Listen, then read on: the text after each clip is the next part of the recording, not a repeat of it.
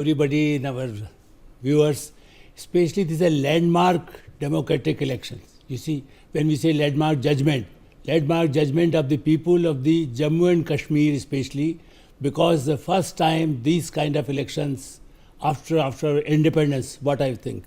And that's why I think result about election is for people. It's not a verdict for any party, because so many independent candidates, number of parties. You think nowhere in the world you will find in any country these kind of elections, and the people feel that we can choose our representative. That's why this is a message for the world, for United Nations. See, in Jammu and Kashmir, with fighting with the terrorism, in Haryana, Ayaram, Gayaram politics, and even then, two major parties are there. So, result is for us or for media or for public, but I think it's a long way. It will give an impact for the society, give a new message that how the parties are working, because the national parties, how they deliver. Kashmiri Pandit Nehru family, what they are delivering in Jammu and Kashmir, what the Ayaram, Gayaram state in Haryana, how is Rahul Gandhi impact or the Bhupen Singh Hooda impact, or the clean image of the Manohar Lal Khattar, what it was with the Bansi Lal. I remember, because I don't know earlier days, at least you can see the history, but at least the development of the started with Bansi Lal. So now we have to choose honest or corruption, honest or defectors. Yes. These kind of in Haryana. So it will be a very interesting election, and it will be a landmark judgment of the public. Okay. Now we do have another very special guest joining us live at this point, who I will go to shortly. Pawan Khera, senior leader of the Congress Party and Congress Media Cell chairman. He's also joined us live. But Savio, quickly coming across to you at this point on what your party internal surveys are saying, and how confident are you for Jammu and Kashmir and Haryana? Exit polls, as I said earlier, predicting something else. Are you confident you will defy those exit polls? What are the reasons for that? And also, as far as Jammu and Kashmir is concerned, because many are predicting a possible hung assembly, are you prepared to talk to smaller players in the Union Territory? Are you prepared even to look at a possible alliance with the PDP, whom you had alliance with last time around? Uday, thank you so much. Wonderful to be on your show at this very momentous day. I believe as a citizen of India. And let's quickly apprise our viewers very quickly, Savio, before you make your point, that of course, as I told our viewers earlier, counting has started and the first trends now are beginning to come in. As I said, these boxes will begin to fill up very, very quickly. The counting process, of course, in our country is robust, and very soon those trends will begin to come in. You can see that the first trends are coming in for the state of Haryana. Haryana is seeing 3 early leads to the Congress Party. Remember, these are very, very early leads, because these are just postal ballots right now being counted, being opened. 3 leads for the Congress in Haryana, 1 lead for the BJP. Meanwhile, if we talk about Jammu and Kashmir, it's the BJP getting 1 early lead there in the first result, trend beginning to come in from J&K. Yes, go ahead, Sabi. Like I was saying, the whole idea and the beauty of Indian democracy is that the power to choose your government lies with the people. So while the exit polls had their view, I believe the people of Haryana and Jammu and Kashmir will decide their future. And that is what we have to respect at the end of the day, because the power lies in the hands of the people. What BJP has done over a period of time is provide for the people the opportunities to have confidence in the BJP, and therefore choosing the BJP based on its deliverables of development, of socio-economic growth. That is what BJP has always been about. It's not into petty politics. It is not into communal politics. It wants to take the country forward. I believe the people of Haryana and Jammu and Kashmir will certainly look at that aspect while choosing the political leaders that they want. More importantly, every constituency is about its political leader. And I believe that the BJP leaders who have fought the elections in various constituencies in Haryana and in Jammu and Kashmir have been working on the ground with the people. We will just have to wait and watch whether the people have that confidence that in those leaders, And more importantly, BJP, whether the outcome of the election is one way or the other, the commitment to the people of this country never changes. So I think elections are an opportunity for us to understand the mood of the people, Yes. in what way they are going, and more importantly, it also helps us to move forward as a political Let's quickly apprise our viewers with more leads coming in, more trends coming in. Remember, again, a quick caveat, these are very, very early trends currently. The Congress now leading on 8 seats in Haryana. So 8 seats, the Congress leading, the BJP leading in 3 seats currently. Others, interestingly, one other there has generated a lead, has registered a lead, and that is Savitri Jindal. Savitri Jindal, independent candidate in Hisar, is leading currently. I can also see Bhupinder Singh Hooda, who is contesting from Gadi Sampla Koloi. He's, of course, former Chief Minister of the state, hoping to be CM once again. He's also leading currently in these early leads. Meanwhile, in Jammu and Kashmir, interestingly, in the 2 leads that have come in so far, it's the BJP that is leading on 2 seats so far in J&K. Meanwhile, Congress leading on 8 seats in Haryana, others 1, BJP 3. Let's get in now. Pawan Kheda of the Congress Party. Pawan Kheda, thank you for being with us today. Of course, we're waiting for a clearer picture to emerge in Haryana and J&K before we start analyzing these trends coming in. But what do you believe is going to work in your favor, at least you hope, in Haryana? And of course, your earlier track record that you believe will lead the voters to vote you back to power? I think the performance of the previous 10 years regime of the Congress Party was a stark reminder to the people of Haryana that how when they compared the 10 years of Congress with the 10 years of BJP, they realized that they have been betrayed. That helped us a lot, and we kept our narrative focused on issues that are relevant to the lives of farmers, to the lives of sportspersons, to the lives of youth, unemployed youth. So I think that helped us a lot. Right. Now, the BJP has also been raking up, a corruption charge. They've been raking up the Vadra land deals, targeting Bhupinder Singh Hooda and your party over that. In this, corruption war, who do you believe is winning the narrative? And is this an issue you believe that's resonated with the voter?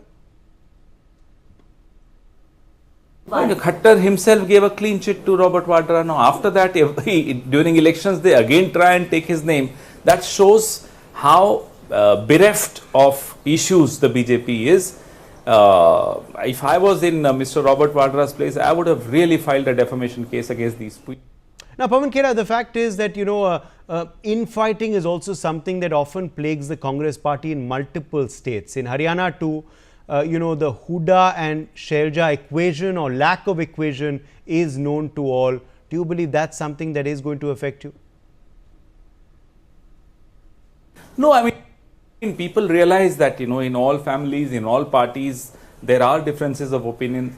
But at the end of the day, we are all together, we are fighting together, we campaigned in our respective areas very well, and we came together, people saw. Yes. Now, do you believe also the fact is if you do end up winning as you're hoping and certain exit polls are predicting, although we have to wait for the final results, would you attribute this to Rahul Gandhi's leadership and Mallikarjun Kharge, your president, or do you believe this will be a win of your local leaders?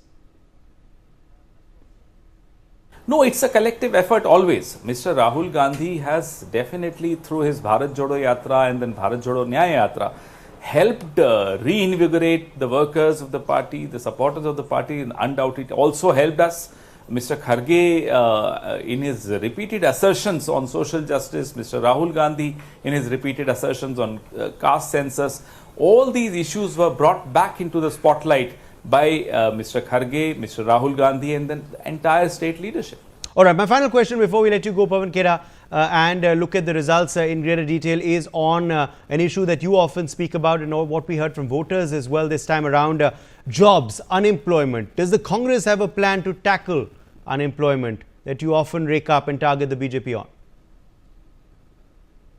The pending jobs, government jobs which are pending, which haven't been filled, The vacancies are there. Why was the BJP unable to fill those vacancies? The lack of commitment to the cause of employment can be seen in the last 10 years of track record of the BJP. Paper leaks were rampant. Their intention was not to give employment to the people. All right, Pawan Khera of the Congress Party, thank you very much for joining us on Results Day with your big perspective on this story. Let's quickly apprise our viewers with more leads now coming in. 15 leads for the Congress so far. The Congress leading on 15 seats currently, others leading on 2 seats in Haryana. BJP currently leading on 7 seats in Haryana. So Congress Party, of course, going ahead now on 15 seats in the state. Remember, early trends though so far. Meanwhile, if we talk about Jammu and Kashmir, what is the scenario in Jammu and Kashmir emerging? The National Conference leading on 6 seats, the BJP leading on 7 seats, the Congress Party leading on 3 seats, the PDP leading on 1 seat and others leading on 2 seats currently. Remember, NC and Congress, of course, are in a pre-poll alliance. So the alliance currently stands at about 9 leads to the BJP's 7 leads. But interestingly, neck to neck there right now. But remember, these are all early leads. We cannot call them definitive trends just yet. Savid Rodriguez, Pawan Khera of the Congress Party raking up the issue of unemployment there, saying that the Congress is united. You know, these disagreements happen in a family. It's not going to affect them. Also saying that if he was Robert Vadra, he would have filed a defamation case against you. There's no merit to your corruption charges claims. Well, I think it's very important to understand that there are certain aspects of the allegations that were leveled on Robert Vadra that need to be further investigated. And I think the BJP High Command will look into this aspect of it, because the investigations are not done by BJP. The investigations are done by investigative authorities. Yes, because it's been so long and there's been no conviction. So I think it's important for us to actually look at the investigative agencies and look at the track record that they have for investigating any of these cases. And I think there's a serious need to ensure that investigative agencies, whether it's an ED or a CBI, need to conclude on their cases soon. Because what happens at the end of the day, it gives a leverage to who could be the culprit to cry wolf over such cases. In fact, the Congress, interestingly, it was during the Congress's time that the CBI was called the cage parrot, but it is now the Congress that keeps calling the CBI and the ED as cage parrots of the BJP. And I think this is unfortunate that happens to investigative agency. But the most important thing on issues of unemployment, you know, even Pawan Khera spoke about it. Pawan Khera spoke about the fact of government jobs. And that, in my opinion, is the fallacy to the issue of unemployment, because unemployment does not necessarily mean only government jobs. Jobs are across the sector, whether they are government jobs, whether they are private sector jobs, whether there are entrepreneurs that are created. BJP has always focused on creating an ecosystem where there is an enhancement of the opportunities available for people, whether it is in the private sector or whether it is in entrepreneurship as well. And you need to look at the various yardsticks that are available from government records itself to show you the growth that has happened in employment over the last 10 years where the BJP has been around. So this fallacy, the biggest problem in this country is to equate jobs for a youth with government jobs. They don't look at the opportunity that the country has to go beyond government jobs. Okay, let's quickly prize our viewers with some more leads now coming in. We're learning that Vinesh Phogat is leading from Julana. So Vinesh Phogat, of course, making an electoral debut on a Congress ticket, is leading from Julana and Haryana. Meanwhile, Naushera is seeing the NC lead. That means BJP State President Ravindra Raina is currently trailing from Naushera. Meanwhile, former Deputy Chief Minister of Jammu and Kashmir, Tara Chand of the Congress, he's the Congress working president currently, is also trailing from the Charm constituency right now. Vikram Randhawa of the BJP is leading from Bahu constituency. Devendra Singh Rana of the BJP is leading from Nagrota as we speak. Meanwhile, we are also learning that in other inputs coming in this hour that Vakar Rasool Vani is leading from the Banihal seat. Is of course in the fray on a Congress ticket. So these are some initial trends coming in. Remember, very early, of course, right now We can see Aditya Surjewala also of the Congress now leading from Kettle. He's also making an electoral debut, the son of senior Congress leader Randeep Surjewala. 20 leads so far for the Congress in Haryana, 10 leads so far for the BJP, and others they're leading on 3 seats now in Haryana. Meanwhile, in Jammu and Kashmir, the BJP leading on 11 seats currently, the NC leading on 8, the Congress leading on 4, PDP leading on 1, others leading on 3 seats. Let's quickly get in now. Siddharth Sharma of the Aam Aadmi Party. Siddharth Sharma of the Aam Aadmi Party. Now, exit polls did not, of course, bring good news for your party at all. But how hopeful are you of increasing your vote share in Haryana, opening your account and being possible kingmaker? Or do you believe it's been a very nascent election for you because you're still a new party in the fray? Yeah. Rishabh, am I audible? Yes, go ahead, Siddharth. This is Uday here, but you can go ahead. Okay, sorry, it's Uday. I was unable to see the program. I'm only able to hear it. Aam Aadmi Party has been fighting these Haryana elections very robustly.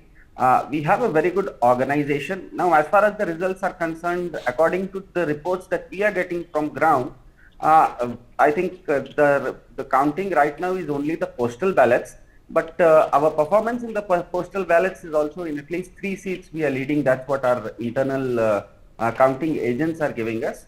Regardless of that, we have to understand one thing, that political reform requires pressure groups in India. But in India, what happens is that a civil society may be very good in pressure group, but since the civil society doesn't have any political clout, political parties usually ignore them. Aam Aadmi Party is unique in the sense that on one hand it exerts pressure like a civil society, while also having some political clout. It means that Aam Aadmi Party forces political parties towards good governance.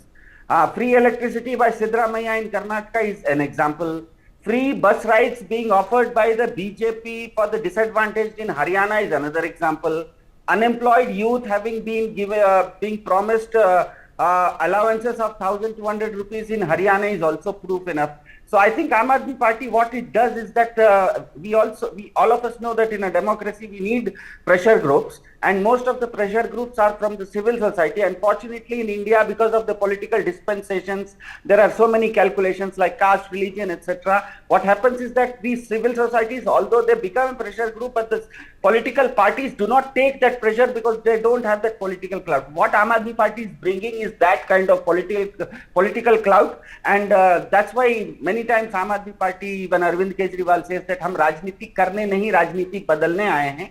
And regardless of that, I still feel that our reports right now, one more report has come that in 4 seats in the postal ballots, we are doing very well. Right now, the counting is also in a very nascent stage. Yes. I think we will be performing very well in Haryana. Okay, so you're hopeful of a good performance in Haryana. Let's see. We'll wait and watch, of course, how that pans out. Let me quickly go across to Meeta Chakrabarti of the Congress Party as well. Meeta Chakrabarti, I'm sure you were hearing Savio's points. You can, of course, respond to them.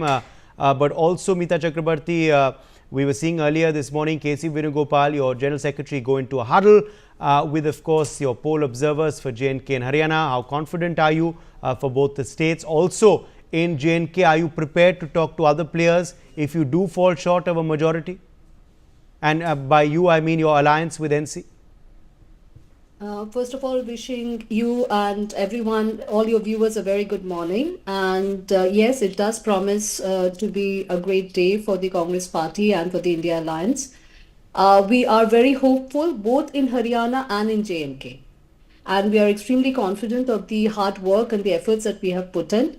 And we have also seen the people of both the states have obviously seen and experienced the misgovernance.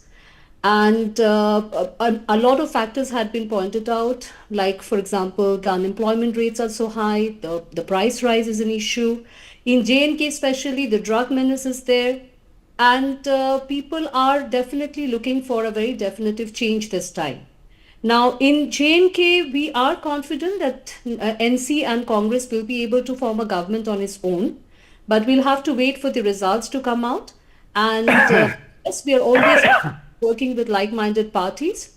So once the results are out, definitely the leadership will be in touch with the right people. Okay. And we'll be there to provide a suitable governance to the people of the state. All right, let me quickly get an Alok. We are, Yes, we are yes. also very confident that we'll get the numbers right. Okay. Alok Mehta, come in here. You know, these are, of course, early trends, early trends, because most of these are, of course, all postal ballots. I think the EVM counting mostly starts from after 8:30 a.m. You know, what do you make of this, you know, these trends, of course, coming in? The Congress leading on 33 seats currently in Haryana, BJP ahead on 13, others leading on 4. And interestingly, in J&K, we are seeing BJP leading on 17 currently, NC 12, Congress 8, and PDP 2. I think the interesting part is 6 also, you see the others. Yes. The independent In and J&K, the yeah. BJP, if you see, these kind of the independent, they will decide the future of Jammu and Kashmir, what I feel. Because they have to support anybody. They'll support the National Conference, like Mahbub Mufti is also likely to support. And that's why the Jammu and Kashmir, the independent, because people want, the local people want their own representative who can deliver especially for the development. The election in Jammu and Kashmir, major for development. Here in Haryana, trend is, now we see this Congress is ahead because certainly they have the caste combination because of this Hudda and Jat community and the backward slogan by the Rahul Gandhi. But what I feel the credit goes to Bhupen Singh Hudda, whatever he was trying to do, because from central leadership, naturally the Rahul Gandhi and Kharge ji is there, but what he was trying to do, and in Rajasthan also, nearby state, Rajasthan also it happened once Congress and one BJP, this after 5 years. So it's not a very surprising, but the problem what just I want to mention about the employment, because the Congress party all the time talking about the government job, and now digital era, what they should give credit to Rajiv Gandhi. From Rajiv Gandhi to Narendra Modi, if they have digitalization, you don't want such a people like in British era, people used to say, okay, government job, clerk bana dijiye, chaprasi rakh lijiye. Because in Bihar or in Haryana or any other states, if you just emphasize these kind of, while in other states they are not asking so much. But the Yes. problem in these states, people are there in for army also. Because if now we have nuclear power, you say missiles we have and all the things. For defense also we need people after 4 years, what new scheme is also going. So I think this kind of new changes in the economy also helping for the country. Okay. But because of the Congress party campaign, I think they are ahead of the BJP.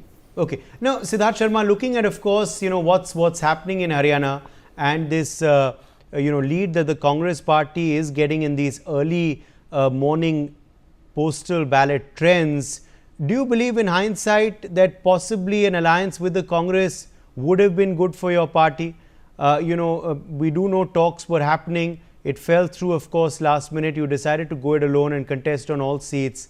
In hindsight, do you believe it would have been a better idea to ally with the Congress, or do you believe you're quite happy you went it alone, and even an increase in vote share, if it doesn't translate into seats for your party, will be a gain long term? I think we have to understand one thing, that as far as political parties go, political parties have alliances depending upon their organizational strength and their calculations. I think what India Alliance stands for, it is to give a rough kind of a comparison. There is an IPL and there is a World Cup. So just because in a World Cup, because Virat Kohli and Rohit Sharma play together, does not mean that there should not be IPLs. There are 8 or 9 teams in the IPLs. I think the state elections are like the IPL, where every political party, because Aam Aadmi Party is today also a national party, so we also have a responsibility towards our organization. More than that, we also have promised the people of India a different kind of a governance.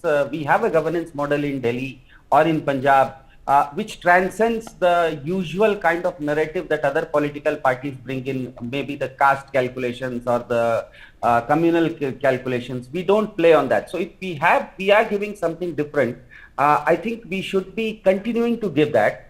Irrespective of that, when there is a national election, we are part of Team India. It is, again, I come back to the same thing. It's like Rohit Sharma and Virat Kohli playing together for Team India in the World Cups, yet playing differently in the IPL.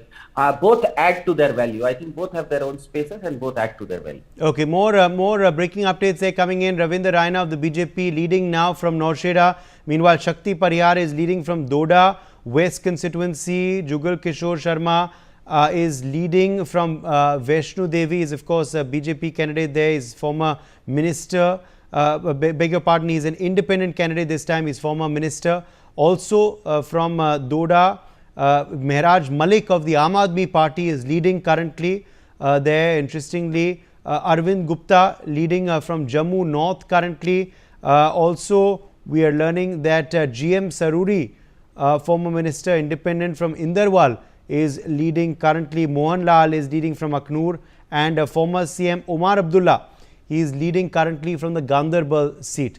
So these are some breaking updates coming in this morning. Remember, of course, these are early trends so far. Piyush Joshi, let me quickly draw you in here, political analyst. He's also joined us live. Piyush Joshi, what are the possible X factors according to you that are going to determine the mandate of J&K and Haryana? As far as Haryana is concerned, in one of the programs on your channel only, I have commented that it's Congress's elections to lose, basically. But the important factor is going to be the 25 to 30 independent candidates and how strongly they perform. It's based on their performance that the margin of majority will be decided. As far as Haryana is concerned, three important factors in the Haryana elections have been, apart from the little bit of caste equation, this time we have seen the sentiments being very, very strong against the policies of the union government.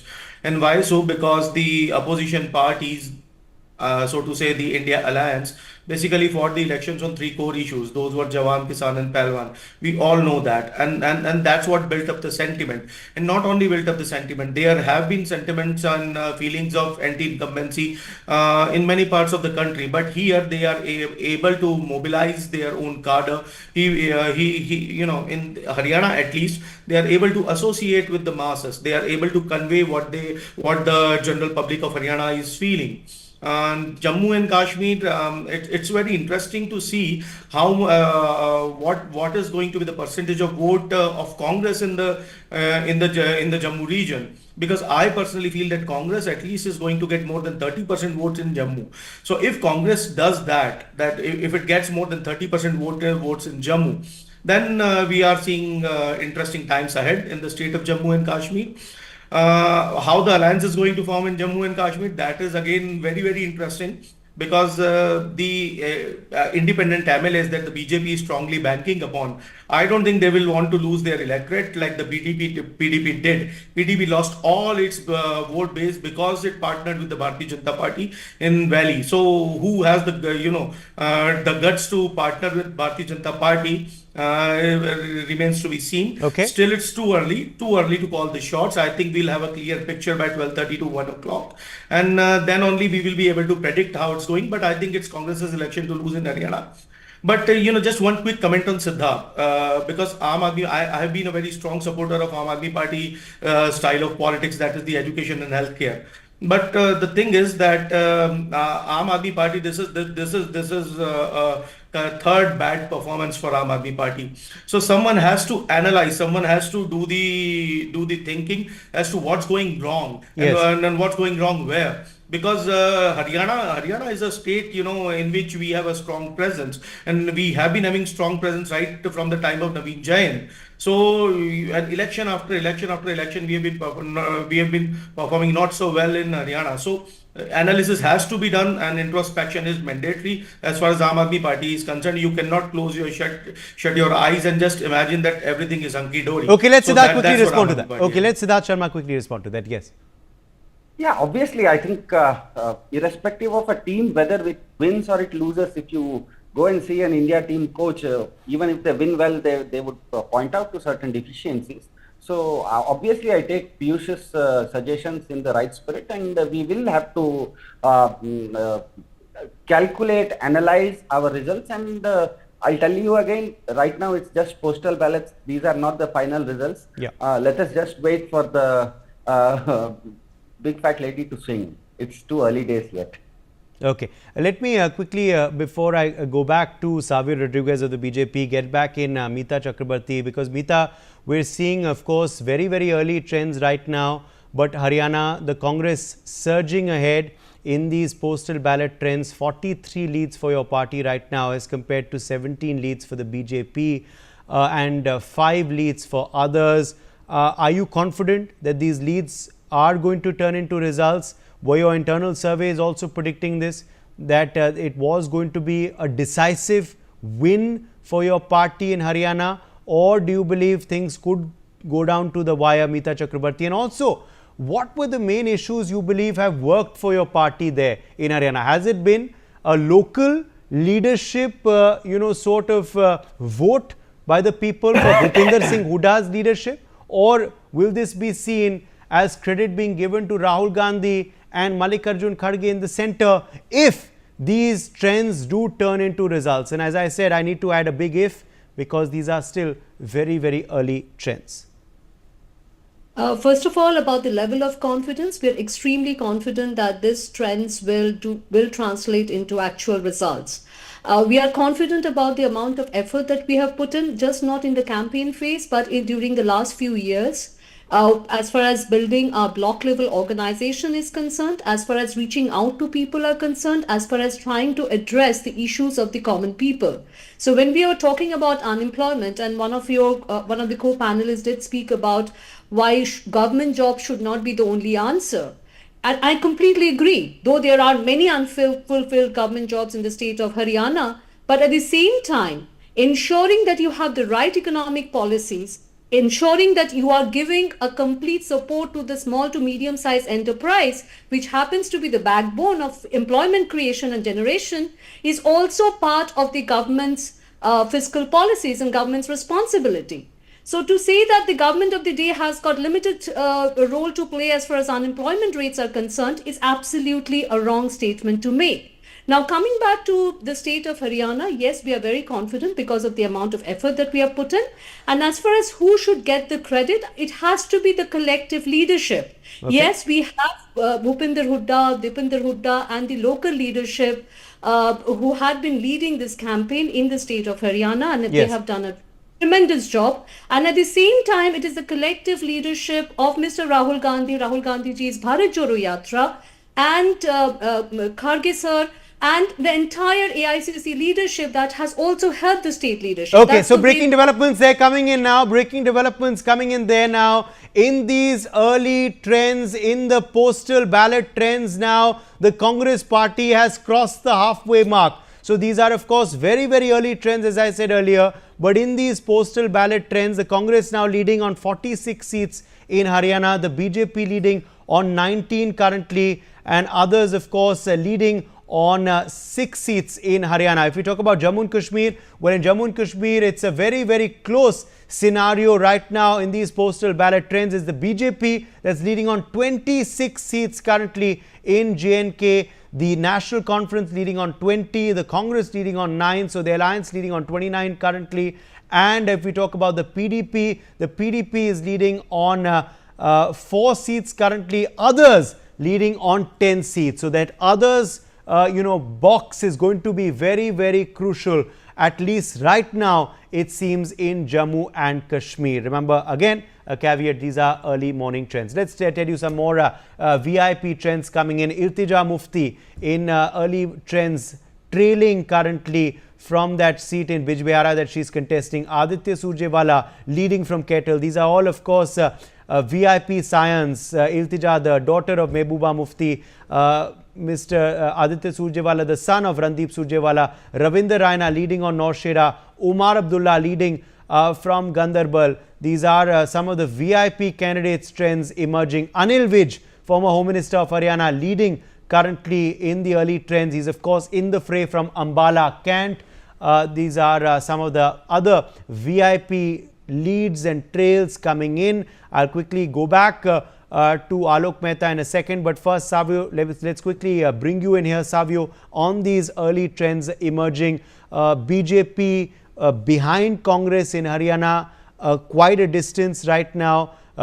J&K neck to neck currently. What do you make of this? In fact, you're the single largest there in the trends, at least right now, of course. But remember, these are still early trends. Well, Uday, as you rightly said, these are early trends, and I believe that the BJP has taken its message of development and socio-economic progress to the people of Haryana and Jammu and Kashmir. And it's only a matter of time to understand whether the people have resonated with the message of the BJP, which I believe they will, and or whether they have not. And if they have, it's wonderful, because then we can go ahead with development, we can go ahead with socio-economic progress. And if they haven't and we have fallen short, it will give us an opportunity to correct ourselves and understand what more that is required from us in order to gain the confidence of the people. So there are various factors that allow for a person or an individual to go ahead and vote for a particular candidate. It is not always the party itself that is responsible. It is also the individuals at a ground level. It is the makeup of the voter mindsets and various other aspects that contribute to a decision. At the end of the day, the power of a democracy lies with the people, who then decide the government that they need or the government that they deserve. It's as simple as that. And I think it's beautiful. What I really appreciate about the fact of our democracy is that the power does not lie in political parties. The power actually lies on the people to decide who they want to be their leader or not. Okay, let's quickly go back across to Altaf Bukhari there of the Apni Party, trailing currently from Chanapura seat. That's another VIP candidate. Altaf Bukhari trailing currently. Meanwhile, of course, we do know Vinesh Fogart is leading from Julana. Which are some of the other VIP seats you're keeping a close eye on, Alok Mehta? Okay, before that, Omar Abdullah, let's quickly listen in to the former CM.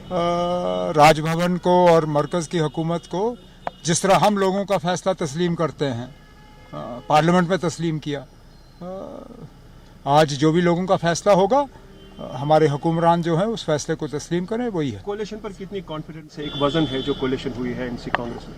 अब कोalition तो हमने की इसलिए कि election में कामयाबी मिले और इंशाल्लाह कामयाबी की उम्मीद रखें। जो कमेटी बनती है नॉमिनेशन की, उस पर किस तरह? किस चीज़ की कमेटी? जो 5 मेंबरों की होती है, जो एमएलए वगैरह। देखना, इस पे तो कुछ वकीलों ने अपनी राय दी है। हमारे एक वकील जिन्होंने नेशनल कॉन्फ्रेंस की भी, वो लद्दाख के मामले में आपको याद होगा सुप्रीम कोर्ट में हमारे लिए कामयाबी हासिल की, उन्होंने कहा है कि गवर्नर साहब को अपने आप पे कोई इख्तियारात नहीं है कि वो ये सीटें भरें। ये सीटें अगर भरी जाएंगी तो असेंबली कायम होने के बाद और हुकूमत की जो राय है, पार्लियामेंट में भी यही होता है।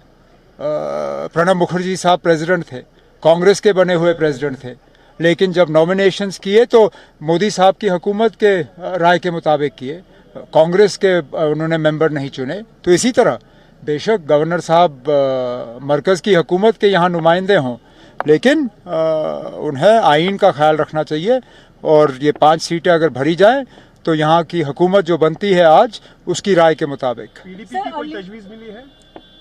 नहीं ना, के लिए जो हमने ना हमने उनका कोई तजवीज़ ढूंढा, ना उनके तरफ से कोई तजवीज़ हमें मिली है। आज नतीजे निकल जाने दीजिए ना। पता नहीं क्यों हम इतने बेचैन हैं कि इन्होंने क्या किया, उन्होंने क्या किया।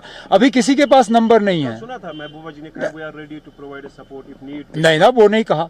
जो मैंने सुना वो ये कहा कि हमने कोई फैसला नहीं किया है और हम नतीजों के बाद फैसला करेंगे। पता नहीं हमारे तरफ से इतनी बेचैनी क्यों है कि हम फटाफट कूद जाते हैं और कहते हैं ना कि हम जी बस उनके समर्थन का खैर मकदम करते हैं। उनका समर्थन ना हमने मांगा, ना वहाँ से मिला, ना फिलहाल उसकी कोई ज़रूरत है। नतीजे निकल जाने दीजिए, उसके बाद तमाम पार्टियां जो हैं। क्या माना जाएगा? अभी ये बहुत शुरुआती रुझान है, इंतज़ार कीजिए। पूरा भरोसा है कि आज दिन भर लड्डू भी और जलेबी भी खाने को मिलेगी। मोदी जी को भी जलेबी भेजने वाले हैं। और नायब सिंह सैनी उनको भी जलेबी भेजनी, भेज देंगे। हमने भेज दिया है। और जम्मू कश्मीर के अंदर भी नंबर जो है वो बता रहे हैं कि नेशनल कॉन्फ्रेंस और कांग्रेस को ही अकेले शुरुआत में ही बहुमत मिलता हुआ दिखाई दे रहा है। बिल्कुल पूरा भरोसा है, जम्मू कश्मीर हरियाणा हम पूरे बहुमत से सरकार बनाने जा रहे हैं। कांग्रेस प्रवक्ता पवन खेड़ा मेरे साथ। All right, that was Pawan Khera of the Congress Party speaking there. Some interesting early morning dhol already beginning at the Congress office, perhaps a bit preemptive, a bit premature. As Pawan Khera also just said, these are very, very early trends. But yes, the Congress, of course, has surged ahead in these early morning trends in Haryana. 55 leads currently as compared to 23. Okay, that's shocking news coming in. Aam Singh Saini trailing currently. The Chief Minister is trailing in these early trends from Ladwa seat. It was a close contest expected, but Naib Singh Saini of the BJP, the Chief Minister of Haryana, currently trailing from Ladwa in Haryana. Remember, of course, these are early trends, of course, so far. Vinesh Fogart continuing to lead from Julana. Meanwhile, Omar Abdullah, who we were just hearing as well, is leading from Gandarbal. Altaf Bukhari is trailing currently. Meanwhile, also in some other updates coming in, Savitri Jindal continuing to lead from Hisar. She is, of course, contesting independent this time. INLD's Abhay Chautala leading. He is, of course, in the fray from Ellenabad once again. Abhay Chautala leading there. Vinesh Fogart, of course, leading from Julana. Naib Singh Saini, as I said earlier, trailing currently. Now, that's not a good sign, Xavier Rodriguez, when your sitting Chief Minister is trailing in these early trends from his seat. Well, we are actually getting a little anxious about what the final results is going to be. Early trailings or early leads are not a final indication of what the result is going to be. So I believe allow for the results to come out. BJP, the sitting Chief Minister as well, have done whatever is required to communicate the development and socio-economic plans of BJP to the people of Haryana. I believe that the people will show confidence in that. These are too early trends to comment on, and I'm glad that the Congress is excited and speaking about jalebis and laddus, and that's wonderful. Alok Mehta जल्दबाजी कहेंगे, ढोल नगाड़े शुरू हो चुके हैं कांग्रेस दफ्तर पर. They want to send jalebis to Naib Singh Saini. Already is unfortunately trailing currently, and Prime Minister Modi, is it jaldbazi or is it confidence that these early trends will turn into results for them in Haryana? I think they are more than confidence, because they feel that whatever result will be there in their favor, because they were campaigning in such a way. That's why it was writing on the wall that it is difficult for the BJP, because here I would like to mention about the RSS. You see, Manohar Lal ji was a RSS man, hardcore RSS, and that's why he was given this responsibility. Then his choice was the Naib Singh Saini. So it is also show how their workers go to home to person to contact the people. Prime Minister Narendra Modi, if you find every meeting in the parliamentary party meeting or we go to workers, he was saying go to people. But I think nowadays, because of the, sorry to say about the digital era, everybody thinks they're on the Facebook or Twitter. Okay, let's quickly apprise our viewers with what's happening in Sonipat. So in Sonipat district, out of 6 seats, on 1 an independent is leading. On 5 seats currently the Congress is leading in the postal ballot early trends from the district of Sonipat. Yes, Alok Mehta, back to you. So the question is about how, if you are so honest and you don't want to listen even the workers, what they some favor for some people, something in for area, these kind of problems emerge in this Haryana election also. So in the politics nowadays, people expectations are very high. One more point about the skill development I would like to mention, because we are also discussing some academic issue too. Because Pranab Mukherjee plan, one can see, is then Chidambaram came and it was shelved almost. Union Minister Chirag Paswan speaking. Stay with us. Let's listen it. 5 minute पर उनका निधन हुआ था, तो ये दिन बहुत सी यादों को, बचपन में बिताए हुए उनके साथ पलों को, पर मुझे खुशी इस बात की है कि आज वो जहाँ कहीं भी होंगे, इस बात को देखकर खुश होंगे, संतुष्ट होंगे. मुझे लेकर, अपनी पार्टी को लेकर उन्होंने बहुत सी उम्मीदें लगा कर रखी थी. मुझे लगता है कि आज कहीं ना कहीं मैं उनके सपनों को पूरा करने की उस राह पर निकल चुका हूँ। ये बात ज़रूर उनको संतुष्टि देती होगी। पार्टी को All right, so Chirag Paswan there, of course, speaking on his late father there. But quickly going back across to Meeta Chakrabarti. Meeta Chakrabarti, we were hearing from Umar Abdullah, your ally in J&K, is of course expressing confidence, but also saying you're prepared to talk to other players if necessary after the results come in. Right now, he insisted, in fact, that no talks have been held, no parleys have been held, no offers have been made between the PDP and the NC Congress so far, but saying that we are open to the idea after the results come in. So far, neck to neck in J&K, the leads are neck to neck. Meeta Chakrabarti, if it comes down to a scenario of a hung house, are you prepared to ally with the PDP? Are you prepared to look at other players in J&K?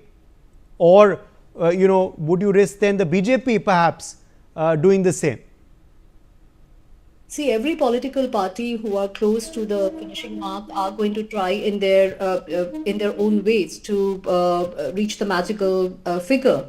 Now, in J&K, bear in mind that PDP has already been part of the India formation bloc.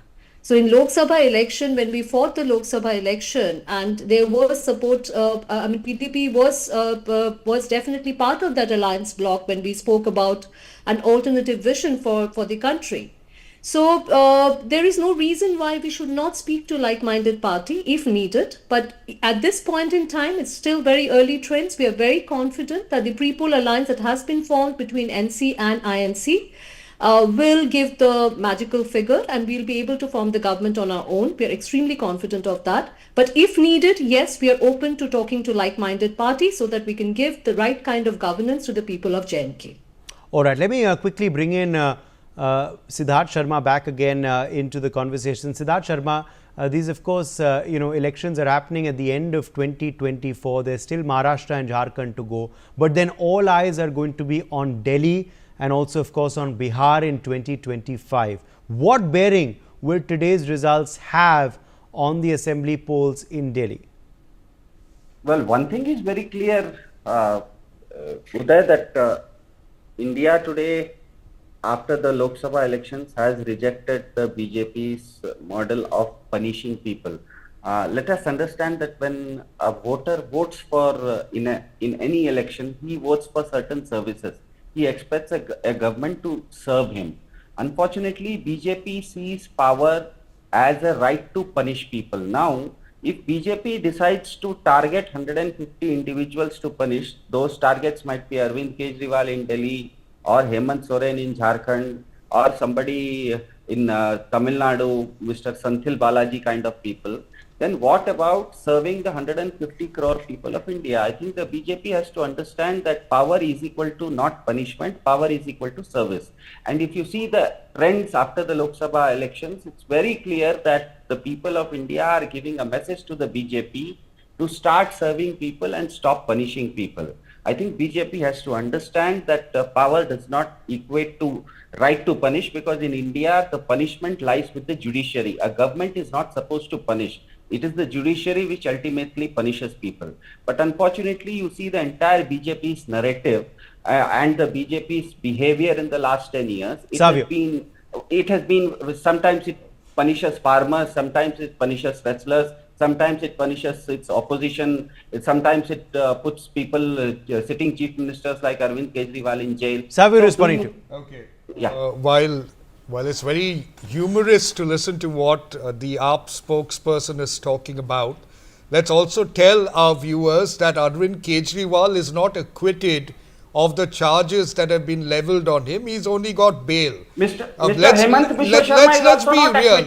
real. Let's be real. Rahul Gandhi is also out on bail. They have not been acquitted. The beauty of our system, our judicial system, is that they are granted bail, not acquitted. When he's acquitted, we will talk about it. He's not acquitted now. So the Aam Aadmi Party would like to tell the BJP and its allies, the NDA, who are in power, that they have lost power. I think he's a bit delusional. It is Prime Minister Narendra Modi who is the Prime Minister.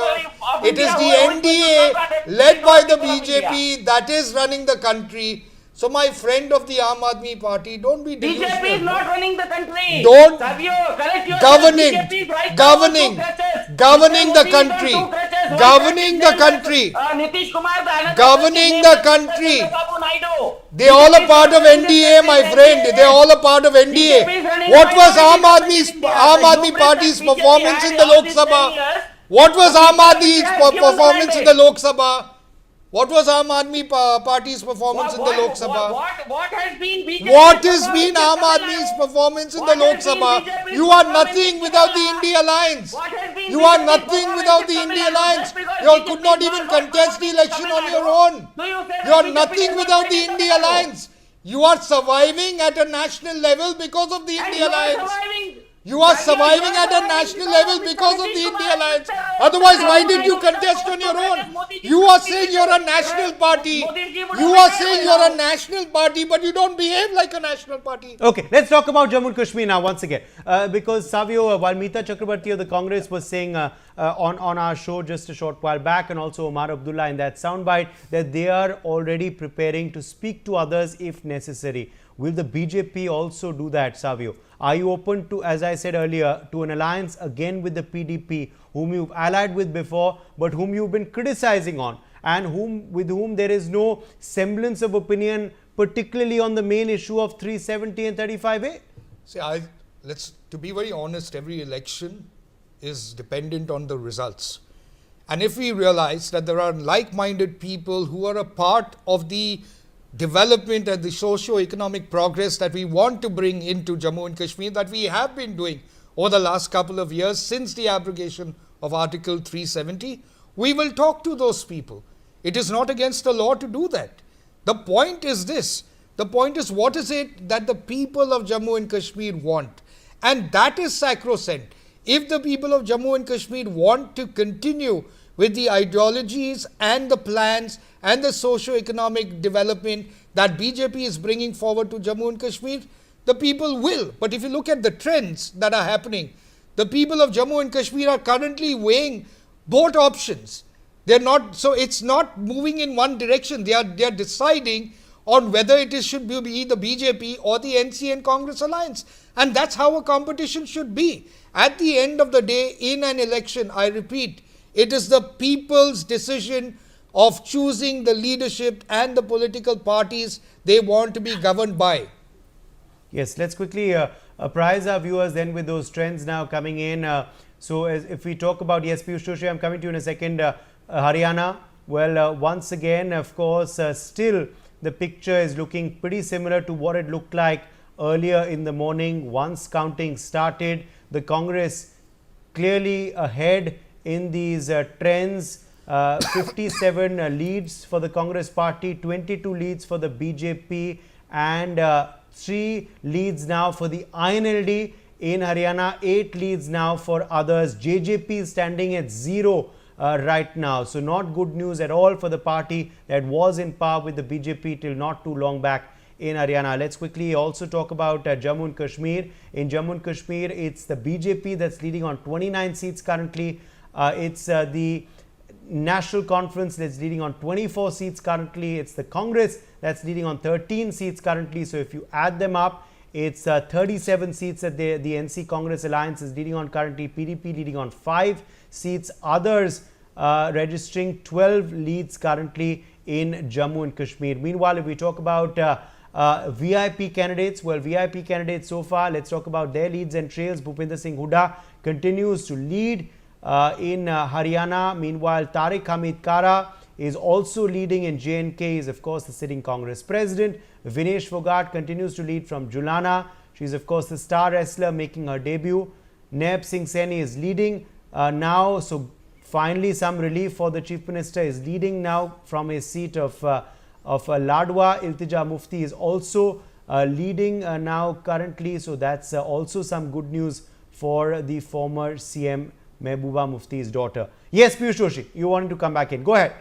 Yeah, I just wanted to make a brief comment. I'll be observing the trend, of this particular election, and as a political commentator, I will be observing the next 6 months in Indian politics. We all know that mahal and perception play, a very, very important role when it comes to Indian politics. Sentiments and waves are ridden in this country.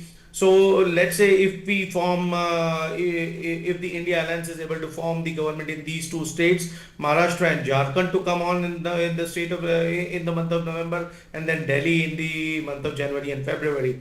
If these 5 elections, BJP probably is expected not to perform. So good.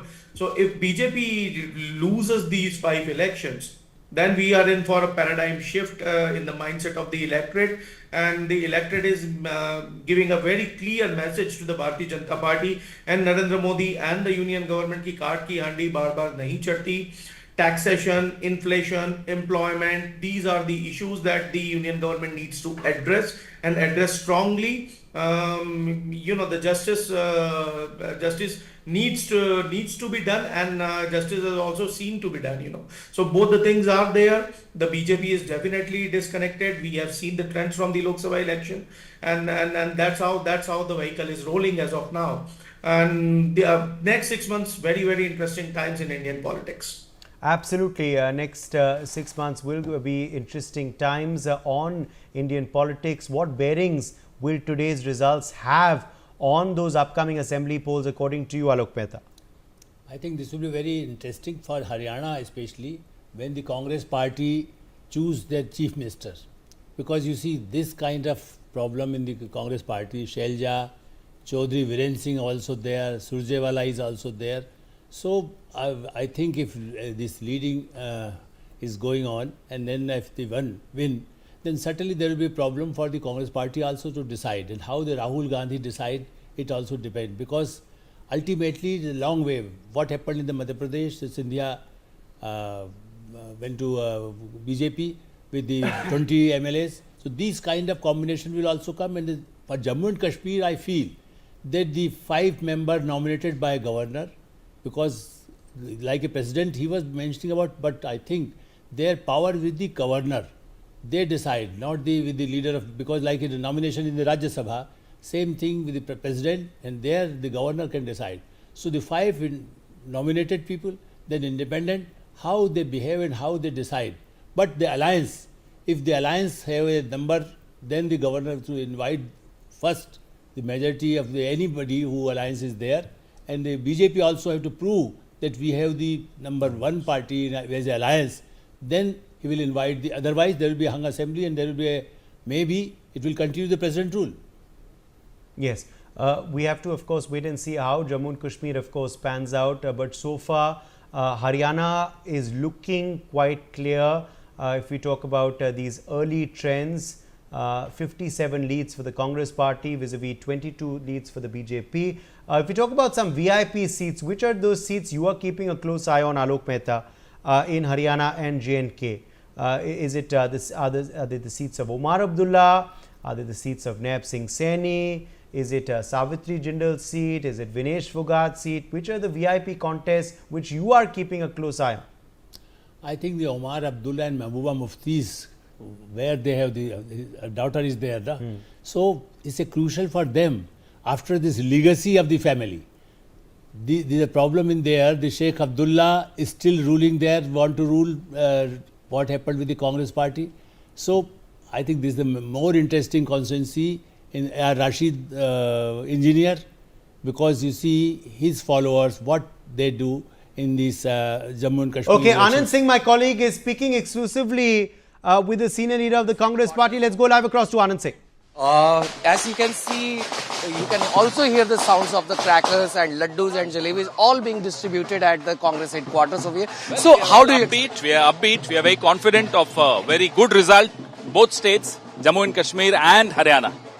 And this time, all the hype that you have been seeing since morning, that the Congress is leading in Haryana and also it is doing fairly good in Jammu and Kashmir. So the BJP, on the other hand, there are hardly any leaders available over there. Why they are, when we lose elections, even then we are in our party headquarters from morning to evening. That's the spirit we should have. If they are committed to their party, they should be in their party office. And we have also seen that the jalebis and laddus were available over here, and the jalebis got quite the hype over during the election process when Rahul Gandhi also had the Gannor ki jalebi. So how do you look at this jalebi playing as the pride of Haryana? This is a pride of Haryana and a knowledge of India which the Prime Minister of India does not have, unfortunately. His party does not understand India. They don't know that factories do manufacture jalebis and export them to the West and Europe. So today they will know. We are sending them boxes also. And what do you think, sir, what were the issues that played a pivotal role in the positive agenda of the Congress party, the strong leadership of the Congress party, the inclusive character of the Congress party, these are the contributing factors.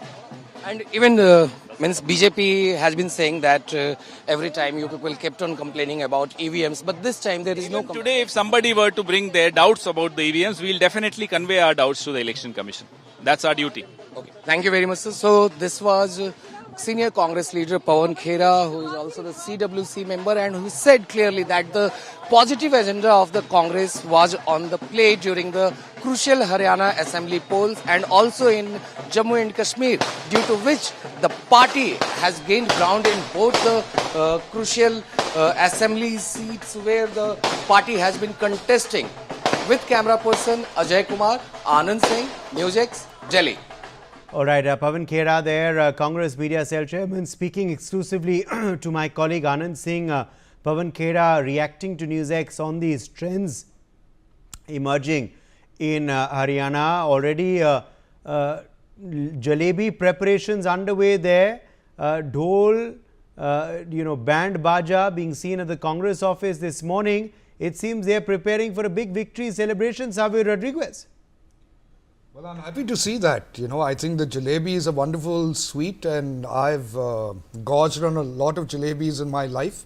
I can't do so right now because of my high blood sugar, but it's great to see people excited. Like I said earlier, I think the beauty of democracy and elections is when... But it seems you won't be able to have jalebi because of your high blood sugar, as you're saying, but also because the Congress seems to be winning Haryana.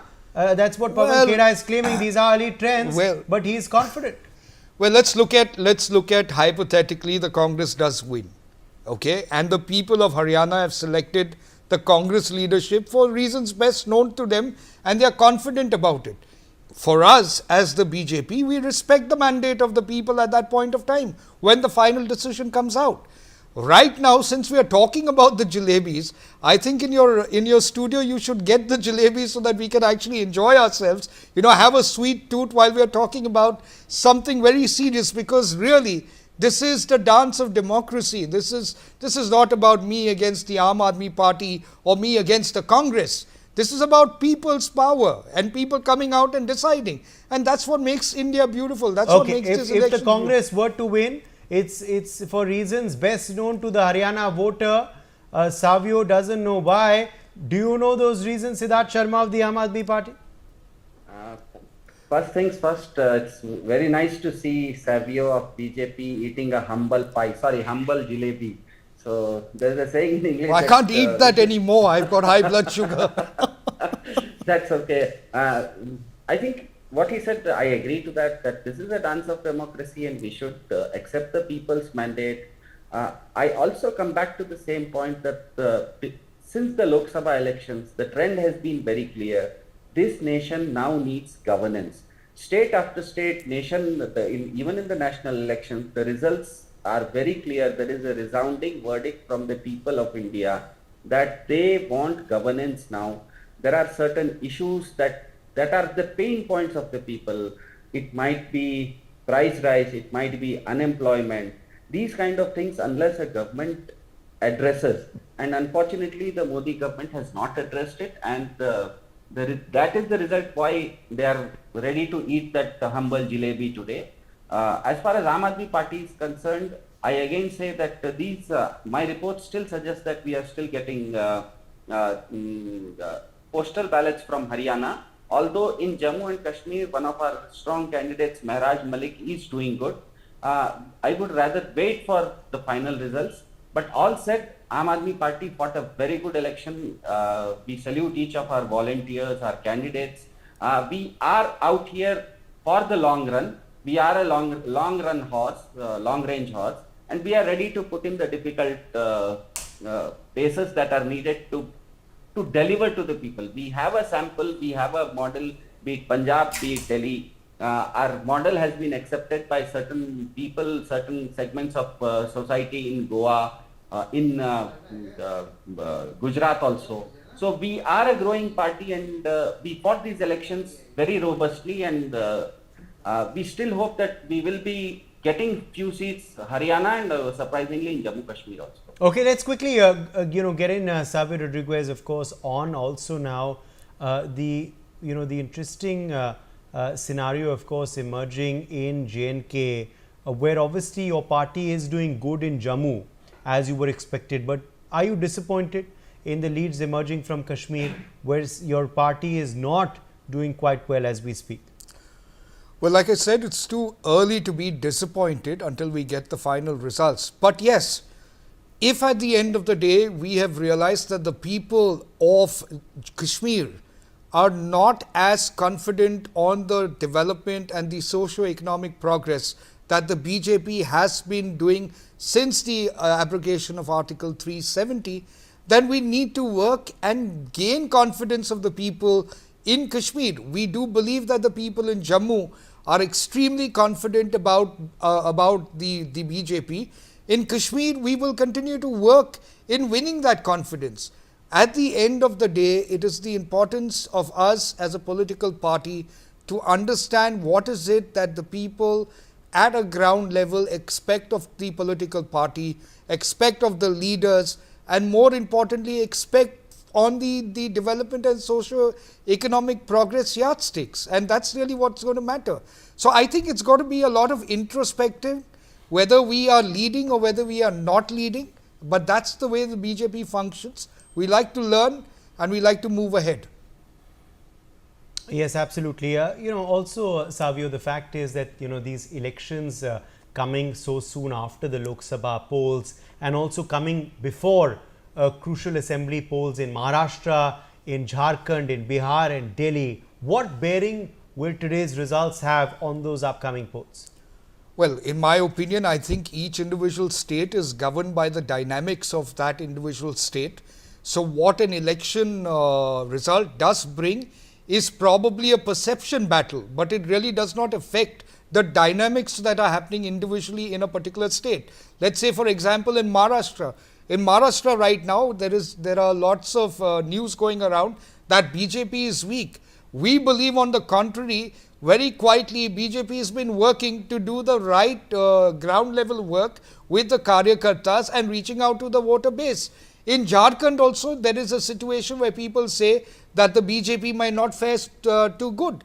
And I guess that's the best part this time about the BJP, is that we are trying to keep places like, say, Maharashtra, for example, the strategies, the work that we are doing extremely quiet and ensuring that we are able to reach the voters. So you have a leader like Devendra Fadnavis that is actually taking a very strategic way forward as far as Maharashtra is concerned. So I don't think it will have a bearing. What it does do, it only helps the opposition if they gain an advantage to primarily play a perception game, and for the BJP to tell the people that there is confidence in the BJP in other states as well. Okay, Sarfaraz Nawaz, let me quickly draw you in here. Political analyst is also joining us live this morning. Sarfaraz Nawaz, right now the picture in Jammu and Kashmir is very, very close.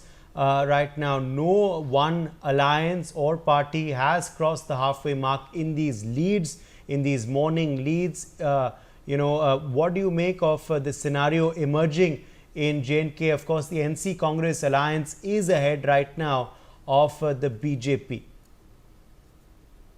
Well, good morning, everybody. I think today is a big test for the BJP in Jammu and Kashmir, because all the time BJP has been saying we have brought changes, we have transformed what was not done all these years by these parties, by the regional parties, which they call the kingdoms. Now, once they made a perception to the people that what was not done by them, we have done all these 10 years. But on the contrary, it looks by the exit polls that BJP has been decimated in Jammu and Kashmir. People have outrightly rejected what was done with the state on August 5th. Number second, now what will BJP do? It looks like in other states they do resort politics. They buy MLAs, but here they have other ways, which is the nomination. 5 members from the BJP market, the 5 members to be nominated will either directly or indirectly be affiliated with the BJP, and they will be the game changers. Now, once you cannot do it this way, now you will do it other way. You will have 5 nominated members who will decide the outcome of the government, and this will be a whole mockery of elections and whole mockery of democracy. Now, they have the members from the BJP. I was reading yesterday on social media. They have already published that list. Some are who have fought the elections, and they know they are going to lose. And now, not directly, indirectly, they are giving them entry into the assembly and deciding the outcome. This will be whole mockery. I hope this doesn't happen, because this will be a sham then. Savir. Well, I'm a little surprised to hear what this political analyst is talking about, because I think his analysis seems to be a little skewed. When you're looking at Jammu and Kashmir, you're looking at Jammu Kashmir in totality. You're looking at Jammu as a region. You're looking at Kashmir as a region. Right now, the BJP is doing extremely well as far as Jammu is concerned, and it has to pick up as far as Kashmir is concerned. At the end of the day, the abrogation of Article 370 was done in the interest of the people of Jammu and Kashmir. It is Jammu and Kashmir, not Kashmir alone. At the end of the day, it is about inclusiveness of the people of Jammu and Kashmir and an ability to include Jammu and Kashmir with the rest of India.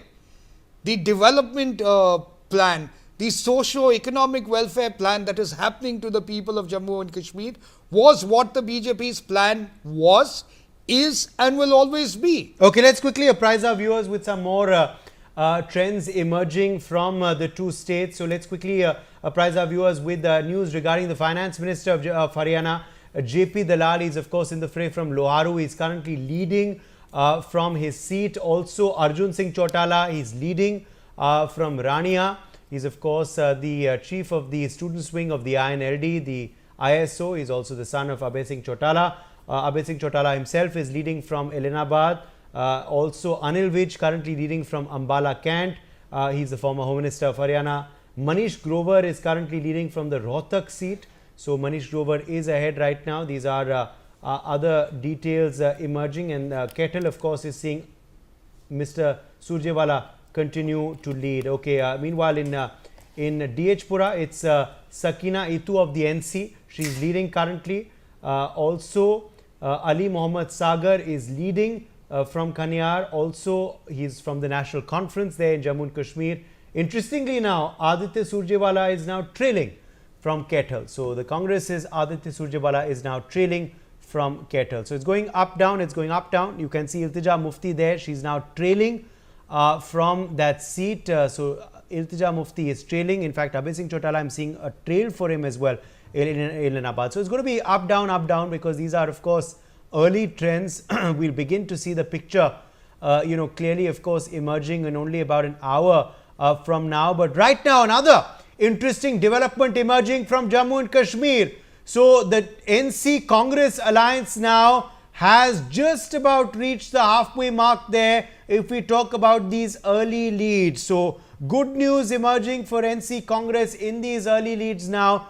Their alliance, if we add the NC's leads, which is 30, and the Congress's leads, which is 15, is now on 45 leads, which is just about the halfway mark there. So they have of course got to close to the halfway mark there, and of course a couple more leads and they will be passed. But remember, these are still early trends. Things are changing by the minute. BJP 29 leads currently for them in Jammu and Kashmir.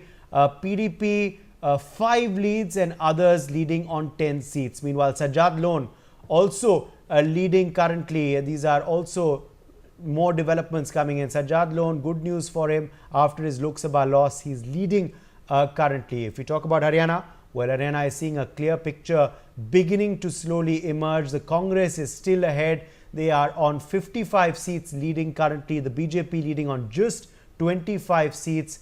INLD leading on 3 seats as of now. JJP 0 and others leading on 7 seats. Let me quickly go back across to Sarfaraz Nawaz. Sarfaraz Nawaz, if we talk about Haryana, the Congress party clearly, of course, surging ahead there. What do you attribute this to?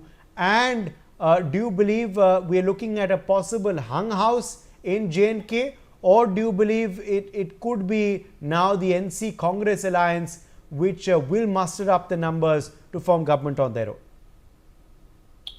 Well, I think in Jammu and Kashmir, all the secular forces have to join hands. It has to be NC, Congress, and then the PDP. Because PDP has already unofficially given support to the alliance. So it looks like that NC, Congress, and PDP will form the government. Now, for me, the only worrying factor is the nominating members.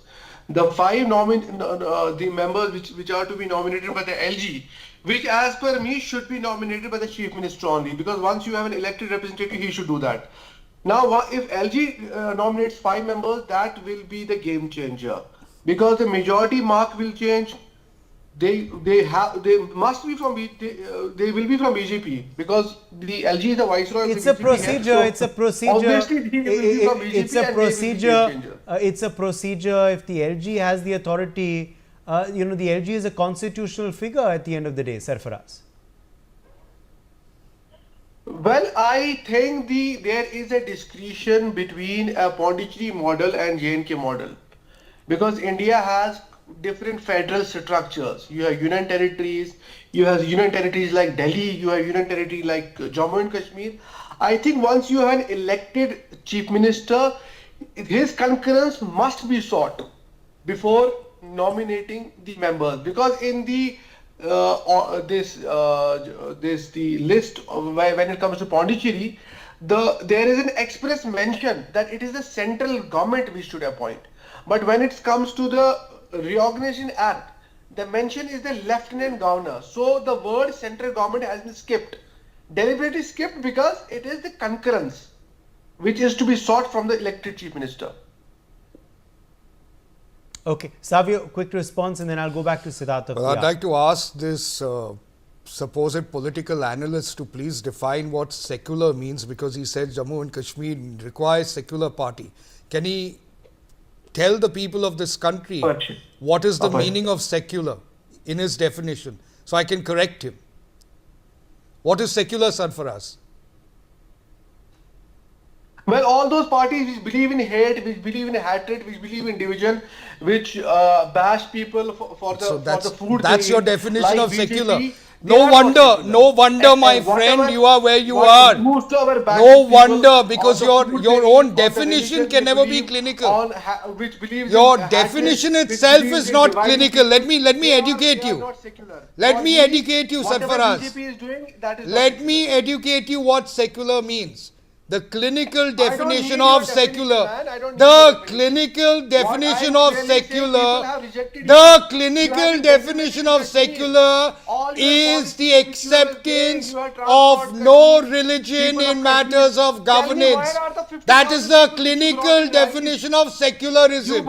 Unfortunately, you don't want to learn, so you will continue to remain in your lopsided understanding of secularism.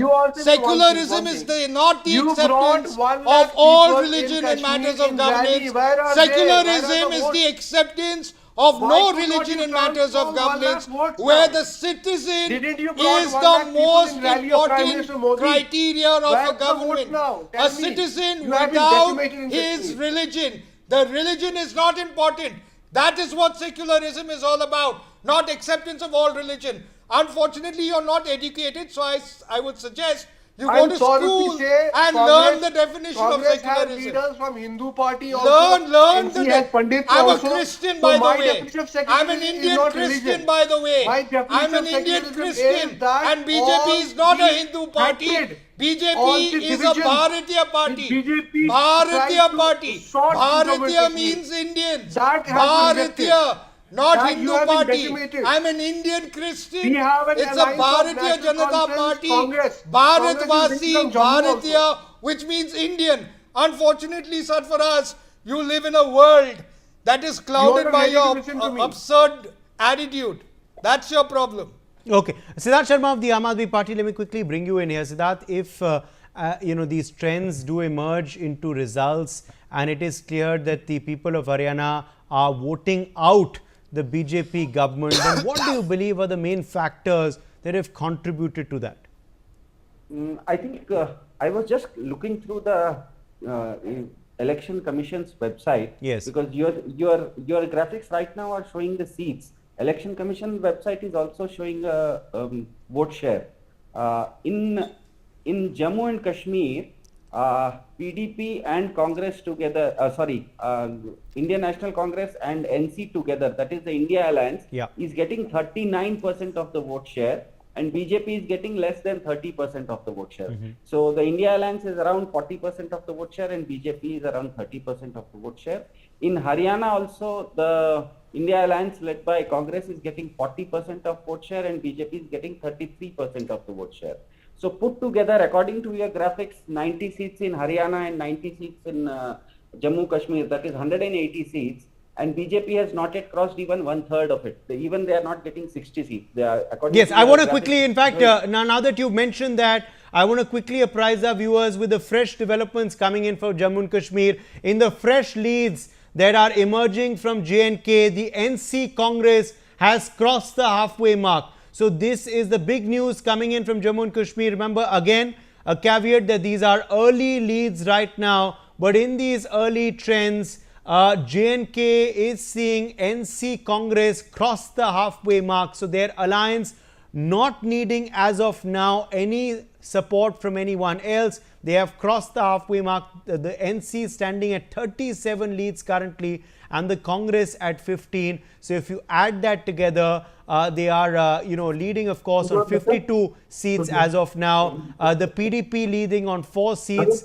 The BJP leading on 24 seats currently, and the others, of course, stand at 9. If we talk about Haryana, well, Haryana is closing up a bit. So Haryana, of course, had seen a very big gap early in the morning. But as I told our viewers earlier, that these are leads. I just request our producers to please mute everyone. If they can please mute everyone when I'm talking, where of course noise is happening. Please keep an eye, producers, on the audio of our Zoom connection guests. Let's quickly apprise our viewers with what's happening in Haryana. In Haryana, interestingly, of course, it's the lead beginning to close in a bit.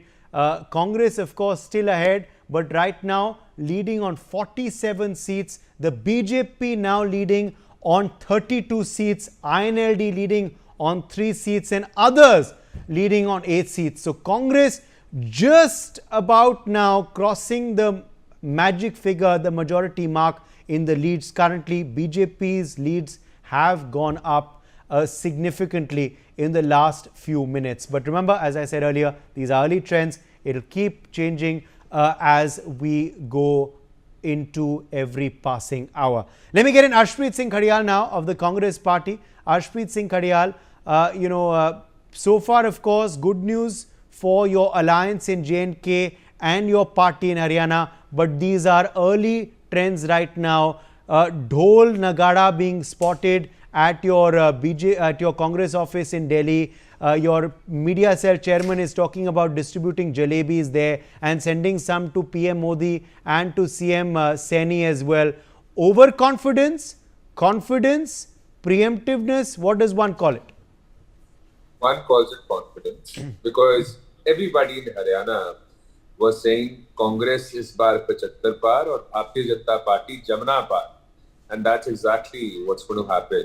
The Bharatiya Janata Party has failed the people of Haryana. Blunders after blunders happened, and they thought they would have a washing machine for the anti-incumbency also, like the machine they had for washing away the stains of corruption when they inducted leaders like Narayan Rane, Suvendu Adhikari, Hemanta Biswa Sarma, who had corruption cases pending. So they replaced Mr. Khattar, and they thought they'll be able to do away with the anti-incumbency, but they could not. They were so bewildered at the time of elections that they did not let him close to Mr. Modi.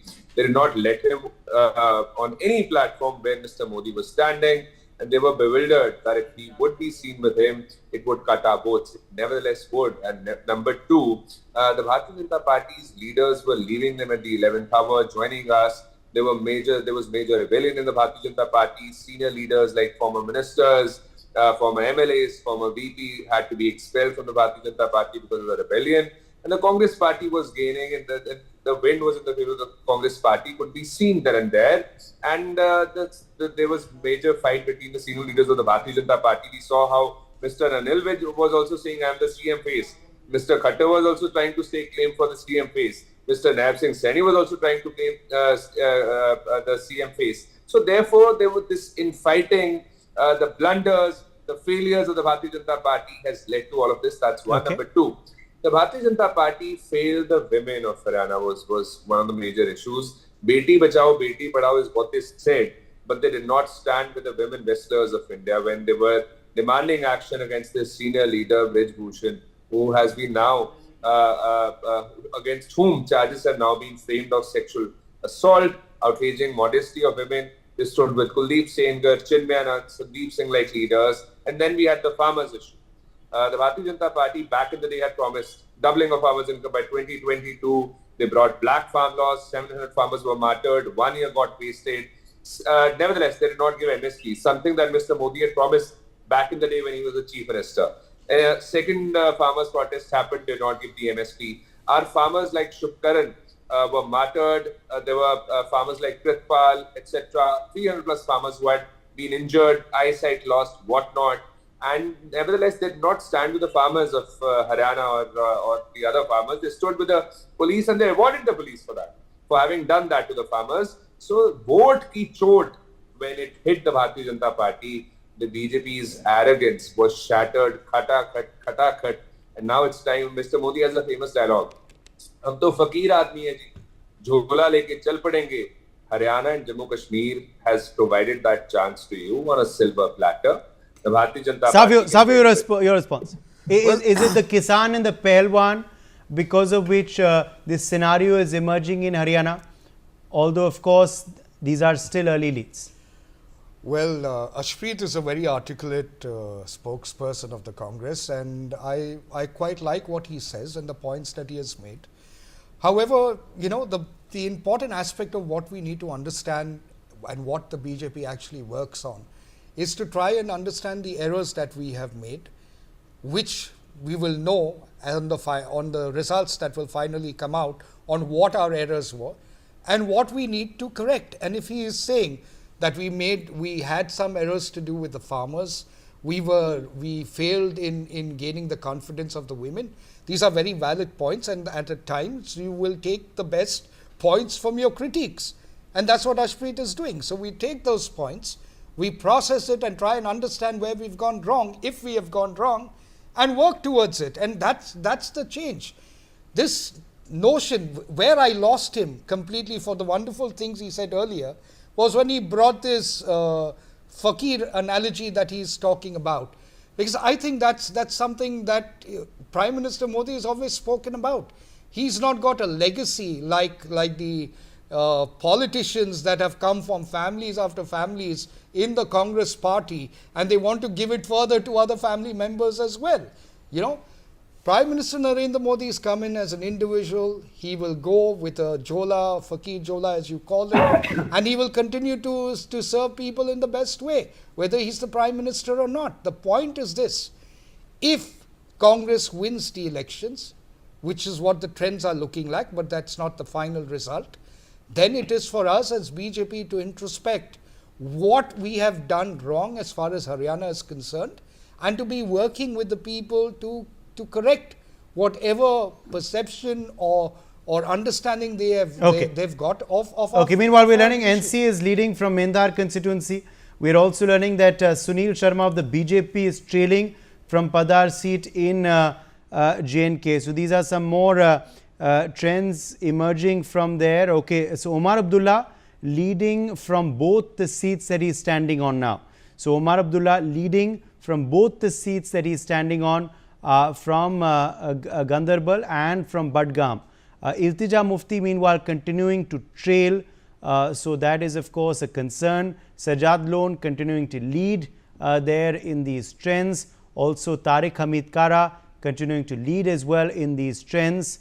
Ravinder Raina is trailing again, so he is trailing now, the J&K BJP president from Naushera, and Omar, of course, as we told you earlier, is leading from both his seats. So those are some of the VIP seats that we are focusing on. But quickly going across to you, Sarfaraz, we are now seeing, of course, the NC Congress surging ahead in the leads as of now. But as far as, of course, the others are concerned, the others stand at 10. Do you believe these others could play a crucial role as we move into the afternoon hours today?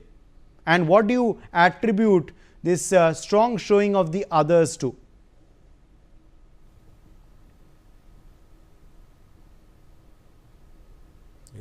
We will have sufficient numbers to form the government. I think these three political parties, which is the NC Congress Alliance and the PDP, will decide the fate of the government now.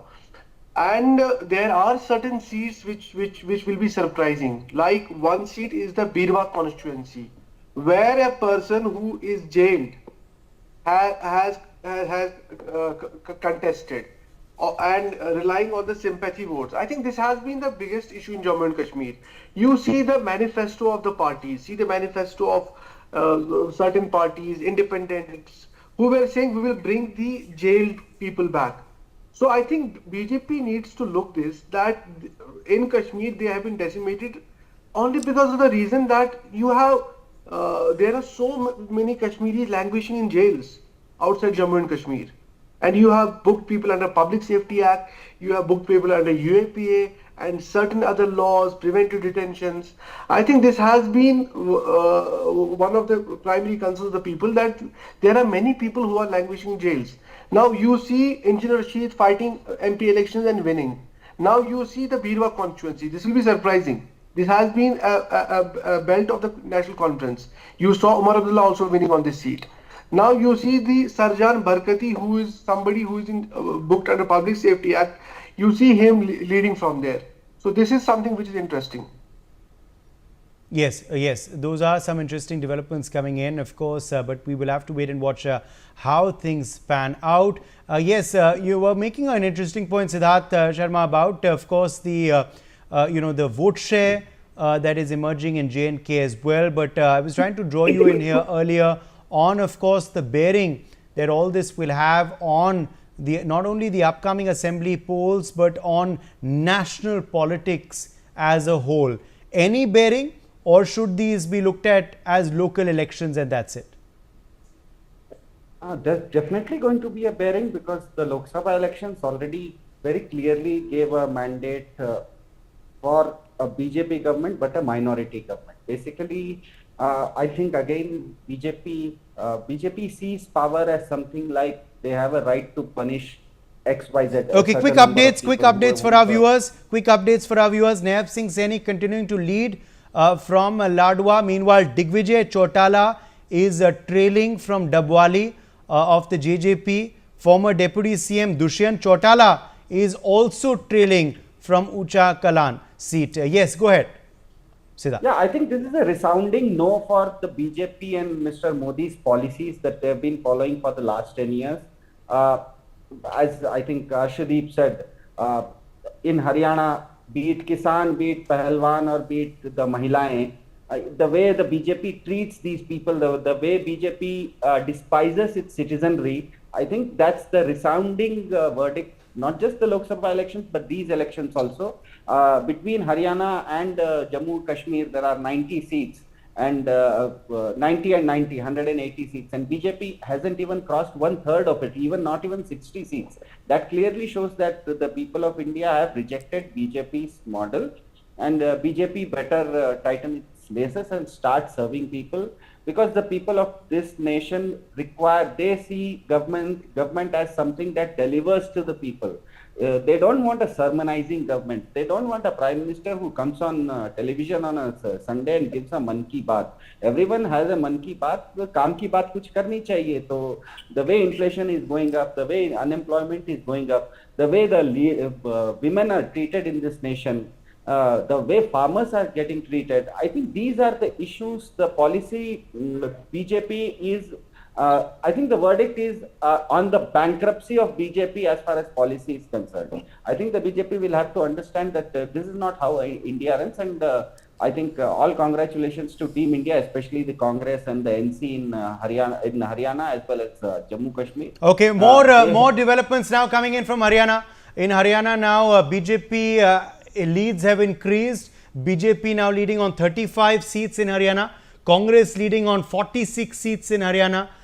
So they are still, of course, past that halfway mark. But as I was saying earlier, things beginning to close, to become a bit close. Meanwhile, others leading on 6 seats in Haryana, and INLD leading on 3 seats. If we talk about Jammu and Kashmir, meanwhile, the leads there continue to be good for the NC Congress Alliance. 35 leads for the NC, 15 leads for the Congress. That means if you add them up, they stand on 50 leads currently. BJP leading on 25 seats currently, PDP leading on 4 seats, and others leading on 11 seats as we speak. So these are, of course, the big breaking updates coming in as far as the leads are concerned in both these states. The trends there are quite clear.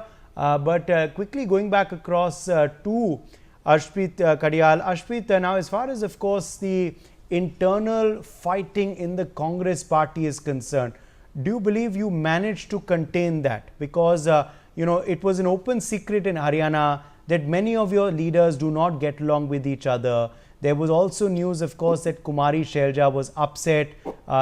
She did not campaign for a very long time. Finally, of course, she did come out.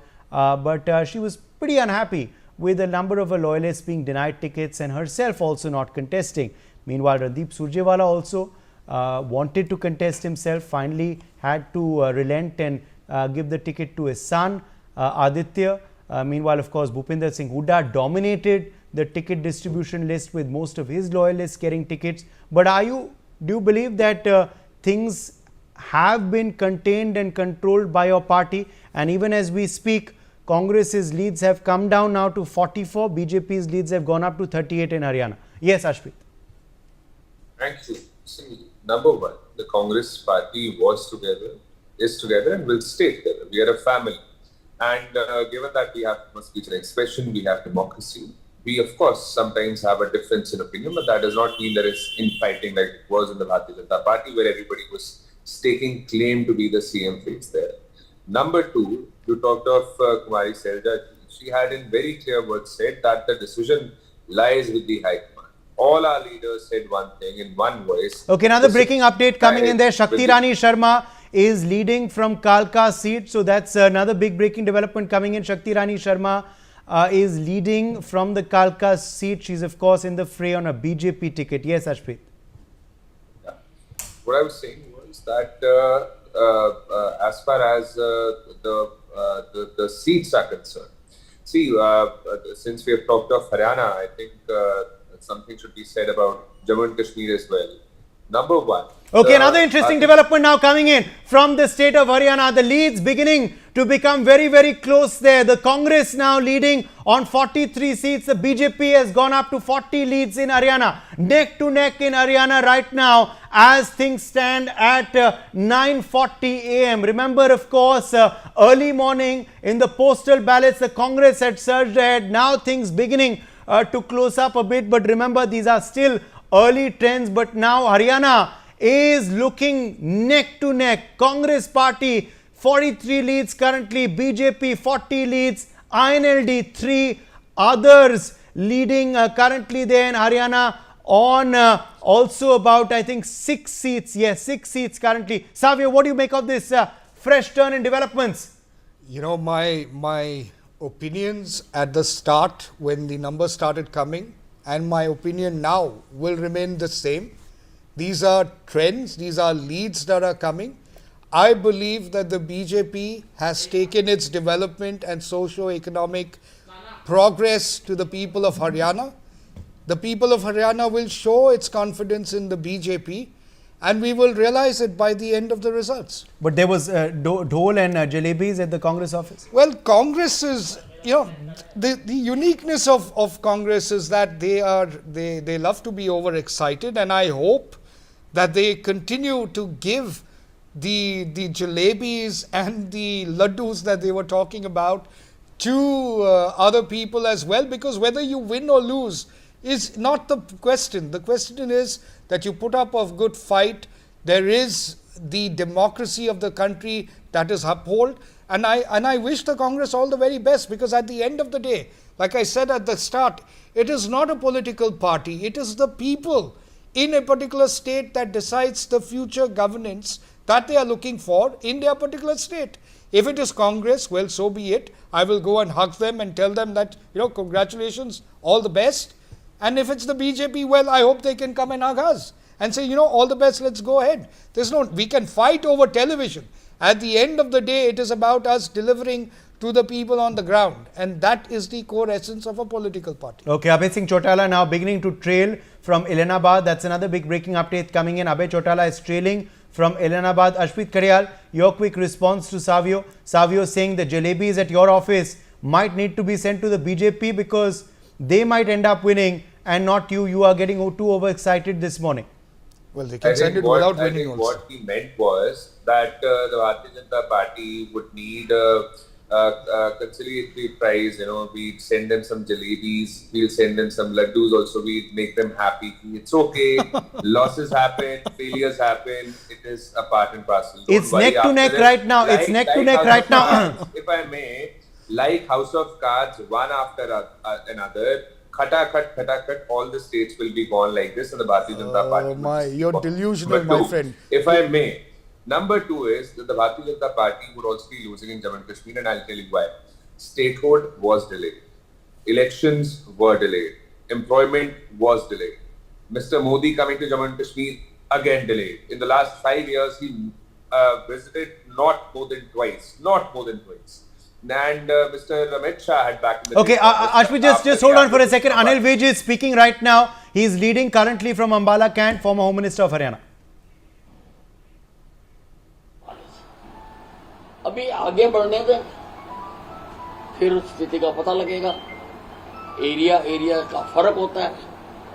फिर विश्लेषण भी करेंगे, बात भी करेंगे, और मुझे लगता है कि और घंटे तक.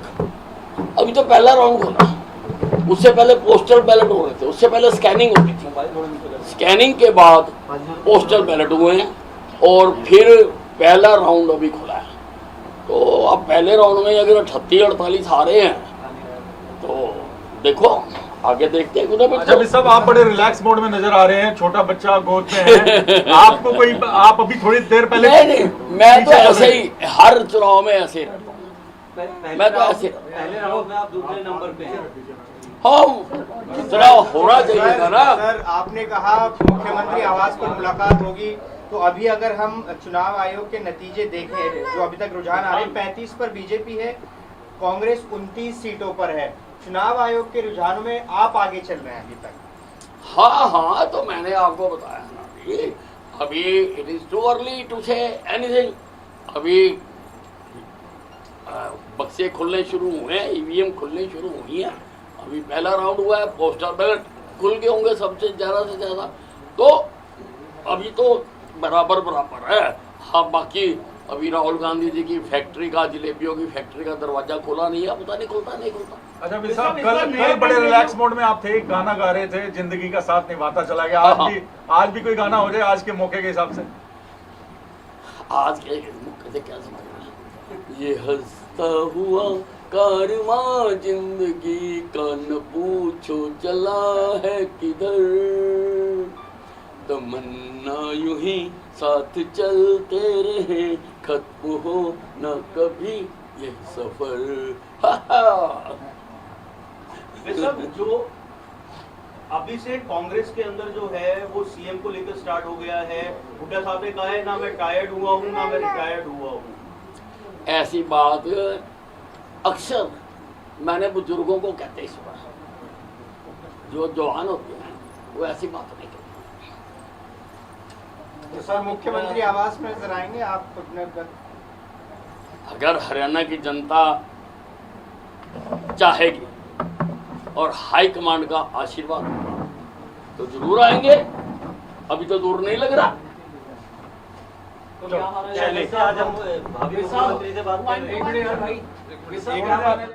was Anil Vij, there speaking, former Home Minister of Haryana. In fact, he seems to be in a relaxed mood. He's of course leading from Ambala Cant currently, even singing a song on the occasion. And now a very, very interesting development has occurred. Viewers, at the bottom of your screen, you can see there, these are still early trends, of course, but now things have completely changed in Haryana. The BJP is now leading in Haryana on 42 seats. The Congress is leading on 41. So BJP has surged ahead now just slightly in Haryana. They've covered up and they've gone just one lead ahead of the Congress party. Remember, these are still morning trends. They can of course keep changing, but very, very interesting development. Things looking neck to neck in Haryana right now. BJP has gone ahead. They are leading on 42 seats. Congress leading on 41. Others leading on 5. INLD leading on 2 seats. Meanwhile, in Jammu and Kashmir, it's still the NC Congress that is ahead of the BJP. NC 38 leads, Congress 13 leads, BJP at 25, PDP 4 and others at 10. But the big picture is coming in from Haryana, and the surmise that we can give already is that things are perhaps going to go down to the wire. Things are looking very, very close at this particular juncture. We'll keep tracking this, of course. But for now, Ashpreet Kadiyal, let me quickly come back across to you, Ashpreet. What is happening in Haryana? Things have completely changed. BJP going just ahead. What do you make of this, or are you still confident that the final result will be in your favor? And will it be in your favor just marginally? Are you prepared to talk to these others if needed in Haryana as well, Ashpreet? We will win with a comfortable majority, and the reason behind that is that the Bharatiya Janata Party had failed the people of Haryana, and we'll see that in just about an hour. The trends will get to be more clear, and the Bharatiya Janata Party would be ousted for good. Second is that you remember how the law and order of Haryana was throughout the Bharatiya Janata Party's regime broken down, incident after incident, violence after violence. We all remember what happened in Noor, and the result of that is the senior leaders of the Bharatiya Janata Party, their former ministers, their former VPs, etc. They're trailing on their own seats, and including the senior ministers of the Bharatiya Janata Party. And I saw Mr. Anil Vij was seen singing. The reason as to why he's singing is because he knows that the Bharatiya Janata Party is losing, and now he would get to say that you should have let me lead the party. I would have gotten the Bharatiya Janata Party a victory, is what Mr. Anil Vij is trying to convey through singing, through being jubilant. And this infighting of the Bharatiya Janata Party has basically led to this colossal defeat for the Bharatiya Janata Party. And as far as the trends go, they will go up and down, but at the end, the meter will stop. Savio, your quick response. Savio, your quick response. Even as we see the BJP stand at 43 leads right now compared to the Congress's 40. Also the same question to you, Savio. Are you prepared to talk to these others if need be? You know, Ashpreet does bring a lot of entertainment to the discussions, and I think he should at some point of time start writing a fiction book, because he seems to be very fictional in his approach to thinking how the BJP functions or how leaders of the BJP functions. But to answer your question, I still say, like I said earlier, these are still Are you early prepared leads. to talk to others if need be in Haryana? Well, let's wait for the results to come. If there is a need for like-minded people to work together for the development of Haryana, we will consider it. Right now, let the leads come. Let the final results come. And I think that's how we function. We will take our message to the people, the people can accept our message. If they have not accepted our message, we will figure out what went wrong and thereby correct ourselves. We don't need dynastic politics to teach us. Okay, Ashpreet how making to another run. point about infighting, of course, and I asked him earlier about the Congress infighting. I'll ask you also about his charge that the BJP has also seen infighting. He claims Anil Vij also wanted to be chief minister, felt upset that you ignored him. You didn't even make him a minister in the reshuffle. Also, meanwhile, of course, you had to replace Manohar Lal Khattar, bring in Naib Singh Saini. Wasn't that an acknowledgement of anti-incumbency? No, let's look at it this way. At the end of the day, the Bharatiya Janata Party functions as a family. In a family, there are always going to be different roles that need to be played by the individuals in the family, and the decisions are left with the people of the family to take. That is not for Congress to decide. It is not for us as BJP to tell the Congress who should be their leaders and should not be their leaders. That's a decision for the Congress to take. For us, it is our decision to take in the interest of the people. So, like I said, Ashpreet can write a fictional book. He is very articulate. I would advise him to write a fictional book of all these wonderful theories about the BJP. Why not look into the Congress, Ashpreet, on the fightings happening in the Congress? But that's your problem. That's why I'm not commenting on it. If I may say my bit, I've been recognized. Since you suggested that I should write a book, I'll definitely write a book on how the Bharatiya Janata Party went. You're so obsessed with Bharatiya Janata Party. You're not even considering writing a book on the Congress. You're writing a book on the Bharatiya Janata Party. Why are we so bewildered? Not bewildered, man. I find it humorous. It's not bewilderment, it's humorous. You're a Congress leader wanting to write a book on the Bharatiya Janata Party. I accept that, please go ahead. Ashpreet has been recognized. Do you want to change your name to Ashpreet? Let me speak. I've been Arey yaar, ghoom ke baat mat karo yaar. What I'm saying is, if you would just keep quiet for a second. If you would just please write a fictional book on the Congress. That I should write a book is what you suggested. And I said I will write a book on how the Bharatiya Janata Party went down to be history, because the Bharatiya Janata Party. The Congress has gone down in history, my friend. Look at your train. Number two, if I may. Look at your train. I think you can speak. You can speak. That's what you do in the parliament. That's what you do in the Vidhan Sabha. Well, we can't tolerate nonsense, no. We can't tolerate nonsense when some demented person comes out. When a demented person comes out with his theories, you don't expect me to tolerate. We cannot allow the people of this country to listen to demented people. Want the opposition to speak. It's crystal clear from here that the BJP Boss, you worry about the Congress. No, we are at 45 right now. Okay, let's not get personal with each other. Let's not get personal with each other, please. Let's not get personal with each other. It's a very important occasion, of course. The dance of democracy is underway, and in this big breaking development, of course, now coming in, it's a very, very close battle in Haryana, and now the BJP has surged just ahead. The BJP stands at 45, the Congress party stands at 38, and INLD stands at 2, others stand at 5. These are the leads currently in Haryana emerging. The BJP has touched the halfway mark in these leads now. The BJP standing at 46 leads currently, the Congress at 37, INLD at 2, and others at 5. Very, very interesting development. But another interesting development is that Anil Vij has said, if the High Command wants, I will be CM. What does this mean, Sabir Rodriguez? Well, Anil Vij, as a senior leader of the Bharatiya Janata Party in Haryana, is entitled to put whatever he thinks is the right thing to do. What he's interestingly said is that if the High Command and the party decides that he should lead Haryana, which means... But don't you have a sitting CM in Naib Singh Saini? At the end of the day, he is putting it forward to the party to decide that that this is what the future should be.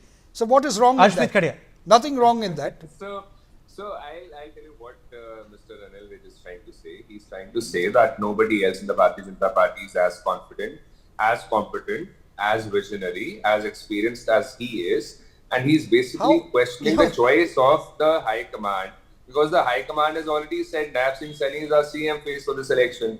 Number two, back in the day also when he had state claim for the CM face, Dharmendra Pradhan had reprimanded him and had told him you are not the CM face. However, the BJP spokesperson is taking an entirely different line. was maybe he's delusional about this, but the secrets of the Bharatiya Janata Party Well, are out in the delusional open. is one thing, There's a demented major is another. infighting.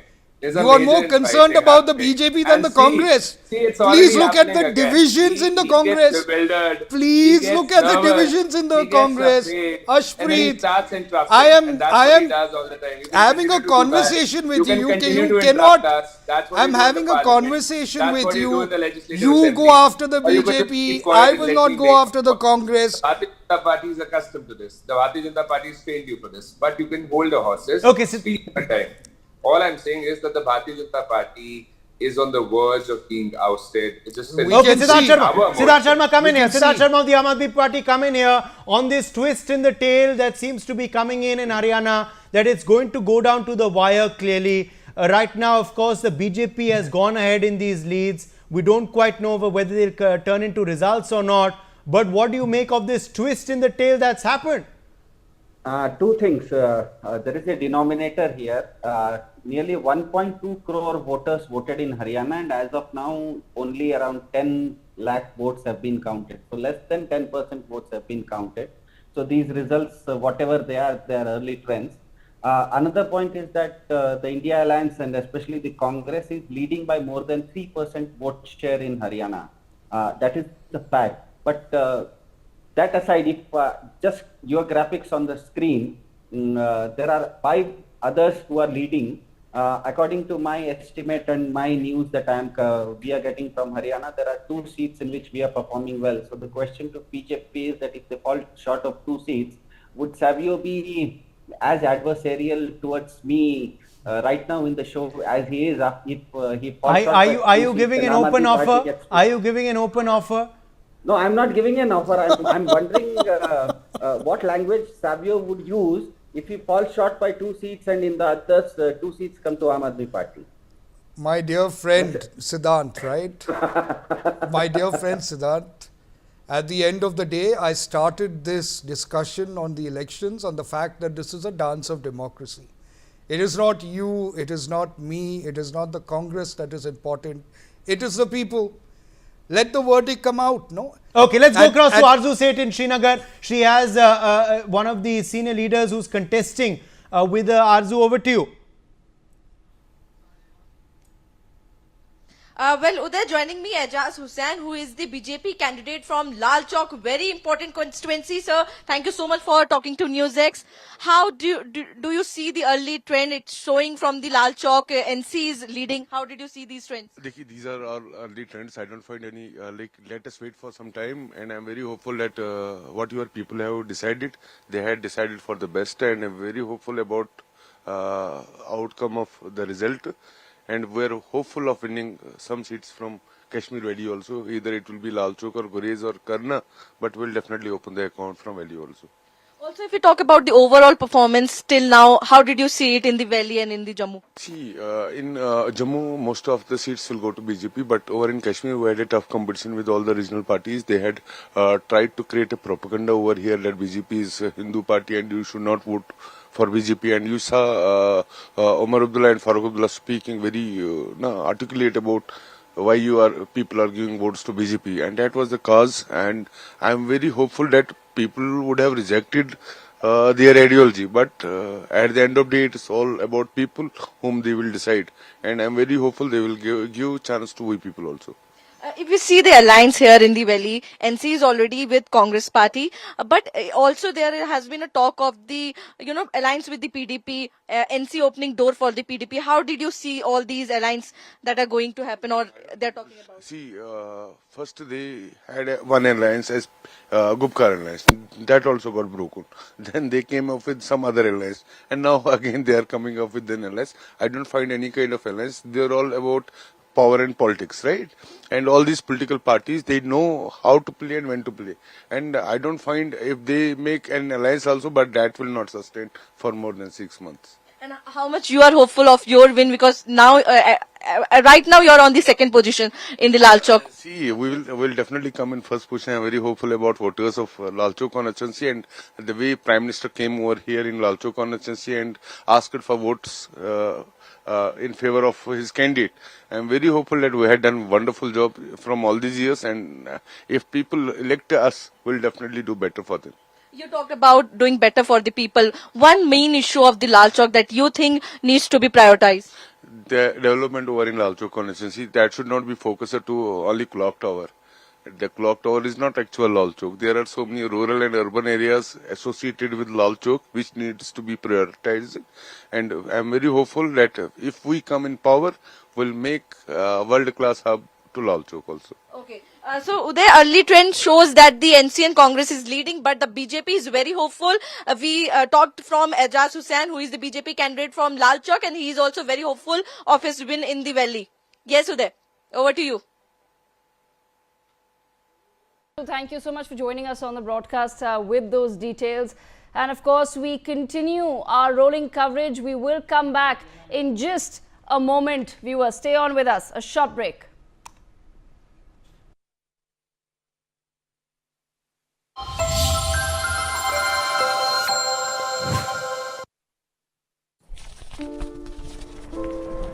Sir, हा माझा CV. तुमचा CV खूप चांगला आहे, पण आम्ही फ्रेशर्सना काम देऊ शकत नाही.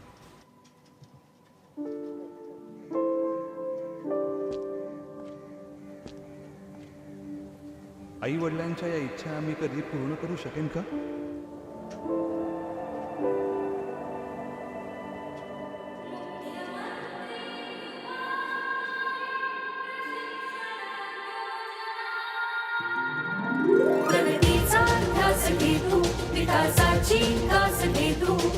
शिक्षण आणि प्रशिक्षण घेतो परिश्रमाचे वेतन घेतो नव्या महाराष्ट्राचा घेतो विचार कुशल युवकांचे स्वप्न साकार कुशल महाराष्ट्र रोजगारक्षम महाराष्ट्र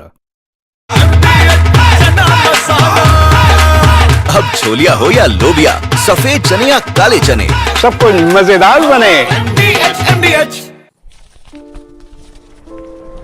सर, हा माझा CV. तुमचा CV खूप चांगला आहे, पण आम्ही फ्रेशर्सना काम देऊ शकत नाही.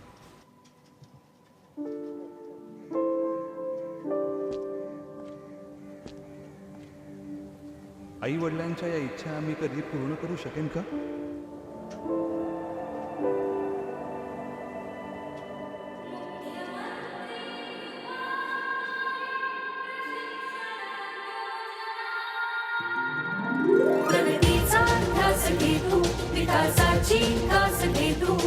शिक्षण आणि प्रशिक्षण घेतो परिश्रमाचे वेतन घेतो नव्या महाराष्ट्राचा घेतो विचार कुशल युवकांचे स्वप्न साकार कुशल महाराष्ट्र रोजगारक्षम महाराष्ट्र MDH का किचन किंग किचन में हो तो हम सब कुछ बना सकते हैं. बैंगन का भरता, आलू गोभी, भिंडी मसाला और भी बहुत कुछ.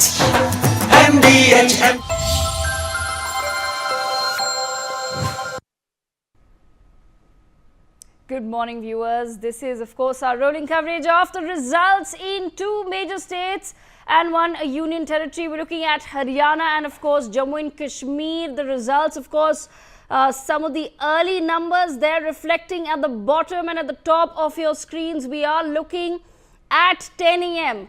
with the BJP leading on 47 seats in Haryana, Congress on 35, JJP not been able to open up their account and others at 6. As far as Jammu and Kashmir is concerned, out of 90 seats, we're looking at the BJP at 24, NC, we're looking at 38, Congress at 12, PDP at 3 and others at 13. So those are some of the early trends that are setting in. Remember, counting started at roughly 8 a.m. today with 2 hours into the counting, and we will of course know the results very, very soon for both Haryana and Jammu Kashmir. What really will be the implications of what happens in these states? We're going to take that conversation forward. I have with me a lot of guests who are waiting to put across their points, but I first go across to my colleague Riya Dwivedi, who brings us some of those early trends. Riya, over to you. All right, we're going to be looking at the early trends that are coming in and the VIP candidates that are leading. So voting took place in two places. There's Jammu and Kashmir and there's Haryana. So looking at VIP candidates, there's Nayab Singh Saini, he's leading in Larwa, and there's Bhupender Singh Huda, he's leading in Gadi Sampla Kiloi. That's the latest that is coming in, the early trends. And there's Anil Vij. He's trailing in Ambala Cant, and then there's Savitri Jindal, she's leading in Hisar. So that's the latest that you're seeing on the screen. And there's Dushyant Chautala of JJP, he's trailing. And there's Shakti Rani Sharma Kalka, she's leading in Kalka. That's Shakti Rani Sharma is leading in Kalka. That's the latest that you're seeing on your screen. And then there's Vinesh Fogart from Julana, she's leading from Julana. Then there's Jiant Chand Gupta Panchkula, he's trailing.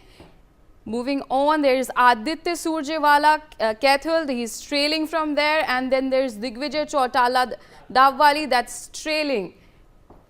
And then there is Abhay Singh Chautala from Ilanabad, he's trailing. And then there is Arjun Singh Chautala Rania, and he's leading from Rania, Arjun Singh Chautala.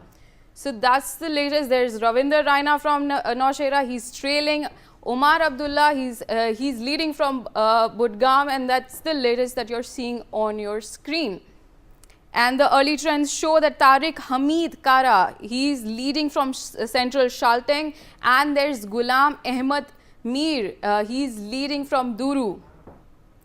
And there's Iltija Mufti, she's trailing from Bij Bihara, and in Sajid Lone of People's Conference, he's leading. And then there is Altaf Bukhari he's trailing in Channapura, and Devendra Singh Rana, he's leading from Nagrota. That's the latest that you're seeing. The early trends are showing that Devendra Singh Rana is leading from Nagrota. Okay, Ria, thank you so much. With some of those early trends, like I said, pouring in, I have with me on the broadcast Vandana Sinha of the Aam Aadmi Party, Matthew Anthony of the Congress, Sameer Chaudhary, senior journalist, and Jasmine Sandhyawala, BJP spokesperson, with us on the broadcast. Let me begin with Mr. Sameer Chaudhary.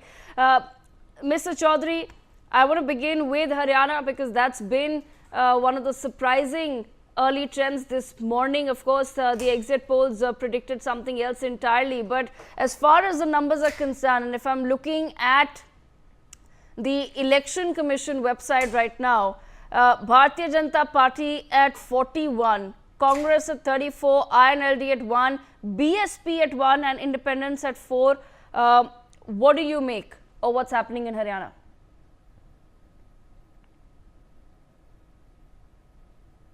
Congress was way past the 50 mark, right? But these are early days. I think we'll have a more better and a clear picture by 11:30 or so, when most of the results would have been in by then. It must have been by now. Pardon me, Kumari Shelja is speaking right now. I'll come back to you in just a moment. क्या लगता है कि क्या ये early trends है अभी जाके कुछ It is आप too जगह-जगह early. घूमी हुई हैं। देखो, it is too early. Rounds होते हैं, हमको मालूम होता है कि कौन सी पॉकेट का कब काउंटिंग होनी है, तो ये सब चीज़ें चलती हैं। तो इसको आप इतना ज़्यादा मत समझिए कि सेंसेक्स की तरह अप एंड डाउन। ये है, काउंटिंग का एक दौर होता है, हर इलेक्शन में होता है। लेकिन आश्वस्त हैं हम, कांग्रेस सरकार बनाएगी। 10 बज रहा है, कितनी देर और रुक जाए आपके हिसाब से? देखो, अभी शायद तीसरा चौथा राउंड है, तो 10 एक और होंगे कम से कम। उम्मीद नहीं, विश्वास है। मेरे साथ कुमारी शैलजा है, कांग्रेस पार्टी की सीनियर नेता। Ma'am, Okay, so there you heard it. The Congress party, like I said, they're also maintaining the fact that these are just early trends. We're just a couple of hours into voting, and Kumari Shelja there, one of the chief ministerial candidates, in fact, if reports are to be believed, believes that these are just some of the early numbers, and this is precisely what happens in all of the elections. But I come back to Sameer Chaudhary. Sameer Chaudhary, your take on what's happening, and also at the end of the day, it is just 90 seats that we're looking at. So as far as counting for 90 seats is concerned, that's also something that we have to keep in mind, that couple of hours in, how much or how seriously do parties take the numbers that are coming in right now? See, numbers at 10 can be very misleading because we've only been 2 hours into the counting. First, the postal ballots are counting where the Congress was leading. So by now, my guess is only 2-3 rounds of counting is in, and the majority of the Counting is yet to be done. So these are early numbers. If I were a congressman, I don't think there is a need to panic as of now. Okay, and what do you make though of some of these early trends in Haryana? Or do you believe that this is, like you said, that these are just early trends and you think that the numbers will flip? I strongly believe the numbers will flip because I've been on the ground. I've seen the feelings of the people. I mean, this time a clear fight between 10 years of the Congress rule versus 10 years of the BJP rule.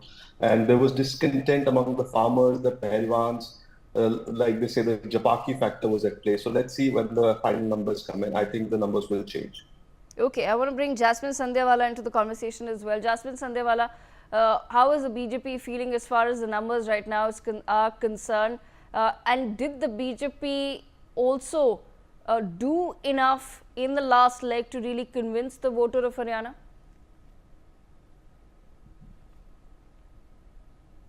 Can we unmute Jasmine Sandhewala, please? Yes. Okay. Can you hear me now? Yes, yes, I can. Go ahead. Yeah. So, you see, we in our party always maintained that we were going to do well and we were very much in the fray. And just two days prior, I kept repeating that just 3 months back, out of 9 parliamentary seats, we had won 5. And that's a substantial win after 10 years of rule. And the anti-incumbency had not hit us as hard as Congress or the other opposition parties would have the world believe. So these trends, these early trends, are very reflective of what we in the party believe that we are in reckoning, and there is a very, very strong possibility that we will do a hat trick, and these trends will translate into a victory for us. We are very confident of that, and the opposition could not dent and make the Aadmi Vij such a big issue, because generally, people were happy. People wanted remunerative employment for the youth, and the ground reality in Haryana was entirely different than the hype created by the opposition. Okay, Matthew Anthony, how do you respond to that? The hype created on the ground entirely different from what really the voters of Haryana feel. How does the Congress feel about that? In fact, as we're speaking, we're learning that Vinesh Fogart is trailing in Jalana. But Matthew Anthony, go ahead. See, it's too early to make a comment on the states, because we are seeing the counting. We saw upside for the Congress. Now we're seeing a trend, which is not seeing the Congress. But then there will be these are the first few rounds which has happened. Let's wait for the end of the day to make a conclusive remark, or by towards the last few rounds, because you look at the margins in most of the seats.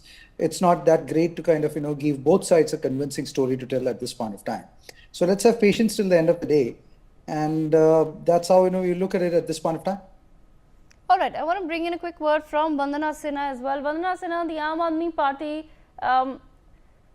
wanted to, of course, open up their accounts in Haryana, but the early trends are not looking too great. What really went wrong?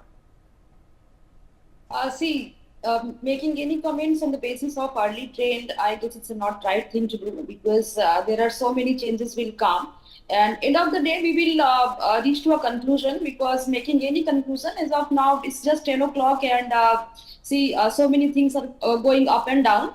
So we will see at the end of the day, and we are happy that we are just 10 years old party, formed government in 2 different states, and now we have contested all 90 seats very strongly in Haryana.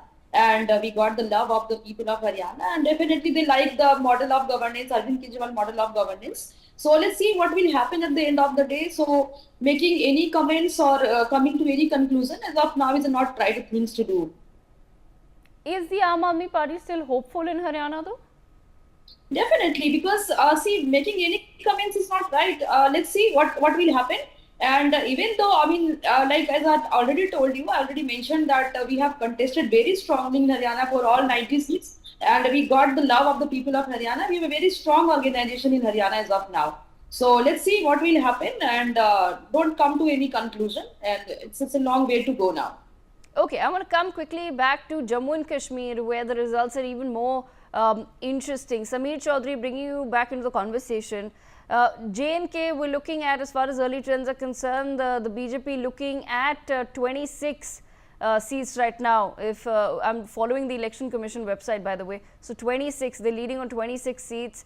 JKNC 39 seats, and of course the Congress on 7. So currently, if we are to look at it, the JKNC and the Congress just about getting that magic number to form the government in Jammu and Kashmir.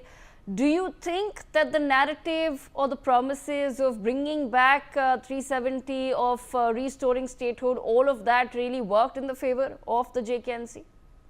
The JKNC has definitely performed way better.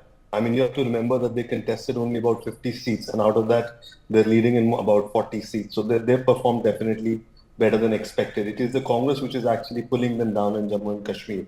But that is also partly because Congress did most of its bulwark in the Jammu region where BJP is very strong. So Congress candidates are mainly contesting there.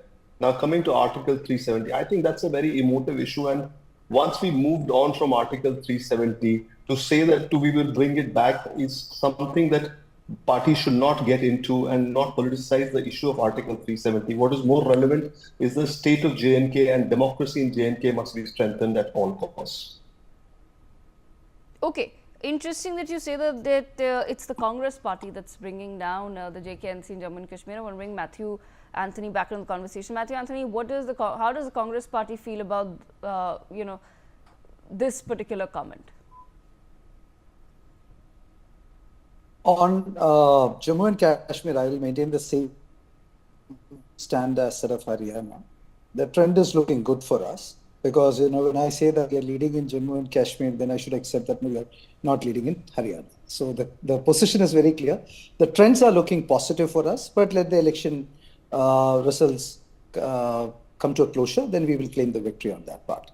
The other side of the Article 370, the people of Jammu and Kashmir has decided whom they want to and whom they want to side with, whether they want to side with BJP who did certain things or whether they want to side with the India alliance. So the verdict is clear, and let the verdict be now finalized by the election results. Then we will talk about the rest of the things. As of now, the trend is showing positive side for us. And let us have a final comment when it is decided and when it is finalized, the results finalized.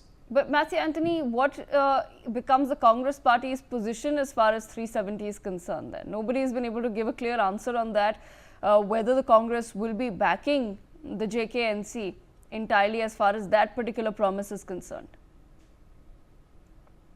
See, I would expect some maturity from the media to understand that how our coalition works. Once we have the results confirmed, then we all will sit together, and then there will be discussions, debates on how things has to be done.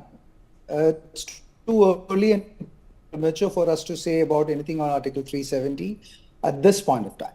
So is the Congress party waiting to perhaps come into power and then take a position on it? That's what you're saying, right? See, any decision, the India alliance, as well, if you look at the history of the Congress party, we have always been consultative between our partners. Sometimes the decision comes to someone's advantage, sometimes it will be a balanced decision. Most of the times it's a balanced decision. So wait for the results to finalize, and then there will be a consultative meeting between all the stakeholders, and then there will be a stand which will be coming out of that. Okay. I have Manasvi Thapar joining us on the broadcast as well. Manasvi, what are your thoughts as far as the Jammu and Kashmir numbers are also concerned? Now, JKNC leading on 39 seats, BJP on 28, Congress. Okay, we'll quickly listen into Bhupinder Hooda and then we'll come back to our guests.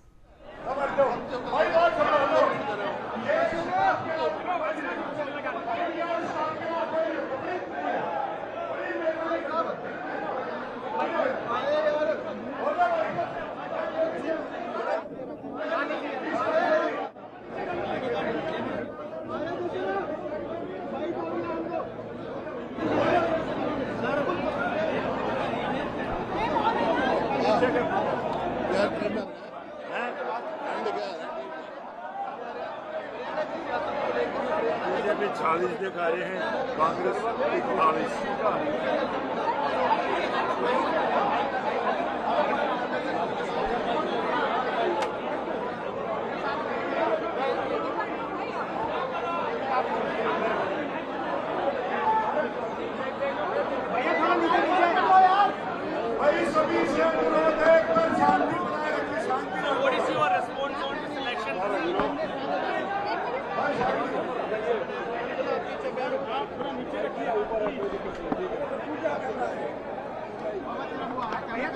जो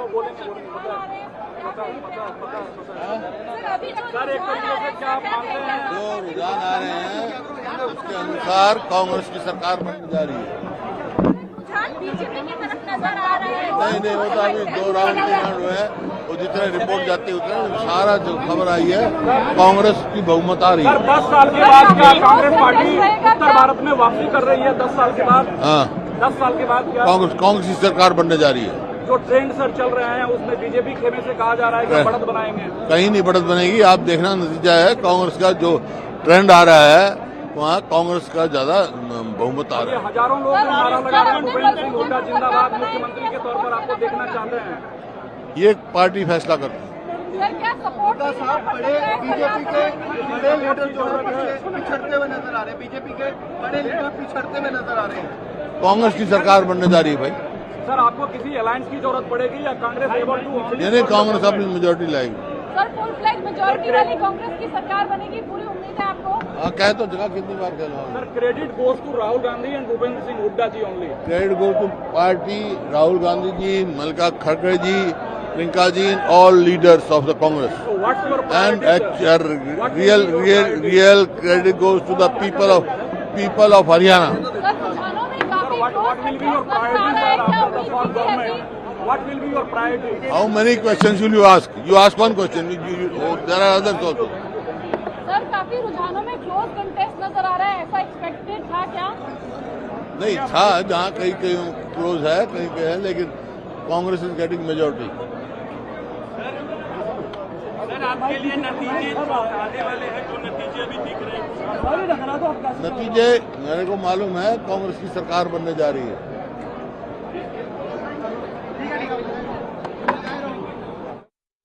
All right, so there you heard Bhupinder Hooda there, of course, maintaining one clear position. Congress ki sarkar banne ja rahi hai. That's all he said in that press conference. He's repeated the same line to each and every question. I'm going to bring Manasvi into the conversation. Manasvi, as far as the Haryana trends are concerned, Manasvi, what is your take on what's happening right now? Surprisingly, the Bharatiya Janata Party back in a lead. I think it's a great surprise for Bharatiya Janata Party, though there was anti-incumbency, though there was infighting in Haryana. That's what the ground report said, but the results are something else, and I think it's a congratulatory stand for Bharatiya Janata Party as of now. We don't know what is going to come out in the future in the next few hours, but right now I think it's Bharatiya Janata Party all the way, and we have to give it to Bharatiya Janata Party voters, and we may after this we can dissect the reason of analysis, what went right for Bharatiya Janata Party and what went wrong for Congress. I think, but with all the points which were given by Haryana BJP to any opposition like Congress to counter it and to win over it were more than enough. I think there were restless issues, there was infighting in BJP, there was anti-incumbency, midterm CMs getting changed. Everything was in place for any opposition to come in power. But even after that, Congress with this particular result could not make it. So that's a big concern for Congress, and it's a good win if this results consolidates and it continues with this way. I think it's a great win for Haryana, and it also consolidates after Lok Sabha election. It also consolidates Prime Minister Narendra Modi's image as an election leader, because practically there was a Khattar war in Haryana. There was a BJP top level leadership with Narendra Modi and Khattar not gelling well together, and all this being countered and people of Haryana actually voting for BJP is a good thing for BJP. I don't think there are any two ways about it. Congress could have built on that because there were so many issues which were given by the BJP Haryana for Congress in the favor of Congress, but somehow they could not build it up. So there has to be some kind of, they have to go back to the drawing boards and think out what went wrong for Congress and what went right for BJP. So I think it's a good win for BJP if it consolidates. Okay, all right. If it consolidates, Sameer Chaudhary, bring you back to the conversation. As far as the wrestlers issue is concerned, Sameer Chaudhary, do you think that would have had a major impact on the Haryana voter? Yes, it should have had an impact on the Haryana voters because the wrestlers issue was pretty relevant and it was more recent as well. So, like I said, it was the Jawan, the Pehelwan and the Kisan. These were the three issues that were most relevant in the Haryana polls. Jawans because of the Agniveer, wrestlers because of the struggle and what we saw in national media all along, how they were treated, especially the women wrestlers. and Kisan because of the MSP that has been a continuous demand all throughout. Jasmine Sandhyawala, do you feel that the wrestlers issue would have had a major impact on how Haryana voted? You see, in our party, we always felt that the development, all around development, which took place in the 10 years of our BJP rule in Haryana, would translate into a good showing of strength by our candidates. I am not trying to brush away the wrestlers issue. The sports people are very, very important to the nation. They bring laurels to the country. But at the same time, I feel that the opposition did make a big, did try to fan a lot of emotiveness into this episode. But generally, even if the sympathy was there, the astute voter of Haryana did realize when he or she went to cast their vote that the bigger issues which were being addressed by the BJP under the stewardship of the Honorable Prime Minister, Mr. Narendra Modi, they cast their vote for an aspirational India, for a safer India, for a progressive India, and the trends are showing. You know, we were being written off just 2 days back by all the media and the exit polls that it's going to be a clean sweep by the Congress party in Haryana, but this is not happening. So the voter of Haryana has surprised everybody that he or she is going to take a very deliberate, considered decision before she or he casts or her vote and elects a government which will be, which translates its commitment and its promises. While we must remember that prior to the BJP ruling for a decade, Bhupinder Singh Hooda was the chief minister for 10 years and the Congress ruled Haryana for 10 years. So the disparity between the Congress regime and the BJP regime has in the last minute translated the voter to go and vote for us. Okay, I want to bring Matthew back into the conversation. Mr. Anthony, I want to understand from you, as far as the pollution matter is concerned, if we are to believe Bhupinder Hooda right now, who says that the numbers will flip and that the mandate will be given to the Congress party, if the Congress does come to power, as far as Haryana is concerned, we're looking at Aam Aadmi Party in Punjab, Aam Aadmi Party in Delhi, your allies basically in the two states, and then the Congress party in Haryana, right? How will the Congress party then deal with the pollution issue? Because then the BJP is not there at all to create any problem whatsoever, which has been the stance of both the Aam Aadmi Party and the Congress as far as pollution in North India is concerned. See, at this point of time, we have fought on the Agniveer issue, we have fought on the restless issue, we have fought on the farmers issue, and the issues which we have made a promise of how we deliver the governance once we come into the power. We stand by the promises which we made to the people of Haryana. As soon as we come into the power, we will start exercising those things. I am sure, sir. I'm sure that you will stand by your promises. My question, I asked a very pointed question about pollution, though. The pollution, on the issue of pollution, we are definitely against polluting the whole aspects of the environment.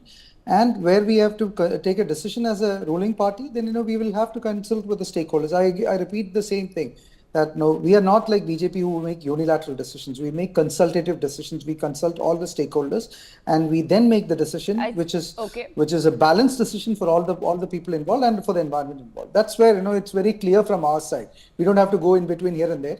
We are a party which takes care of the decision with all stakeholders concerned, and we will find a balance. And at most importance will be given to the environmental safety issues. Excellent. And the pollution. The reason why I asked that is because Delhi is up for elections also in just a few months down the line. So really what happens in Haryana could have a big impact on what happens in the national capital as well.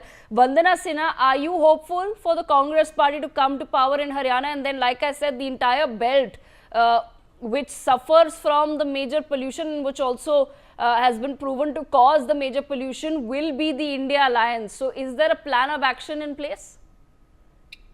Or has a plan of action at least been thought about, or should have been a election matter?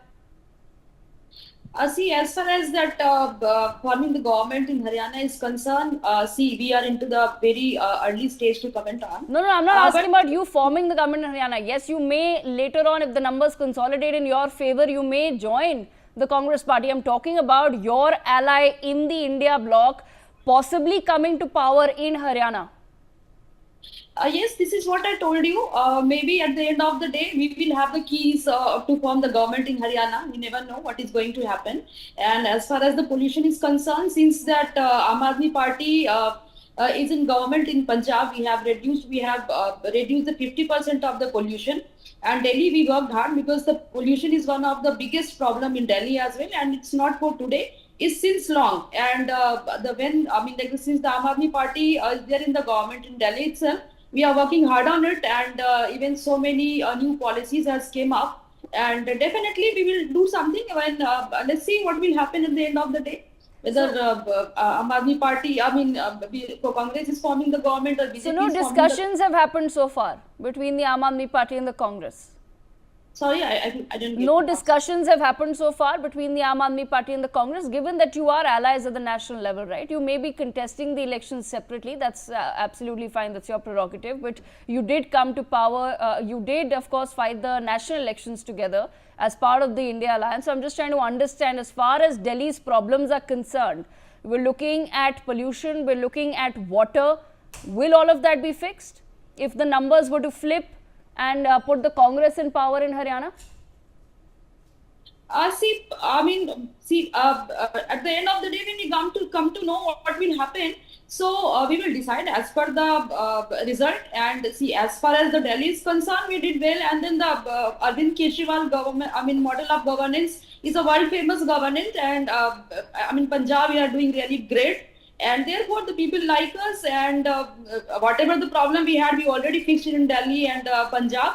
And let's see what will happen. Very confidently, the Aam Aadmi Party says that whatever problems we've had in Delhi and Punjab, we have fixed them. I live in Delhi, ma'am. I can tell you how many problems I faced, but I'll leave that for the Delhi elections that are just about 4 months away now. Manasvi Thapar, getting you into the conversation. Manasvi, you've been wanting to say something. I see a smile on your face there when the Aam Aadmi Party and the Congress are not able to answer the questions as far as water crisis or pollution is concerned. I'll move to the political part of it. I feel there are more than, I was analyzing the ECI website and everything, there were more than 13 seats wherein the damage on Congress is done by Aam Aadmi Party, and Aam Aadmi Party's vote share as of now is less than 2%, which is close to around 38,000 votes only. And if these votes would have been given to Congress, I think Congress would have been much better in terms of by around 12 to 13 seats ahead of the present scenario. And having said that, what happens now is the Delhi election is very crucial, with Aam Aadmi Party coming to the foray of election at the last moment and damaging Congress. If you analyze the vote share also, Congress's vote share is around 40%, while BJP's vote share is around 38%. So Congress has had a good vote share in Haryana election. The damage of Congress is done by Aam Aadmi Party's 2% vote share, which has been there are more than, as I said, more than 13 seats where the fight between between Congress and BJP is less than 500, and that vote has been given to Aam Aadmi Party specifically. So the damage on this particular Haryana election is on Congress is done by Aam Aadmi Party. So Congress is not going to go quiet, because Congress is a stronger Congress than 2019 and 14. They are going to go all guns if they lose Haryana in Delhi. So the alliance of India Alliance specifically for Delhi, I feel, would be over post the loss of Haryana by the Congress, because it does not logically make any sense for Aam Aadmi Party to get 2% vote share and getting all their depositors up in this election and damage Congress. So this is not an alliance dharam. Alliance dharam could have been a different dharam, wherein if you have a larger opposition like BJP, you want to counter it. So what is happening is the vote share of 2% will get divided and is given to Aam Aadmi Party. So that's a damage for Congress. So this is something which I think Congress has to look into it, that in the alliance dharam, if they are taking care of the dharam, are the other alliance party actually going with the alliance dharam or not? And if by going with that dharam, are they following it or not? So it's a great call electoral lesson for Congress specifically, and they have to get back in their meeting rooms and think over what they have to do for Delhi strategy, because the damage is done, what I feel, with this particular result if it consolidates. Okay, Matthew Anthony, your take on that? See, we have in principle disagreements with Aam Aadmi Party on governance issue, but we have a larger alliance with Aam Aadmi Party in the center for a larger goal of the country. That's exactly what we have done as a Congress party who has built this nation over these years. We took that larger call of, inclusiveness when it came to the national elections, because we had to fight against a dictatorial BJP government. However, we have been very clear and vocal about our disagreements on the misgovernance in Delhi with AAP, and that we are very clear. But at the same time, we worked on a coalition. We have never kind of been confused in that stand amongst us. So in Delhi elections, we will have to figure out how we have to address the governance issues. And at this point of time, I have no information as far as concerned about anything of an alliance or a non-alliance at this point of time in Delhi. That's the stand. We are not kind of running away from your questions. We are very clear about our answers. Okay, Sameer Chaudhary, bring you into the conversation. Sameer Chaudhary, as far as issues of Delhi are concerned, how crucial will the Haryana election be, or the result be, in terms of deciding who's really going to come back to power as far as Delhi is concerned? Because really just 4 months away, the Aam Aadmi Party has... Okay, all right, we have Bhupender Hooda speaking to us. Let's quickly listen in.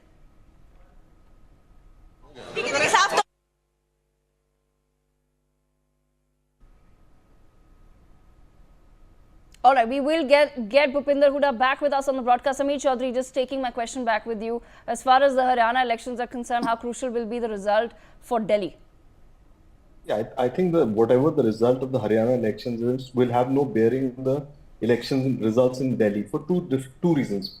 The local issues in Delhi are much different from the local issues that affect the state of Haryana. And secondly, even though Haryana is a neighboring state of Delhi and there is a lot of influx between the people from one state to the other, the election will not have a bearing because Aam Aadmi Party, though it may be denting the vote share in Haryana, is not so much present in Haryana as it is in Delhi. In Delhi, they have already been in power for almost 10 years, so there will be an anti-incumbency that they will have to face. So like I said, the issues in Delhi and Haryana are quite different. And coming to your earlier question about the pollution, I think pollution is a national issue. Irrespective of the party in power, pollution has to be dealt with together.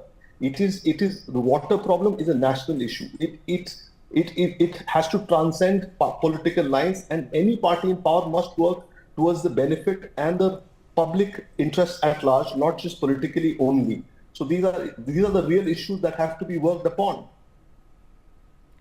Right, Sameer Chaudhary, it is a national issue, but have political parties in the past then been able to look at that as a national issue and transcend, as you said, political their political dislikings for one another and move towards a common solution? That's the reason why I asked this question, right? Because the Congress party is really sure of coming to power in Haryana. So if they do, and if the results do consolidate in the Congress's favor, then you're looking at an entire belt which is the most impacted by pollution, let's not kid ourselves, being run by alliance partners. So it is fair for us to ask if there was a plan in place at all. It is undoubtedly easier to coordinate the plan amongst alliance partners. But having said that, like I said, irrespective of the party in power, the action has to be a joint action and all parties must work together. Unfortunately, if parties do not work, like you said, that they're not able to transcend political lines, the people are watching. These days, times are very different. People are watching and they will give the result in according to what the parties have done over the years. Okay. Matthew Anthony wants to respond to that.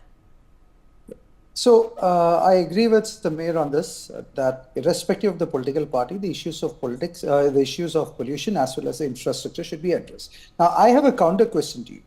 10 years back, how many times you have seen across your journalistic career or your teenage, childhood, college days or working career, how many times you have seen airport infrastructure collapsing train accidents happening this frequently, or bridges collapsing in Bihar this frequently, in your memory, can you recollect how many incidents you have got? Barring a few incidents once in a while, this kind of consistency in such kind of incidents happening, can you recall it in the last 10 years time, or how much of it has happened in the last 10 years time and before that? The point of this question being? The point of this question is being, when you're a learned journalist, you should understand what's the point of this question. Because when we were in power, you accused us of a lot of things, but we never failed. Apart from barring a few acceptable percentage of accidents or errors, nothing has failed. Now look at the last 10 years plus and the current year, look at the failure of the government of BJP. Where is the intent, motive and the integrity of the government, which is completely being compromised against, the accusations made against the Congress government, which never had so kind of consistent accidents or mishaps. Okay. So the political will of the Congress party is very clear in terms of addressing the problems of the country by keeping the interests of the enough. Okay, you've raised a question about my, ability as a journalist to understand your question. I've understood your question, by the way. What I want to understand from you is, you have, in response to my question, begun whataboutery, which you accuse the BJP of. So how does that make you any different from them? Do you see that I did a whataboutery? I gave you specific things about airport infrastructure. Yes. The when accidents, I asked you about the pollution, bridge collapses, when I asked you it was whether not there's a a plan in whataboutery. I know place, that you would have when I got asked you that if there's a plan in place for pollution, for Delhi's water crisis, for Delhi's congestion, which a lot of it comes from Haryana, a lot of it comes from Gurugram. When I asked you about these questions, you simply said, what about airport infrastructure collapsing? Have you seen that in the past 10 years? So how is that not whataboutery? I'll answer you. When I did that, I said that if we are forming the government, we will consult the stakeholders, because we cannot separate Delhi, Haryana and to fight against there's each no other. time to we have to consult find the a balancing stakeholders. decision. My point is, Mathyanthini, the reason why I asked this question is because there's no time to consult stakeholders. The pollution's already started in Delhi. Reports have already started coming out. This should have been a plan in place. See, without we being in the government, how can we put the plan in place? Why we need not? to consult the bureaucrats, we need to consult the people, we need to consult the specialists, and then make a call. Sitting outside, how we can make the call without being in the government? Once we in the government, it will be done as early as possible. We will not sit on it. As early as possible then essentially means next year, because this year it's already gone. The moment has passed for the political parties to do something. We are still in October. We have November and December. There are 60 days. Okay, Manasvi, bring you back in the conversation, quickly taking up Jammu and Kashmir as well. As far as the current results are concerned, we're looking at JKNC at 39 at 10:45 a.m., Bharatiya Janata Party at 28 and Congress at 8. The PDP surprisingly is also at 4, JPC at 2, CPIM at 1 and Independents at 8. What do you make of this? I feel that JKNC and Congress alliance is going to form the government there. The only concern which I have is that JKNC may not form the government because of the fear of ED and CBI cases which are hanging on them. Apart from that, I think it's a clear understanding from the people of Jammu and Kashmir specifically that the government is anti-BJP there, and Article 370 did not make that mark which BJP thought will make a mark in Jammu Kashmir region specifically. On the contrary, people of Article 370 matter to the people of Jammu Kashmir more than anywhere else in the country. They have voted BJP out. Yes, Jammu has given BJP a mandate, but the consolidated mandate which was expected to form the government is not there with BJP. So I think it's an anti-BJP result which we are heading towards, and I feel the government would be formed with JKNC leading it. The only caveat is the fear of ED and CBI cases which are hanging. Apart from that, I feel it's a clear mark for anti-BJP Sarkar in Jammu Kashmir. Okay, I want to bring Rochika Agarwal of the BJP in the conversation. Rochika Agarwal, you've heard what our analysts have had to say. How does the BJP feel about what's happening in Jammu and Kashmir? See, good morning. For Jammu Kashmir, the kind of results that we are getting, first of all, I would like to say it is just a starting, it's just the initial trends. It is echoing, the voice is echoing. Could you just get it rectified? So it is, firstly, it is just the starting trend, initial trends, and later on, I think the things are going to turn in a little bit in favor of BJP, firstly. Secondly, whatever the results are, it is a clear win for the people of Jammu and Kashmir, because when there was a time when they used to vote, come out in just about 10% of the people used to come out to vote, and the results used to be declared according to the 10% of the voters. Now it's a clear 70% people are coming out to vote. It is a clear win from the work that BJP has been doing in last so many years. There is peace, there is harmony. People who used to just stone pelt, they were busy in stone pelting, the youngsters who were busy in stone pelting, now they are working on their own upgradation, they are working on their own education, they are working on their own employment. There is peace, the cinema halls are working, there is Tiranga flowing on Lal Chowk. So it's the effect of the work that BJP has been doing in last so many years, that people have started believing in democracy. People have started believing that we can also come out to vote. People have started believing that they are not just the people who are separatists who are active there. We won't be hit, we won't be killed if we come out to vote. Okay, it is Rajika not a monopoly. Yes, I'll come to you in just a moment. I have to go across to my colleague Anand. तो फिर से रुझान बदले हैं, अब क्या लग रहा है? देखिए, शब्द यही है, रुझान. अभी ये रुझान चल रहे हैं, काउंटिंग चल रही है, अभी बहुत से राउंड बचे हैं, और इन राउंड्स में आप देखेंगे आगे जैसे जैसे समय आगे बढ़ेगा, कांग्रेस की सरकार बनती हुई आपको नजर आ जाएगी. बीजेपी बहुमत के आंकड़े को पार कर चुकी है लगातार 2.5 घंटे के रुझान के बाद. दिस इज रुझान. आप रुझान की बात कर रहे हैं, लेकिन जमीन पर जो होगा वो आप देख लेंगे. कल आपने बताया था कि करीब 60 से ऊपर सीटें कांग्रेस को आएंगी, मगर अभी 36 के आंकड़ों पे कांग्रेस पहुंची है. वर्तमान में अभी काउंटिंग चल रही है. तो क्या उम्मीद है? उम्मीद यही है कि सरकार कांग्रेस की बनेगी. क्या लगता है मैम कि जिस तरह से आपने भी बोला था कि एक दलित और महिला सीएम भी हो सकती हैं, तो क्या सीएम फैक्टर उतना बड़ा एक रोल प्ले किया है कि जिस तरह से नतीजे इस तरह से अभी आ रहे हैं? अब हम सब ने मिलकर ये चुनाव लड़ा है, और आगे नतीजे आएंगे, उसमें आप देख लेंगे. और क्या मुद्दे इस बार के चुनाव में आपके प्रमुख? बहुत रहे. आपसे कई बार हमारी बात हुई. हरियाणा के साथ जो भाजपा ने 10 साल सो कॉल्ड डबल इंजन सरकार चलाई, लेकिन हरियाणा के लोगों को कुछ मिला नहीं, कोई प्रोजेक्ट्स नहीं आए, हरियाणा की ओर कोई ध्यान नहीं आया. ऐसा लगता था कि कोई नेतृत्व ही नहीं है हरियाणा में, सरकार कैसे चल रही है. ज़मीन पर लोग दुखी थे, सब लोग दुखी थे. तो उसका नतीजा आप देखेंगे. तो शाम तक के लिए फिर क्या आप कहेंगे? तो मैं भी यहीं हूँ, आप भी यहीं आइए, शाम को मिलेंगे. तो सरकार कांग्रेस बना रही? सरकार कांग्रेस की बनेगी.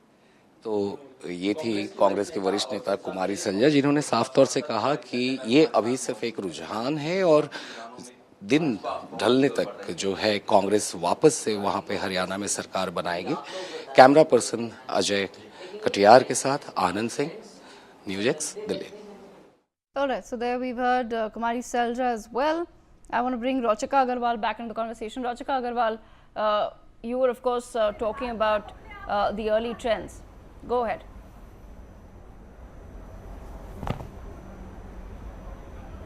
I can't. I Rachika Agarwal, can you hear me? Yeah, now I can. Yes. Yes, What was the question, Devika? Yes, Rachika Agarwal, we've just spoken to Kumari Selja. Despite the early trends somewhere being in favor of the BJP, which has come as a surprise to everyone as far as Haryana is concerned, Kumari Selja says that the numbers will flip and the Congress party will come to power in Haryana. How does the BJP view that? Devika, we have all seen the kind of issues the BJP, the Congress had internally. There were different fronts that were made. Bhuda ji has a different say altogether. Shailja ji has been continuously insulted by the seniors of the BJP of the Congress party and the Huda Congress. So if you think that this is going to change, this is not going to change, because the kind of work that Haryana the BJP has done in Haryana from so many years, and the issues that Congress has created and the issues that the Congress has internally. It is going to come out. BJP is going to come out as a winner. You're going to see in the later half of the day. Okay, Rachika Agarwal, we were discussing Jammu and Kashmir before we spoke to Kumari Selja. Coming back to that, as far as the trends of Jammu and Kashmir are concerned, is it going to be enough for the Bharatiya Janata Party to take credit simply for allowing peaceful elections to happen? Absolutely. It is only because BJP, the kind of peace and harmony that BJP has made sure that Jammu Kashmir has peace, harmony, people come out to vote. It is the clear win of the constitution and the rights of the people, of the general public, that they can come out to vote, they can put in their card, they can put up their opinion, they know who to vote and who is going to work for them. At least their people are coming out. Earlier there used to be just 10% of the voters, and the party and the government used to be decided by just those 10%. Okay, Matthew Anthony, your take on that? I think, we have started seeing elections only from 2024 in Kashmir, or there were elections happening before also. And the numbers are there, and only 10% of Kashmir voted all this while. The people of Jammu and Kashmir has realized what the BJP government has promised to them, and it is reflected in the early trends right now. We will speak about the mandate once we finish, because if I don't want to speak about Jammu and Kashmir as an advantageous situation when I'm speaking about, then you'll have questions on Haryana. So let us see the results by the end of the day, and both these states, we will form the government, and it is a mandate clearly from the people of Jammu and Kashmir and Haryana to the Congress and the India Alliance. So we will live up to the expectations for the people, because this is an experienced government which they have seen. This is an experienced party which they have seen in the past. And now all the promises, all the loud promises which is made by BJP to Jammu and Kashmir, the people have analyzed it and people have put the vote. So what more I should say? Because people are the biggest masters in the democracy. They have put their votes. Yes, Matthew Anthony, but my question being, as far as this particular election is concerned, or in the past 5 years since the abrogation of Article 370, the BJP taking credit for holding peaceful elections, how does the Congress party view that?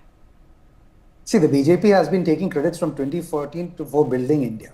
So I have no answer to kind of counter BJP's credit taking addiction, because they have the addiction of taking every credit of everything which they have done in this country. They say that 2014 before there was nothing existing in this country. Then now you will say that I'm giving a what about it. So the question here is whether the people of Jammu and Kashmir has voted for BJP or not. You see it by the results. Let us see it by the evening. You already have some trends.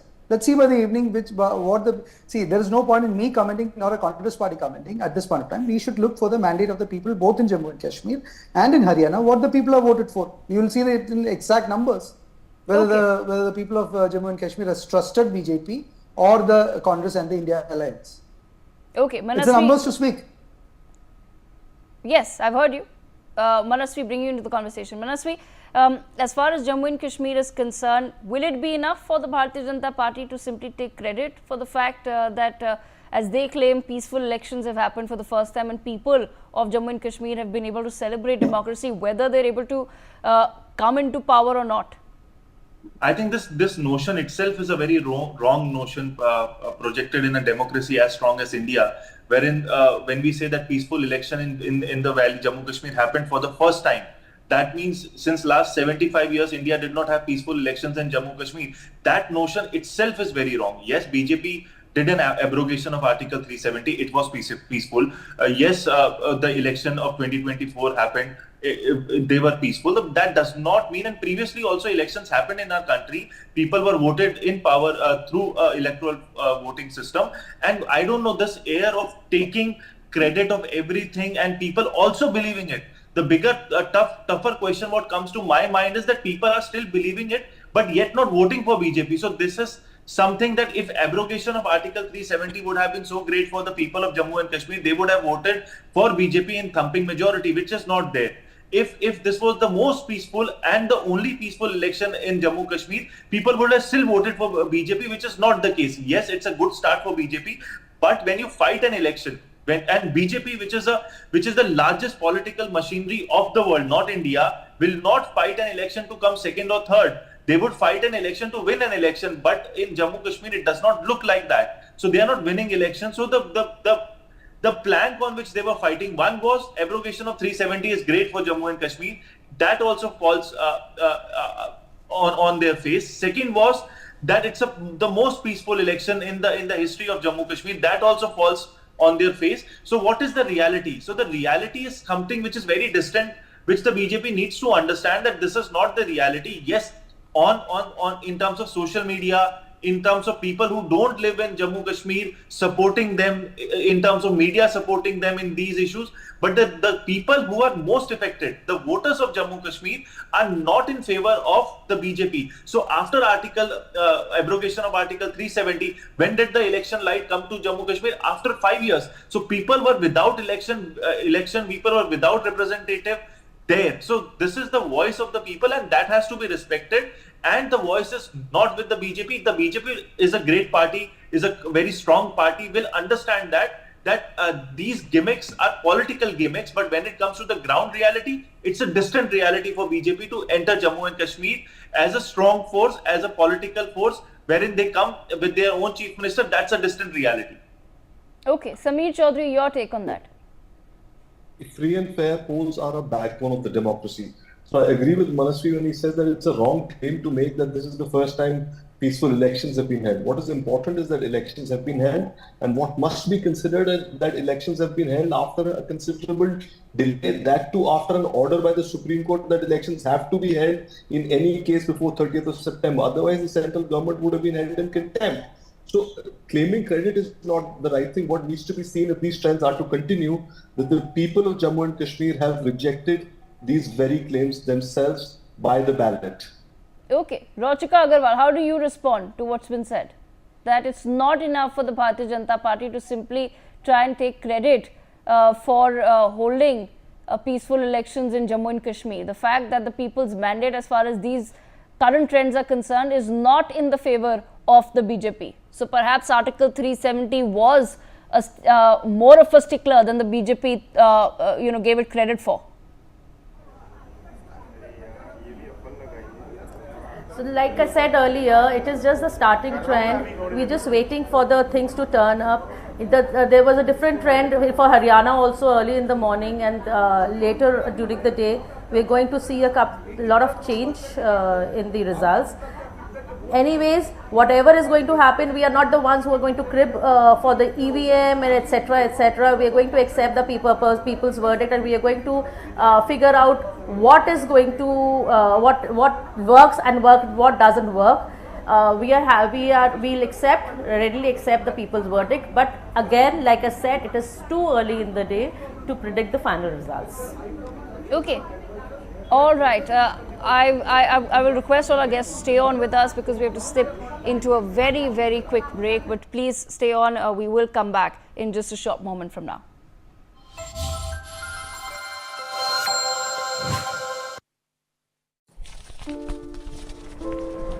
Sir, हा माझा CV. तुमचा CV खूप चांगला आहे, पण आम्ही फ्रेशर्सना काम देऊ शकत नाही.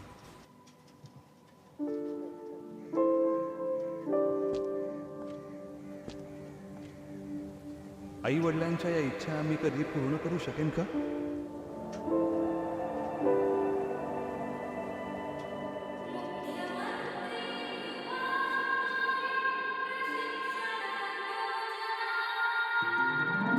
प्रगतीचा ध्यास घे तू, विकासाची कास घे तू, शिक्षण आणि प्रशिक्षण घे तू, परिश्रमाचे वेतन घे तू, नव्या महाराष्ट्राचा घे तू विचार, कुशल युवकांचे स्वप्न साकार. कुशल महाराष्ट्र, रोजगारक्षम महाराष्ट्र. बढ़िया है, क्यों है? प्राकृतिक हल्दी, मिर्ची, धनिया. नहीं, मिर्ची, धनिया, हल्दी, MDH. मसाले सच MDH. सर, हा माझा CV. तुमचा CV खूप चांगला आहे, पण आम्ही फ्रेशर्सना काम देऊ शकत नाही.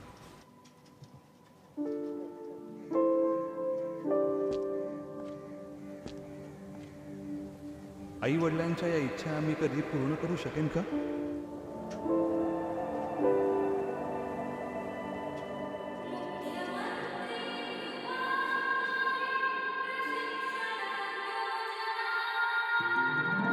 प्रगतीचा ध्यास घे तू, विकासाची कास घे तू, शिक्षण आणि प्रशिक्षण घे तू, परिश्रमाचे वेतन घे तू, नव्या महाराष्ट्राचा घे तू विचार, कुशल युवकांचे स्वप्न साकार. कुशल महाराष्ट्र, रोजगारक्षम महाराष्ट्र. अब आया असली स्वाद. अब आया स्वाद. जब स्वाद के पड़े हो लाले तो MDH का चंकी चाट मसाला डालें. MDH का चंकी चाट मसाला. MDH. सर, हा माझा CV. तुमचा CV खूप चांगला आहे, पण आम्ही फ्रेशर्सना काम देऊ शकत नाही.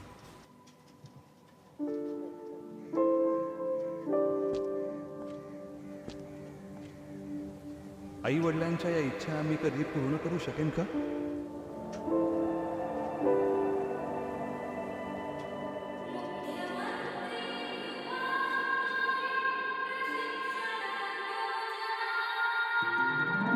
प्रगतीचा ध्यास घे तू, विकासाची कास घे तू, शिक्षण आणि प्रशिक्षण घे तू, परिश्रमाचे वेतन घे तू, नव्या महाराष्ट्राचा घे तू विचार, कुशल युवकांचे स्वप्न साकार. कुशल महाराष्ट्र, रोजगारक्षम महाराष्ट्र. दादी के हाथों का जादू और खुशबू से महकता घर. MDH गरम मसाला, असली मसालों से भरा हूँ मैं, क्योंकि हर रिश्ता है स्वाद से जुड़ा. सर, हा माझा CV. तुमचा CV खूप चांगला आहे, पण आम्ही फ्रेशर्सना काम देऊ शकत नाही.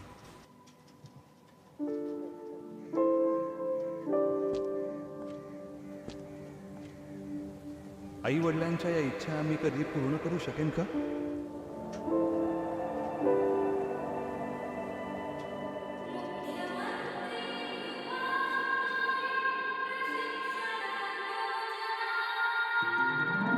प्रगतीचा ध्यास घे तू, विकासाची कास घे तू, शिक्षण आणि प्रशिक्षण घे तू, परिश्रमाचे वेतन घे तू, नव्या महाराष्ट्राचा घे तू विचार, कुशल युवकांचे स्वप्न साकार. कुशल महाराष्ट्र, रोजगारक्षम महाराष्ट्र. आपके घर के खाने में रेस्टोरेंट जैसा स्वाद ले आए MDH का शाही पनीर मसाला. पनीर को क्या मस्त बना डाला.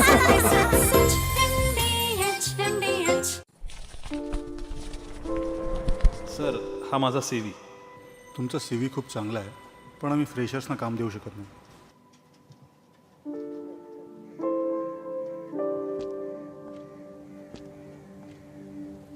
आई वडिलांच्या या इच्छा आम्ही कधी पूर्ण करू शकेन का?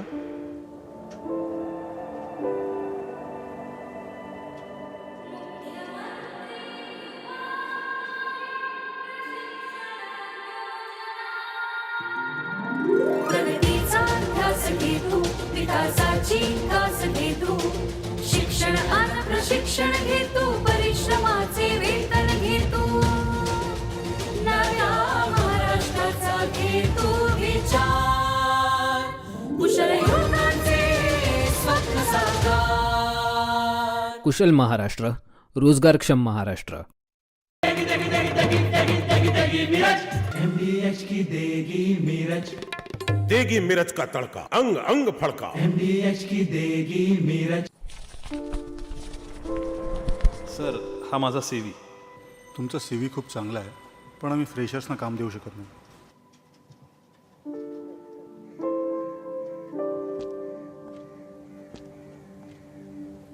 आई वडिलांच्या या इच्छा आम्ही कधी पूर्ण करू शकेन का?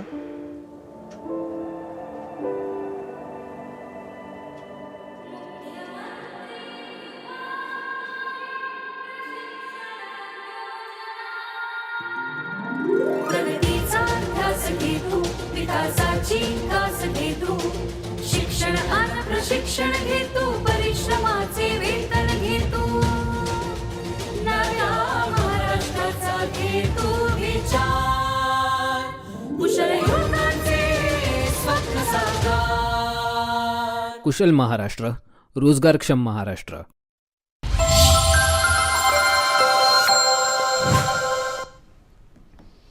Welcome back. You're watching NewsX. I'm Uday Pratap Singh. We are continuing our focus on the results of Haryana and Jammu and Kashmir. Clearly, of course, the trends right now are in favor of the BJP in Haryana. Remember, these are still, of course, early trends right now.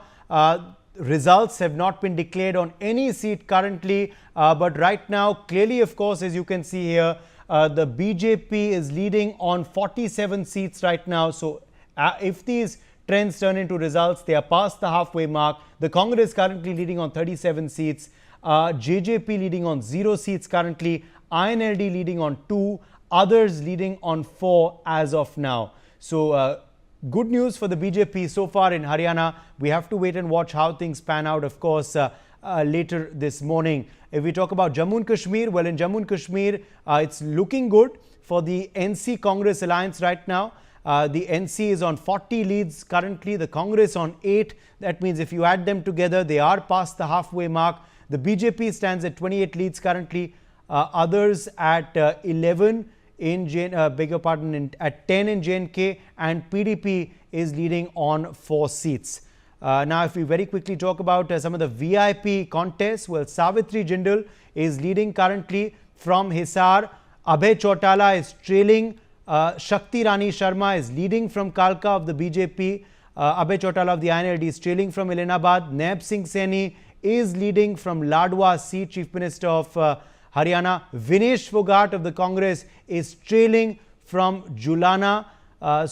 These are some of the VIP leads and trails that we are tracking from Haryana. Let's quickly bring in Dr. Dhirendra Tyal of the BJP onto the broadcast. Dr. Dhirendra Tyal, complete twist in the tail in Haryana. The Congress had surged ahead early morning. Then, of course, the BJP covered up the lead. You are now ahead of the Congress. Are you hopeful that this is going to be the trend for the rest of the day?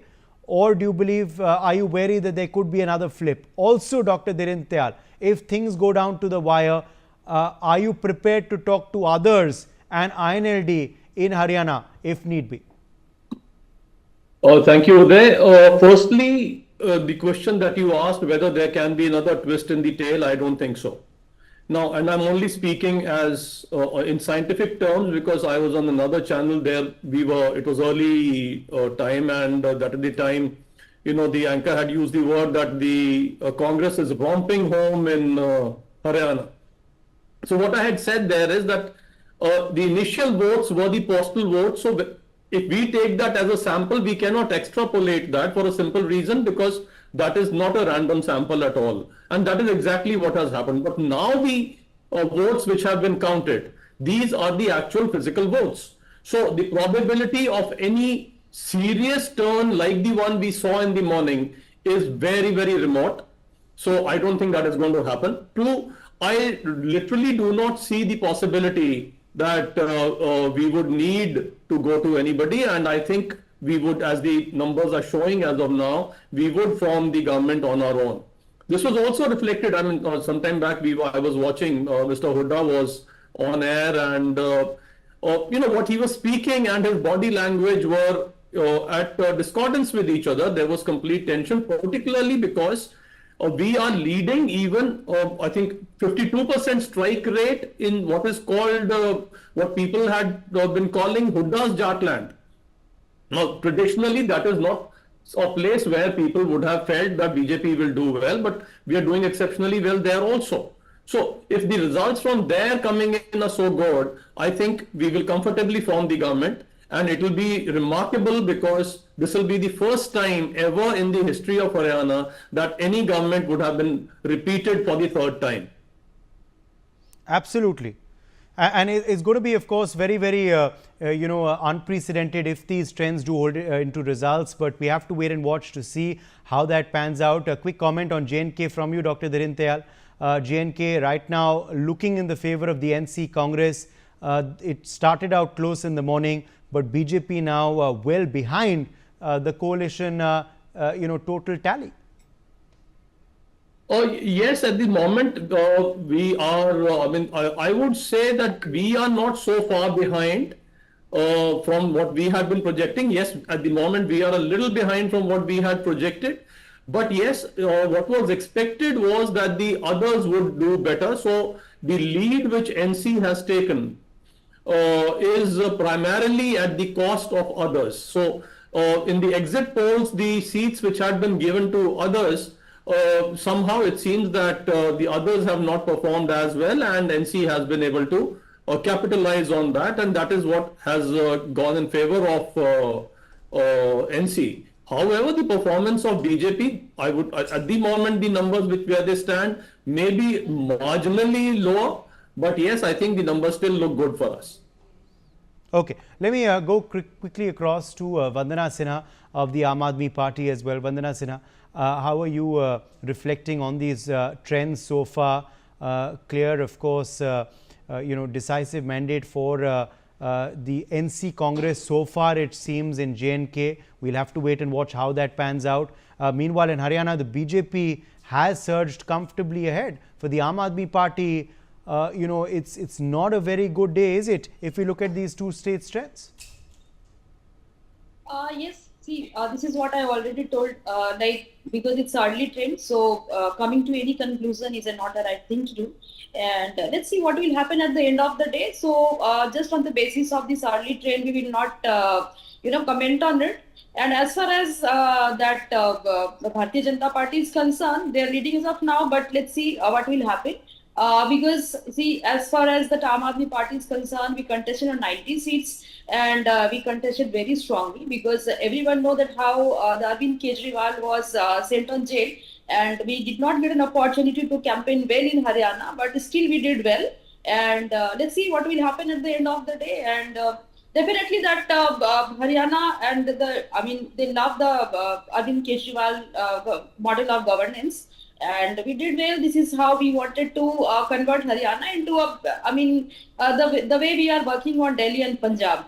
So we cannot say that we have any, because maybe by the end of the day we have the keys to form the government in Haryana. Let's see what will happen, because it's very early to comment on it. Yes, okay. You're hoping to be kingmaker. Let's wait and watch if that happens. But quickly going across to you, Darinder Tyal, on a quick response to that. Vandana Sinha believes the Aam Aadmi Party will be kingmaker come the afternoon. How do you respond to that? And also, as far as an alliance is concerned, if AAP and Congress had allied, do you believe there would have been any difference in the trends emerging?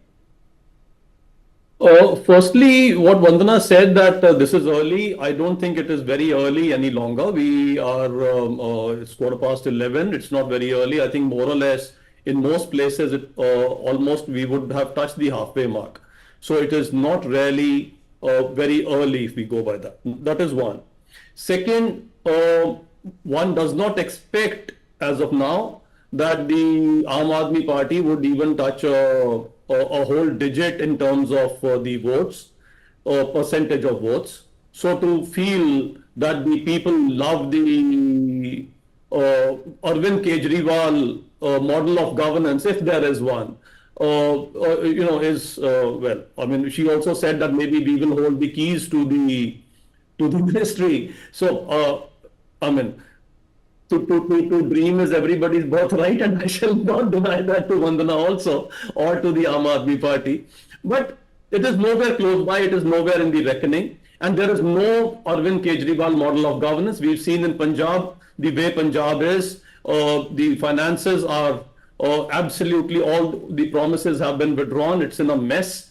Similarly for Delhi, Delhi is in a mess. I mean, look at the Jal Board, for example, some 75,000 crores of loans on that, which was a profit earning entity, and so on. So I don't want to get into those details. So there is nothing as far as Aam Aadmi Party is concerned. I don't think it is a player in Haryana at all. So the issue nevertheless comes to that had they allied with each other, I mean, that is in the realm of hypothesis. What would have happened had it happened, and how many seats Congress would have given to Aam Aadmi Party, and so on and so forth. I think that would be an exercise in futility as of now. Do you believe in hindsight that should have happened, Vandana Sinha? See, this is what happened in the initial stage, because we tried to work it out. It couldn't work, and we decided to contest in the entire 90 seats. We are just 10 years old party. We are a national party in 10 years. That's also a big achievement, and we contested for the entire 90 seats. We contested very strongly in all the seats. We got the love of the people of Haryana. And yes, we have a very strong organization as of now. That is also a very big achievement for any party. And we really started very well. And as far as responding to sir, like Delhi model of governance, because it's a worldwide famous as far as the education is concerned in Delhi. So if we compare to any other state, that Delhi's education model is very world famous now. And if we compare to any other state, even in any manner, that education, that the free healthcare and other model of governance is a benchmark for the other government as well.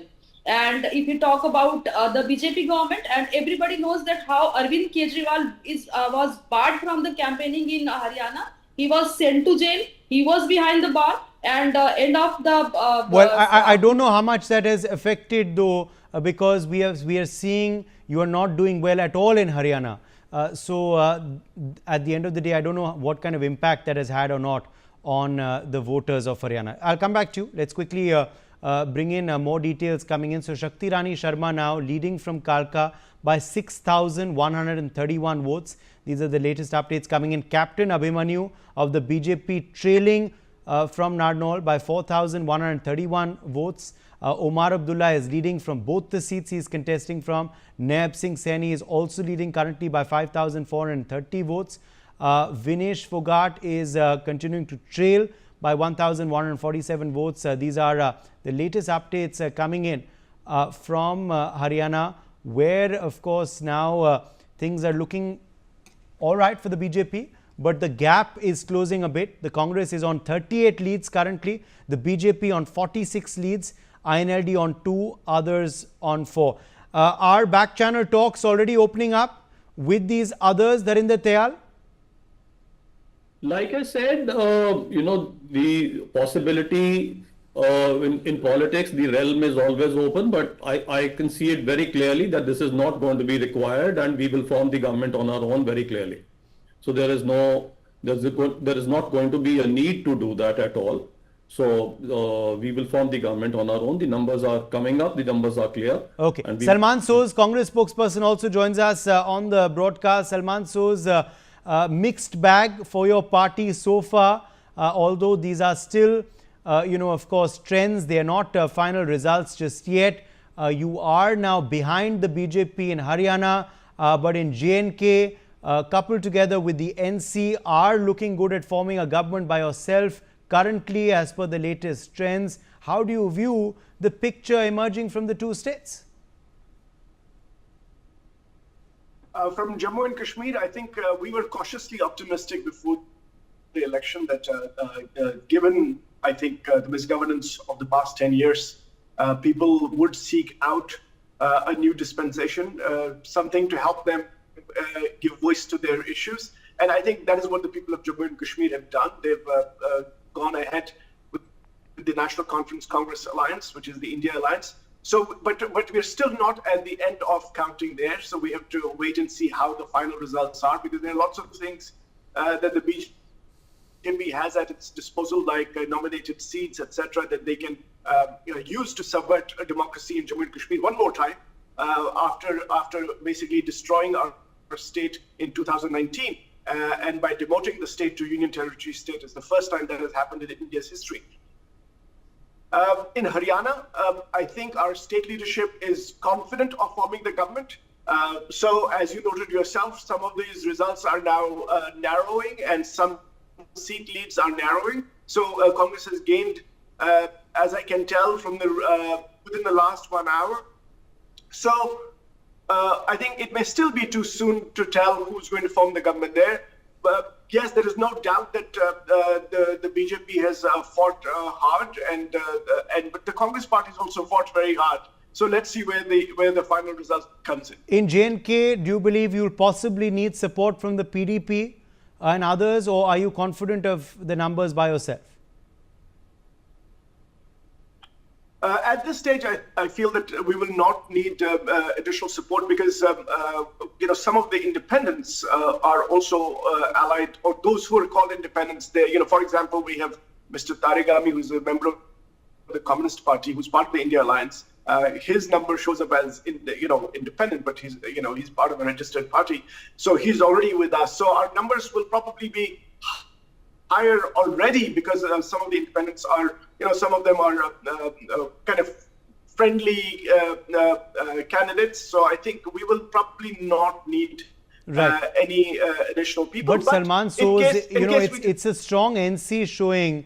They're leading on 41 seats. The Congress leading on just 8 seats. Are you a bit disappointed at that?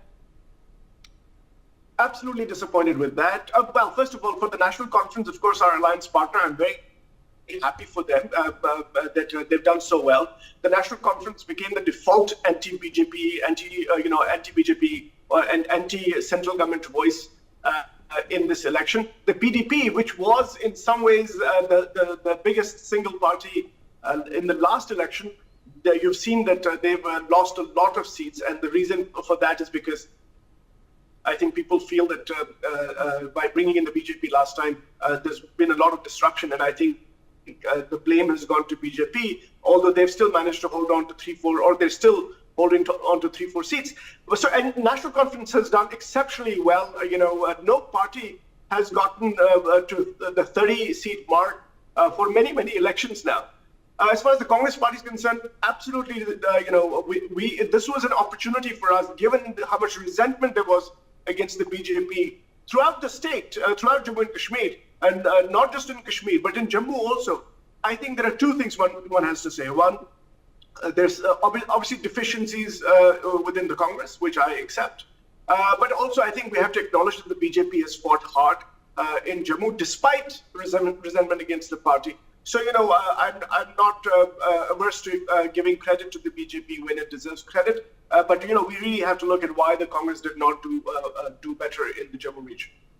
Okay. Sheikh Nasir, let me bring you in here. Senior PDP leader who's also joining us now. Sheikh Nasir, how are you viewing these trends right now? Not good news coming in for the PDP. PDP just leading on 5 seats out of 90 as we speak. See, these are the initial trends. We still believe that PDP will come out with good numbers. So what Salman Sosa was saying, it's quite result for us are disappointing, but still PDP has struggled a lot during the last 6-5 years. As you know, that after abrogation of Article 370, the PDP was the main target, and BJP as well as the central government and several agencies, they tried to break down the party, and several new parties were created in Jammu and Kashmir, and most of the leaders they were taken out from the BJP after applying different pressure tactics, and new parties were formed. At a stage, just a couple of years back, we were at a very bad stage, but despite all these odds, our party leadership tried her best. She came out of the house and she went to every nook and corner of the state and tried to mobilize the workers. And it is because of her efforts that today we are also expecting some good results. So these are the initial trends. We expect that PDP will come up with good numbers. Okay. Also, yes. Okay, Salman Soz, yes. Please go ahead. Just wanted to make one quick point. Although this time the Congress Party and the National Conference did not fight this election in alliance with the PDP, but as far as I know, the PDP is very much part of the India Alliance at the national level. So it is not as if we are enemies in any way. Maybe rivals in this election, but overall, just like the Aam Aadmi Party contested against the Congress in the Punjab election, but Aam Aadmi Party remains a part of the India Alliance. Similarly, PDP is also part of the India Alliance, so there is no enmity as far as, there's a lot of, we're like-minded in many ways, so it's not that there is any anger or enmity between our parties. Okay. Also, are you prepared, Sheikh Nasir, to support the NC Congress if they reach out to you, if things go down to the wire for them? See, from the day one of the elections, our party leadership has made it clear that despite the fact we are not in the alliance in the elections, but if the need arises, to keep BJP out of the power corridors, PDP has always offered any kind of support to the alliance. Though the final decision is to be taken by the party leadership, but still at this stage, I am clear that our party has made it clear from the day one that in case the alliance requires any sort of support from PDP to keep BJP out of power corridors, PDP will have definitely extend their support. Yes, Harinder. Interesting here, one thing which is getting exposed very blatantly is the opportunism of the Congress on two counts. Now, one, yesterday when they were feeling very shaky, they weren't sure what would happen. So the NC Congress, and on behalf of the NC Congress, Mr. Abdullah, he comes out and says, irrespective of whether we need the PDP or we do not need the PDP, we will have PDP as part of the government. But today, now when you ask Salman Soz, who's an extremely senior leader of the party, that are you going to take PDP along? His first response is, I don't think we are going to need PDP. Though, of course, he comes back and says, yeah, they remain a part of the India alliance. But where your question was very specific, that are you going to take them along? He said, I don't think we need them. That is one. A still more serious issue of opportunism where Congress is concerned. Probably one single point which was the most important for J&K in this election was Article 370. And Congress has refused to take a stand on 370. They will go with whatever gets them into power. So that is the situation there. They have not taken a stand. They are not, supporting the abrogation. They are not anti the abrogation. We will go with whatever suits as long as it gets us into power. As long as it gets us into power, we are there. We are into this only for power and not for the country or the state at all. The other thing which he said right at the beginning was the misgovernance of 10 years. The misgovernance of 10 years leads to the fact that this was the most peaceful election ever. So there were no boycotts, there were no stone pelting, there was nothing. Yes, the numbers could be a little here, there. Yes, that's a separate issue altogether. Yes. The most peaceful election ever, and that is the misgovernance he's talking about. The other thing, what I am concerned about, and I would like to ask Mr. Soz this, that considering that Mr. Omar Abdullah had said that Congress is not pulling its weight, the Gandhis are not putting in enough effort in the Jammu region where they were supposed to concentrate, they're not trying hard enough. That was a sure sign of fissures there. Now with NC, assuming things go the way they are going, though I don't think they will, but for a moment, let's take it that way. And if the NC and PDP can put together a government, do you think? Okay, I'll get Salman Soz to quickly respond to that. BJP Harinder Tyal, of course, raising those points. Salman Soz, you can, of course, respond to him. And also, is the common minimum program ready between you and the National Conference? Should you now be in a position to form government, or are we likely to see those fissures which Harinder Tyal believes exist only exacerbate in the coming days? First of all, the BJP talking about Congress going after power, it is calling it's like the pot calling the kettle black. The fact of the matter is that the BJP has done everything possible in all parts of the country to usurp power. In fact, in just yesterday, there was a video that came out from one of the leaders in Kashmir who basically talked about 5 names from the BJP that would be nominated by the Lieutenant Governor so that they would have a majority in Jammu and Kashmir. That is the kind of subversion of democracy the BJP practices. I don't want to say anything more on that. As far as the PDP is concerned and our alliance is concerned, we've said it. In fact, you can look at my statements during the elections. In fact, my press conferences during the elections. I've always stated that the PDP is very much a part of the India alliance at the national level. So even though in this election we did not fight together in this alliance, and like Omar Abdullah said, like I've been saying, there is a lot. We're like-minded parties because we think that the J&K suffers when parties like BJP get control, and in that we're all together. in terms of numbers, whether we need numbers or not, for now, I can tell you that we seem to be headed to a majority. That does not in any way mean that we will not expand our majority to make sure that it is totally bulletproof, because the BJP has the resources, BJP has the government power, agencies, etc., to at any time destabilize us. Okay, we're getting some breaking news now coming in from Jammu and Kashmir. I'll just come back to you, Salman Soos.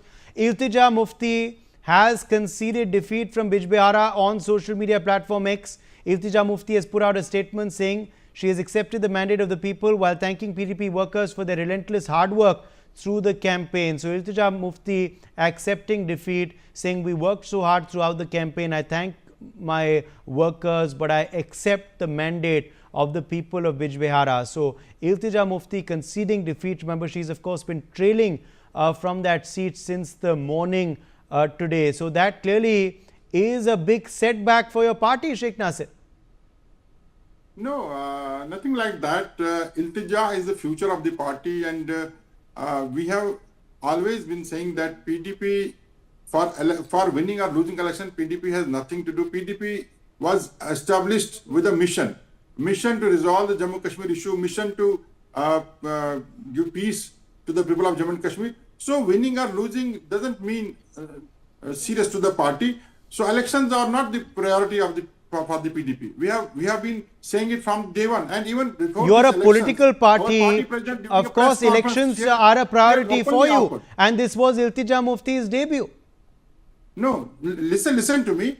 Before elections, our party president during press conference has offered to both the alliance partners that if they will accept the manifesto of the PDP, she will withdraw from all the 90 seats. So what does it mean? It means that for us, the manifesto, the agenda is the prime. So winning or losing hardly matters. Iltija is a leader. She is hope of the party. She is hope of the Jammu and Kashmir, and she will shine. Do you believe that your decision to ally with the BJP last time around has cost you? No, it doesn't mean. See, in our state, in India, people want change. So we were in power in 2002, and in 2008, it was National Conference who came in the power, and again in 2014. Okay, Tariq Amit Kara is speaking right now. He's the president of the J&K Congress. Let's listen. 6 marks. What you would like to comment? So, my comment would be that I am very happy on that, because I have been maintaining it that our mark is going to cross even 50, and I am still hoping that the final results would be accordingly. What are your further strategy for government formation, sir? If you will cross the 46 marks, there is no rocket science in it. The alliance partners have to sit and to formulate a model that how this power sharing has to be done, and we have to evolve a kind of an agenda that what we are going to pursue. अगर 46 से 1-2 सीटें नीचे रह जाती हैं तो क्या कोई प्रोबेबल टॉक पीडीपी की तरफ से हो रही है? क्योंकि हमने देखा फारूक अब्दुल्ला साहब ने कहा कि हम स्वागत करते हैं, हालांकि ऐसी कोई औपचारिक बात नहीं हुई, लेकिन हम स्वागत करते हैं अगर महबूबा मुफ्ती साहिबा ने अगर ऐसा कोई ऐलान किया है हमारे लिए तो. See, without qualifying any person or the party, I think both the alliance partners are on the same page that we want a stable and inclusive government whereby we can start a new struggle which is ahead in a stronger manner.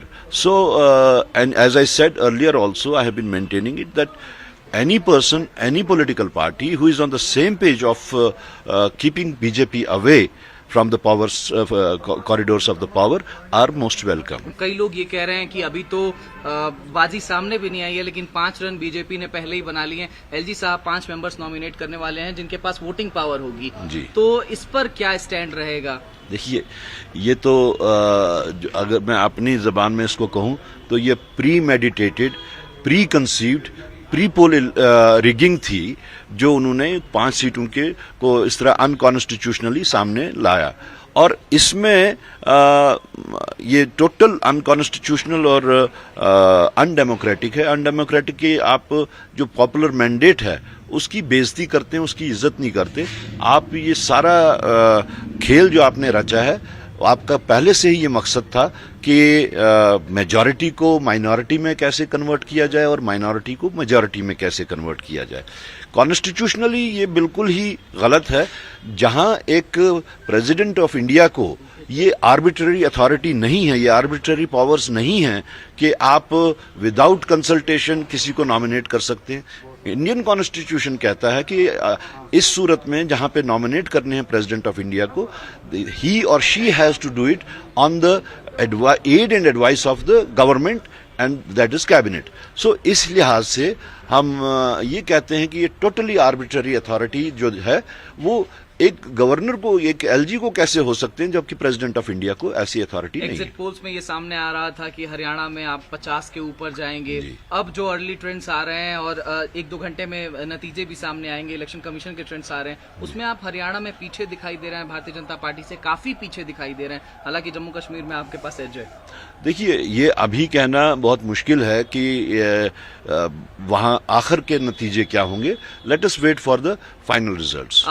मतलब इतने शीर्ष नेता के तौर पर आप क्या comment करना चाहें, किस तरीके की तैयारियां हैं नेशनल कॉन्फ्रेंस की तरफ से भी और कांग्रेस पार्टी की तरफ से भी? क्या कितनी मिठाइयां बट रही हैं आज रैली में? देखिए, ये मिठाइयों का मामला नहीं है हमारे वास्ते।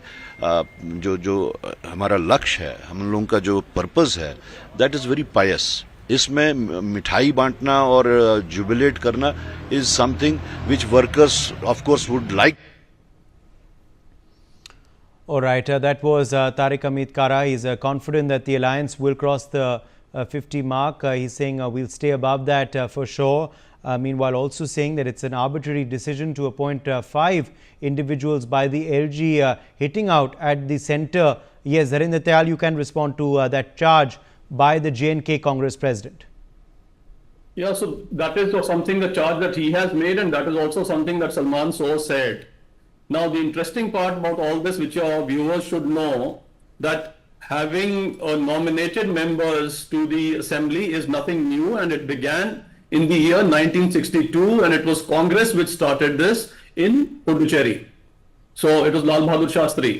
So the opposition here seems to be because they cannot afford to, they don't want to see a Kashmiri Pandit in the assembly. They don't want to see somebody from POJK in the assembly. That really irks them, number one. 2, they are the ones who started this. Now, a very interesting part of history, Uday, is that though the nominated members were there from 1962, the first time this was challenged in the High Court, in the Madras High Court, then Madras High Court, was as late as 2018, because that is when it was the BJP's turn.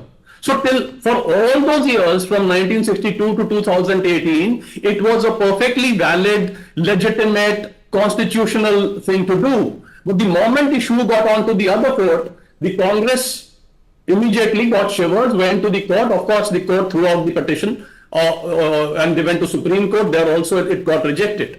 But today, once again, they want to come up with the same thing because they want to deny that legitimate right to those people whom they have ousted from the valley, who have lost their rights. They were a right given to them, and that is a scheme that they had created in 1962, nobody else. But today, suddenly, it begins to sound unconstitutional.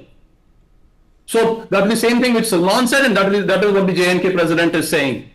So why the shivers? I fail to understand. Okay. Yes, Salman Soor, you can quickly respond. And also, as far as, of course, Mr. Kara's statement is concerned, are you also confident that over 50 mark is your target and it will be achieved? Well, on the BJP spokesperson's charge, basically what a BJP leader said yesterday was not that the Lieutenant Governor was going to nominate people who were eminent people in their communities who had done something. When you have nominated people, either they're literary figures or they've done great social work, etc. He was saying that they're going to nominate 5 BJP leaders. There is a difference.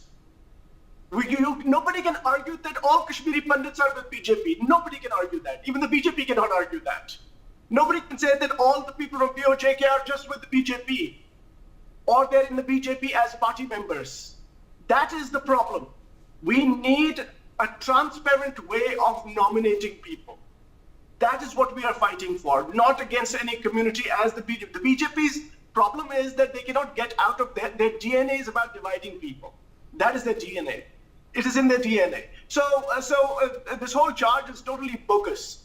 This is a problem. The problem is that their party people are saying that their own party people from these communities will be nominated, as if nobody else deserves these nominations. So that is one. On your other point of 50 plus seats, I've been saying it for some time that we will achieve 50 plus seats. I was hoping to get closer to 60, and as you can see from the result, the trend so far, So you're confident. Okay, let's talk about Haryana now. I want to talk a bit about Haryana now. Let's talk a bit about the trends emerging from there. So Captain Abhimanyu, I'll come. We spent a lot of time on J&K. The back and forth will continue, Mr. Tyal. Let's come to Haryana now, because in Haryana we are learning Captain Abhimanyu is trailing right now from Narnaul. Bhupinder Singh Hooda continues to lead. Vinesh Fogart continues to trail. We are learning Shakti Rani Sharma is leading by over 6,000 vote margin now. We are learning that Bhavya Bishnoi has gone ahead now of his rival from the Congress from Adhampur seat. We are learning Savitri Jindal continues to lead from Hisar. Let me quickly also apprise our viewers with the latest trends now. 49 leads for the BJP now, 35 for the Congress, 2 for the INLD BSP alliance, and 4 others are leading as well. Now, if we talk about Haryana, Salman Soz, what seems to have gone wrong for your party? Because, these trends are now, sticking. They've been sticking for the last hour, couple of hours now. And this is certainly not good news. Exit polls were predicting your party's win. What seems to have gone wrong? Is it internal fighting, you believe? It is not for me to speculate as a party spokesperson. Of course, it is so far, it is a disappointing result, even though, may I add, that all votes have not been counted. But you're right. I mean, these results have been sticking for the last hour, and we should not shy away from saying that these seem to be sticky results. Potentially, although our party leadership in the state has said that they're still confident that after all the votes are counted, that Congress will prevail. But assuming for a moment that these results are the way they are, there are two things that we must accept. One is that there are some perhaps strategic issues that the party has to... okay, there's a bit of a twist in the tail for Vinesh Fogart. So now she is leading from Julana. So this is the latest trend coming in. Vinesh Fogart, star wrestler making a debut on a Congress ticket from Julana, is now leading from the seat. So that's a twist there that's come. She was, of course, trailing consistently for the last hour or so. Yes, Salman, back to you. So, like I said, right now, Vinesh Fogart is leading. She was just not leading earlier. She was trailing. So things can still change. And, so that is why I'm reluctant to say that this is the result that is going to hold. But of course, the fight is really, really tough. The BJP should be given credit to the extent that they have had a strategy and an effort that has led them, after two terms, they're still in the fight. At the same time, if the Congress prevails, eventually it will still be a close contest, and we need to see why we did not do better than what everybody was expecting. But that cannot come on the day of the election. That has to be after the results are over. Then we sit, calm minds, cool heads, and then we. But often we see internal dissent within your state units. We've seen it before in Madhya Pradesh, where your government fell because Jyotiraditya Scindia, did not get along with Digvijay Singh and with Kamal Nath. He had to quit your party, and your government fell because of that. We've seen in Rajasthan, internal fighting between Ashok Gehlot and Sachin Pilot come out into the open, with Sachin Pilot actually camping with his MLAs, almost dislodging the government. We've seen in Chhattisgarh also with Bhupesh Baghel and T.S. Singhdeo. You've seen in the Jammu Kashmir unit also what often happens. Do you believe in Haryana too? Possibly this is one of the reasons. Kumari Shelja came out in the open, said she felt upset that her candidates were mostly ignored. Finally, she did come out to campaign, but it was quite late. Randeep Surjewala also, many have said, has also been pretty upset with how Bhupinder Singh Hooda got a completely free hand, when it came to ticket distribution. So, do you believe this is something that will need to be looked at very, very closely as to whether internal fight between your senior leaders in Haryana has possibly cost you if these trends turn into results? Well, Kumari Selja and Randeep Singh Surjewala are both senior and respected leaders of the Congress party. In fact, Selja ji this morning talked about how she's confident that we are going to win. So I'm hoping for a good result. So I think the party has fought together. There may be, of course, this is politics, and we may all have our own wishes, but ultimately we come together during the elections and after the elections. And dissension in political parties is not something that is unique for the Congress party. I mean, if you look at the BJP in Haryana, in Jammu and Kashmir, and as you will see in Maharashtra, there's a lot of dissent in the party. In fact, in Jammu and Kashmir, I was surprised by how much dissent there was, how much division there was. It seemed like the all Congress party, when I looked at the BJP in Jammu and Kashmir. So these things happen in politics, but ultimately the Congress party, comes together and, tries to govern for the people as do you also believe perhaps... So we have to see where these results come. We are seeing strategically... your alliance has worked in J&K. You stand at 52 leads cumulatively currently.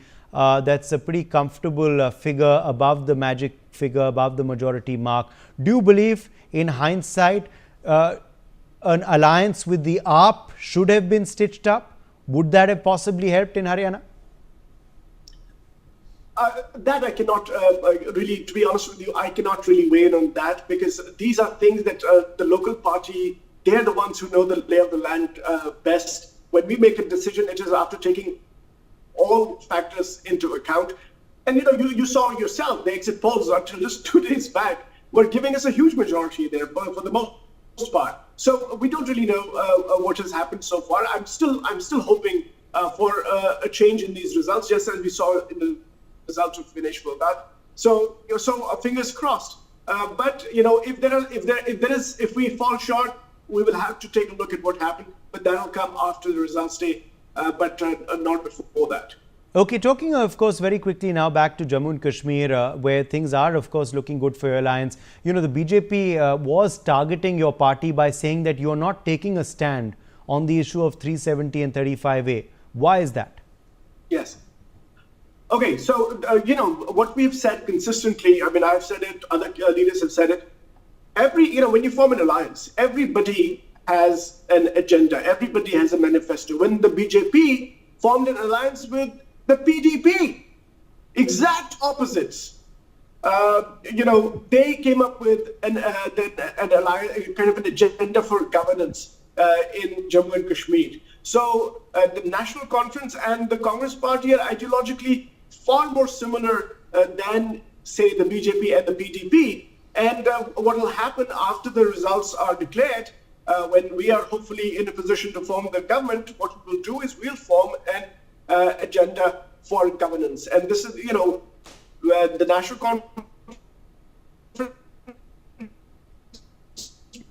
may have certain things that they focused on. To be honest with you, I think the people of Jammu and Kashmir right now need a bit of a healing touch in terms of governance. There's nobody to listen to the people right now, because everything is controlled by the lieutenant governor and bureaucrats who are not even from the place. So in some ways, people are left, at the mercy of pretty much people who are not accountable. So right now, the most important thing to do is to have an accountable government, people's representatives, so that their voices can be heard, so that we can actually start rebuilding lives in Jammu and Kashmir. And this is across Jammu and Kashmir. This is not just Kashmir or Jammu.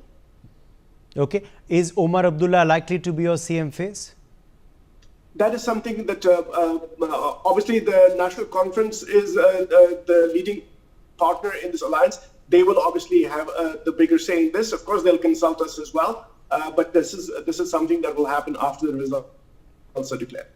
Okay. Sheikh Nasir, you are now down to 3 leads only in J&K, if we talk about the current trend that is emerging from the state, do you believe solid introspection now will be needed for your party going forward? Of course, after the elections are over, the party leadership will sit and think about the future course of action. But so far as these elections are concerned, whatever the results are there, we have to accept the people's verdict. But still, there are a lot more to do in the coming days within the party and outside the party as well. So our party leadership will take a call, and definitely the things will be set right, and we'll look forward. Do you believe in hindsight you should have forged an alliance with the NC and Congress? So that is for the top leadership to decide if there will be any need to the alliance to support them. Definitely. No. Now they perhaps might not. Now they perhaps might not even need you, because right now they stand on 52 leads. But in hindsight, should you have forged an alliance earlier? Would that have helped your party better? So that is for the party leadership to decide, the top leadership to decide. These things are to be decided by the Political Affairs Committee of the party. So what will be the good in the interest of the party as well as in the interest of Jammu and Kashmir, that will be done.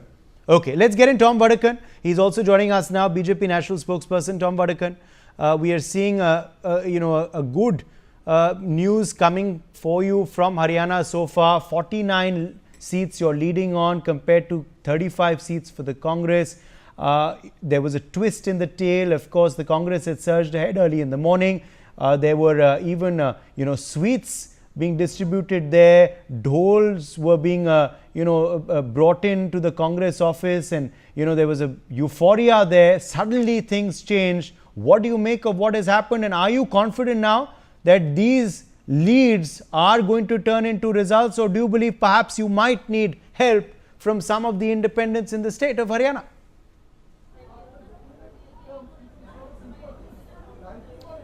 Well, I'm not an astrologer, but I can tell you this much, that the exit polls was not convincing, because we trusted our karyakartas and the input from the ground, and they were against the exit polls report. So, results. And what has happened is, after 10 years, people of Haryana, people have realized the Bharatiya Janata Party has delivered. And the false narrative built up by the Congress party through the Pahalwan agitation and the other agitation did not find support in the people of Haryana. That is a reality. You can't manipulate the mind of a voter. Voters of Haryana are wise. They know who can deliver and who have delivered for the last 10 years. Okay. If these trends do turn into results in Jammu and Kashmir, what do you make of the verdict that's coming out there? The BJP just at 26 leads as compared to the NC Congress is 52 leads. Are you disappointed in how J&K is panning out? No, we are not disappointed at all. We believe that this is a victory of democracy. This is a victory for not just democracy, for the secular positions we have taken, for the development projects that have been brought, and the security system that is in place in the state of Jammu and Kashmir.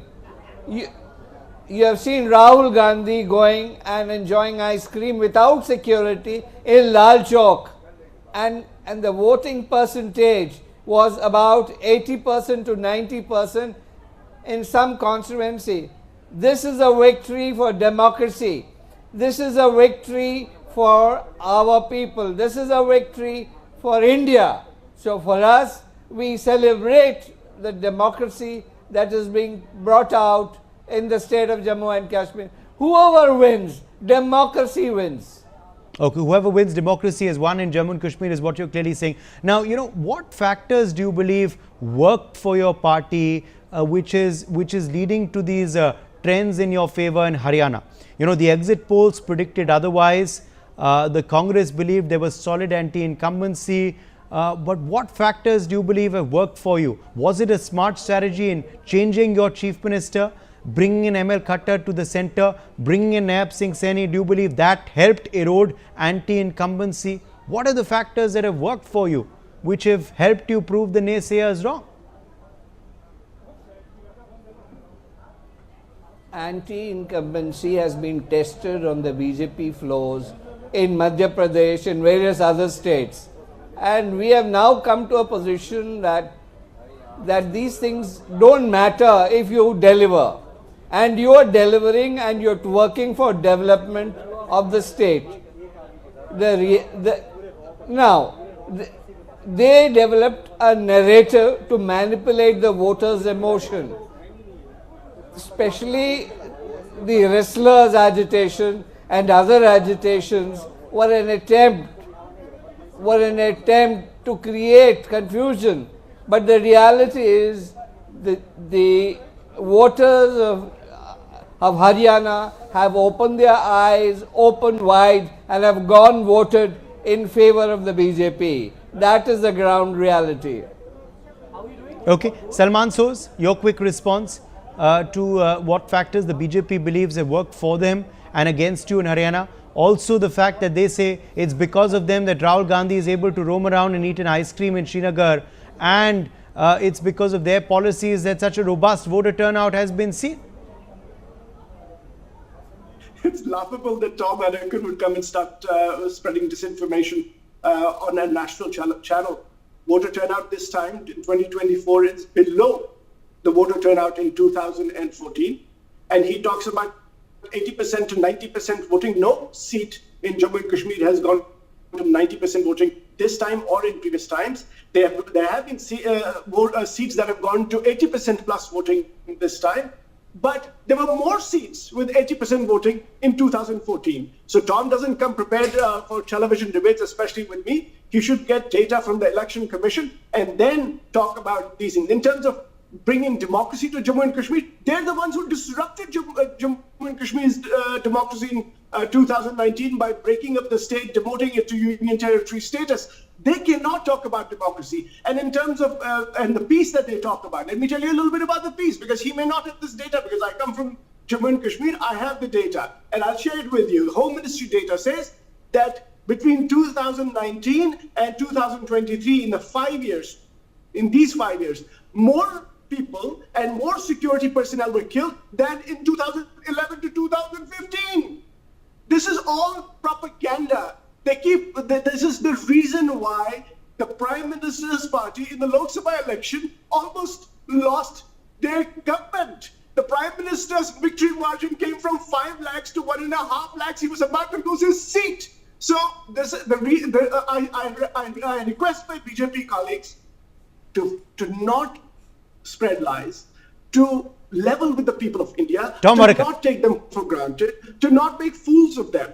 So, because at least share with them the data that you produce, that the government produces. At least share that data with them. As Tom I've already said. Ask my friend. I've already said about Haryana. Yes. That we still ask my friend for the final results. Soz, if the final results show that we have fallen short, to see the elephant in the room, he has a position with humility and understand. I mean, can you silence this guy? I mean, will he stop? How can I talk? I mean, what is this? What is this? He won't stop. Ask him to clarify his position on 370. Ask him to clarify NC's position and tell him to stop reading out the script of Soros. This is the script of Soros. Secessionist speaking. This is not the Congress party speaking. This is the script of Soros and balkanization project that they have been mentoring for some time. Mr. Soros, correct yourself. This is Soros script, not the Congress script. Tom, my friend, you're from our party. You went to the BJP, I'm sorry to say, at the very wrong time. Just as our overall national fortunes are going up, BJP's fortunes are going down. BJP is led by a leader who's basically lost a step or two, and he's nowhere as popular as he used to be. And I think you went to the other side at exactly the wrong time. I feel for you, my friend. Anytime you want to come back, our doors are open for you. But as far as as far as talking about democracy, so thank you. I am not interested to come into a party which is mentored by Soros and company, which is about balkanization. I'm just saying, we don't accept balkanization of my country. Voter turnout, no way. And democracy in Jammu you better be clear on that. I rebutted you with factual data from the Election Commission. I rebutted your claims of terrorism, peace in Jammu and Kashmir. We have all the data from Election Commission. You are getting your script from Soros, and that's exactly what is happening. Okay, let's also bring in another very special guest joining us at this point. Tomin, Salman, stay with us. H.K. Patil, Karnataka Law Minister, joins us live as well. H.K. Patil, what do you make of the mandate that is emerging from Jammu and Kashmir and Haryana? Haryana not looking good anymore for your party as we speak. If these trends do turn into results, it's going to be the BJP that will form government there. They are past the halfway mark on leads currently in J&K, though you and your ally NC stand at a comfortable position to form the government. How are you viewing these trends, these decisive trends now, Mr. Patil? In fact, Pratap, it is really happy augury that in Jammu and Kashmir we are doing much better. Congress and NC are moving ahead to form a very stable government. And as regards Haryana is concerned, we are a little worried naturally. And this Jammu and Kashmir, after so much of development, people have shown their support to the secular parties.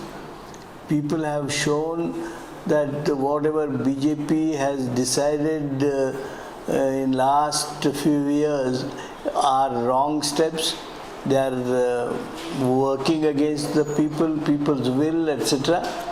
And the result of Jammu and Kashmir gives us a sense of feeling that whatever is the situation, the people will rise to the occasion.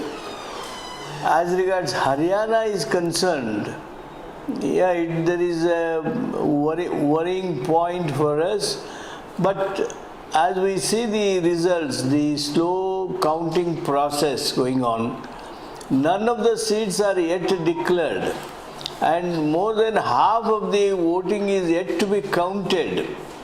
If you look at the first round, second round and third round, Congress was leading like anything, but we came down now when half of the rounds are over. We are still on 35. But I am hopeful that once the results are complete, we may get the magic number for Congress. Okay, but as far as of course now the Haryana result is concerned, you're hopeful that things will take a turn once again for your party. But here was a state where the BJP has governed for 10 years. You claimed that there was a lot of anti-incumbency. There is no landslide happening for your party though. Even if you do turn things around, hypothetically as you're saying, it's going to go down to the wire and be very close. What has gone wrong? Do you believe infighting perhaps there has cost you between Mr. Huda and Kumari Shelja and others? Do you believe that, perhaps ticket distribution was not done well, which is why independents are also winning? What has gone wrong? More than all that, AP has taken almost 3.5% of votes, which would have been come to this India group, and similarly the BSP also took some of our Congress votes only. This made much difference. The That is one. But as regards other groupism or wrong selection of seats is concerned, I don't think that has made any impact, because all our people work together. All the leaders have worked together, and that's why I don't think that there is any impact of that difference in the party. Okay, you're making an interesting point, because we're seeing in Jammu and Kashmir, you forged an alliance with the NC. Obviously, you've gained because of that. You're going to be in power if these trends do convert into results. But in Haryana, there was talk of an alliance with the Aam Aadmi Party, but it didn't end up happening. In hindsight, do you believe the alliance should have happened? Your party should have perhaps gone in for an alliance. It would have helped you. Yes, alliance should have happened, and that would have changed the total scenario. But however, Pratap, you know the percentage-wise voting is concerned, Congress is much better than BJP. We are almost 1.5% more than BJP. Yes. So you believe because of that high vote share, things could change, things might change as the day, of course, progresses. What bearing will today's result have on the upcoming assembly polls, Mr. Patil, in Maharashtra, in Jharkhand, and also in Bihar and Delhi in the next 6 months?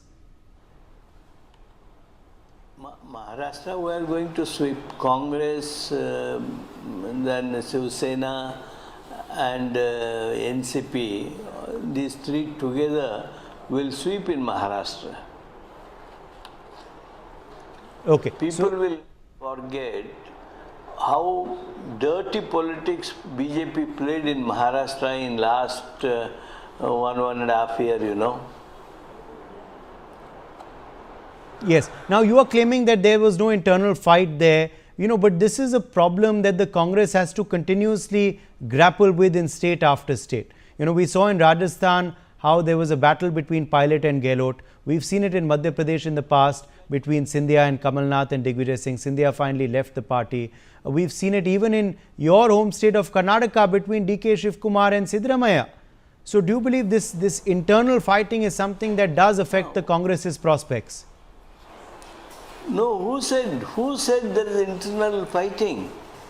This is what BJP tries to make such unreasonable issues. There is no difference between Mr. Siddaramaiah and Mr. Shivkumar. It is not being told by me, this is told by both of them. And Siddaramaiah is given strength by Mr. Shivkumar, Shivkumar is given strength by Siddaramaiah. Okay. And BJP's attempts to target you on that internal tussle is not going to work, is what you're clearly saying, Mr. Patil. Because they're obviously claiming that Chief Minister Siddaramaiah's chair is under threat because of this case against him. No. That is a wrong perception. Siddaramaiah is quite safe. All the ministers are with him. All the legislators are with him. Rank and file is with him. High command is with him. And we all are very united. And there is no question of differences at all.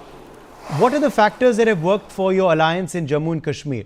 Because BJP says, that their policies in J&K, have helped the high voter turnout in the state. They also claim that, democracy has won despite whichever party winning in J&K. What do you believe has worked for you and against BJP and also against PDP, which has also not done very well in J&K today? The secular policy of Congress and the same thought process of NCP and our consistent stand of development of Jammu and Kashmir. Okay. All of those are factors that have worked for you. The BJP though is questioning your party on your stand on 370 and 35A though. They're saying you're not taking a clear position. despite what NC is saying, your partner?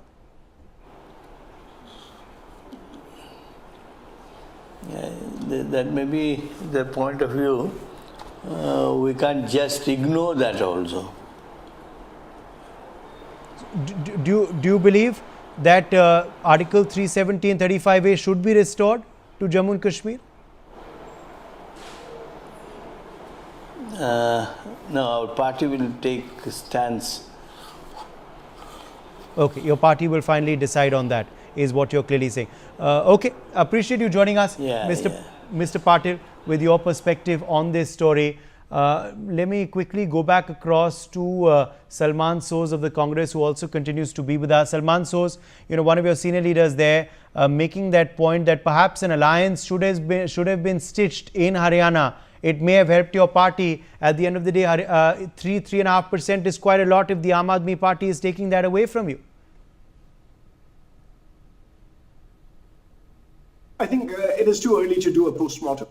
This is, we still don't have the final results. I've made pains to point out.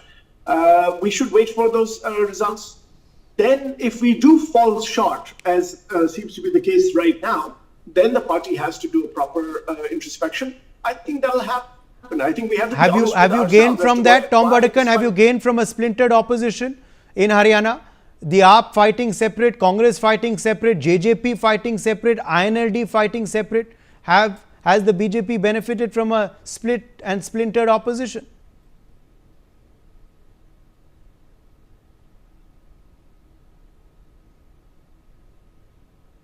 Tom, that question is for you. I couldn't hear the question. Have you gained from a split opposition? The opposition did not ally. The Congress and AAP fought separately. The JJP also fought separately. The INLD also fought separately. Have you gained from that? We have gained from the groundwork we have done. We have gained whatever developmental work we have done in that state. And people of Haryana have realized they may unite or disunite or break up. That doesn't affect us. Our people are, this is a new constituency Prime Minister Modi has developed, which is a cross-caste community or gender or religion, which is recipients of development that has come to the state. And that is the constituency that these parties don't understand. This constituency has been developed at the national level, which is contributed by the Prime Minister and his team in the central government. And that is the delivery that we have delivered. We do not believe that, that their alliances have helped us. We have worked on our own, and we believe that we will form government. Okay, you're going to form government in Haryana, and you believe it's because of your hard work and of course your karyakartas and also the delivery of schemes by your party in the state and centre. Tom Badakan, a quick question also on J&K, because in J&K it's the victory of secularism, says the Congress party, and their policies is what Mr. Patil was telling us earlier as well. Interestingly though, the Congress not taking a stand on 370 and 35A. NC has a very firm position on it. The Congress not really being too vociferous on it. What do you make of this dilly-dallying? Well, the funniest thing is a parliamentary resolution was passed in Parliament. Support that Jammu and Kashmir was an integral part of India. Congress party had supported. Now 370 is something that is elephant in the room in this coalition. And they cannot take a position on this, because if they take a position, it's a clear-cut indication that they want to balkanize India, and that is not acceptable. They will suffer defeats across India if they take a position of that order. Salman Soz, quick reaction. I think first of all, Tom Badakan should go for a history lesson. Article 370 was part of the Indian Constitution, was instituted by the early leaders of independent India. So Tom Deccan should have some respect for our early leaders of the freedom movement. So, the revisionist history does not work. As far as the Congress Party is concerned, we have a very clear stand for Jammu and Kashmir. And that is, the first order of business is to restore the people's democratic rights by giving them what they have been deprived of by the BJP, and that is statehood. That statehood must come. Along with that, the Congress Party is committed for the people of Jammu and Kashmir to protect their land rights, protect their government jobs, protect. Would you like the restoration then of 35A and 370? The first right. Let me just finish. The first right on the resources of Jammu and Kashmir are of the people of Jammu and Kashmir, and on this, I must say, there is unanimous agreement in Jammu and Kashmir on the people of Jammu and Kashmir, and that is what the Congress Party will deliver. Will try to. What is your personal view, Mr. Soos? You are a senior leader from the state. Your father has also been a veteran in Jammu Kashmir politics. What is your personal view? You believe 370 and 35A should be restored? Was it wrong that the centre took it away? To be honest. Yeah, to be honest with you, I don't go on TV as an individual. I go to represent my party, and that is what I am doing.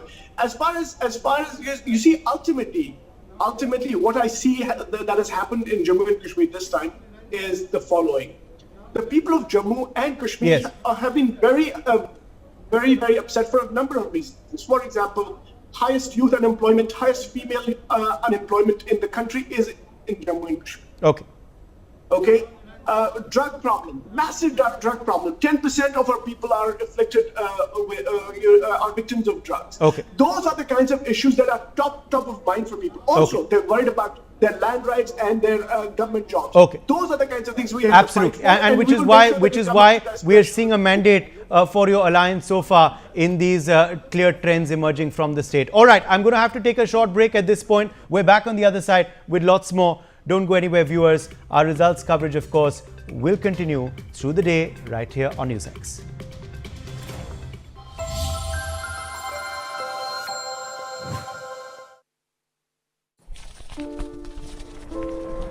Sir, हा माझा CV. तुमचा CV खूप चांगला आहे, पण आम्ही फ्रेशर्सना काम देऊ शकत नाही.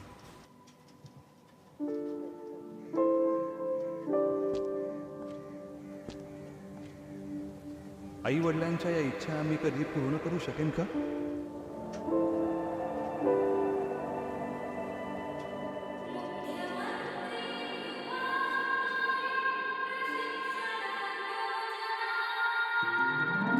प्रगतीचा ध्यास घे तू, विकासाची कास घे तू, शिक्षण आणि प्रशिक्षण घे तू, परिश्रमाचे वेतन घे तू, नव्या महाराष्ट्राचा घे तू विचार, कुशल युवकांचे स्वप्न साकार. कुशल महाराष्ट्र, रोजगारक्षम महाराष्ट्र. लोग इस बात को चाहते हैं कि हरियाणा में ये डबल इंजन की सर, हा माझा CV. तुमचा CV खूप चांगला आहे, पण आम्ही फ्रेशर्सना काम देऊ शकत नाही.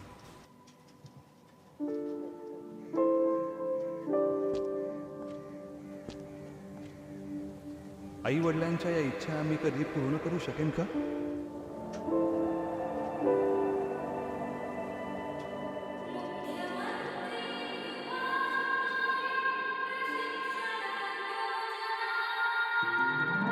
प्रगतीचा ध्यास घे तू, विकासाची कास घे तू, शिक्षण आणि प्रशिक्षण घे तू, परिश्रमाचे वेतन घे तू, नव्या महाराष्ट्राचा घे तू विचार, कुशल युवकांचे स्वप्न साकार. कुशल महाराष्ट्र, रोजगारक्षम महाराष्ट्र.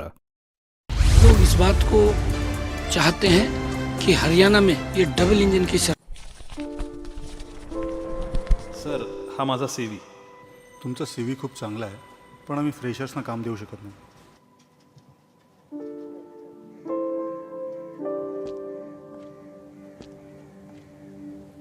आई वडिलांच्या या इच्छा आम्ही कधी पूर्ण करू शकेन का?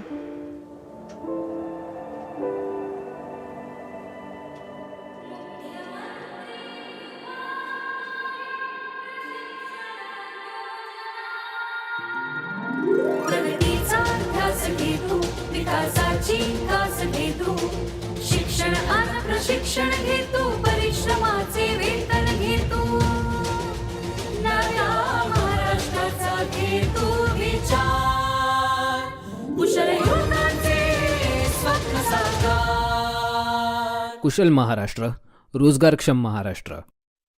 लोग इस बात को चाहते हैं कि हरियाणा में ये डबल इंजन की सर हा माझा CV, तुमचा CV खूप चांगला आहे, पण आम्ही फ्रेशर्सना काम देऊ शकत नाही।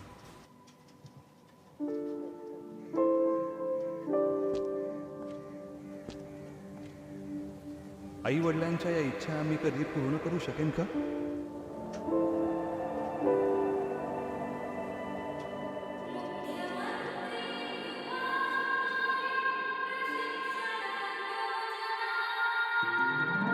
प्रगतीचा ध्यास घे तू विकासाची कास घे तू शिक्षण आणि प्रशिक्षण घे तू परिश्रमाचे वेतन घे तू नव्या महाराष्ट्राचा घे तू विचार कुशल युवकांचे स्वप्न साकार कुशल महाराष्ट्र, रोजगारक्षम महाराष्ट्र।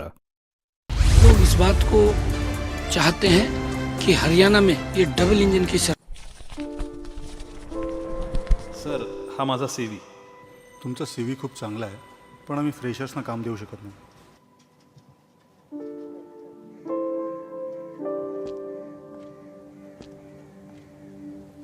आई वडिलांच्या या इच्छा आम्ही कधी पूर्ण करू शकेन का?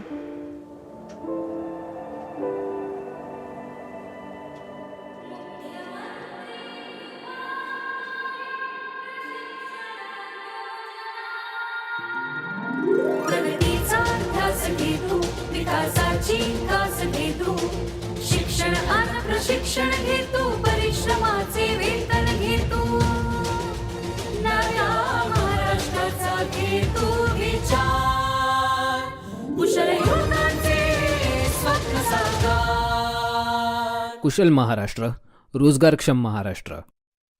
लोग इस बात को चाहते हैं कि हरियाणा में ये डबल इंजन की सर हा माझा CV, तुमचा CV खूप चांगला आहे, पण आम्ही फ्रेशर्सना काम देऊ शकत नाही।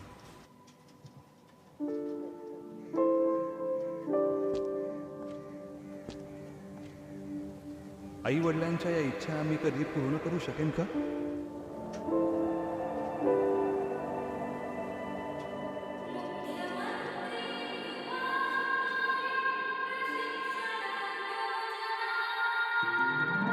प्रगतीचा ध्यास घे तू विकासाची कास घे तू शिक्षण आणि प्रशिक्षण घे तू परिश्रमाचे वेतन घे तू नव्या महाराष्ट्राचा घे तू विचार कुशल युवकांचे स्वप्न साकार कुशल महाराष्ट्र, रोजगारक्षम महाराष्ट्र।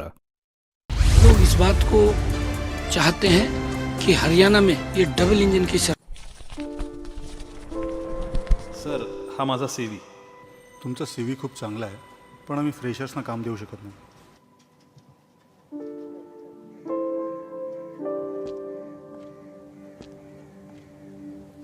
आई वडिलांच्या या इच्छा आम्ही कधी पूर्ण करू शकेन का?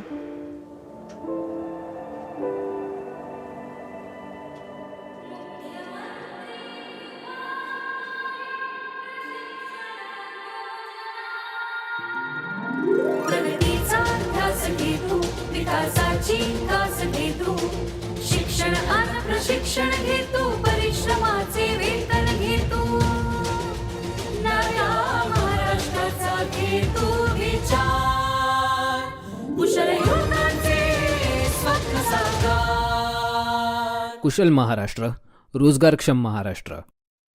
लोग इस बात को चाहते हैं कि हरियाणा में ये डबल इंजन की सर हा माझा CV, तुमचा CV खूप चांगला आहे, पण आम्ही फ्रेशर्सना काम देऊ शकत नाही।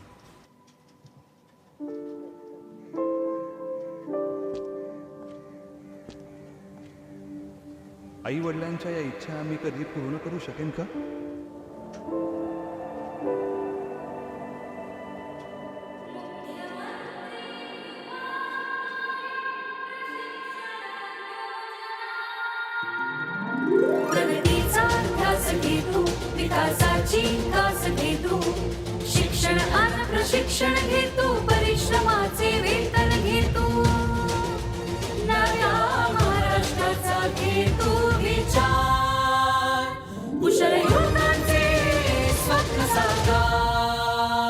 कुशल Maharashtra, रोजगारक्षम Maharashtra.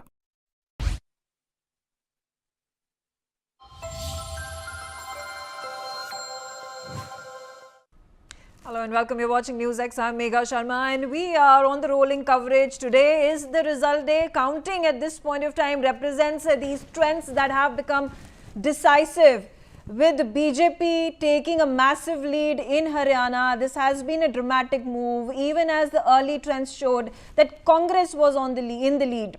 Meanwhile, in Jammu and Kashmir, it has been Congress and the National Conference that have showcased their victory over BJP, if these trends are to be taken note of. In fact, let's take a look at some of the political reactions pouring in from the key contenders in Haryana and Jammu and Kashmir with these trends that have been put out.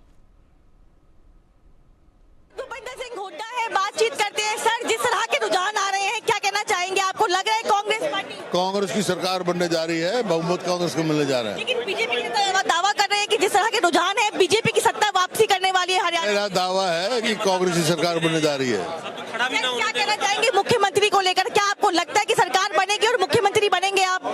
Congress फैसला, party फैसला करेगी। तो अभी हमारे साथ मौजूद हैं कांग्रेस के वरिष्ठ नेता और CWC मेंबर कुमारी सैलजा जी। कुमारी सैलजा जी, लगातार सुबह से कांग्रेस के दफ्तर पे सेलिब्रेशंस हो रही थी और लड्डू बांटे जा रहे थे, जलेबी बांटे जा रहे थे, तो फिर से रुझान बदले हैं, अब क्या लग रहा है?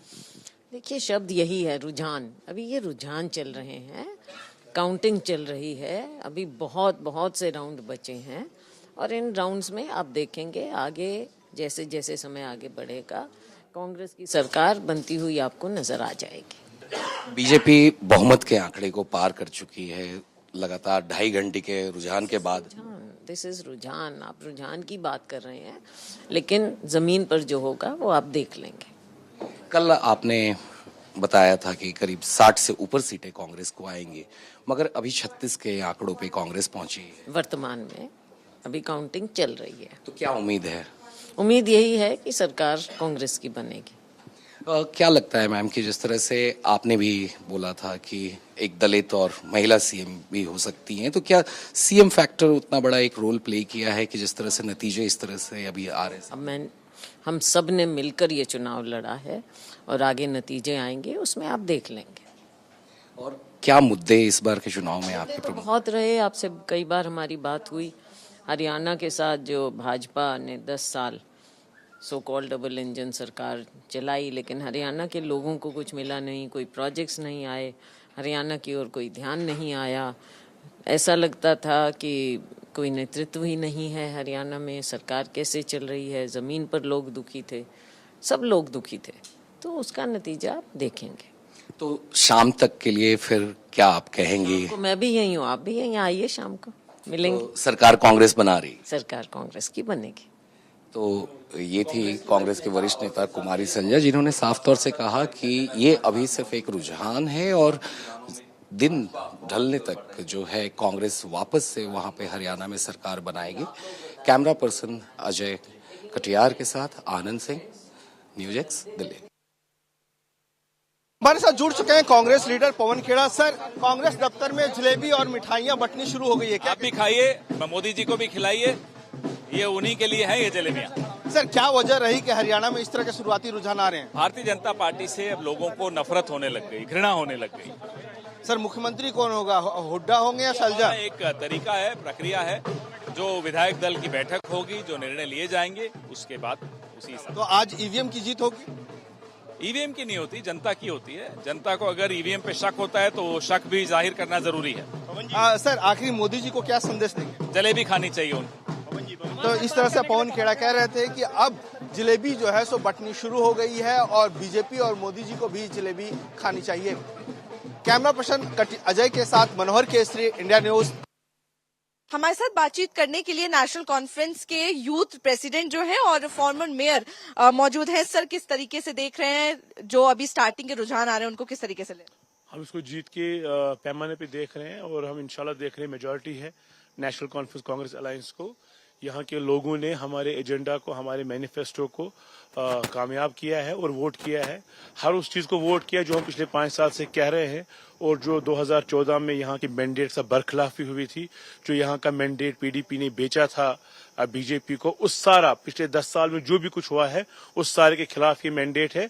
और ये कांग्रेस और नेशनल कॉन्फ्रेंस के हक में इसलिए जा रहा है, हमने यहाँ के लोगों की एस्पिरेशंस की बात की। लेकिन अभी भी कहीं ना कहीं टक्कर जो है वो देखी जा रही है। इंडिपेंडेंट कैंडिडेट की भी बात करें तो वो भी कई जगह से आगे, कहीं पर्सनल इन्फ्लुएंस भी होता है, लेकिन ओवरऑल जो आप देखते हैं जो रुझान है वो नेशनल कॉन्फ्रेंस कांग्रेस अलायंस की ओर है। और हमें पूरी उम्मीद है कि हम मेजॉरिटी की ओर बढ़ रहे हैं और आने वाले टाइम में national conference Congress government form करेगी। यहाँ कहीं ना कहीं फारूक अब्दुल्ला जी की बात करें तो उन्होंने एक इशारा दिया था कि दरवाजे जो है वो पीडीपी के लिए भी खुले हुए हैं। उसको किस तरीके से देख रहे हैं, क्या अलायंस की तरफ बढ़ता हुआ? उसके लिए अब ये बड़ा प्रीमेच्योर, उमर साहब और डॉक्टर साहब उसमें फाइनल कॉल लेने वाले हैं और ये बहुत प्रीमेच्योर उसके लिए, लेकिन अलायंस सक्सेस रहा है और उमर साहब और फारूक साहब का विजन जो अलायंस को लेके था वो सही साबित हो गया। क्योंकि आप यूथ प्रेसिडेंट है, यूथ का यहाँ पे कितना बड़ा रोल जो है वो इस इलेक्शंस में रहा है? ये नया वोटर था सारा, ये ट्रेडिशनल वोटर नहीं है जहाँ 8%, 10%, 15% वोट निकलता है। ये यूथ ने, जवानों ने वोट डाला और जवानों की राय ये है जो 10 साल में वहाँ गलत हो गया। 2014 का बीजेपी पीडीपी अलायंस गलत हो गया। 2019 में जो भाजपा ने यहाँ किया 370 और 35 को लेकर वो गलत हो गया।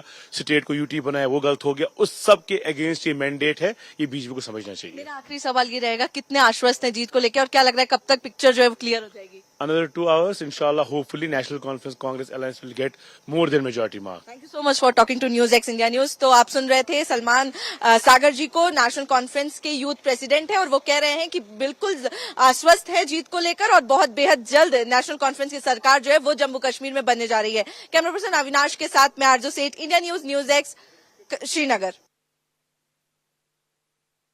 बीजेपी के राष्ट्रीय प्रवक्ता राजीव जेटली जी हमारे साथ में मौजूद हैं। राजीव जी, जिस तरीके से रुझानों में बीजेपी को बढ़त नजर आ रही है और कांग्रेस कहीं पीछे छूटती नजर आ रही है, ऐसा क्यों और ऐसा आपको क्या उम्मीद थी इस बात की? बिल्कुल, कांग्रेस नहीं, भारतीय जनता पार्टी पूर्ण बहुमत के साथ सरकार बना रही है। ये बात आपने मुझसे थोड़ी देर पहले पूछी थी, मैंने तब भी बताया था।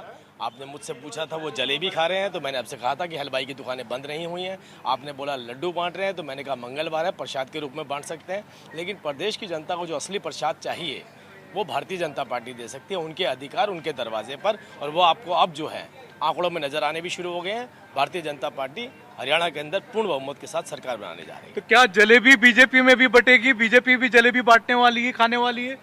मैंने आपसे कहा कि आज मंगलवार है, सबको अपनी स्वेच्छा से जो बांटना है बांट सकता है। हमने सरकार बनानी है क्योंकि गरीबों का उत्थान करना है, हमने सरकार बनानी है क्योंकि दलितों का उत्थान करना है, हमने सरकार बनानी है क्योंकि प्रदेश की जनता की ज़रूरतें जो हम पूरी करते आ रहे हैं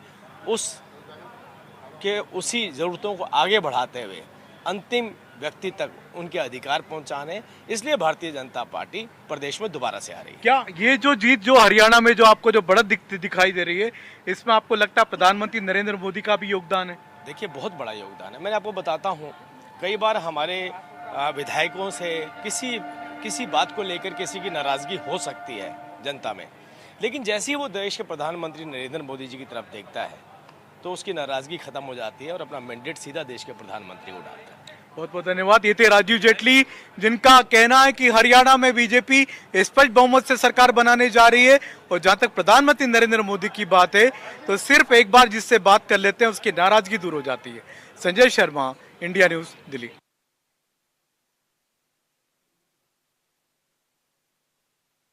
सिंह हुड्डा है, बातचीत करते हैं। सर, जिस तरह के रुझान आ रहे हैं, क्या कहना चाहेंगे? आपको लग रहा है कांग्रेस की सरकार बनने जा रही है, बहुमत कांग्रेस को मिलने जा रहा है। लेकिन बीजेपी के दावा कर रहे हैं कि जिस तरह के रुझान है बीजेपी की सत्ता वापसी करने वाली है Haryana. Joining me, Ajaz Hussain, who is the BJP candidate from Lal Chowk, very important constituency. Sir, thank you so much for talking to NewsX. How do you see the early trend? It's showing from the Lal Chowk, NC is leading. How did you see these trends? These are all early trends. I don't find any, let us wait for some time. And I'm very hopeful that what your people have decided, they had decided for the best. And I'm very hopeful about outcome of the result. And we're hopeful of winning some seats from Kashmir Valley also. Either it will be Lal Chowk or Gurez or Karna, but we'll definitely open the account from Valley also. Also, if we talk about the overall performance till now, how did you see it in the Valley and in the Jammu? See, in Jammu, most of the seats will go to BJP, but over in Kashmir, we had a tough competition with all the regional parties. They had tried to create a propaganda over here that BJP is a Hindu party and you should not vote for BJP. And you saw Aam Abdullah and Farooq Abdullah speaking very articulate about why people are giving votes to BJP, and that was the cause. And I'm very hopeful that people would have rejected their ideology, but at the end of the day, it's all about people whom they will decide, and I'm very hopeful they will give chance to we people also. If you see the alliance here in the Valley, NC is already with Congress party, but also there has been a talk of the, alliance with the PDP, NC opening door for the PDP. How did you see all these alliance that are going to happen or they're talking about? See, first they had one alliance as Gupkar alliance. That also got broken. Then they came up with some other alliance. And now again they are coming up with an alliance. I don't find any kind of alliance. They're all about power and politics, right? And all these political parties, they know how to play and when to play. And I don't find if they make an alliance also, but that will not sustain for more than 6 months. And how much you are hopeful of your win, because now, right now you are on the second position in the Lal Chowk. See, we'll definitely come in first position. I'm very hopeful about voters of Lal Chowk constituency, and the way Prime Minister came over here in Lal Chowk constituency and asked for votes in favor of his candidate. I'm very hopeful that we had done a wonderful job from all these years, and if people elect us, we'll definitely do better for them. You talked about doing better for the people. One main issue of the Lal Chowk that you think needs to be prioritized? The development over in Lal Chowk constituency, that should not be focused to only clock tower. The clock tower is not actual Lal Chowk. There are so many rural and urban areas associated with Lal Chowk which needs to be prioritized. And I'm very hopeful that if we come in power, we'll make a world-class hub to Lal Chowk also. Okay. So the early trend shows that the NC and Congress is leading, but the BJP is very hopeful. We talked from Ejaz Hussain, who is the BJP candidate from Lal Chowk, and he is also very hopeful of his win in. All right. So those are the trends on your screens. I'm going to once again announce the numbers. In Jammu and Kashmir, the National Conference at 44, Congress is at 8, so the total becomes 52. Now these are the trends that have at this point of time been built since 7 a.m. We also see that in Haryana, it is the BJP with 49 of those seats where there have been wins that have been declared, but mostly these are the leads that the BJP candidates have taken. Congress at 36. JJP has not opened its account, but we see INLD at 2. Let's get a response from Vimal Singhania. He is the BJP spokesperson. And Mr. Singhania, how do you view the performance of the BJP in Haryana? And then I'll of course ask you about Jammu and Kashmir. कहीं दिखाई नहीं दे रहे, उनकी जलेबी सूख चुकी है, उनके गले सूख गए हैं, वो इलेक्शन कमिश्नर में क्या क्यों? Can you hear me, Vimal Singhania? Okay, while we try to fix that audio with Vimal Singhania of the BJP, I have with me Sulaiman Mohammed Khan, Congress spokesperson. Sulaiman Mohammed Khan, how do you view at this point of time? There was popular sentiment before the results came out that the Congress is likely to gain victory this time around, topple the BJP government in Haryana. Now, after the initial trends, it looks like the BJP is going to have a third consecutive term in Haryana. I disagree with you because you yourself said these are initial trends. I think 30 or 40 rounds of counting has to be done in an assembly election as far as I know. I don't know how many rounds have been counted. I think 10 or 12. I think 30% or 40% of counting must have been done till this time. Now, in Kashmir, there is a clear-cut mandate as it looks from these trends. The alliance of Congress and National Conference is leading on 52 seats and the BJP is on 27. Now in Haryana, BJP has crossed 50 and Congress is on 34 or 35. They keep on fluctuating the seats. Now the problem is that why from 9 a.m. to 11 a.m. the counting of votes or updating of the data on the Election Commission website by the officials who are in charge of the election has been slowed down. Congress party, through its in charge of the communication, Mr. Jairam Ramesh, has written a letter in a form of a representation or an urgent memorandum, stating the concern that for 2 hours you have failed to update the data, or the data which has been updated in a very delayed manner. And please remember, during this time, things started to change. So Okay. now what? Okay. Since you're talking about trends, and you're saying that there are a few rounds of counting that are remaining. How do you view the initial trends in Jammu and Kashmir? How do you view the initial trends in Jammu and Kashmir? Can you hear me? Can you hear me, Suleiman? So if you let me complete my sentence, I'll go. If you don't want to hear me, there's no need to call me. I was just completing. I'm just saying that because the data uploading has been slowed down, now on the television also, as you are saying, other news channels are also showing, on the social media also, and the people who want to just, completely change the mindset of the people are saying now BJP is getting a Poorn Bahumat or a complete majority, a mandate, which is surprising for them, even for the BJP, because in the morning they were not expecting anything like this. Just because things have started to change in 2 hours because the data has not been uploaded, it seems that there is something very fishy going on. That is the problem. Now, there are institutions in the country which are constitutional bodies in the form of Election Commission of India.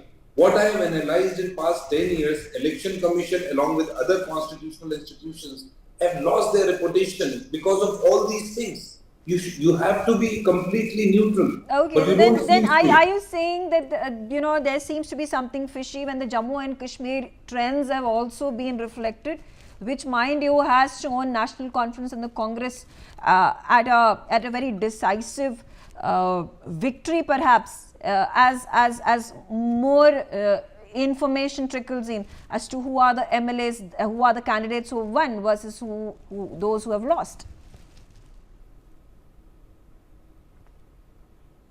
Suleiman, the question is for you.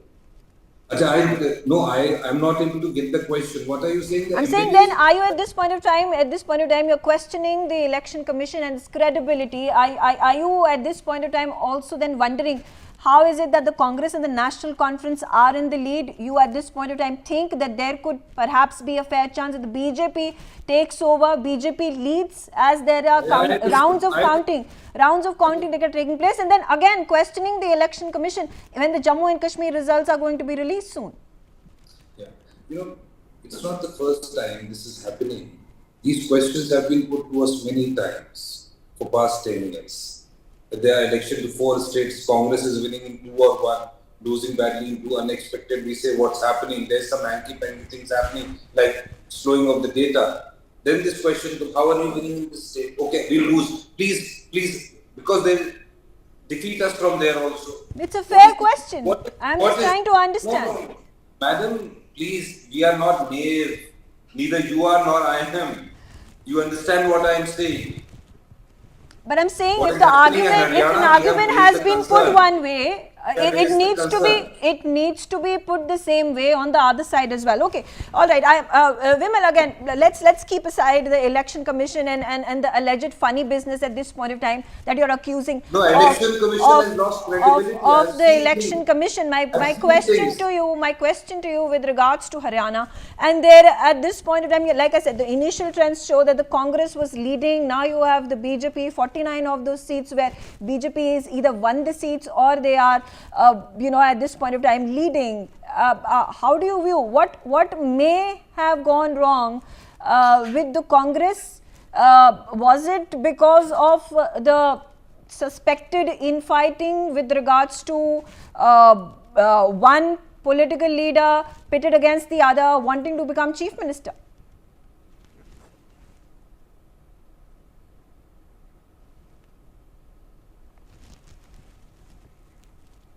Suleiman, can you hear me? Okay, now I understand, it's put to me. So there was no infighting. There can be differences of, which is there in every party, even BJP, Samajwadi, any party. There may be differences, but I think this election has been fought well by the Congress party. All our leaders have unitedly contested the election and left the decision of the leadership of the party post getting a mandate on the party's central leadership. This is what every leader said. So despite the difference of opinion on issues, the Congress party has unitedly contested the election. I will not blame any seat which you are losing. We are losing because of infighting. I don't take that narrative. I don't believe in that. Okay. All right. Let's understand from you now the National Conference and the Congress. If it is assumed the trends become the actual results later in the day, are you then ready to form government? Is what it's looking like. 52 of those seats in your pocket if the trends are to be believed. I think Congress party in Haryana and the alliance in Jammu Kashmir, in both the states, Congress party is going to form, or India alliance is going to form the government by evening, subject to the condition in Haryana, nothing, some alteration of the result is being done at the instance of the BJP by the authorities concerned who are responsible for conducting the election. But we are confident we are going to form the government in both the states. Okay, all right. Let's hear it from Sumit. Sumit, let's understand from you the trends we saw. Like I said, it's looks like a complete turnaround over here. Earlier it was the Congress that was leading, now it is the BJP. We also understand, the margin by which the candidates lose or win in Haryana is just a few thousands. Sometimes coming neck and neck, it's a photo finish fight. Just a few hundred or just a few thousand. So again, it is judicious to wait till the final numbers come in later in the evening. Megha ji, thank you for having me on your show. I think it was 2 days back, Chandni was on the panel. It was Expectometer, your show.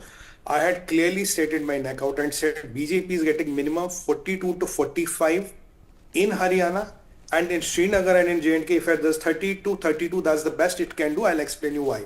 Because in Haryana, there is no credibility for Congress. Congress can be believed for nothing. Nobody wants the Gunda Raj of Hudda and land mafia Hudda to be back.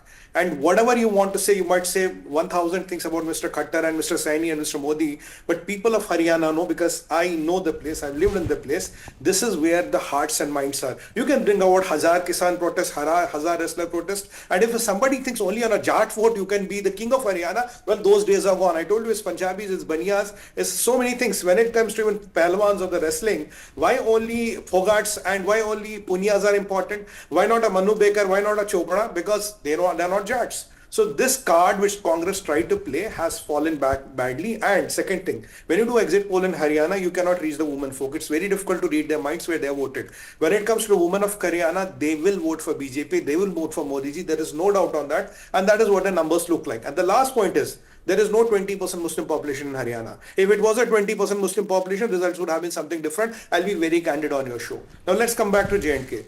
Megha ji, I told you, 30 se 32 seat is maximum what BJP can get. I'll give you the logic now. I'll be open now. 55 to 60 constituencies out of 90 are Muslim dominated. 55 are 100% Muslim dominated. Look at the trends. Congress NC is leading in 52 out of 55. Khatam ho gayi na baat. So another 27, 28, 29, that is BJP is doing 3, 4, 5 mega here and there. But still, I will keep my fingers crossed, because in the Kashmir Valley, out of those 47 out of 45 constituencies which are Muslim dominated, independents can bring out an element of surprise. That's a possibility. I don't know how much. And I told you PDP will not get more than 3 to 5 seats. That too in South Kashmir. That is where I hold my guns and numbers still on. And it's exactly what I predicted before. But the challenge here is, I want to make one point, Megha ji. Challenge here is, BJP and Modi did what nobody has done for Kashmir.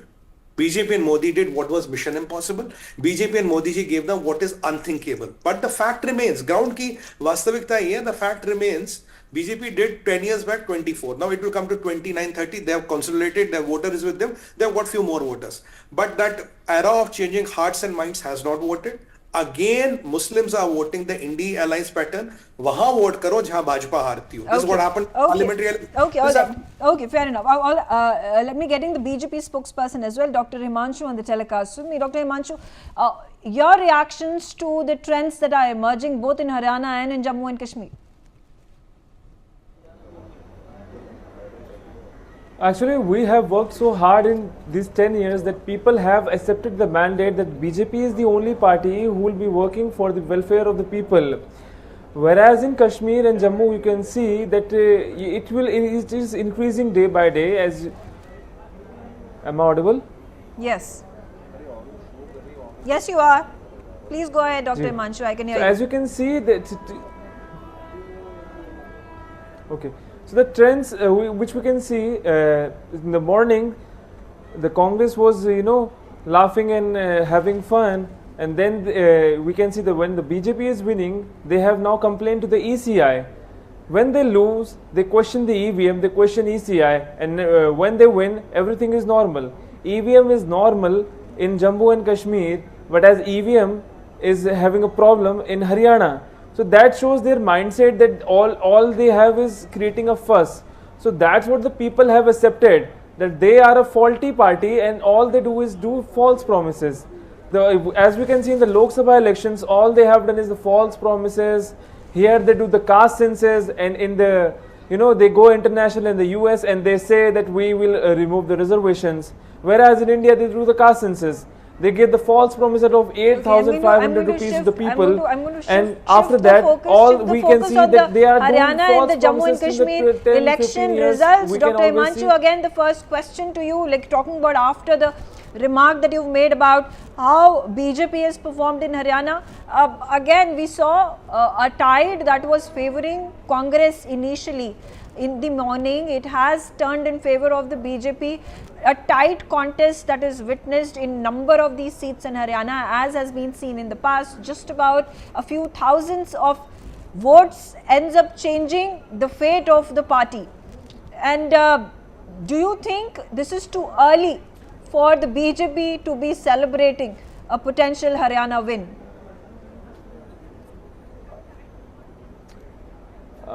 We always believe in the people's mandate, but the results have changed, the tides have been turned.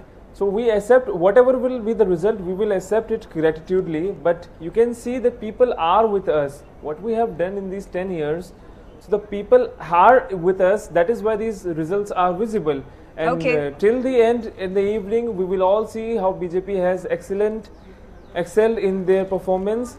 And it's for sure we are coming in Haryana again for the third time. Okay, Dr. Himanshu, I'll come back to you. I have with me the Congress leader and Member of Parliament, Kumari Shelja, joining me on the telecast. Thank you for joining us. And of course, my first question, how do you react to the trends that are coming in from Haryana? BJP at this point of time leading with about 50 seats. Yes, I do find it surprising because, the ground realities are different, and the fact that these trends are being shown in such a slow fashion is also something which is beyond comprehension. But I'm sure that the ground realities which we saw and all your channels saw will be reflected in the results. Okay, there had been a lot of speculation. In case the Congress were to win, you had raised your desire to become the Chief Minister of Haryana, and there on the other side, the veteran Bhupinder Singh Hooda, who has been the former Chief Minister, he is winning from his seat which he has been consecutively winning for the last 3 terms. At this point of time, you think there could be friction within party leaders for the coveted seat of Haryana Chief Minister? I won't term it as friction. Aspirations, yes, but friction, no, because finally all of us have to abide by the High Command's decision, and all of us subject ourselves to that. We are part of the same party. Okay, taking a look at Aam Aadmi Party's dismal performance, they have not been able to get even a single seat as per the leads that are being witnessed, as per the trends that are coming in. Do you think it would have been favourable in hindsight for the Congress and Aam Aadmi Party to have fought the elections together?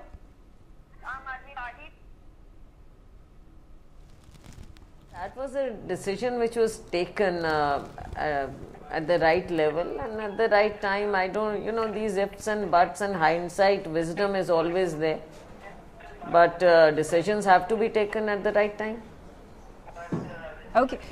Looking at the trends and the assumptions in this point of time, thoughts that you have expressed that it is the Congress that is decisively going to come to power. You think this is down to the wire, a neck and neck fight, because just a few thousands of votes is going to turn the fate of one political party over the other?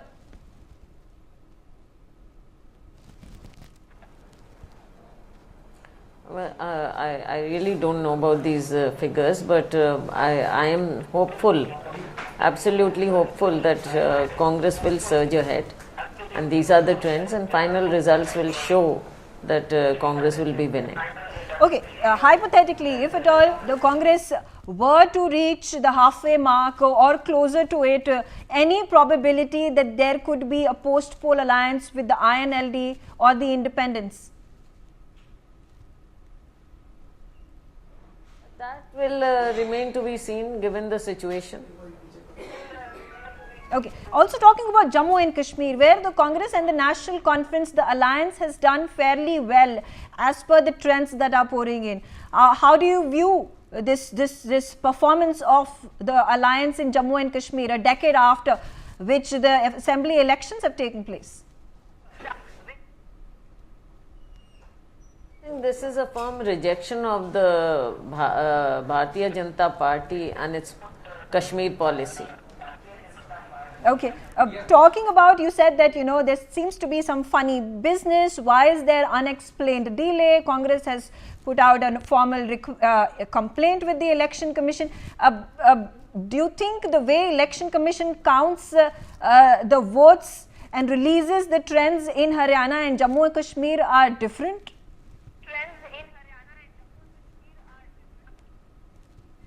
To be honest, I'm not really following anything else. It's just Haryana that is trickling in for me.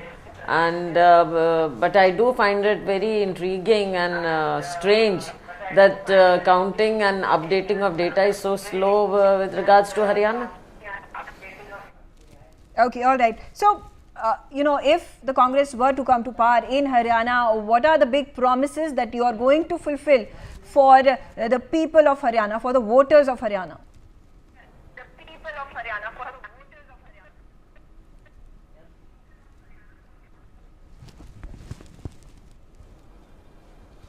It's a bad connection. Can you hear me now? Can you repeat that, please? Yeah, the question being now that if you are so decisive in your forecast of winning Haryana, what are the first of those promises in your manifesto that you are going to fulfill for the people of Haryana? Manifesto is longer document. We have given 4 guarantees and those will be a priority. And 5-year term will ensure that all these promises are kept. Okay. Talking about, the news that got all the limelight was about Vinesh Fogart being picked from Julana to fight the election. Initial trends showed she was trailing. Now at this point of time she is leading. You think that this wrestler and the Jat card has worked in favor of the Congress? Oh, so that was Kumari Shelja, the Congress MP, who's at this point of time contending to be the Chief Minister of Haryana if the Congress were to come to power, get the majority numbers. I have with me back on the telecast Dr. Himanshu Shukla. Let's hear it from you, Dr. Himanshu. You heard it from Kumari Shelja. Big questions being raised over the way counting has been taking place. Election Commission allegedly releasing the numbers slower than it should is the big allegation. Questions being raised by the Congress at this time.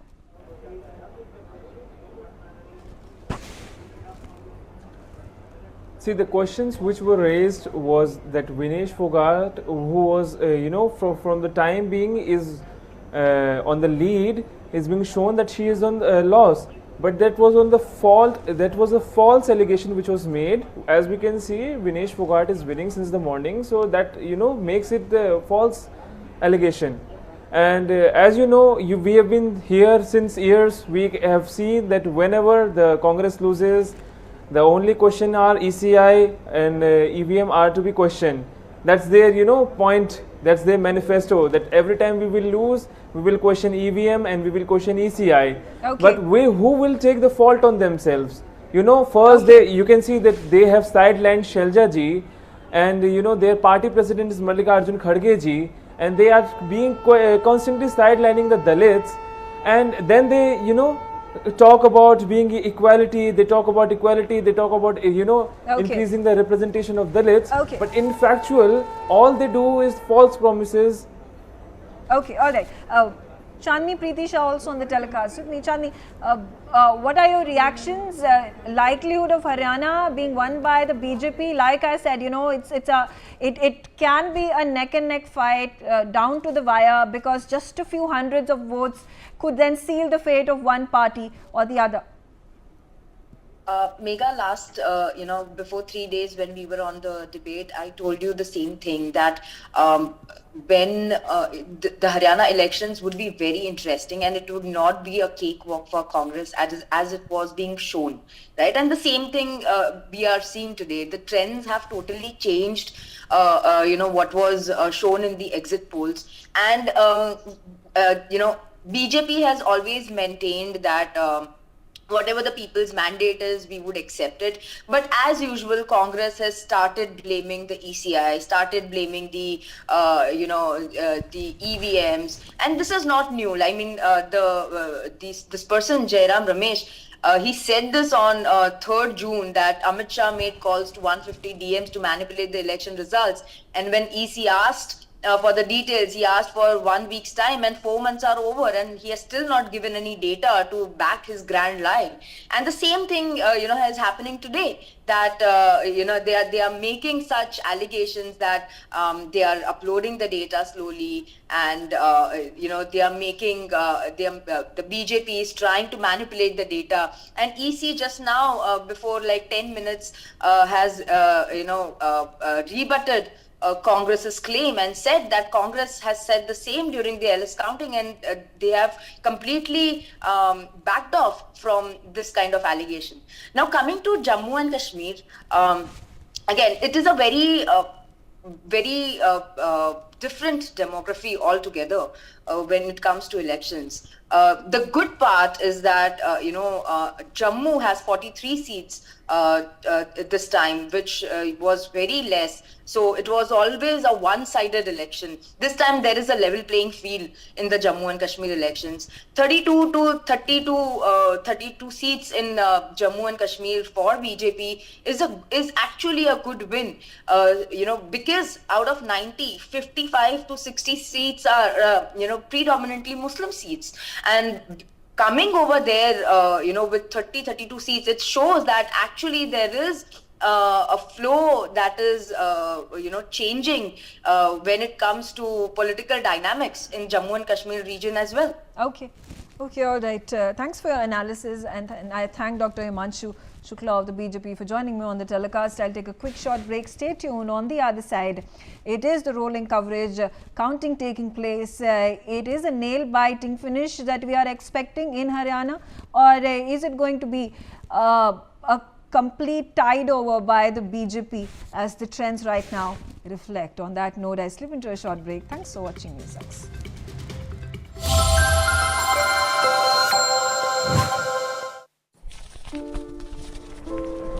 Sir, हा माझा CV. तुमचा CV खूप चांगला आहे, पण आम्ही फ्रेशर्सना काम देऊ शकत नाही.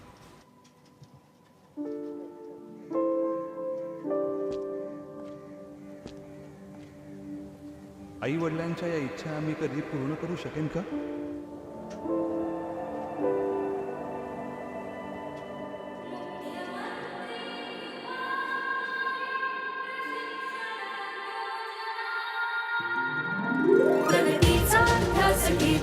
विकासाची कास घेतो, शिक्षण आणि प्रशिक्षण घेतो, परिश्रमाचे वेतन घेतो, नव्या महाराष्ट्र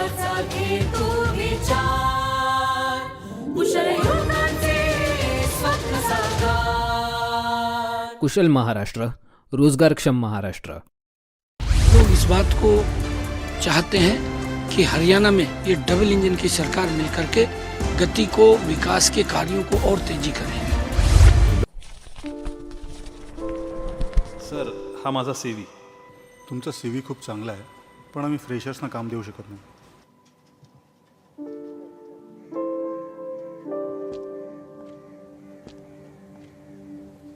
आई वडिलांच्या या इच्छा आम्ही कधी पूर्ण करू शकेन का?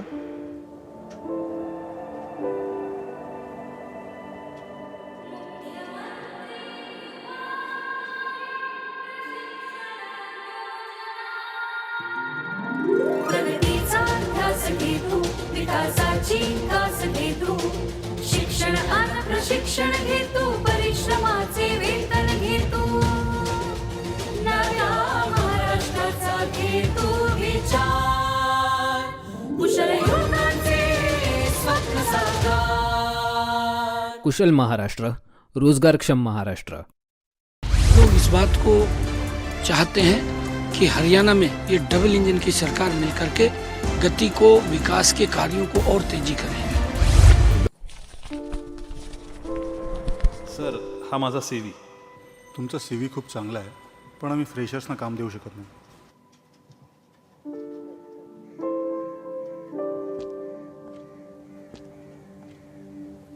आई वडिलांच्या या इच्छा आम्ही कधी पूर्ण करू शकेन का?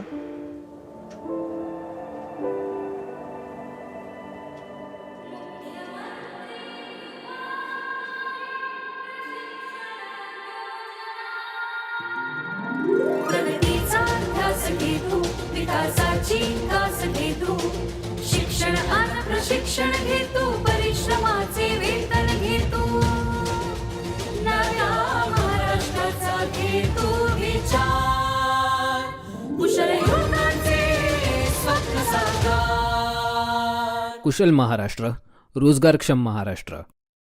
लोग इस बात को चाहते हैं कि हरियाणा में ये डबल इंजन की सरकार मिलकर के गति को, विकास के कार्यों को और तेजी करें। सर, हा माझा CV. तुमचा CV खूप चांगला आहे, पण आम्ही फ्रेशर्सना काम देऊ शकत नाही.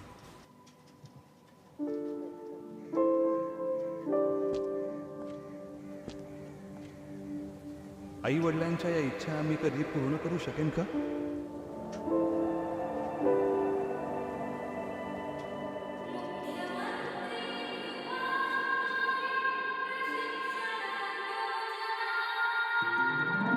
प्रगतीचा ध्यास घे तू, विकासाची कास घे तू, शिक्षण आणि प्रशिक्षण घे तू, परिश्रमाचे वेतन घे तू, नव्या महाराष्ट्राचा घे तू विचार, कुशल युवकांचे स्वप्न साकार। कुशल महाराष्ट्र, रोजगारक्षम महाराष्ट्र। लोग इस बात को चाहते हैं कि हरियाणा में ये डबल इंजन की सरकार मिलकर के गति को, विकास के कार्यों को और तेजी करें। स्लोगन, ना जात पर ना पात पर मोहर लगेगी हाथ पर। आप अगर काले कानूनों को लाने का दोबारा षड्यंत्र करेंगे तो किसान चुप नहीं बैठने वाला। और जनता जो है वो फैसला करेगी कि आगे 5 साल के लिए उनका नेतृत्व कौन है। कि आप किस तरफ जाएंगे? हम किसी की तरफ नहीं जाएंगे, हम अपनी सरकार बनाएंगे।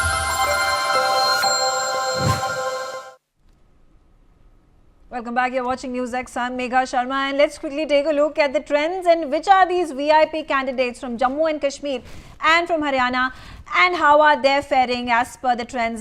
Asavri, take us through the numbers. Absolutely. We are going to take you through the VIP candidates, but of course starting off with Haryana, Naib Singh Saini currently leading from Ladwa. Bhupinder Singh Hooda is currently leading from Gari, Sampla, Khilloi. They have been leading for a very long time. Let's also now take a look at Anil Vij, who has of course contested from Ambala Can, currently trailing Savitri Jindal, who is contested from Hisar, leading at this point of time. We have more key candidates for you over here. Dushyant Chautala, who's in fact contesting from Uchchana Kalan, is trailing currently. Shakti Rani Sharma, on the other hand, is currently leading from Kalka. We also have more names for you. Vinesh Fogart, of course, the wrestler turned politician from Jalana, currently leading. Gyan Chand Gupta from Panchkula also leading at this point of time. Right, more names in fact trickling in. Aditya Surjewala he's contesting from Kaithal, leading at this point of time. Digvijay Chautala from Dabwali currently trailing. More names in fact we have over here for you.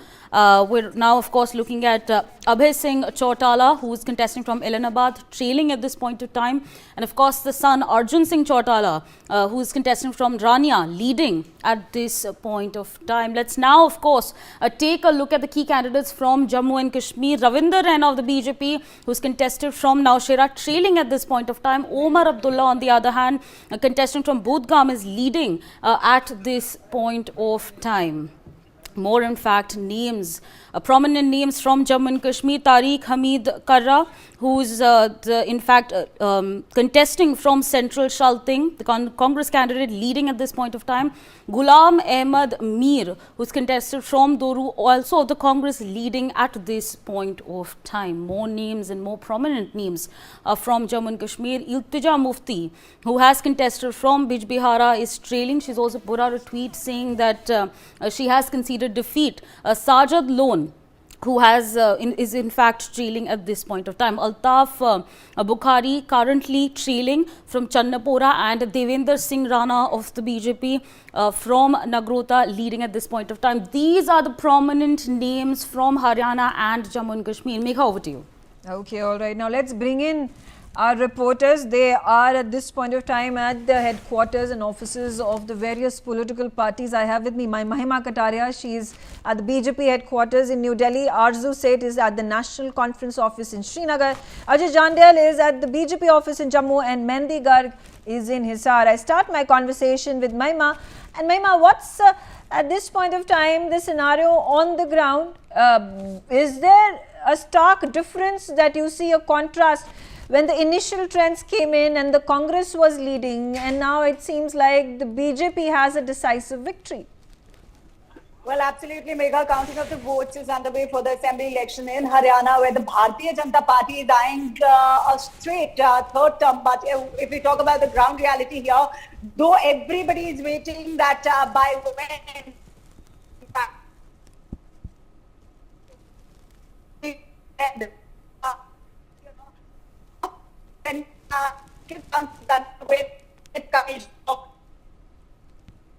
Okay, so that's Mahima at the BJP headquarters. Ajay also on the telecast with me. Ajay is in Jammu at the BJP office. Ajay, you know, it is an improvement from the last assembly election that took place for the BJP, if the numbers were to be believed, 30 seats for the BJP, and they are largely concentrated in Jammu division.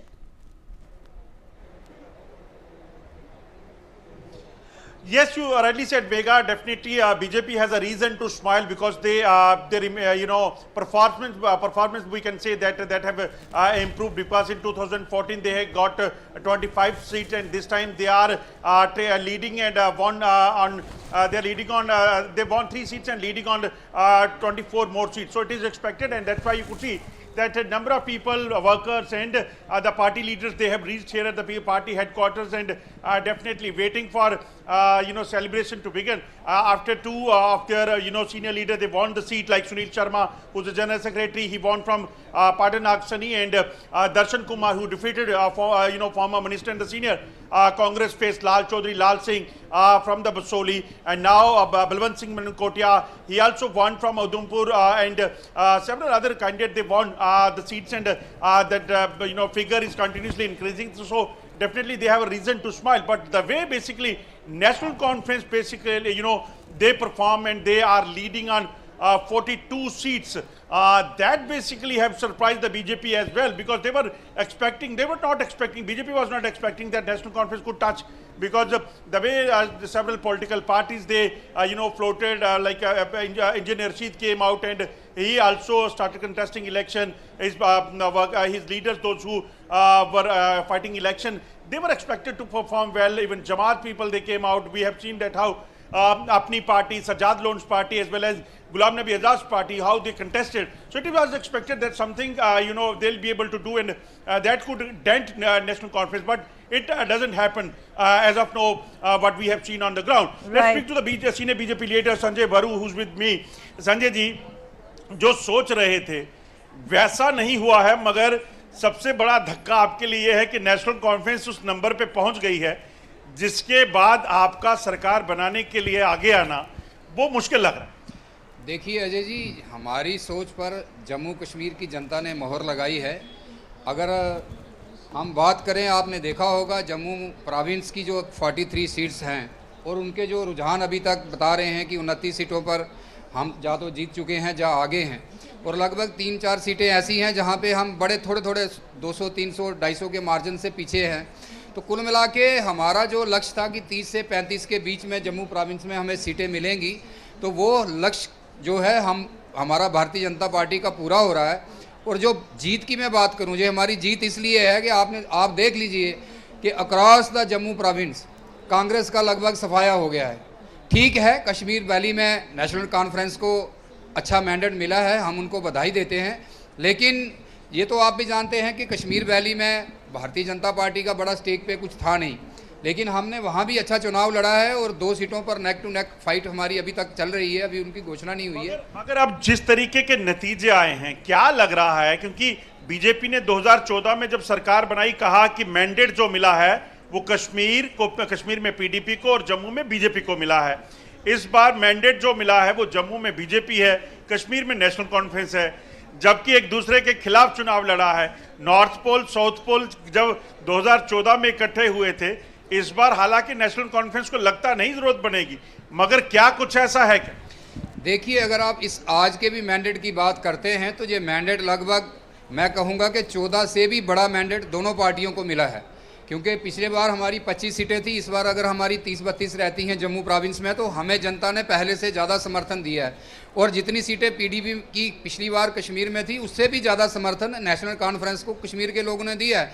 देखिए, ये लोकतंत्र है, लोगों का जो mandate है उसका सम्मान करना चाहिए और सबको करना चाहिए। जरूरत तो है नहीं नेशनल कॉन्फ्रेंस को, क्योंकि कांग्रेस और नेशनल कॉन्फ्रेंस का अगर ये फिगर ठीक होता है तो सरकार बन जाएगी। उनको जरूरत नहीं है, तो हम भी उनको नहीं कह रहे हैं कि हमारे से मिलकर सरकार बनाइए, लेकिन ये है कि जो मैंडेट मिला है, ये आपकी बात बिल्कुल सही है कि जम्मू के प्रोविंस में पूरा मैंडेट भारतीय जनता पार्टी को मिला है, और आप देख रहे हैं हमारे लीडर 20-20 हज़ार 25-25 हज़ार की लीड से जीत रहे हैं, और वैसा ही कश्मीर वैली में नेशनल कॉन्फ्रेंस को मैंडेट मिला है, हम उनको बधाई देते हैं। बीजेपी बड़ी आश्वस्त थी कि कश्मीर में जो इंडिपेंडेंट आपके समर्थन से लड़ रहे हैं वो जीतेंगे, वो तो कहीं दिखे नहीं। देखिए, ये आप भी जानते हैं और मेरे से बेहतर जानते हैं, हमें लगता था कि जिस तरह पिछले चुनाव में दोनों पूर्व जो सीएम हारे लोकसभा के चुनाव में, तो डायनेस्टी पॉलिटिक्स जो कश्मीर की है उसको कश्मीर की जनता समाप्त करेगी और नए लोगों को चुनकर लाएगी, लेकिन अंततः वहाँ पे एक ऐसा माहौल बनाया गया, और एक मैं इसको यही कहूँगा कि एक proper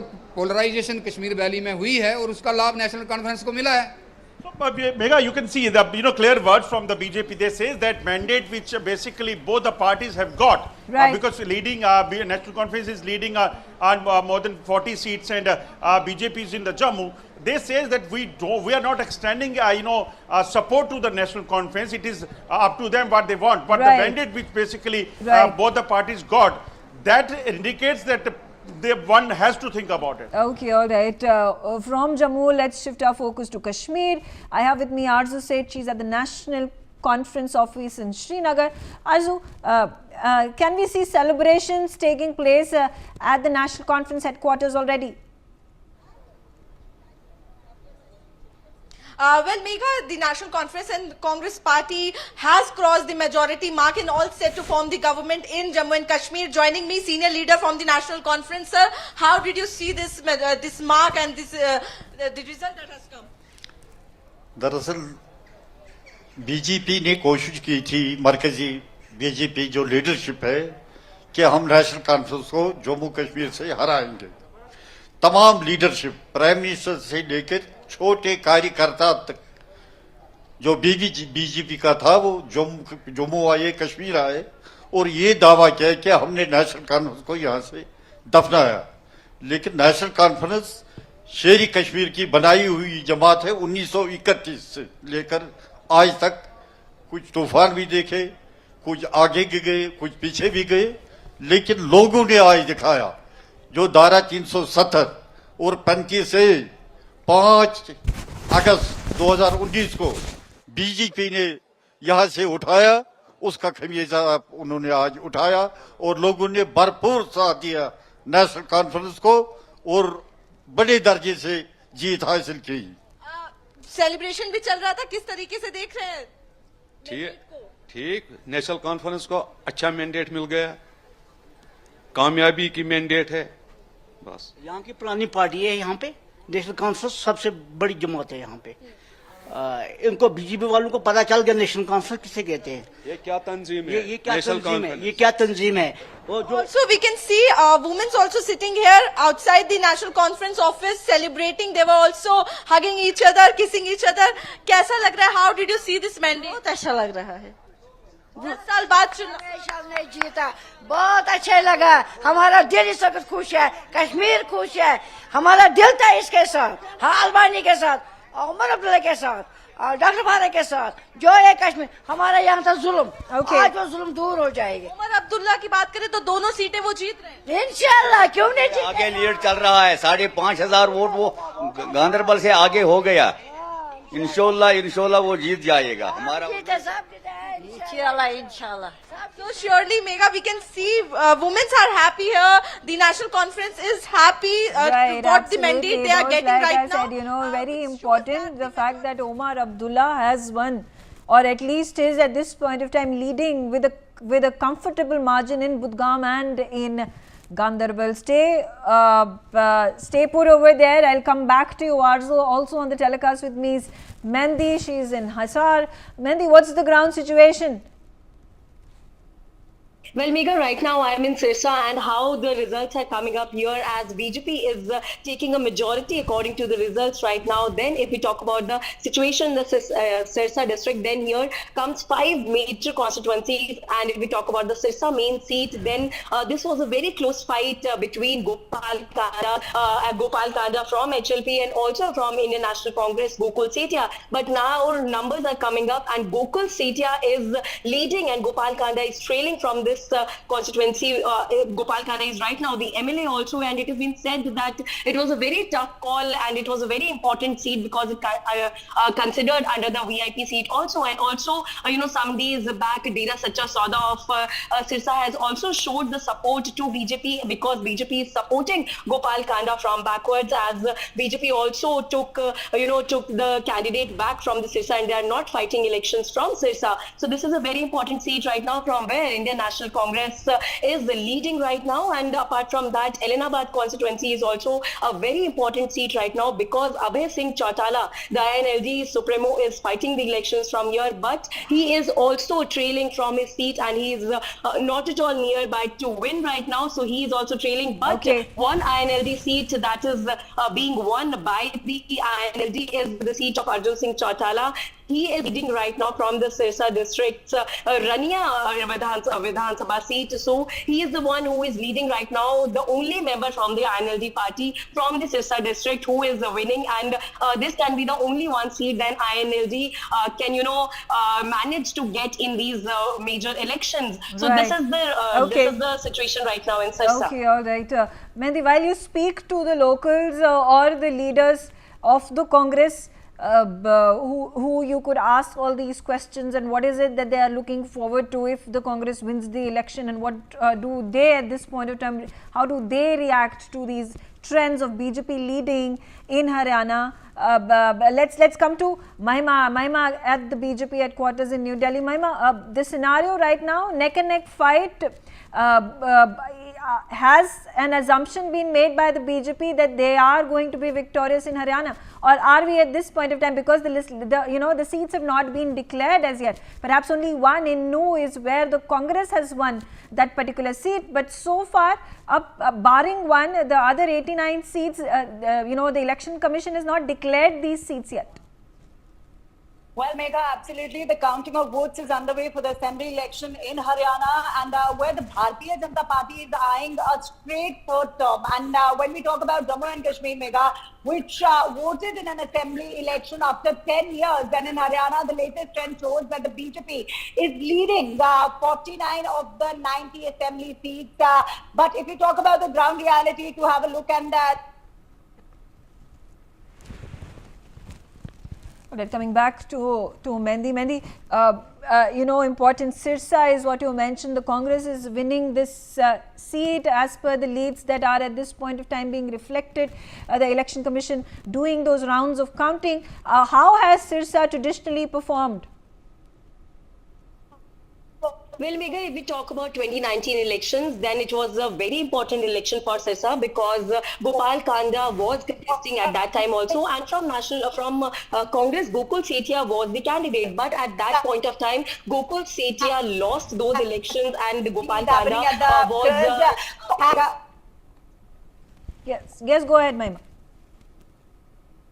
Yes, Megha. So Gopal Kanda won the elections in 2019, and from the last 5 years, he is the MLA of Sirsa right now. And it has been said also that this is a seat where Gopal Kanda, has a very strong hold. But right now, the changing trends are coming up, and also it's very new for the people of Sirsa also because they are giving chance to Congress party because according to the trends, according to the Election Commission, reports right now, Gokul Sethia from Congress is winning here. And last time he has lost those elections, and last time also Gopal Kanda was fighting these elections from the independent seat, but right now he has his own party, HLP, and now he is contesting the elections, and he was also very sure that he might win these elections because Megha also BJP is backing up Gopal Kanda here, and also Dera Sacha Sauda, which has a very strong hold in the district of Sirsa and all over Sirsa, they were also backing Gopal Kanda along with BJP, and 2 days earlier, they also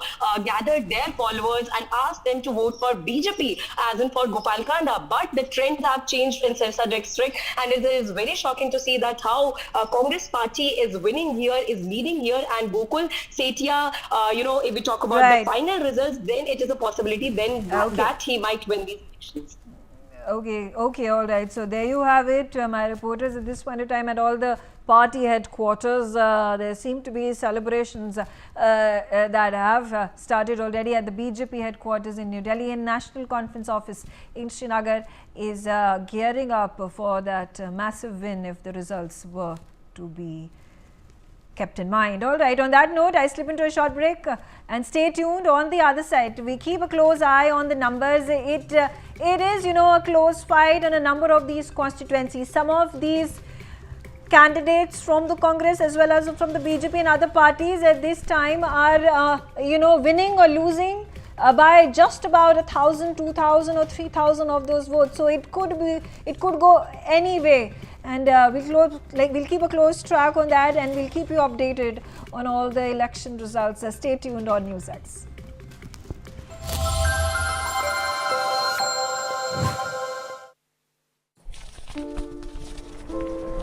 sir, हा माझा CV. तुमचा CV खूप चांगला आहे, पण आम्ही फ्रेशर्सना काम देऊ शकत नाही.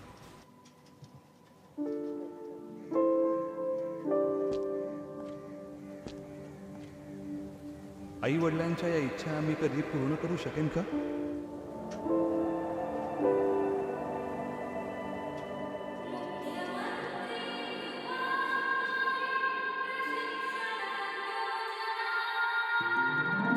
प्रगतीचा ध्यास घे तू, विकासाची कास घे तू, शिक्षण आणि प्रशिक्षण घे तू, परिश्रमाचे वेतन घे तू, नव्या महाराष्ट्राचा घे तू विचार, कुशल युवकांचे स्वप्न साकार. कुशल महाराष्ट्र, रोजगारक्षम महाराष्ट्र.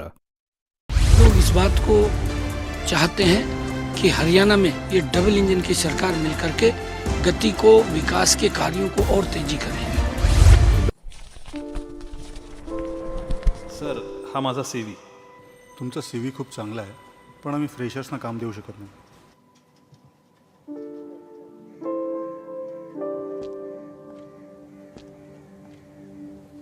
आई वडिलांच्या या इच्छा मी कधी पूर्ण करू शकेन का?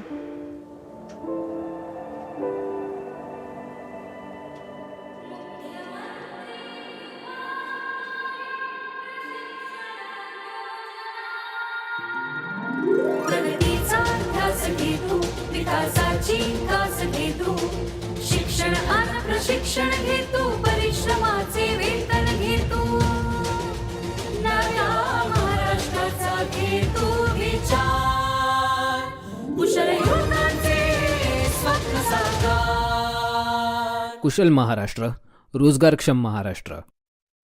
लोग इस बात को चाहते हैं कि हरियाणा में ये डबल इंजन की सरकार मिलकर के गति को, विकास के कार्यों को और तेजी करे. सर, हा माझा CV. तुमचा CV खूप चांगला आहे, पण आम्ही फ्रेशर्सना काम देऊ शकत नाही.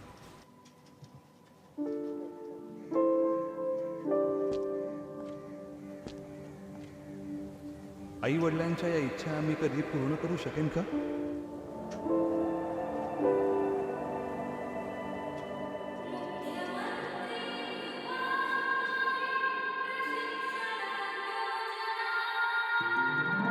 प्रगतीचा ध्यास घे तू, विकासाची कास घे तू, शिक्षण आणि प्रशिक्षण घे तू, परिश्रमाचे वेतन घे तू, नव्या महाराष्ट्राचा घे तू विचार, कुशल युवकांचे स्वप्न साकार. कुशल महाराष्ट्र, रोजगारक्षम महाराष्ट्र.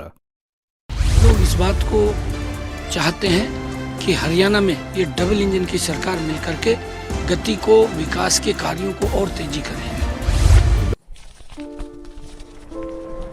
सर, हा माझा CV. तुमचा CV खूप चांगला आहे, पण आम्ही फ्रेशर्सना काम देऊ शकत नाही.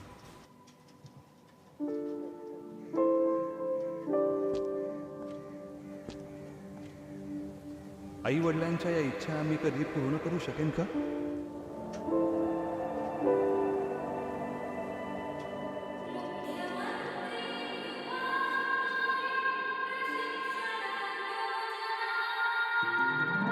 प्रगतीचा ध्यास घे तू, विकासाची कास घे तू, शिक्षण आणि प्रशिक्षण घे तू, परिश्रमाचे वेतन घे तू, नव्या महाराष्ट्राचा घे तू विचार, कुशल युवकांचे स्वप्न साकार. कुशल महाराष्ट्र, रोजगारक्षम महाराष्ट्र. लोग इस बात को चाहते हैं कि हरियाणा में ये डबल इंजन की सरकार मिलकर के गति को, विकास के कार्यों को और तेजी करे. सर, हा माझा CV. तुमचा CV खूप चांगला आहे, पण आम्ही फ्रेशर्सना काम देऊ शकत नाही.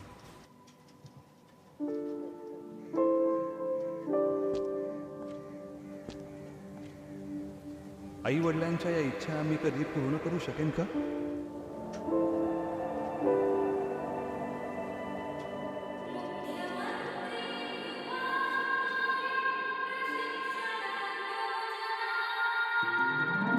प्रगतीचा ध्यास घे तू, विकासाची कास घे तू, शिक्षण आणि प्रशिक्षण घे तू, परिश्रमाचे वेतन घे तू, नव्या महाराष्ट्राचा घे तू विचार, कुशल युवकांचे स्वप्न साकार.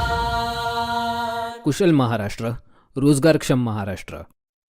लोग इस बात को चाहते हैं कि हरियाणा में ये डबल इंजन की सरकार.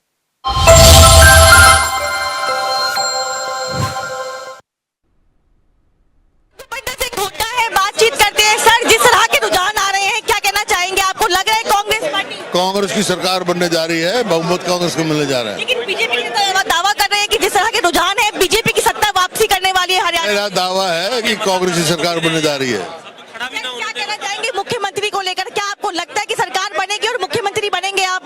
कांग्रेस फैसला पार्टी. तो अभी हमारे साथ मौजूद हैं कांग्रेस के वरिष्ठ नेता और CWC मेंबर कुमारी सैलजा जी. कुमारी सैलजा जी, लगातार सुबह से कांग्रेस के दफ्तर पे सेलिब्रेशंस हो रही थी और लड्डू बांटे जा रहे थे, जलेबी बांटे जा रहे थे, तो फिर से रुझान बदले हैं, अब क्या लग रहा है?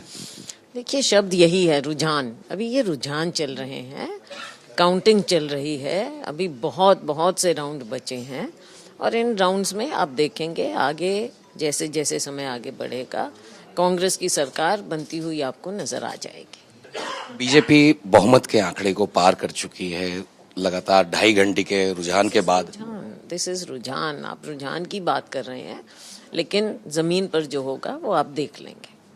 कल आपने बताया था कि करीब 60 से ऊपर सीटें कांग्रेस को आएंगी, मगर अभी 36 के आंकड़ों पे कांग्रेस पहुंची है वर्तमान में। अभी काउंटिंग चल रही है। तो क्या उम्मीद है? उम्मीद यही है कि सरकार कांग्रेस की बनेगी। क्या लगता है मैम कि जिस तरह से आपने भी बोला था कि एक दलित और महिला सीएम भी हो सकती हैं, तो क्या सीएम फैक्टर उतना बड़ा एक रोल प्ले किया है कि जिस तरह से नतीजे इस तरह से अभी आ रहे हैं? हम सब ने मिलकर ये चुनाव लड़ा है और आगे नतीजे आएंगे, उसमें आप देख लेंगे। और क्या मुद्दे इस बार के चुनाव में आपके प्रमुख? बहुत रहे, आपसे कई बार हमारी बात हुई। हरियाणा के साथ जो भाजपा ने 10 साल सो कॉल डबल इंजन सरकार चलाई, लेकिन हरियाणा के लोगों को कुछ मिला नहीं, कोई प्रोजेक्ट्स नहीं आए, हरियाणा की ओर कोई ध्यान नहीं आया। ऐसा लगता था कि कोई नेतृत्व ही नहीं है हरियाणा में, सरकार कैसे चल रही है। ज़मीन पर लोग दुखी थे, सब लोग दुखी थे, तो उसका नतीजा आप देखेंगे। तो शाम तक के लिए फिर क्या आप कहेंगे? तो मैं भी यहीं हूँ, आप भी यहीं आइए, शाम को मिलेंगे। तो सरकार कांग्रेस बना रही? सरकार कांग्रेस की बनेगी। तो ये थी कांग्रेस के वरिष्ठ नेता कुमारी संजय, जिन्होंने साफ तौर से कहा कि ये अभी सिर्फ एक रुझान है और दिन ढलने तक जो है कांग्रेस वापस से वहां पे हरियाणा में सरकार बनाएगी। कैमरा पर्सन अजय कटियार के साथ आनंद सिंह, न्यूज़ दिल्ली। हमारे साथ जुड़ चुके हैं कांग्रेस लीडर पवन खेड़ा। सर, कांग्रेस दफ्तर में जलेबी और मिठाइयां बंटनी शुरू हो गई है, क्या आप भी खाइए, मोदी जी को भी खिलाइए, ये उन्हीं के लिए है ये जलेबियां। सर, क्या वजह रही कि हरियाणा में इस तरह के शुरुआती रुझान आ रहे हैं? भारतीय जनता पार्टी से अब लोगों को नफरत होने लग गई, घृणा होने लग गई। सर, मुख्यमंत्री कौन होगा, हुड्डा होंगे या सैलजा? एक तरीका है, प्रक्रिया है, जो विधायक दल की बैठक होगी, जो निर्णय लिए जाएंगे, उसके बाद उसी हिसाब। तो आज ईवीएम की जीत होगी? ईवीएम की नहीं होती, जनता की होती है। जनता को अगर ईवीएम पे शक होता है तो वो शक भी जाहिर करना जरूरी है। सर, आखिरी मोदी जी को क्या संदेश देंगे? जलेबी खानी चाहिए उनको। तो इस तरह से पवन खेड़ा कह रहे थे कि अब जलेबी जो है सो बंटनी शुरू हो गई है और बीजेपी और मोदी जी को भी जलेबी खानी चाहिए। कैमरा पर्सन अजय के साथ मनोहर केसरी, इंडिया न्यूज, दिल्ली। बातचीत करने के लिए नेशनल कॉन्फ्रेंस के यूथ प्रेसिडेंट जो है और फॉर्मर मेयर मौजूद हैं। सर, किस तरीके से देख रहे हैं जो अभी स्टार्टिंग के रुझान आ रहे हैं, उनको किस तरीके से ले? हम इसको जीत के पैमाने पे देख रहे हैं और हम इंशाल्लाह देख रहे हैं मेजॉरिटी है नेशनल कॉन्फ्रेंस कांग्रेस अलायंस को। यहाँ के लोगों ने हमारे एजेंडा को, हमारे मैनिफेस्टो को कामयाब किया है और वोट किया है। हर उस चीज को वोट किया जो हम पिछले 5 साल से कह रहे हैं और जो 2014 में यहाँ की मैंडेट से बरखिलाफी हुई थी, जो यहाँ का मैंडेट पीडीपी ने बेचा था बीजेपी को, उस सारा पिछले 10 साल में जो भी कुछ हुआ है उस सारे के खिलाफ ये मैंडेट है और ये कांग्रेस और नेशनल कॉन्फ्रेंस हक में इसलिए जा रहा है।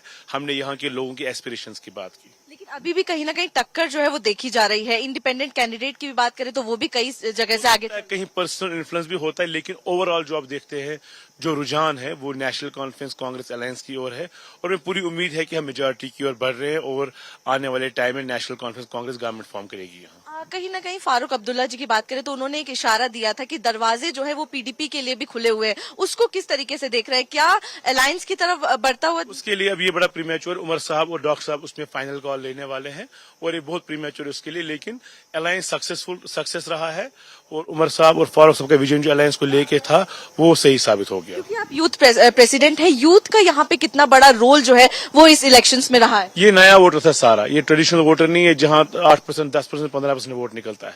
ये यूथ ने, जवानों ने वोट डाला और जवानों की राय ये है जो 10 साल में वहाँ गलत हो गया। 2014 का बीजेपी पीडीपी अलायंस गलत हो गया। 2019 में जो भाजपा ने यहाँ किया 370 और 35 को लेकर वो गलत हो गया।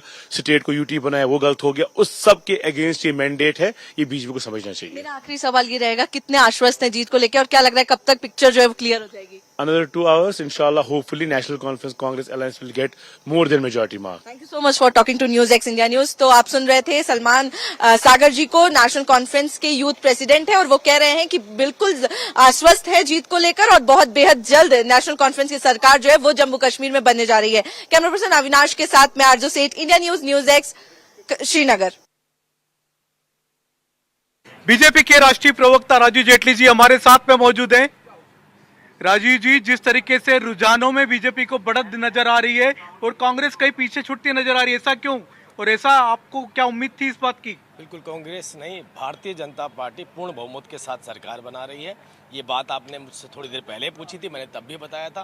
आपने मुझसे पूछा था वो जलेबी खा रहे हैं, तो मैंने आपसे कहा था कि हलवाई की दुकानें बंद नहीं हुई हैं। आपने बोला लड्डू बांट रहे हैं, तो मैंने कहा मंगलवार है, प्रसाद के रूप में बांट सकते हैं। लेकिन प्रदेश की जनता को जो असली प्रसाद चाहिए वो भारतीय जनता पार्टी दे सकती है, उनके अधिकार उनके दरवाजे पर, और वो आपको अब जो है आंकड़ों में नजर आने भी शुरू हो गए हैं। भारतीय जनता पार्टी हरियाणा के अंदर पूर्ण बहुमत के साथ सरकार बनाने जा रही है। तो क्या जलेबी बीजेपी में भी बटेगी? बीजेपी भी जलेबी बांटने वाली है, खाने वाली है? मैंने आपसे कहा कि आज मंगलवार है, सबको अपनी स्वेच्छा से जो बांटना है बांट सकता है। हमने सरकार बनानी है क्योंकि गरीबों का उत्थान करना है, हमने सरकार बनानी है क्योंकि दलितों का उत्थान करना है, हमने सरकार बनानी है क्योंकि प्रदेश की जनता की ज़रूरतें जो हम पूरी करते आ रहे हैं उसी ज़रूरतों को आगे बढ़ाते हुए अंतिम व्यक्ति तक उनके अधिकार पहुंचाने, इसलिए भारतीय जनता पार्टी प्रदेश में दोबारा से आ रही है। क्या ये जो जीत जो हरियाणा में जो आपको जो बढ़त दिखाई दे रही है, इसमें आपको लगता है प्रधानमंत्री नरेंद्र मोदी का भी योगदान है? देखिए, बहुत बड़ा योगदान है। मैंने आपको बताता हूँ, कई बार हमारे विधायकों से किसी बात को लेकर किसी की नाराजगी हो सकती है जनता में, लेकिन जैसे ही वो देश के प्रधानमंत्री नरेंद्र मोदी जी की तरफ देखता है तो उसकी नाराजगी खत्म हो जाती है और अपना मैंडेट सीधा देश के प्रधानमंत्री को डालता है। बहुत बहुत धन्यवाद। ये थे राजीव जेटली, जिनका कहना है कि हरियाणा में बीजेपी स्पष्ट बहुमत से सरकार बनाने जा रही है, और जहां तक प्रधानमंत्री नरेंद्र मोदी की बात है तो सिर्फ एक बार जिससे बात कर लेते हैं उसकी नाराजगी दूर हो जाती है। Sanjay Sharma, India News, Delhi. Joining me, Ajaz Hussain, who is the BJP candidate from Lal Chowk, very important constituency, sir. Thank you so much for talking to NewsX. How do you see the early trend? It's showing from the Lal Chowk, NC is leading. How did you see these trends? These are all early trends. I don't find any, let us wait for some time, and I'm very hopeful that what your people have decided, they had decided for the best, and I'm very hopeful about outcome of the result. And we're hopeful of winning some seats from Kashmir Valley also. Either it will be Lal Chowk or Gurez or Karna, but we'll definitely open the account from Valley also. Also, if we talk about the overall performance,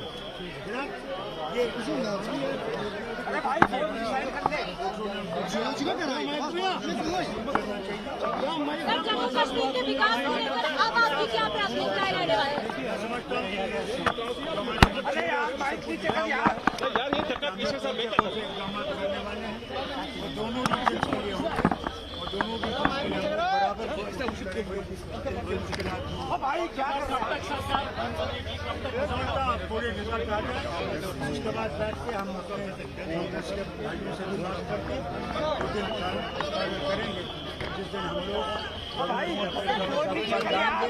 और बहुमत सामने रखेंगे और हुकूमत से फल उठाने की बात डॉक्टर साहब क्या हम इसका प्रीलिम स्वीप मानेंगे? वोट देने का मतलब डॉक्टर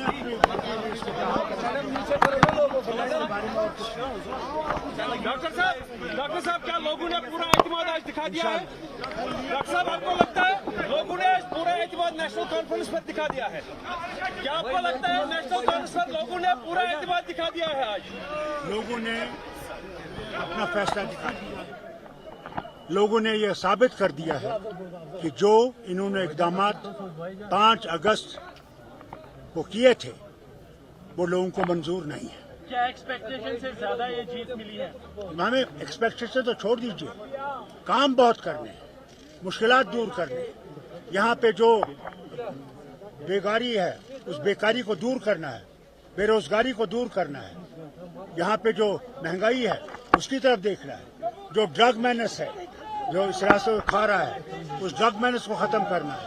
उसके लिए हमने कायम करने हैं वो सेंटर्स जहाँ पे इनका इलाज हो सके। सर, अब आपकी जीत के बाद क्या हम ये माने कि जम्मू कश्मीर के अंदर पॉलिटिकल लैंडस्केप पूरी तरह बदलने वाले हैं?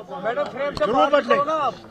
आज एक लेफ्टिनेंट गवर्नर और 4 मुशीर नहीं होंगे, आज 90 लोग जो होंगे यहाँ की इसके मुश्किलात को दूर करने की कोशिश करेंगे। डॉक्टर साहब आप कांग्रेस के शुक्रगुजार हैं?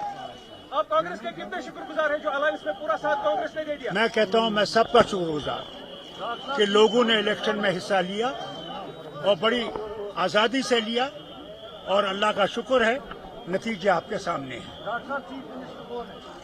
उमर अब्दुल्ला बनेगा chief minister.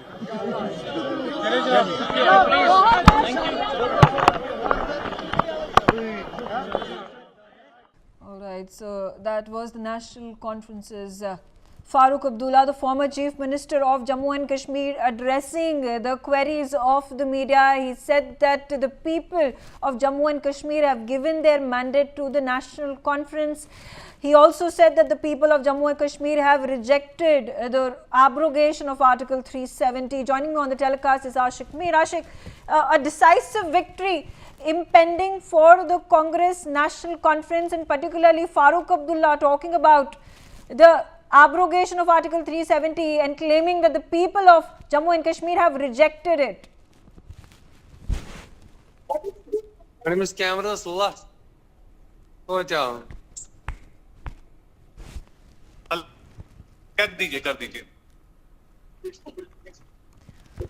right, so that was Farooq Abdullah.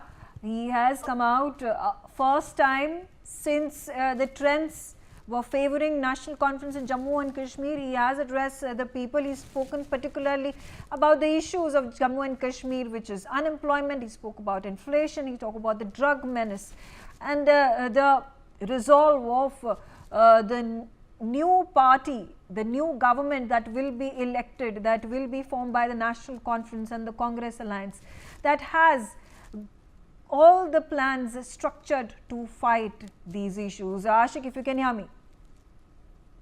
बिल्कुल मेघा, इस समय जिस जगह पर हम मौजूद हैं ये नेशनल कॉन्फ्रेंस के वाइस प्रेसिडेंट और former chief minister Omar Abdullah के घर की बाहर की तस्वीरें हम आपको दिखाना चाहेंगे। विजुअल के जरिए भी देख सकते हैं आप किस तरह से वर्कर्स को भी आना शुरू हुए, क्योंकि आपसे रिजल्ट आहिस्ता आहिस्ता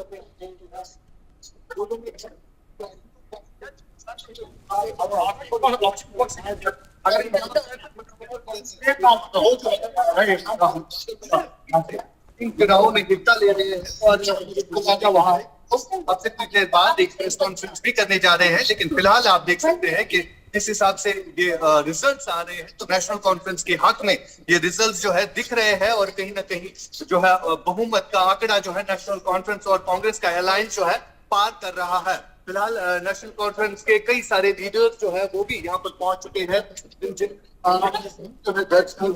और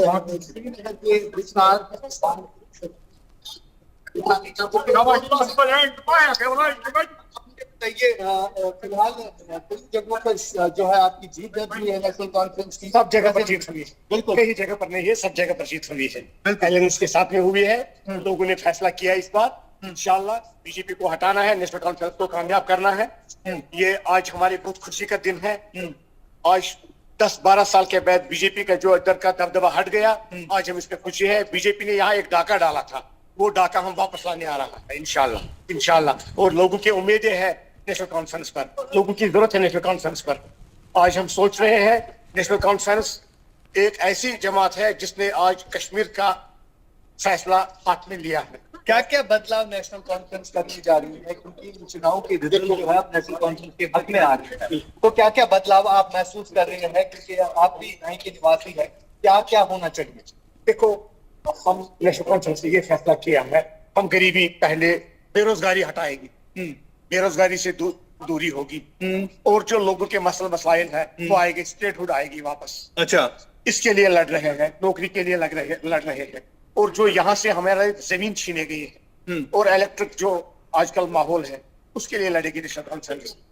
तो देख सकते हैं आप मेघा की किस तरह से यहाँ पर वर्कर्स में जोश है और किस तरह से यहाँ पर सेलिब्रेशन हमने देखी। नेशनल कॉन्फ्रेंस के हेडक्वार्टर जो कि श्रीनगर के नवाई सुख में वाक़ा है, वहां पर भी हमने देखा कि किस तरह लोगों की भीड़ जो है उमड़ कर आई और किस तरह के विजुअल जो है कश्मीर में कई जगहों पर देखने को मिल रहे हैं जहाँ पर नेशनल कॉन्फ्रेंस जो है सेलिब्रेट कर रही है इस जीत को। जी Megha. All right, Ashik, thank you for giving us that update. Omar Abdullah speaking to the media now. मेहनत पर आप खरे उतरे, जो लोगों का सपोर्ट साथ में रहा। मैं समझता हूँ लोगों ने हमारी बात सुनी और उस पर एतमाद किया।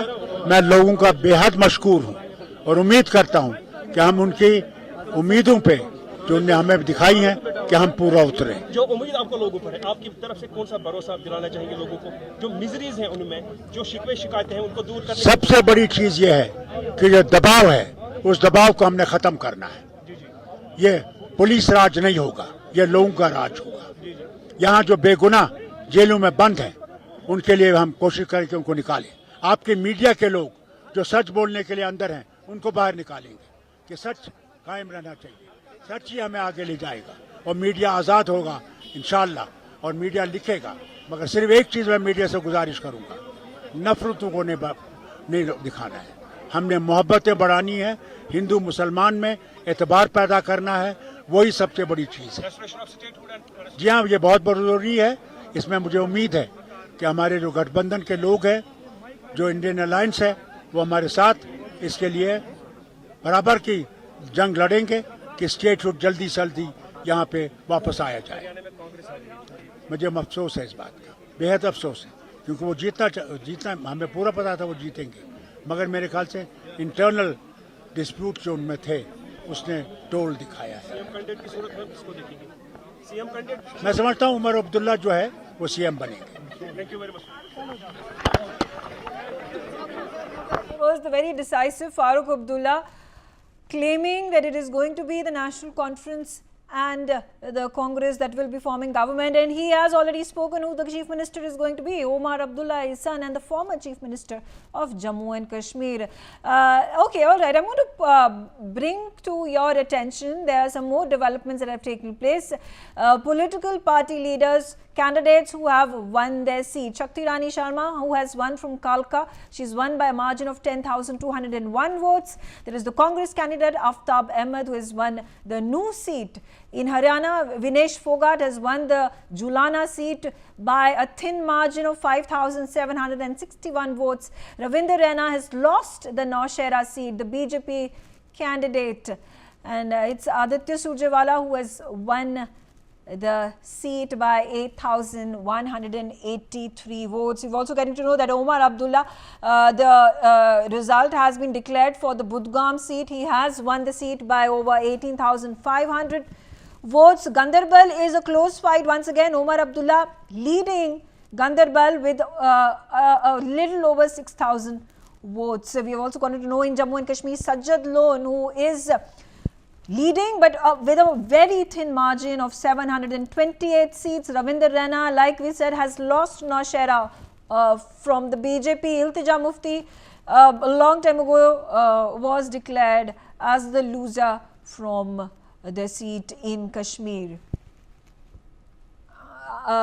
Manohar Kesri on the telecast with me. Manohar, let's hear it from you on the ground, the situation. Haryana is what the focus is of the BJP. Likelihood of it winning the election and forming the government for the third consecutive time is now becoming more of a reality. देखिए, बिल्कुल कांग्रेस को भी ये उम्मीद नहीं थी और इस बार बीजेपी एक बार फिर हरियाणा में हैट्रिक बनाने जा रही है। हालांकि अभी हम मौजूद हैं कांग्रेस हेडक्वार्टर पर, और यहाँ पर सुबह से जो जश्न का माहौल था, सन्नाटा पसर चुका है, ढोल नगाड़े बंद हो चुके हैं और ढोल बजाने वाला भी जा चुका है।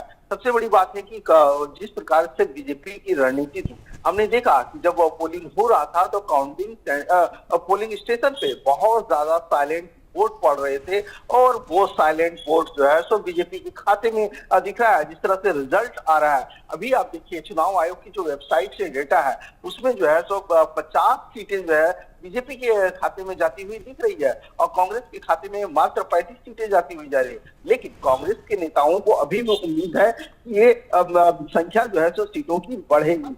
वहीं कांग्रेस नेताओं की ओर से चुनाव आयोग को कंप्लेन किया गया है। जयराम रमेश ने ट्वीट करके भी जानकारी दी है कि उन्होंने चुनाव आयोग को लेटर लिख करके कहा है कि जल्दी डेटा जो है सो अपलोड करना चाहिए। उन्होंने सीधे तौर पर बीजेपी को निशाना साधा कि लोकसभा चुनाव में जिस तरह से डेटा काफी स्लो अपलोड होता था, वो इस बार हो रहा है, और जो रियल पिक्चर है, क्योंकि 10, 12, 13 राउंड की काउंटिंग हो चुकी है, उसका डेटा अपलोड नहीं किया जा रहा है। तो इस तरह के आरोप कांग्रेस की ओर से लगाए गए। लेकिन अगर मोटे तौर पर अगर आप देखेंगे, खास करके हरियाणा की अगर हम बात करें, तो हरियाणा में बीजेपी की जो रणनीति रही है, जाट वर्सेस गैर जाट, उसमें कामयाबी हासिल की। उन्होंने जो जेजेपी से दुष्यंत चौटाला के साथ उन्होंने जो गठबंधन तोड़ा था, और जिस प्रकार से उन्होंने बागड़ क्षेत्र में जो पिछले बार किंग मेकर की भूमिका उन्होंने निभाई थी, ये बीजेपी के लिए काफी फायदेमंद रहा। और लास्ट वक्त में आप देखेंगे शैलेजा जिस प्रकार से मुखर हुई और उन्होंने दलित सीएम की बात की थी, ये भी कहीं ना कहीं कांग्रेस को चोट पहुंचाती हुई नजर आ रही। जी बिल्कुल, मेरे साथ बने रहिए Manohar. I am also being joined by Anand, and Anand, right now if you could shed more light into what went wrong for the Congress, especially when the issues such as anti-incumbency, with issues such as the wrestlers' protest, with issues with regards to the farmers' protests, were all seemingly favoring the Congress. Yeah, Megha, look, even when we traveled to several parts of the Haryana, people of Congress were very vocal that the issues of farmers was going to help them a lot in the state, as many of the farmers were against the BJP. And the BJP, on the other hand, said that it has already announced the MSP on about 24 crops. So they were providing the promises that they made to farmers, and it is what is going to help the BJP, and that seems to be coming true over here, as the issues of farmer protests didn't matter over here. And even as the early trends which came in the morning, in which the Congress was leading in the first power play, but soon when the game entered into the middle overs, the BJP started gaining ground, and where the BJP instantly started getting the numbers, and the way in which the BJP tackled all the issues in the state. First we saw that in the last 6 months, the BJP first changed the chief minister over there in Haryana. It brought Aam Aadmi Party after replacing Manohar Lal Khattar, as there was too much of anti-incumbency against him, and there were a lot of complaints that he didn't meet with the party workers and party organization leaders. So by bringing Aam Aadmi Party, the BJP played a very big card over there, and that helped the BJP, whereas in the Congress the infighting was too much over there, with the Kumari Selja and Bhupender Singh Hooda camp bringing the fight in the open. Even Randeep Singh Surjewala claiming that why can't he be also the chief minister. So the triple card over here, the infighting of the Congress that came out at the fore just before the elections, that also made a dent in the fortunes of the grand old party, which was seeking to wrest power from the BJP after a gap of 10 years. Even the Congress kept on hopping on the issues of unemployment and several other factors like women safety and wrestlers issue. But the wrestlers issue didn't work out in the favor of the Congress, as the Congress, seems which to was be reflective seeking in the numbers that are at this point in time flashing below my screens. The Haryana Assembly election results now more of a reality than speculation. 51 of those seats that are going to be won by the BJP candidates, then soon going to become MLAs and forming government in Haryana. Coming back to you, Manohar, the situation on the ground right now, you're saying at the Congress headquarters, the celebrations have died down. In contrast, the BJP, the celebrations have just about started. देखिए बिल्कुल BJP की ओर से 100 kilogram jalebi के order भी दे दिए गए हैं। BJP नेताओं का अब ये कहना है कि सुबह जब हनुमान जी का दिन है, आज मंगलवार है, तो कांग्रेस दफ्तर में सुबह से लड्डू बंट रहा था, लेकिन अब हम लोग सत्ता का प्रसाद पा लिए हैं और सत्ता के प्रसाद की खुशी में ही अब हम लोग जलेबी का ऑर्डर दे रहे हैं और जलेबी बीजेपी दफ्तर में भी बंटने वाली है। मतलब जस्ट सुबह से जो खुशियां इधर थी अब उस खाते में जा चुकी है, कमल खिलने वाला है। और सबसे बड़ी बात यह है कि शाम 6 बजे जब बीजेपी दफ्तर में प्रधानमंत्री आएंगे तो वो कार्यकर्ताओं को संबोधित करेंगे और देखना होगा कि प्रधानमंत्री नरेंद्र मोदी जिन्होंने 4 रैलियां और जनसभाएं जो है सो हरियाणा में उन्होंने की है, और जैसा कि बीजेपी कार्यकर्ता भी कह रहे थे कि अब जो है सो मोदी ने जो योजनाएं की, जो डबल इंजन की सरकार रही, वो डबल इंजन की सरकार ने जो विकास की योजनाएं हरियाणा में चलाई उसका फायदा मिला। प्रधानमंत्री नरेंद्र मोदी ने जो बात कही वो उसका फायदा मिला। लेकिन सबसे बड़ी बात यह है कि कांग्रेस ने जो किसान का इश्यू उठाया, जो किसान लगातार प्रोटेस्ट कर रहे थे, किसानों की जो मांग थी, वो इस रिजल्ट से महसूस होता है कि ये बात जो कांग्रेस ने उठाई ये मुद्दा कारगर साबित नहीं हुआ, बेरोजगारी का मुद्दा कारगर साबित नहीं हुआ, ये रिजल्ट दिखला रहा है। Okay, all right. So thank you, Manohar. Thank you, Anand, for giving us those reports from the ground.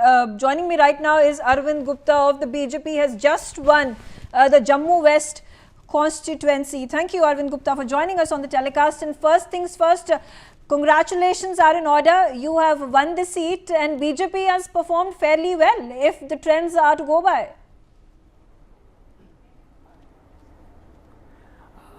आपका धन्यवाद बहुत बहुत। जम्मू कश्मीर के जम्मू वेस्ट कॉन्स्टिट्यूंसी से, जम्मू वेस्ट कॉन्स्टिट्यूंसी 22,000 के मार्जिन से ये सीट हमने विन की। मैं इसके लिए लोगों का और जम्मू वेस्ट कॉन्स्टिट्यूंसी के लोगों का और मेरे साथ चले जिन पार्टी कार्यकर्ताओं ने उनका सहयोग और समर्थन के लिए मैं बहुत बहुत धन्यवाद करता हूं।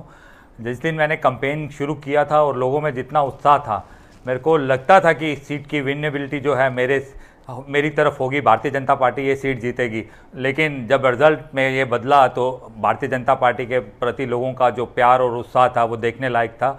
और जब मैंने ये कैंपेनिंग स्टार्ट किया था तो मैंने लोगों से एक कमिटमेंट किया था कि जम्मू वेस्ट कॉन्स्टिट्यूंसी को मैं जम्मू की सबसे बेस्ट कॉन्स्टिट्यूंसी बनाऊंगा, और लोगों ने उस कमिटमेंट को एक्सेप्ट भी किया। और मेरी रिस्पॉन्सिबिलिटी बनती है कि आने वाले 5 सालों में मैं जम्मू के जो लोगों के साथ मेरी कमिटमेंट्स हैं 24/7 वर्किंग की, और काफ़ी सारी थोड़ी समस्याएं थी लोगों की, मैं पूरी करने की कोशिश करूंगा। कुछ जगह पे ऐसा भी था, यहाँ पे कांग्रेस ने वहाँ पे लोगों के बीच में झूठा भ्रम फैलाया हुआ था, वो लोगों के लिए कमिटमेंट्स के वादे किए हुए थे। लेकिन मैंने उन लोगों को बोला था कि आप शॉर्ट स्पैन के लिए बेनिफिट्स चाहते हो या आने वाले 5 साल के विकास के लिए बात करते हो, तो उन्होंने मेरे 5 साल के विकास को एक्सेप्ट किया और हम थंपिंग मेजॉरिटी से जो जम्मू की वेस्ट कॉन्स्टिट्यूंसी है मैं जीत के आ रहा हूँ। जी अरविंद गुप्ता जी, ऐसे कौन से इश्यूज थे जिनको आपने रिजॉल्व करने की कोशिश की है, अपने जो कैंपेनिंग के समय में लोगों को उम्मीद जगाई है, उनको प्रॉमिसेस किए हैं, जिसके कारण आपकी आज एक बड़ी बहुमत से आपको इलेक्ट किया जा रहा है एमएलए? बेसिकली लोगों की छोटी छोटी वो थी डिमांड्स थी। मैंने उन लोगों को पहले स्टडी किया, फिर मैंने उन लोगों को बोला कि हम अब बड़े लेवल पे अपने कॉन्स्टिट्यूंसी लेवल पे एक छोटे छोटे से ग्रुप फॉर्म करेंगे, हम मोहल्ले वाइज, उसमें नॉन पॉलिटिकल लोग होंगे। और लोगों ने उसको एक्सेप्टेबिलिटी बनी और लोगों ने उस पर वर्किंग करना भी शुरू कर दिया। और मेरी कमिटमेंट थी लोगों की, जो छोटी सी प्रॉब्लम है, बेसिक जो प्रॉब्लम थी जम्मू के 70 साल के आज़ाद होने के बाद भी हमारे पास जो गली नाली बिजली पानी की, मैंने लोगों से कमिट किया कि आने वाले 3 साल के बाद ये वाली प्रॉब्लम्स जो हैं, आने वाले इलेक्शन में ये प्रॉब्लम्स लोगों के बीच में नहीं रहेंगी। लोगों की एक्सेप्टेबिलिटी थी। लोगों को लोगों का आह्वान किया था कि मैं जम्मू कश्मीर को नशा मुक्त जम्मू कश्मीर बनाऊंगा, क्योंकि काफ़ी सारी जो हमारी यंग जनरेशन है वो ड्रग्स में इन्वॉल्व हो गई है।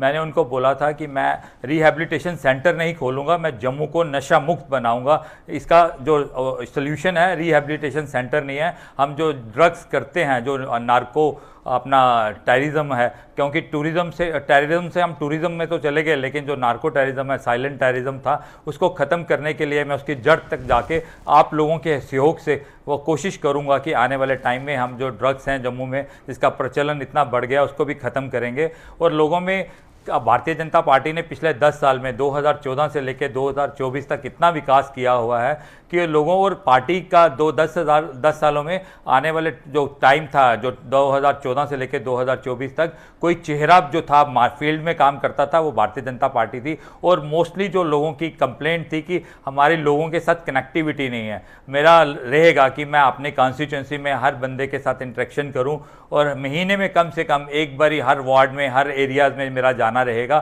सबसे जो मैटर करती है आपकी कनेक्टिविटी है। लोगों के काफ़ी सारे काम ऐसे होते हैं जो आपसे मिल के रिजॉल्व हो जाते हैं। सिर्फ आपके जो कनेक्टिविटी की कमी होने से थोड़ा सा लोगों में नाराज़गी थी।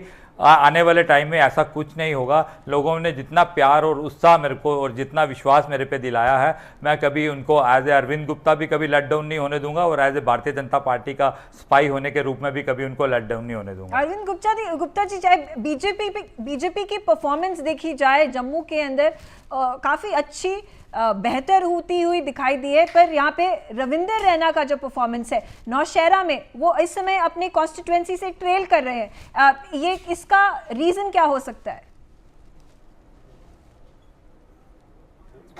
नहीं, ऐसा नहीं है। अभी उसका फाइनल रिजल्ट आने तक हम वेट करते हैं। तो मेरे को लगता है कि जो लास्ट में आते आते वो पोजीशन बदलेगी। उन्होंने काफ़ी एज ए अध्यक्ष और अपने कॉन्स्टिट्यूंसी के अंदर जितना एज ए अध्यक्ष के रूप में उन्होंने पूरे स्टेट को वो किया है, हर बूथ तक वो पहुंचे हैं, जितनी वर्किंग उनकी रही है।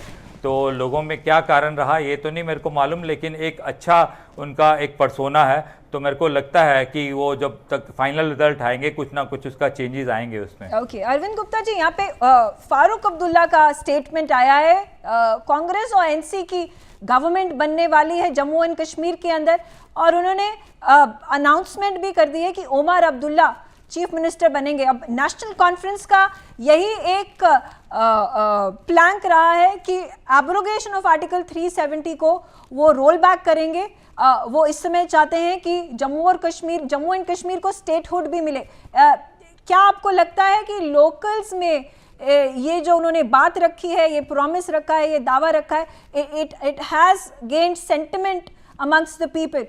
लोग कश्मीर के एब्रोगेशन ऑफ आर्टिकल 370 से शायद खुश नहीं है। ऐसा नहीं है, ये उनका फैलाया हुआ भ्रम है लोगों का। आपने देखा होगा कि 5 अगस्त 2019 के बाद लोगों में कितना खुशी का माहौल है, श्रीनगर में कितनी डेवलपमेंट हुई है और श्रीनगर में कितना टूरिज्म रहा है, लोगों का पूरा पार्टिसिपेशन रहा है। जो लोग कहते थे कि 5 अगस्त 2019 के बाद श्रीनगर में कोई तिरंगा उठाने वाला नहीं रहेगा, और इसलिए आपने पिछले 5 सालों में देखा होगा कि श्रीनगर के अंदर तिरंगा में माहौल रहा है। आर्टिकल 370 और 35A को ना तो कोई छेड़ सकता है ना कोई वापस ला सकता है। अभी रिजल्ट आने में फाइनल टाइम है, 4-5 बजे तक उसके फाइनल रिजल्ट आएंगे। उसके बाद देखते हैं कि उसका क्या होता है। कांग्रेस और एनसी ने हमेशा झूठ ही बांटा है और इन्होंने झूठ हमेशा परिवारों ने सिर्फ अपने परिवारों का सोचा है, ना कि लोगों की जनता का सोचा है। इन पिछले 70 साल में इन्हीं लोगों ने श्रीनगर के अंदर राज किया है और 2014 से पहले आपने श्रीनगर के अंदर डेवलपमेंट देखी होगी कि क्या डेवलपमेंट रही है और 2014 से लेकर 24 तक क्या डेवलपमेंट रही है। वहाँ का युवा भी जानता है, वहाँ के लोग भी जानते हैं, वहाँ की बिजनेस कम्युनिटी भी जानती है कि मोदी जी ने जो विकास की राह पे जम्मू कश्मीर लिया है वो कोई भी और लेके नहीं जा सकता।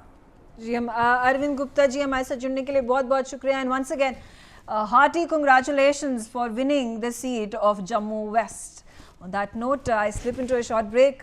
Stay tuned on NewsX. On the other side, of course, we have a number of candidates, a number of party leaders, their presidents who will be speaking to NewsX as we inch closer to the finish line. And there is, in fact, all likelihood that the results have already been established in Haryana and in Jammu and Kashmir. Thanks for watching.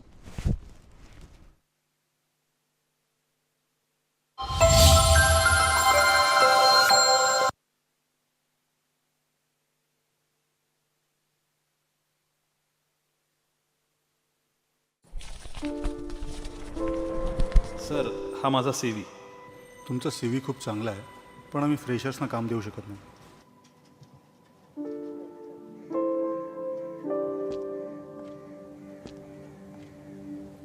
आई वडिलांच्या या इच्छा आम्ही कधी पूर्ण करू शकेन का?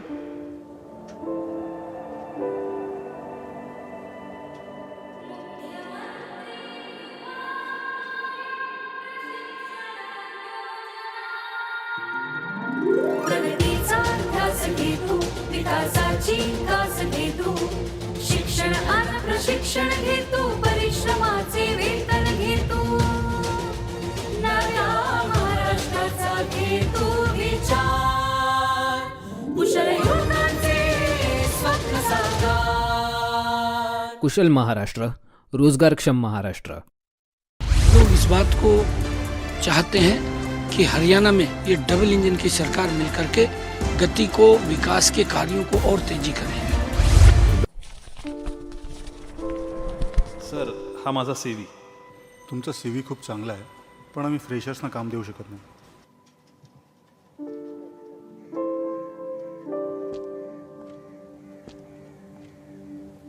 आई वडिलांच्या या इच्छा आम्ही कधी पूर्ण करू शकेन का?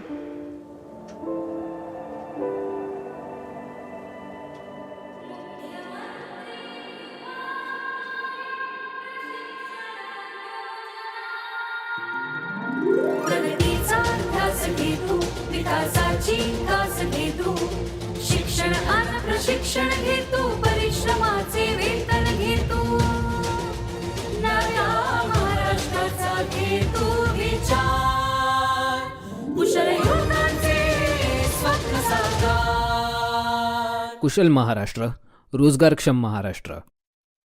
लोग इस बात को चाहते हैं कि हरियाणा में ये डबल इंजन की सरकार मिलकर के गति को, विकास के कार्यों को और तेजी करें। सर हा माझा CV। तुमचा CV खूप चांगला आहे, पण आम्ही फ्रेशर्सना काम देऊ शकत नाही।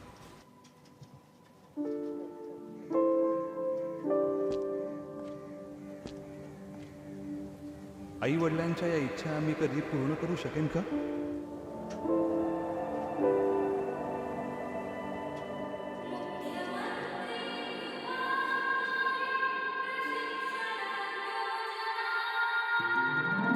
प्रगतीचा ध्यास घे तू विकासाची कास घे तू शिक्षण आणि प्रशिक्षण घे तू परिश्रमाचे वेतन घे तू नव्या महाराष्ट्राचा घे तू विचार कुशल युवकांचे स्वप्न साकार कुशल Maharashtra रोजगारक्षम Maharashtra.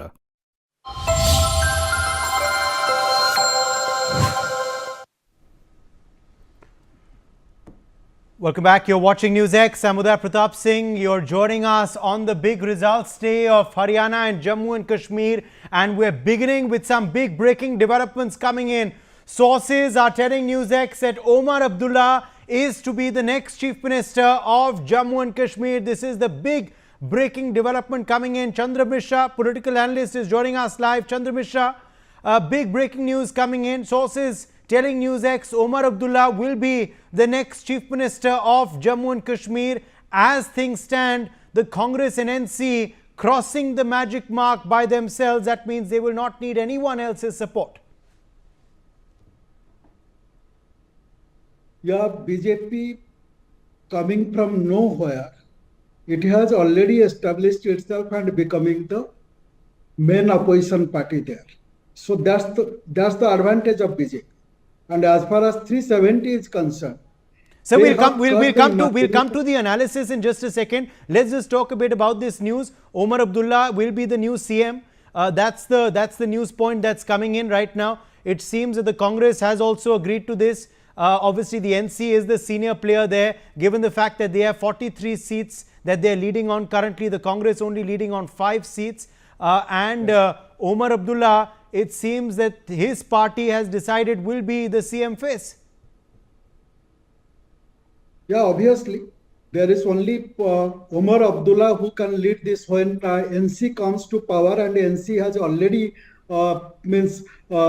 it has already come to a position by defeating. Absolutely, PDP. we're getting more breaking news. In fact, now coming in, more breaking developments coming in. Shakti Rani Sharma has won from the Kalka seat. Shakti Rani Sharma has won from the Kalka seat by 10,201 votes. So big developments coming in. BJP's Shakti Rani Sharma winning from the Kalka vote comfortably by 10,201 votes. She of course was the first woman mayor of Ambala, and now she has won this seat, defeating the Congress's Pradeep Chaudhary. Was a sitting candidate from this seat, and she's also defeated the independent in this particular seat. So big news coming in. Shakti Rani Sharma winning from Kalka. Also, in another big development coming in, Savitri Jindal has won by 19,500 votes from Hisar. Independent candidate there, Savitri Jindal, who of course has been a former Haryana minister, is the matriarch of the Jindal family, the richest lady in India. She has won by 19,500 votes.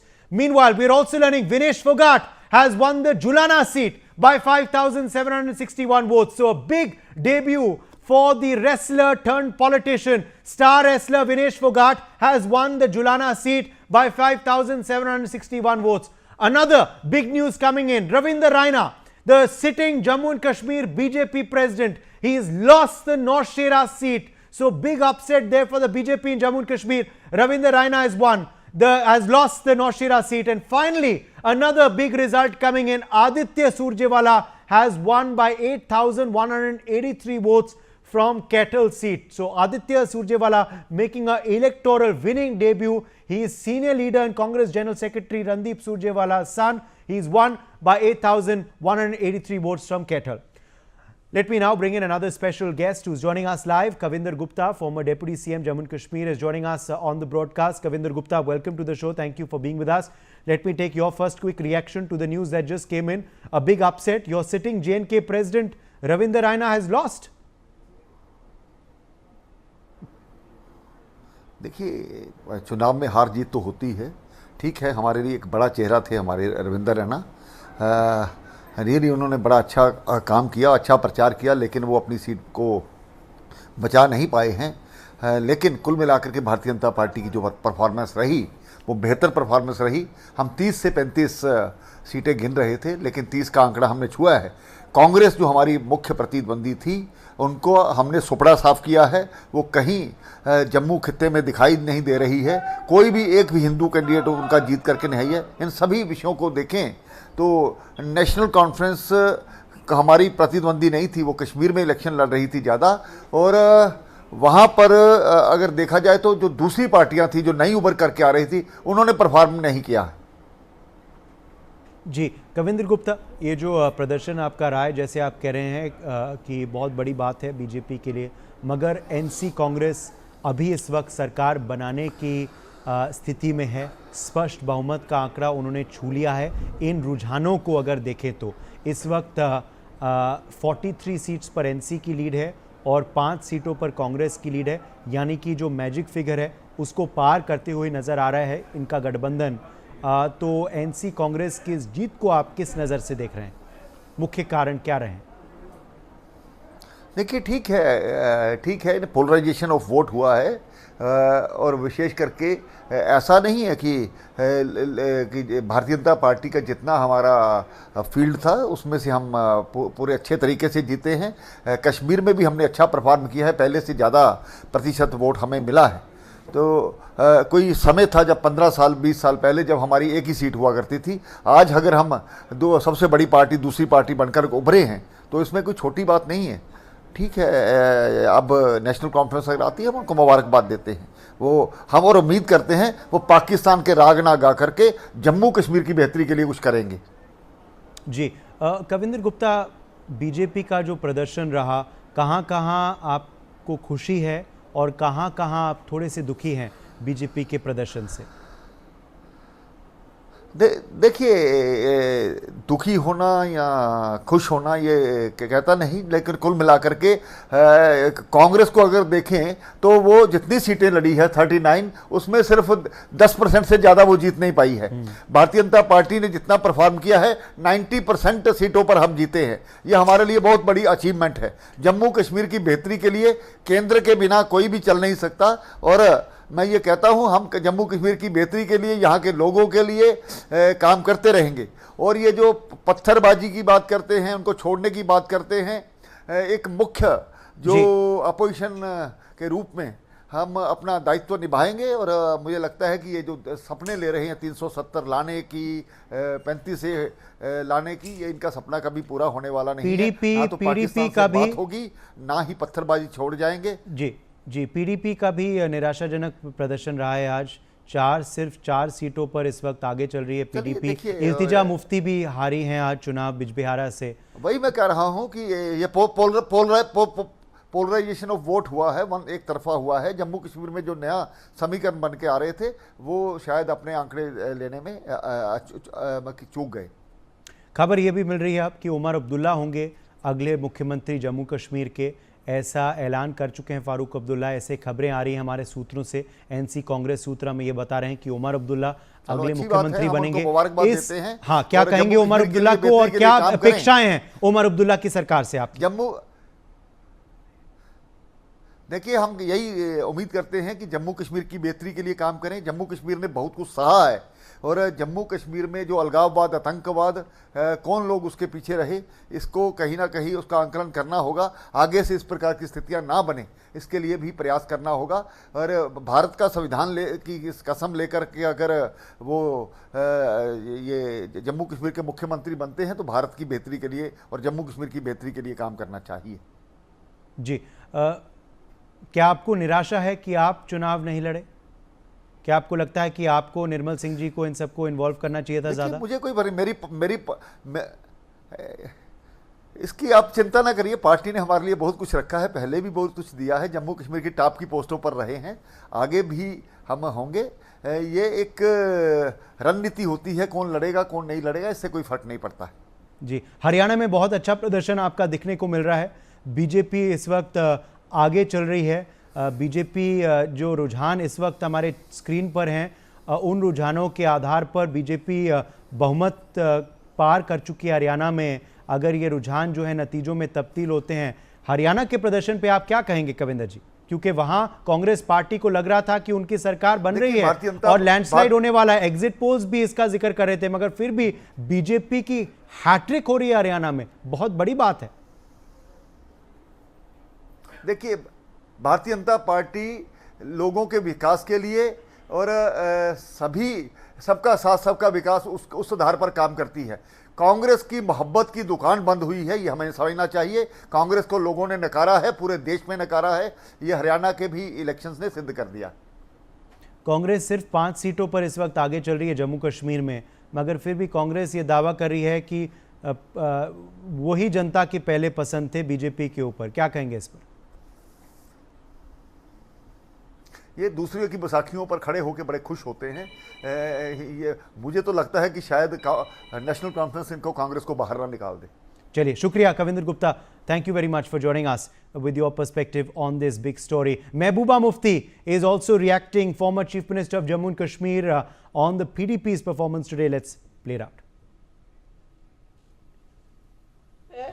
उनको मुबारकबाद देना चाहती हूँ, उनकी बड़ी शानदार कामयाबी हुई, और उसके साथ साथ जम्मू कश्मीर के लोगों को भी मुबारकबाद देना चाहती हूँ कि उन्होंने एक स्टेबल गवर्नमेंट के लिए वोट डाला। क्योंकि पिछले 10 साल से जो हालात रहे जम्मू कश्मीर में, बिलखुसूस 2019 5 अगस्त के बाद, तो जम्मू कश्मीर के लोगों को बहुत सारी प्रॉब्लम्स हैं, बहुत मुश्किलात हैं, और उसके लिए एक स्टेबल गवर्नमेंट का, एक मजबूत सरकार का बनना बहुत ज़रूरी है। मैं जो हमारे PDP के जो हमारे लीडर्स हैं, वर्कर्स हैं, जिन्होंने हमें बहुत मुश्किल हालात के बावजूद वोट डाला, उनकी भी बहुत शुक्रगुजार हूँ, और उनसे यही अपील करूँगी कि हिम्मत नहीं हारनी चाहिए। उतार चढ़ाव आते रहते हैं, और मुझे इस बात की खुशी है कि जिस तरह से लोगों ने वोट किया एक स्टेबल गवर्नमेंट के लिए, तो जो इसमें गड़बड़ करने का कोई चांस नहीं अब, क्योंकि लगता था कि अगर मैंडेट कुछ मिक्स्ड होगा, अगर एक तरफा मैंडेट नहीं होगा, तो फिर उसमें बहुत सी शरारतें हो सकती थी, बहुत सारी उथल पुथल हो सकती थी, और कहीं ना कहीं यहाँ के जो लोगों ने मैंडेट दिया है उसको डिफीट करने की बात हो सकती थी। इसलिए I congratulate all of them, specially people of Jammu and Kashmir, जिन्होंने बहुत जो है सोच समझ के एक स्टेबल गवर्नमेंट के लिए वोट दिया है। You want to ask anything please?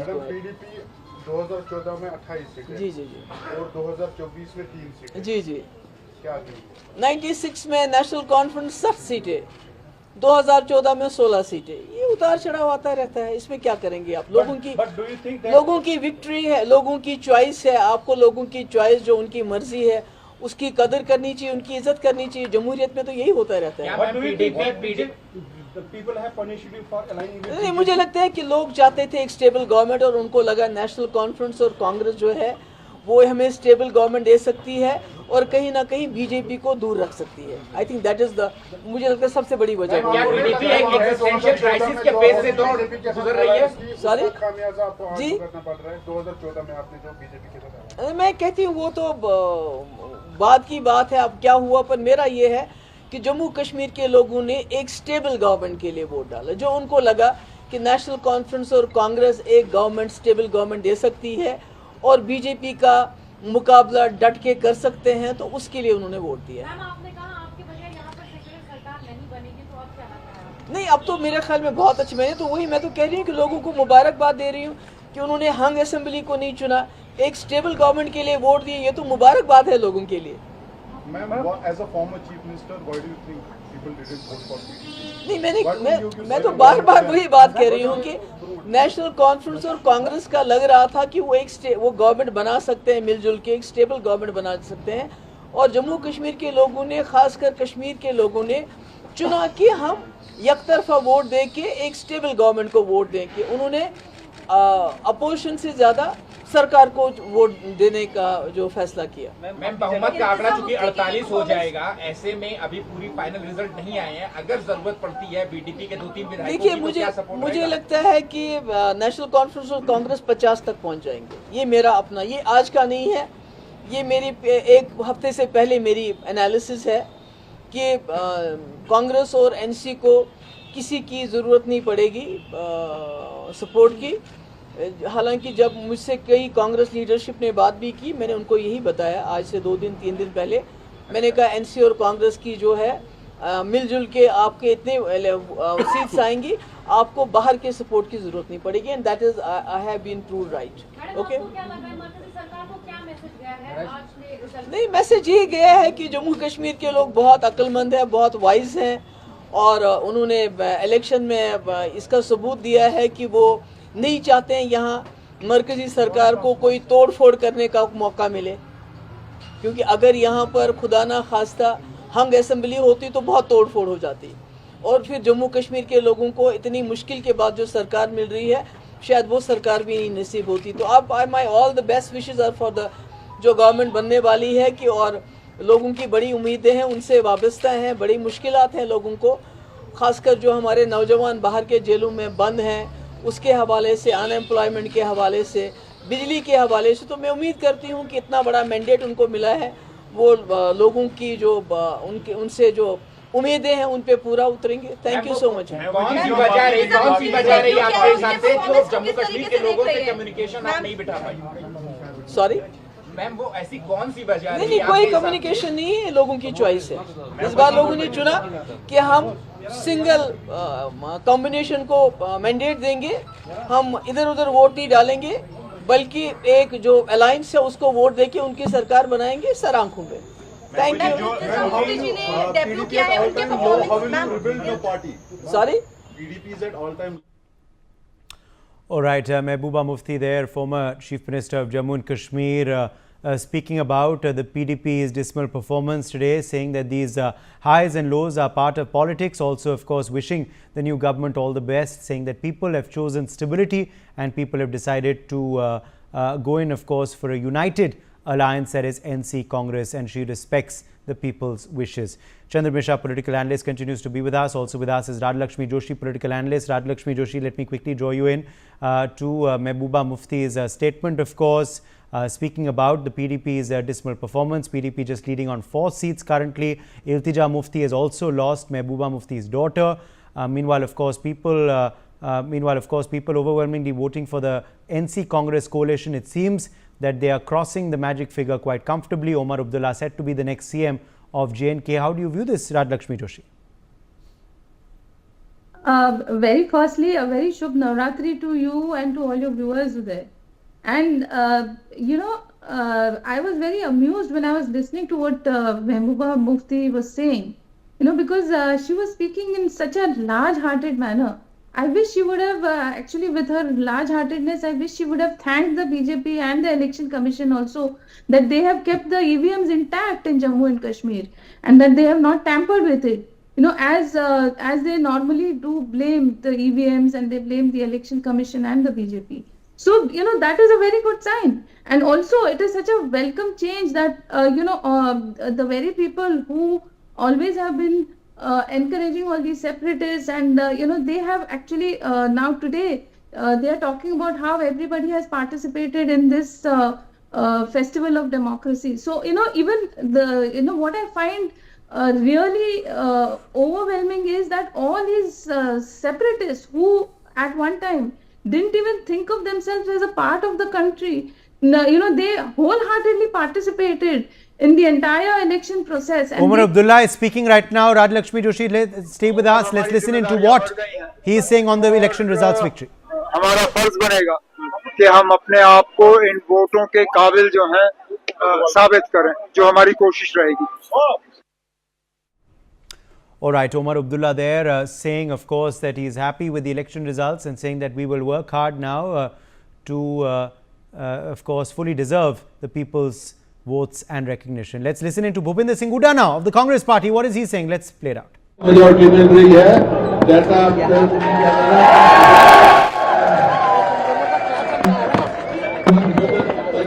Create किया जा रहा है.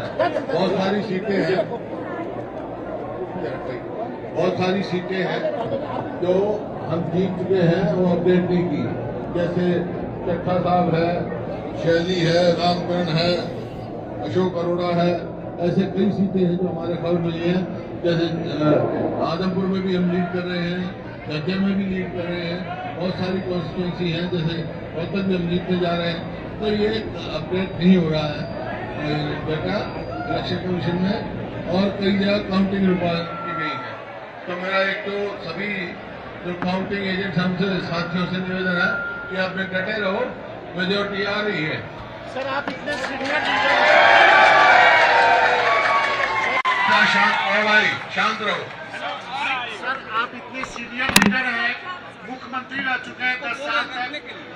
आज 2:30 बजे जब काउंटिंग हो रही है, क्या आप पूरी जिम्मेवारी से ये बात अपने जो कार्यकर्ता है उसको बता रहे हैं? हाँ, मेरे पास खबर है. कई जगह काउंटिंग रुकी हुई है, जैसे रोहतक शहर की रुकी हुई है, और कई जगह है जो कंफ्यूजन के लिए डाटा अपडेट नहीं किया. मान लो जहाँ कहीं 10 राउंड की हुई है, 11 राउंड तक, 12 राउंड तक हुई है, 7 राउंड तक का डाटा किया है.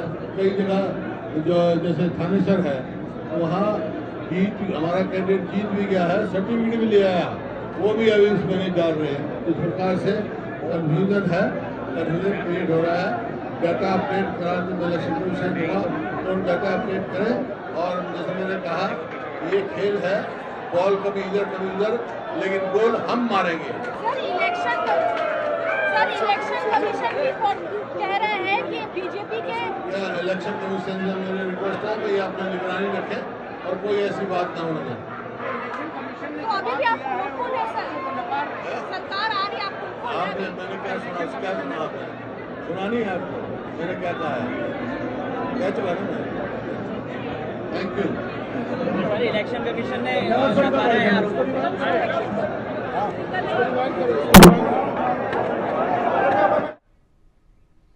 Mehndi Garg is joining us live for more details on this story. Mehndi, big statement being made by Bhupinder Singh Hooda, former Chief Minister of Haryana. He is saying that the Congress is winning. He is still confident. He is saying that in a lot of places counting is being stopped. He is alleging that EC is not updating the latest results on their website. He is also saying, he is also appealing to counting agents of the Congress to not leave the counting centers but to wait there since the counting is happening slowly. But he is confident of the Congress candidates winning at various seats that he just mentioned.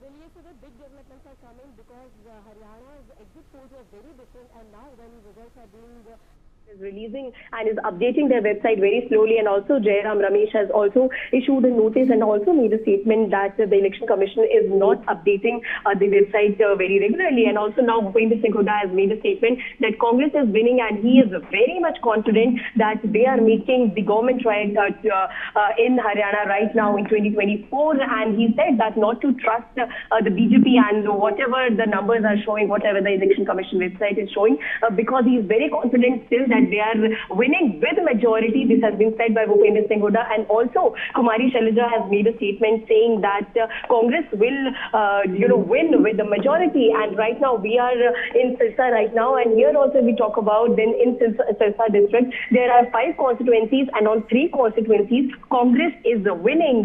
Rather, we can say that it will be announced in a very very soon that 3 win has been registered from the Sirsa district only. Here we are waiting for one of the winners from INLD also. If we talk about INLD, then INLD has maintained to take 2 seats, one from the Dabwali and second from Rania, because Arjun Chautala and one of the other Chautala has also win these seats. So the number of INLD can come up to 2, but right now there is a suspicion because Congress party is saying that the numbers are not getting updated right now, and they are raising serious allegations over Election Commission, and also they have issued a letter to the Election Commission saying that some of the numbers are being fabricated or the numbers are not getting updated. So yes, big developments are coming, but Uday, it's very interesting because still now it's 2:30 right now, but Congress is still very confident that they are making government right now in Haryana with a lot of majority. So these are the latest that we are tracking right now. Yes, Uday. Yes, well, clearly, of course, also Mehndi, as you're telling us about the details from Sirsa where you are standing, just give us an update about what's happening in Sirsa, what the district right now is looking at. That's a seat, that's a district, of course, where the Chautalas have enjoyed clout in the past. Abhay Chautala, is he still trailing? Or is Arjun Chautala, his son, winning from Rania? Meanwhile, what's happening in Dabwali? That's a seat in which 3 members of the Chautala clan are contesting. Also, what's happening in Sirsa city is Gopal Kanda still trailing of the HLP.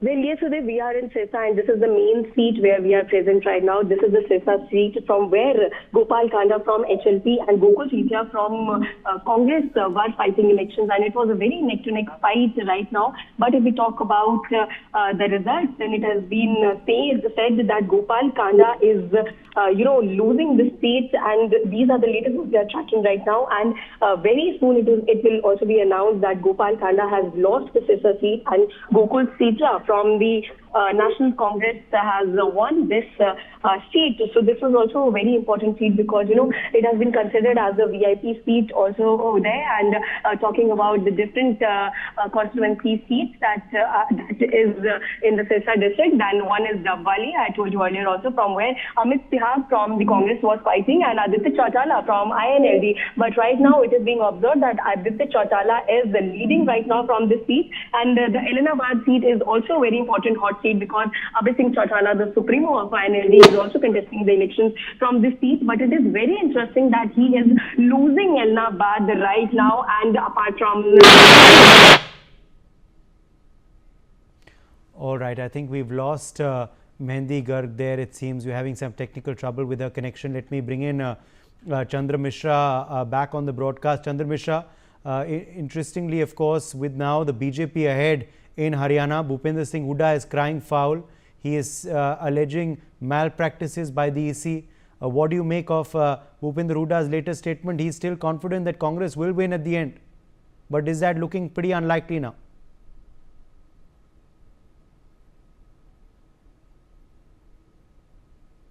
It is not exactly the question of Congress versus BJP or say one person or the other person. There is a paradigm shift in Haryana politics. You will find out the mission that Manohar Lal Khattar started, playing Jat versus all, the Chhattis Biradari, one versus all, what he started, that has already gained ground in Haryana.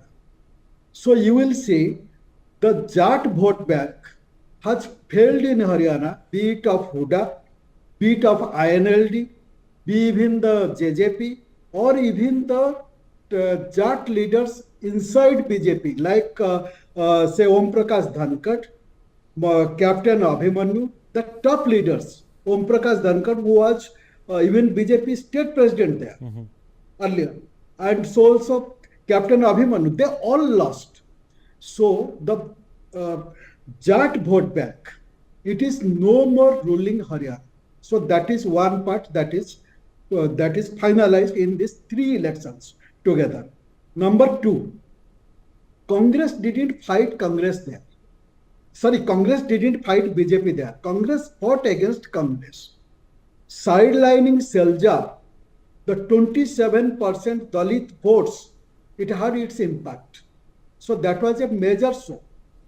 So whatever they may say, the moment the ill treatment to Selja, Kumari Selja, that went to public, it created a kind of say anger of the Dalit community against Hudaj.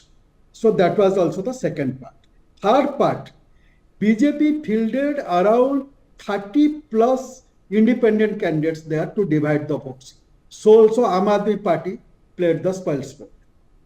So all these things came into fore, and the result is that it is not the defeat of Congress or any party, it is the defeat of the pure dependence on the Jat vote bank.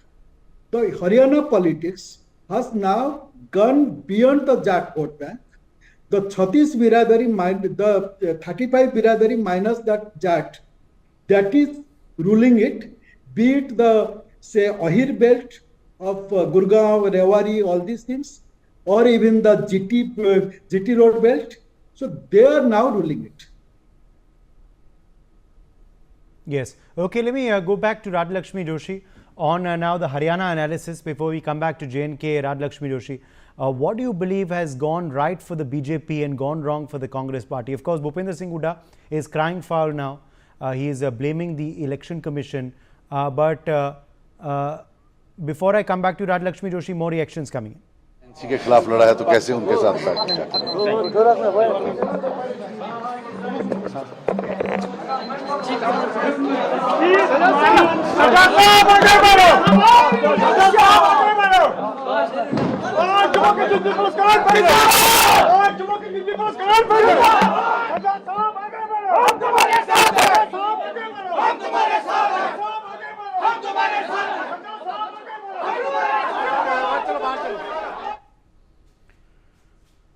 So these, of course, are the latest developments coming in. That was Sajjad Lone reacting there. I think Sajjad Lone has won his seat. He was, of course, leading earlier through the day. Let me go back to Radhalakshmi Joshi on the Haryana analysis. Radhalakshmi. Yes, you know, in Haryana, this is history in the making, I would say, because, you know, whatever the election trends have been, has been that, you know, no party has ever won the election 3 times in a row. And not just that, you know, there is this peculiar trend in Haryana wherein, you know, if whenever the populace, they have rejected a party, they have rejected it outright. So, you know, whenever the Congress has lost, or when JJP or INLD have lost, you must have seen that they lose, you know, with figures like maybe 5 or 7 or 9, etc. You know, things like that.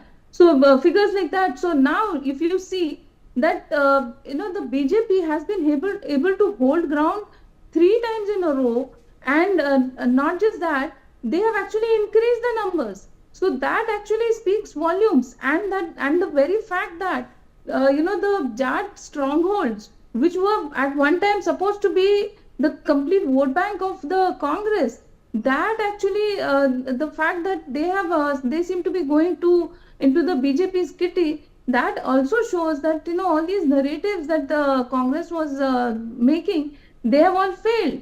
You know, the Congress had actually picked up a lot of narratives. They spoke about the farmers' issues, they spoke about Agniveer, they spoke about the wrestlers' issues. focused a bit too much on the Vinesh Fogart factor, and they thought that that would actually be like a trump card. Now what happened is, what failed there was that Vinesh Fogart's guru, that is Mahavir Fogart, he is speaking in favor of the BJP, and he is saying that the Congress has always sidelined all of them. They never give them as much support as the BJP has. BJP was the one who recognized him, they recognized his daughters, and they all got a proper recognition, and they got their due during the BJP time.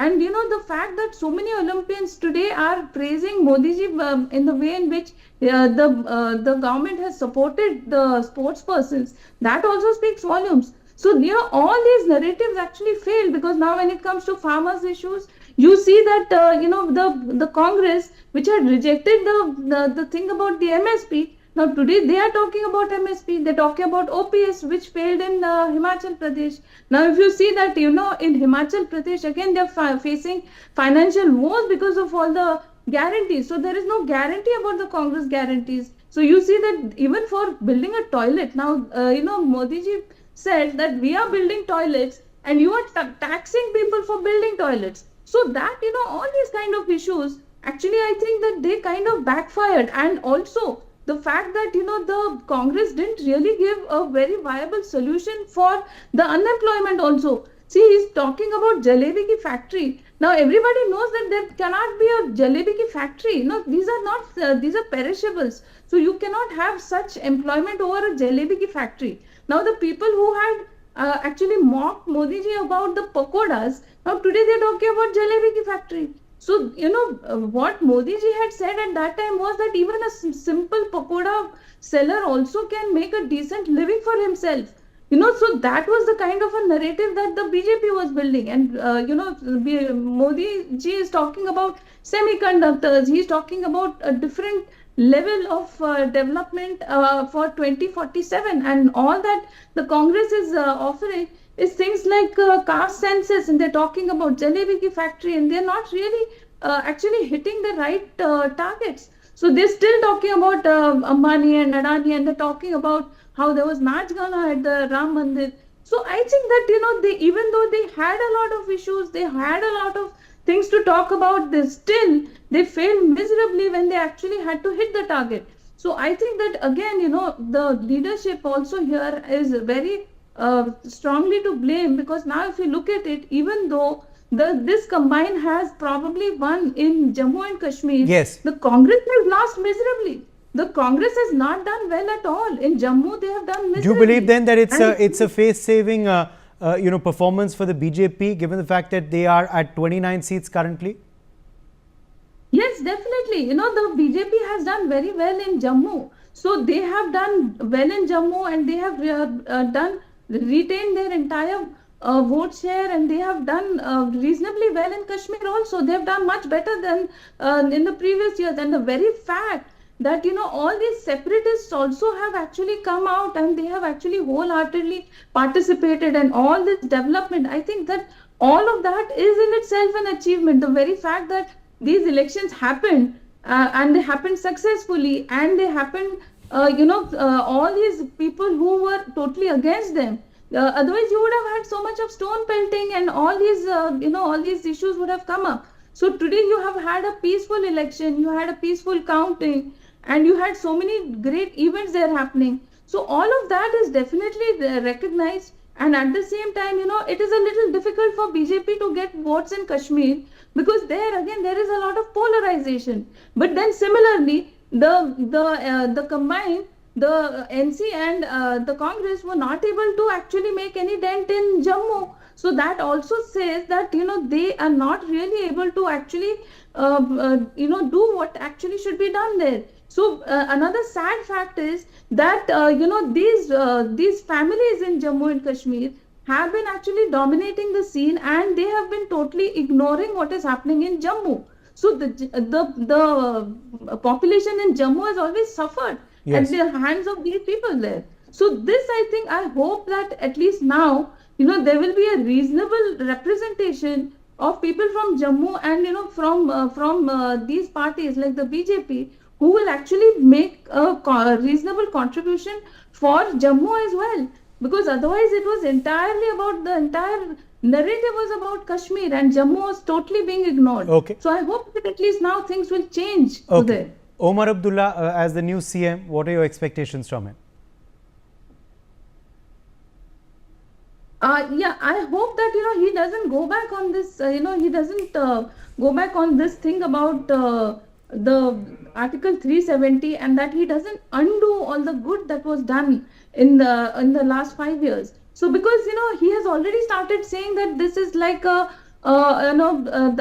powers of our people will be just reduced to say maybe the powers of corporators, because then there is the LG. So they have already, even before the formation of the government, they have already started blaming the LG and they have started blaming the center, saying that even if we win, our powers will be limited. So that is the kind of a narrative that they have already built for themselves. So I hope that they actually cooperate and support the central government and all these initiatives, because it is a huge change. So you have all these cinema halls, you have AIIMS, you have medical hospitals, you have medical colleges coming up, you have so much infrastructure, you have events like the G20 happening. So there is such a huge positive change in Jammu and in Kashmir especially. So I hope that the new state government also supports the central government in this positive development. All right, stay with us. Stay with us. In fact, Kalka seat has been won by Shakti Rani Sharma of the BJP. Shakti Rani Sharma's son,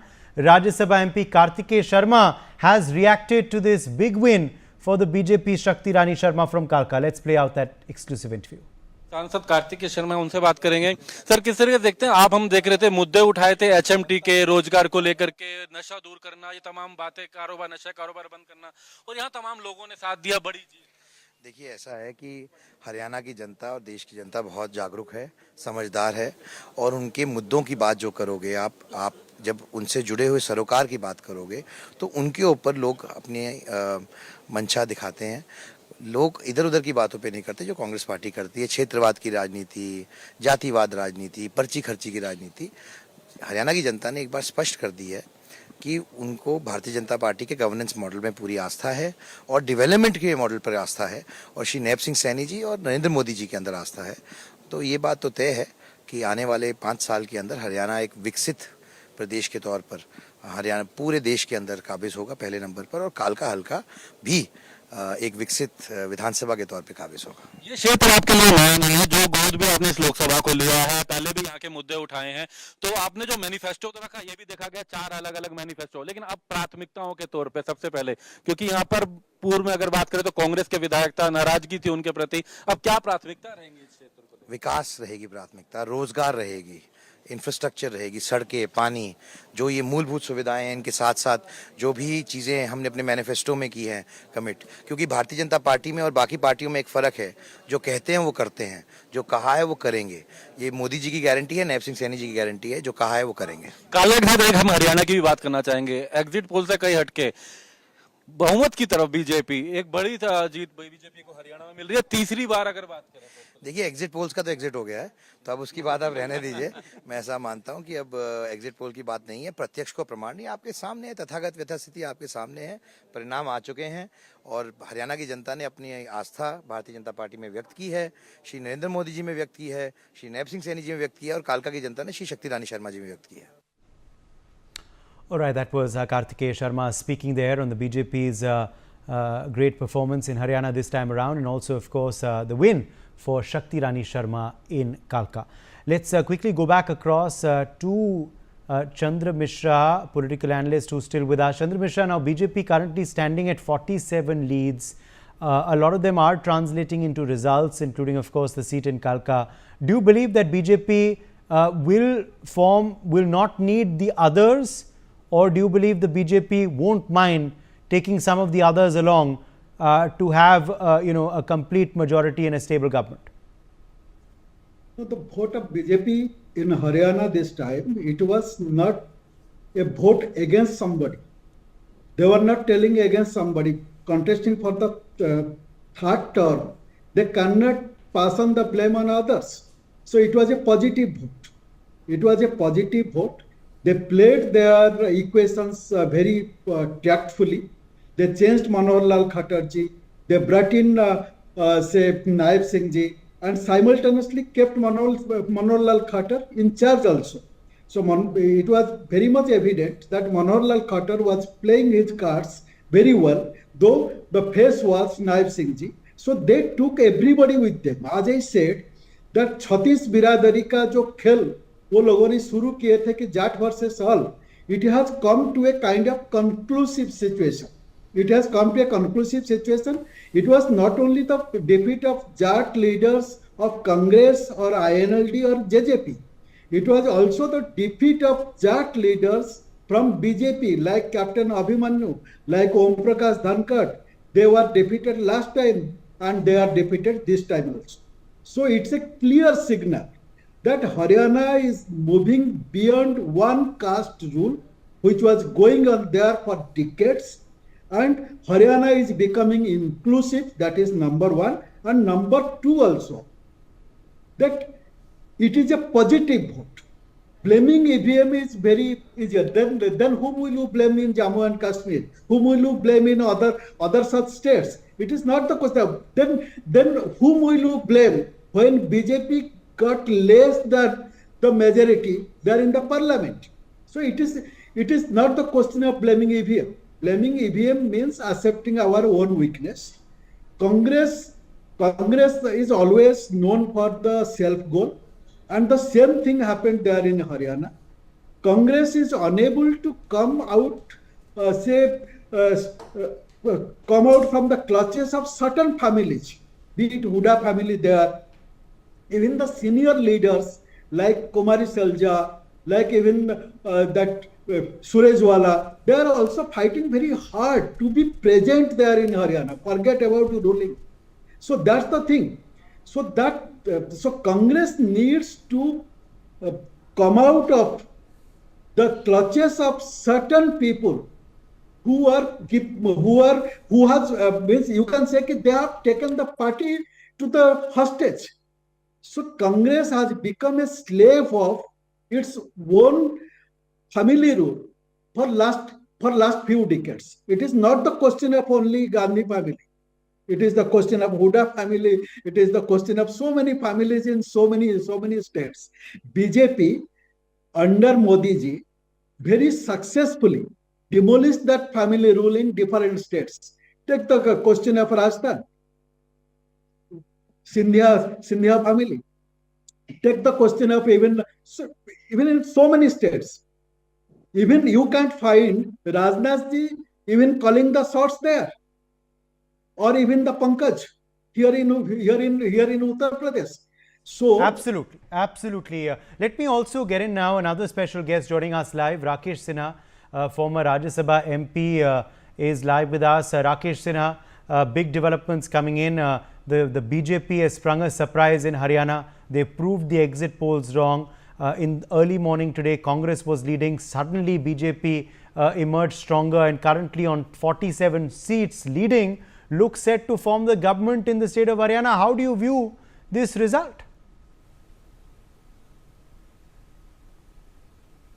India cannot replace the reality. The reality is that Bharatiya Janata Party in Haryana has worked for the welfare of the people, and it is a very exclusive work, inclusive work. Every caste and every community has been given due chance, and the most important thing is that while Congress is doing the division among the people on the basis of caste and religion, BJP is leading a inclusive politics in which it has given due place to Dalits, those who have been absolutely neglected in the Haryana politics. For the first time in the history of Haryana, the Dalits are realizing that they have some democratic value in the country, and therefore the voting percentage and the party seats have increased.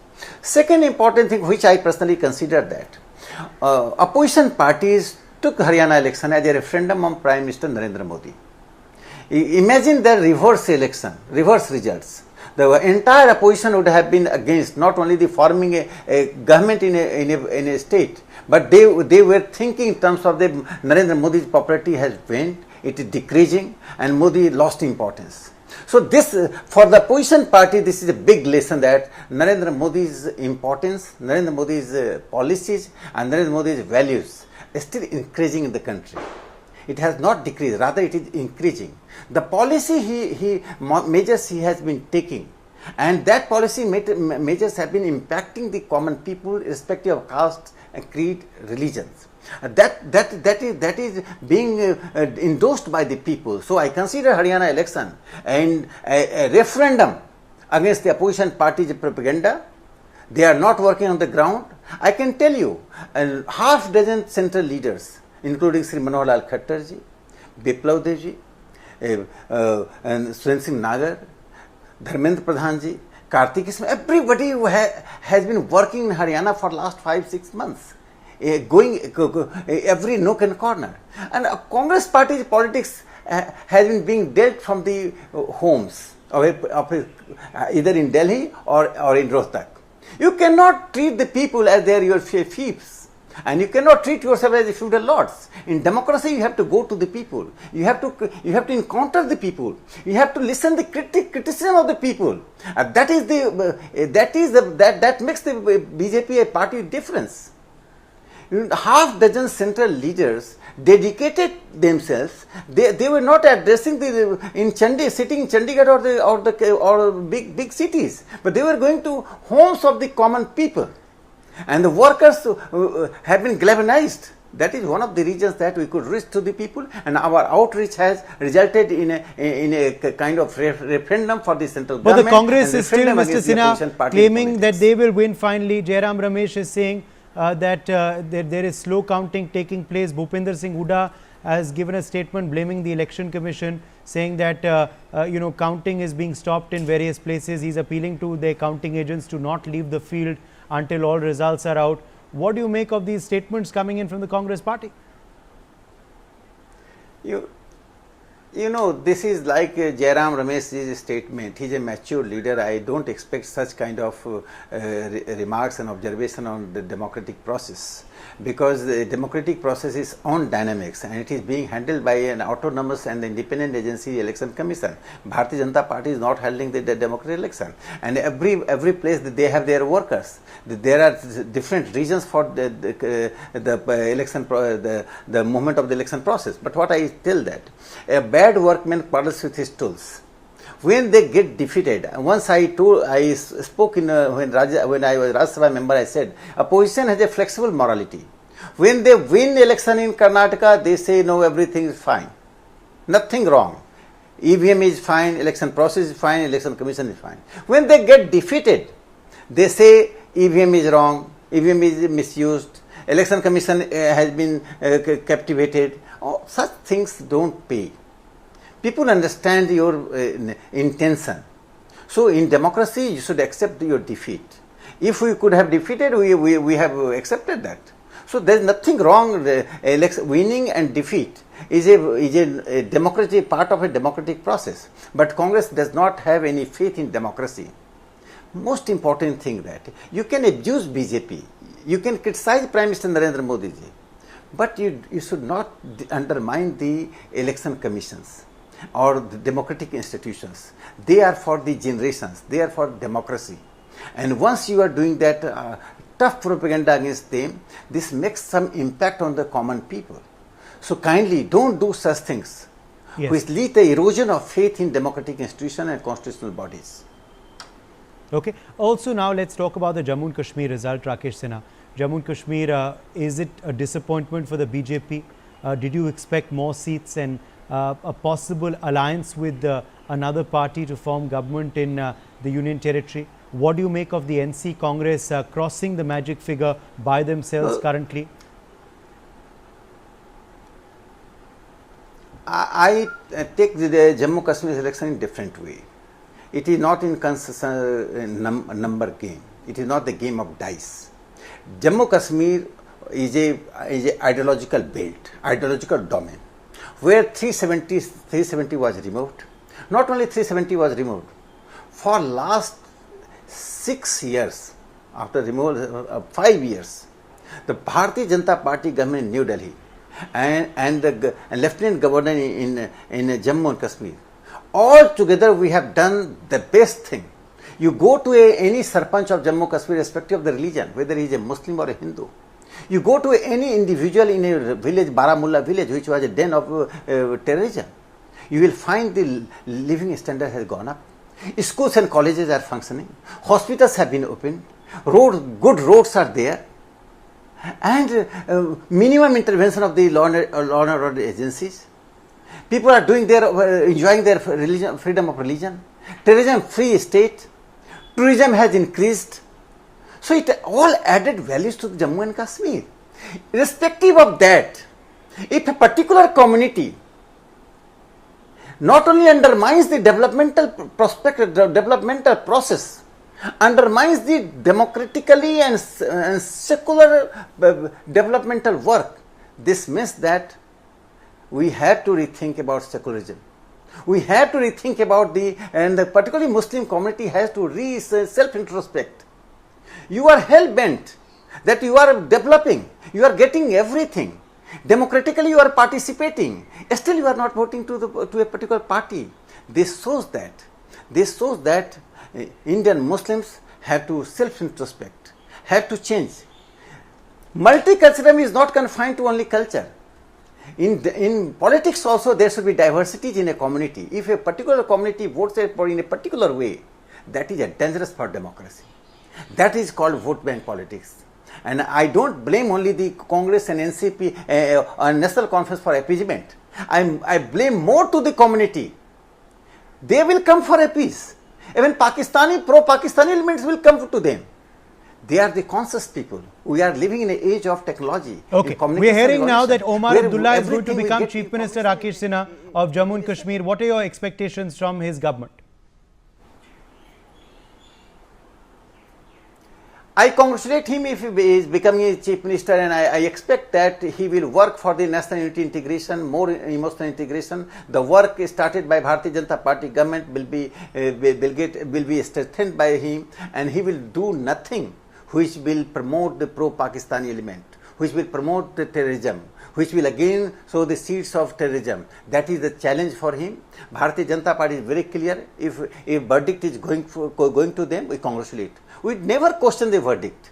In 1984, Bharatiya Janata Party got only 2 seats. We welcome the victory of Rajiv Gandhi. We have not questioned the voting process and the election commission that time.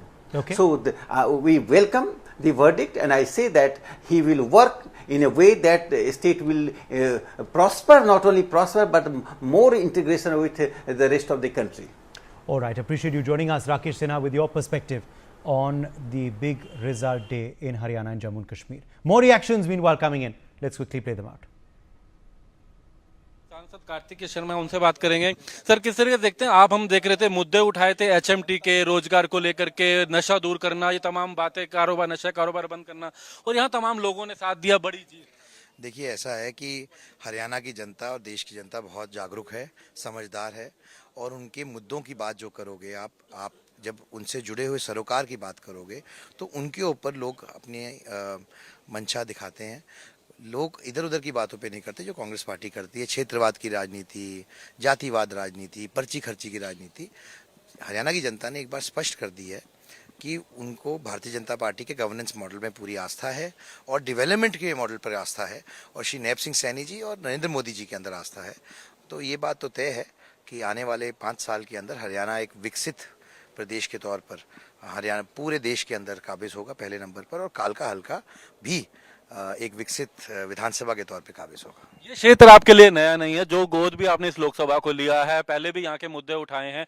तो आपने जो manifesto तो रखा, ये भी देखा गया 4 अलग अलग मैनिफेस्टो, लेकिन अब प्राथमिकताओं के तौर पे सबसे पहले, क्योंकि यहाँ पर पूर्व में अगर बात करें तो कांग्रेस के विधायक था, नाराजगी थी उनके प्रति, अब क्या प्राथमिकता रहेंगी इस क्षेत्र को? विकास रहेगी प्राथमिकता, रोजगार रहेगी, इंफ्रास्ट्रक्चर रहेगी, सड़कें, पानी, जो ये मूलभूत सुविधाएं हैं, इनके साथ साथ जो भी चीज़ें हमने अपने मैनिफेस्टो में की हैं कमिट, क्योंकि भारतीय जनता पार्टी में और बाकी पार्टियों में एक फ़र्क है, जो कहते हैं वो करते हैं, जो कहा है वो करेंगे। ये मोदी जी की गारंटी है, नैब सिंह सैनी जी की गारंटी है, जो कहा है वो करेंगे। कालका के साथ एक हम हरियाणा की भी बात करना चाहेंगे। एग्जिट पोल से कई हटके बहुमत की तरफ बीजेपी, एक बड़ी जीत बीजेपी को हरियाणा में मिल रही है, तीसरी बार अगर बात करें तो। देखिए एग्जिट पोल्स का तो एग्जिट हो गया है, तो अब उसकी बात आप रहने दीजिए। मैं ऐसा मानता हूं कि अब एग्जिट पोल की बात नहीं है, प्रत्यक्ष को प्रमाण नहीं, आपके सामने है, तथागत यथास्थिति आपके सामने है, परिणाम आ चुके हैं और हरियाणा की जनता ने अपनी आस्था भारतीय जनता पार्टी में व्यक्त की है, श्री नरेंद्र मोदी जी में व्यक्त की है, श्री नैब सिंह सैनी जी में व्यक्त की है और कालका की जनता ने श्री शक्ति रानी शर्मा जी में व्यक्त की है। हमारे साथ बातचीत करने के लिए फारूक अब्दुल्ला जी मौजूद है। सर बहुत बहुत बधाई हो, सरकार बनाने जा रहे हैं जम्मू कश्मीर। आप लोगों को बहुत बहुत शुक्रिया, आप लोग तशरीफ लाए। लोगों का शुक्रिया करता हूं कि उन्होंने इतनी बहुमत दी। काम करने हैं, काम मुश्किल हैं, इन मुश्किल कामों में हमें लोगों की मदद चाहिए, वो जम्मू हो या कश्मीर हो। हमें सब जो हमारे अपोजिशन भी थी उनसे भी यही उम्मीद करूंगा कि रियासत बनाने के लिए वो हमारे साथ खड़े रहे, कि हम इस रियासत को इन मुश्किलों से निकाल सके और यहाँ फिर से जम्मू कश्मीर को हिंदुस्तान का ताज चमकता हुआ दिखाए। सर अलायंस में सरकार बन रही है, लग रहा है मुश्किल होगा और स्टेटहुड की बात भी की गई थी, किस तरीके से? कोई अलायंस में कोई मुश्किल नहीं होगी और स्टेटहुड के लिए न सिर्फ हम बल्कि सारा इंडियन अलायंस जो है वो हमारे लिए काम करेंगे। हरियाणा की बात करें तो कांग्रेस हरियाणा में हार गई है, बीजेपी सरकार बना रही है। मुझे बड़ा अफसोस है, मैं तो समझता था कि जीतेंगे। सर चीफ मिनिस्टर, अफसोस है कि कहीं न कहीं कमी होगी। चीफ मिनिस्टर कौन होने वाला है जम्मू कश्मीर का chief minister? Omar Abdullah. Thank you so much. So there you heard exclusively Farooq Abdullah talking to India News, NewsX, and he's said that Omar Abdullah is going to form the government here in Jammu and Kashmir. I'm Arzu Said with video journalist Avinash for NewsX India News, Srinagar. All right, viewers, so there you've heard it. Farooq Abdullah, of course, backing his son Omar Abdullah to be the next Chief Minister of Jammu and Kashmir. We're looking at 3 o'clock right now, viewers, and the numbers are flashing for Haryana, the bottoms of your screens, and at the top for Jammu and Kashmir.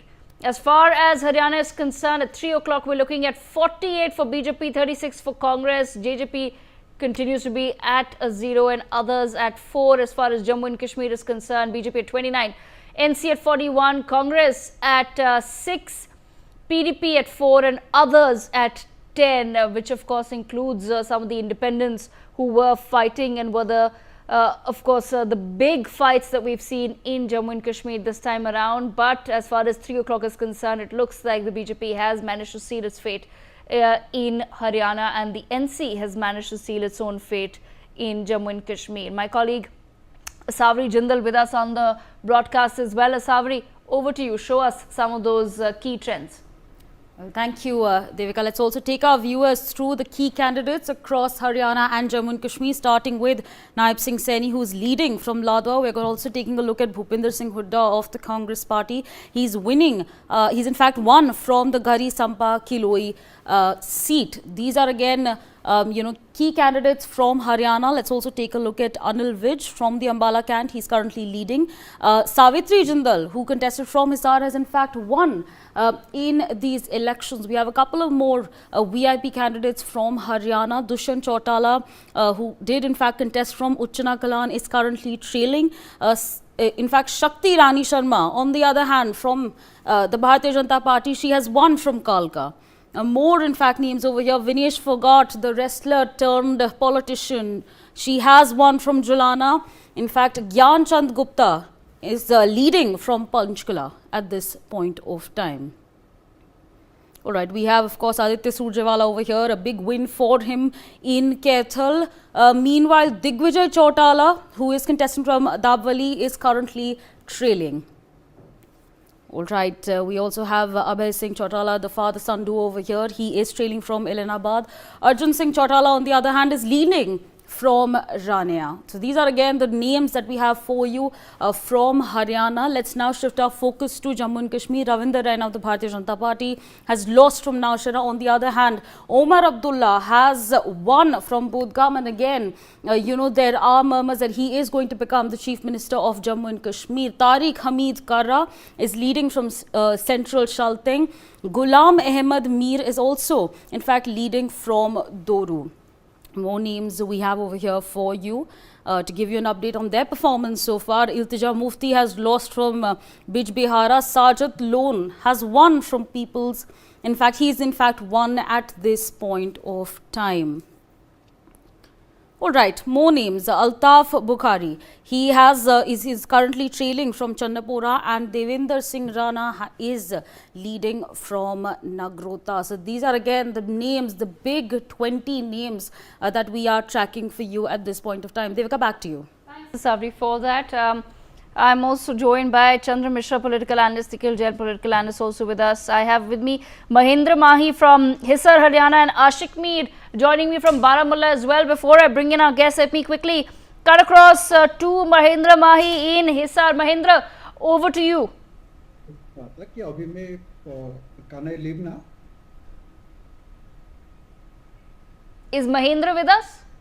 चुका है और कह सकते हैं जो इसका परिणाम है वो बिल्कुल यस देखिए अगर हरियाणा के चुनाव की बात करें तो जो काफ़ी इंटरेस्टिंग था 5 तारीख के बाद से ही लगातार ये कहा जा रहा था कि हरियाणा में जो कांग्रेस सरकार है 10 साल बाद वापसी कर रही है और तकरीबन आज जब काउंटिंग हुई, काउंटिंग के 9 बजे तक जो रुझानों में कहीं ना कहीं कांग्रेस की सरकार बनती दिख रही थी और 10 साल बाद ये कयास लगाए जा रहे थे कि एक बार फिर से हरियाणा में कांग्रेस के मुख्यमंत्री होंगे, कांग्रेस के मंत्रीगण होंगे। मगर जैसे ही 10:20 होता है तमाम जो सर्वे होते हैं बिल्कुल उल्टे हो जाते हैं, यानी कि जो सर्वे कांग्रेस को सरकार बना रही थी वही सर्वे बीजेपी को सरकार बना रही थी। ऐसे में हिसार की बात करें तो हिसार की चुनाव भी बहुत ज़्यादा इंटरेस्टिंग है। यहाँ जो निर्दलीय हैं सावित्री जिंदल, उन्होंने कह सकते हैं कि बीजेपी के जो पूर्व विधायक थे मुकेश गुप्ता, उनको हराकर कहीं ना कहीं हिसार सीट पर कब्जा कर लिया है। फिलहाल मैं मौजूद हूँ हिसार काउंटिंग सेंटर पर। आप देख सकते हैं किस तरीके से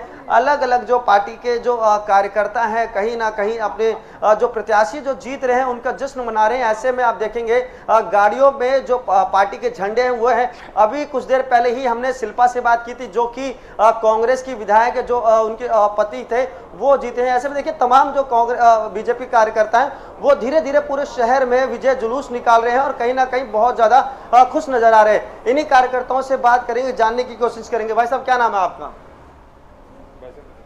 सुनील पाली। सुनील पाली किसके समर्थक हैं? रणवीर गंगवा जी के। वोटों से, भारी वोटों से जीते, क्या लग रहा था? सुबह तक जो रुझान था बिल्कुल कांग्रेस के फेवर में था, 10 बजे के बाद हरियाणा में फिर से बीजेपी की सरकार बनती दिखी, क्या कहेंगे? गंगवा जी जहाँ पे पैर रख देते हैं रुझान गंगवा जी की तरफ हो जाते हैं, चाहे विपक्ष कुछ भी बोल दे, क्योंकि गंगवा जी जो है ना, जो समर्थक है गंगवा जी के वो बिल्कुल दिल से जुड़ते हैं। इसलिए गंगवा जी जहाँ पे पैर, जिस भी हल्के में पैर रख देते हैं वो गंगवा जी के अपने आप हल्का उसी का हो जाता है। मगर दूसरी सीट तो आप जाते, हिसार की जो सीट है मुकेश गुप्ता जी की, वो हार गए निर्दलीय उम्मीदवार से। नहीं वो तो हार गए, लेकिन हम तो गंगवा जी के समर्थक हैं। वो कहीं भी कौन से भी हल्के में उनको टिकट दे दो उनको जीतना तय था, क्योंकि उनकी छवि ऐसी है। ये बात सुबह तक तो ये अंदाजा लगाया जा रहा था कि एक बार 10 साल बाद फिर से हरियाणा में कांग्रेस आ रही है, मगर 10 बजने के बाद पूरा उलटफेर हो गया। ये एग्जिट पोल दिखा रखा था जी। एग्जिट पोल से क्या होता है? Okay, Nayaab Singh Saini also speaking. Let's listen in. आदरणीय नरेंद्र मोदी जी, ये पूरा का पूरा श्रेय मैं आदरणीय मोदी जी को देता हूँ। उनके आशीर्वाद से, उनकी गाइडलाइन के अंदर, उनकी जो नीतियाँ हैं, उन नीतियों के ऊपर हरियाणा के लोगों ने मोहर लगाई है। मैं हरियाणा की जनता का जहां दिल से धन्यवाद करता हूं, उनको प्रणाम करता हूं, वहीं आदरणीय प्रधानमंत्री जी के नेतृत्व में जो ये तीसरी बार हरियाणा की ऐतिहासिक जीत हुई है, इसके लिए भी मैं प्रधानमंत्री जी का धन्यवाद करता हूं। मैं अपनी उच्च लीडरशिप का धन्यवाद करता हूं। मैं हरियाणा के लाखों भारतीय जनता पार्टी के कार्यकर्ताओं का दिल से बहुत बहुत धन्यवाद करता हूं कि जिनकी कड़ी मेहनत और पसीना बहा करके उन्होंने इस ऐतिहासिक जीत का जो दिलवाई है वो पूरे धन्यवाद के पात्र है। मैं पूरे हरियाणा के लोगों को दिल से बहुत बहुत धन्यवाद। कोहाना की जलेबी की फैक्ट्री, ये मैं बात अलग से करूँगा।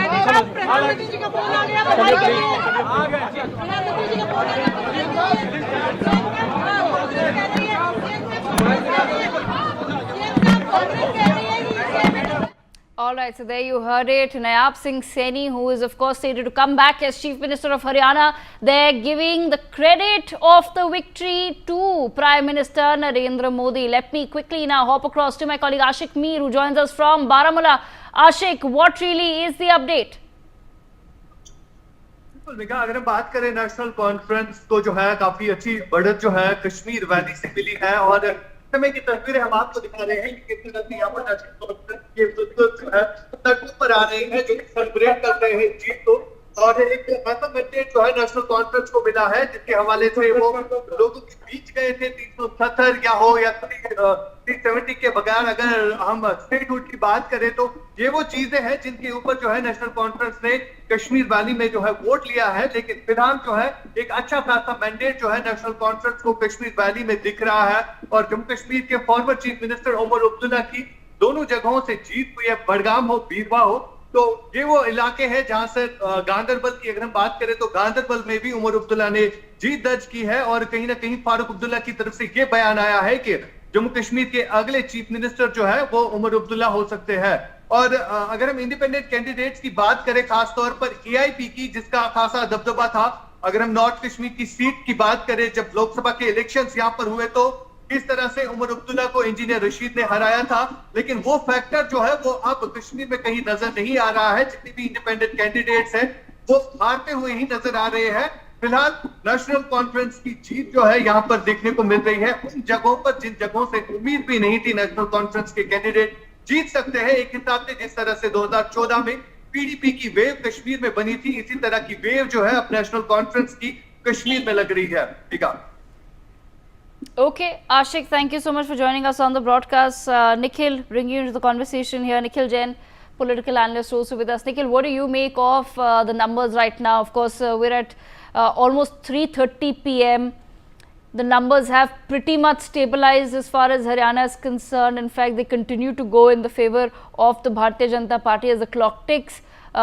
Even for Jammu and Kashmir, NC has maintained its lead at least over 40 seats for a very, very long time now. So we are expecting that somewhere the results that we see right now are pretty much it. It's not going to be anything dramatic from this point on. What do you make of firstly the Haryana result? Devika, yes, I completely agree with you that the numbers have stabilized now, and I don't think even at 3 p.m. I think they were stable. They've been stable by and large since noon for both the states. Of the Haryana result, the interesting thing is that the BJP and the Congress both have a very similar vote share. Until 2 hours ago, the Congress in fact had a plus 2% vote share. Now it has about a minus 1% vote share. Despite that, the BJP is leading the Congress on 16 seats, 34 for the Congress and 50 for the BJP. Which essentially points out to me that the BJP's election management and the way they have dealt and micromanaged the individual constituencies is far superior to what the Congress has done. So far as the Congress's mandate of Congress getting a people's verdict or a mandate on the promises that it made, the narrative that it had, there the Congress has not failed in my eyes. But where the Congress has certainly failed is in fielding the right candidates, in ensuring that their candidates' votes are not cut by parties like the INLD plus BSP or Chandrasekhar Ravan's party plus JJP or Aam Aadmi Party. Perhaps some sort of arrangements could have been reached with these parties. Perhaps the Congress could have been smarter with its micro management. And another hypothesis, and to be honest, I'm still trying to run the numbers on that. Another hypothesis that I have is that the BJP has in Haryana has been able to consolidate the non-Jat vote bank. So basically, since the past 2 months, it's been the entire chatter. Whether you look at exit polls, whether you look at media reports, ground reports, political analysts, news channels, everything has been giving Haryana to the Congress straight ahead. Everybody has been saying that nobody other than Bhupinder Singh Hooda or possibly Dipinder Singh Hooda are going to be the chief ministers. And I think that the BJP, sort of used against the Congress and perhaps created a fear in the non-Jat communities that if the Congress wins, the Hoodas will be back in power, and that you see a Haryana where it is absolute complete Jat dominance. And I think that is how they've been able to consolidate, because in a lot of seats where Jats are a decisive factor, but they alone cannot deliver a victory, BJP has actually done pretty well. BJP has done in multiples in the central Haryana region. BJP has done well in multiple seats, which is by and large a very Jat-dominated region. BJP has also done very good in the Bagad region. Some constituencies in the Bagad region again have a very important Jat factor. Now, a lot of people when they think about Haryana, they tend to think about it's all Jat, but that's not the case. When you talk about the state, as a whole, Jats are, only about 22% of the population. Of course, it varies from constituency to constituency, but there are very few constituencies where Jats alone can win you an election. You need the support of other communities. And I think this is where the BJP won over the Congress, that they were able to tell the other communities that you need to bind together against the Jats. And But Nikhil, another is it takeaway that I simply- have from this is that the Congress has Yes. actually done pretty well in the SC seats. Okay. And also, if you look at all Nikhil, this... apologies, I'm going to come back to you. Nayab Singh Saini speaking. पूरा श्रेय मैं आदरणीय मोदी जी को देता हूं, उनके आशीर्वाद से, उनकी गाइडलाइन के अंदर, उनकी जो नीतियां हैं, उन नीतियों के ऊपर हरियाणा के लोगों ने मोहर लगाई है। मैं हरियाणा की जनता का जहां दिल से धन्यवाद करता हूं, उनको प्रणाम करता हूं, वहीं आदरणीय प्रधानमंत्री जी के नेतृत्व में जो ये तीसरी बार हरियाणा की ऐतिहासिक जीत हुई है, इसके लिए भी मैं प्रधानमंत्री जी का धन्यवाद करता हूं। मैं अपनी उच्च लीडरशिप का धन्यवाद करता हूं। मैं हरियाणा के लाखों भारतीय जनता पार्टी के कार्यकर्ताओं का दिल से बहुत बहुत धन्यवाद करता हूं कि जिनकी कड़ी मेहनत और पसीना बहा करके उन्होंने इस ऐतिहासिक जीत का जो दिलवाई है, वो पूरे धन्यवाद के पात्र है। मैं पूरे हरियाणा के लोगों को दिल से बहुत बहुत धन्यवाद कोहाना की जलेबी की फैक्ट्री, ये मैं बात अलग से करूँगा।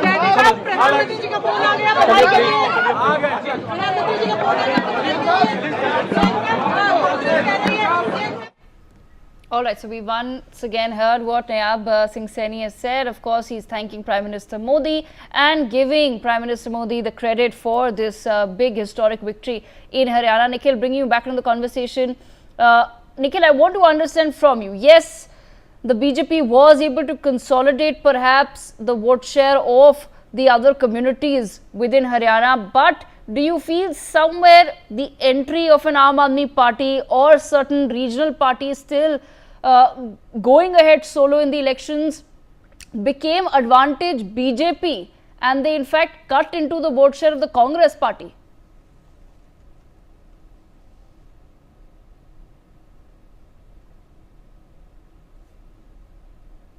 Nikhil, can you hear me?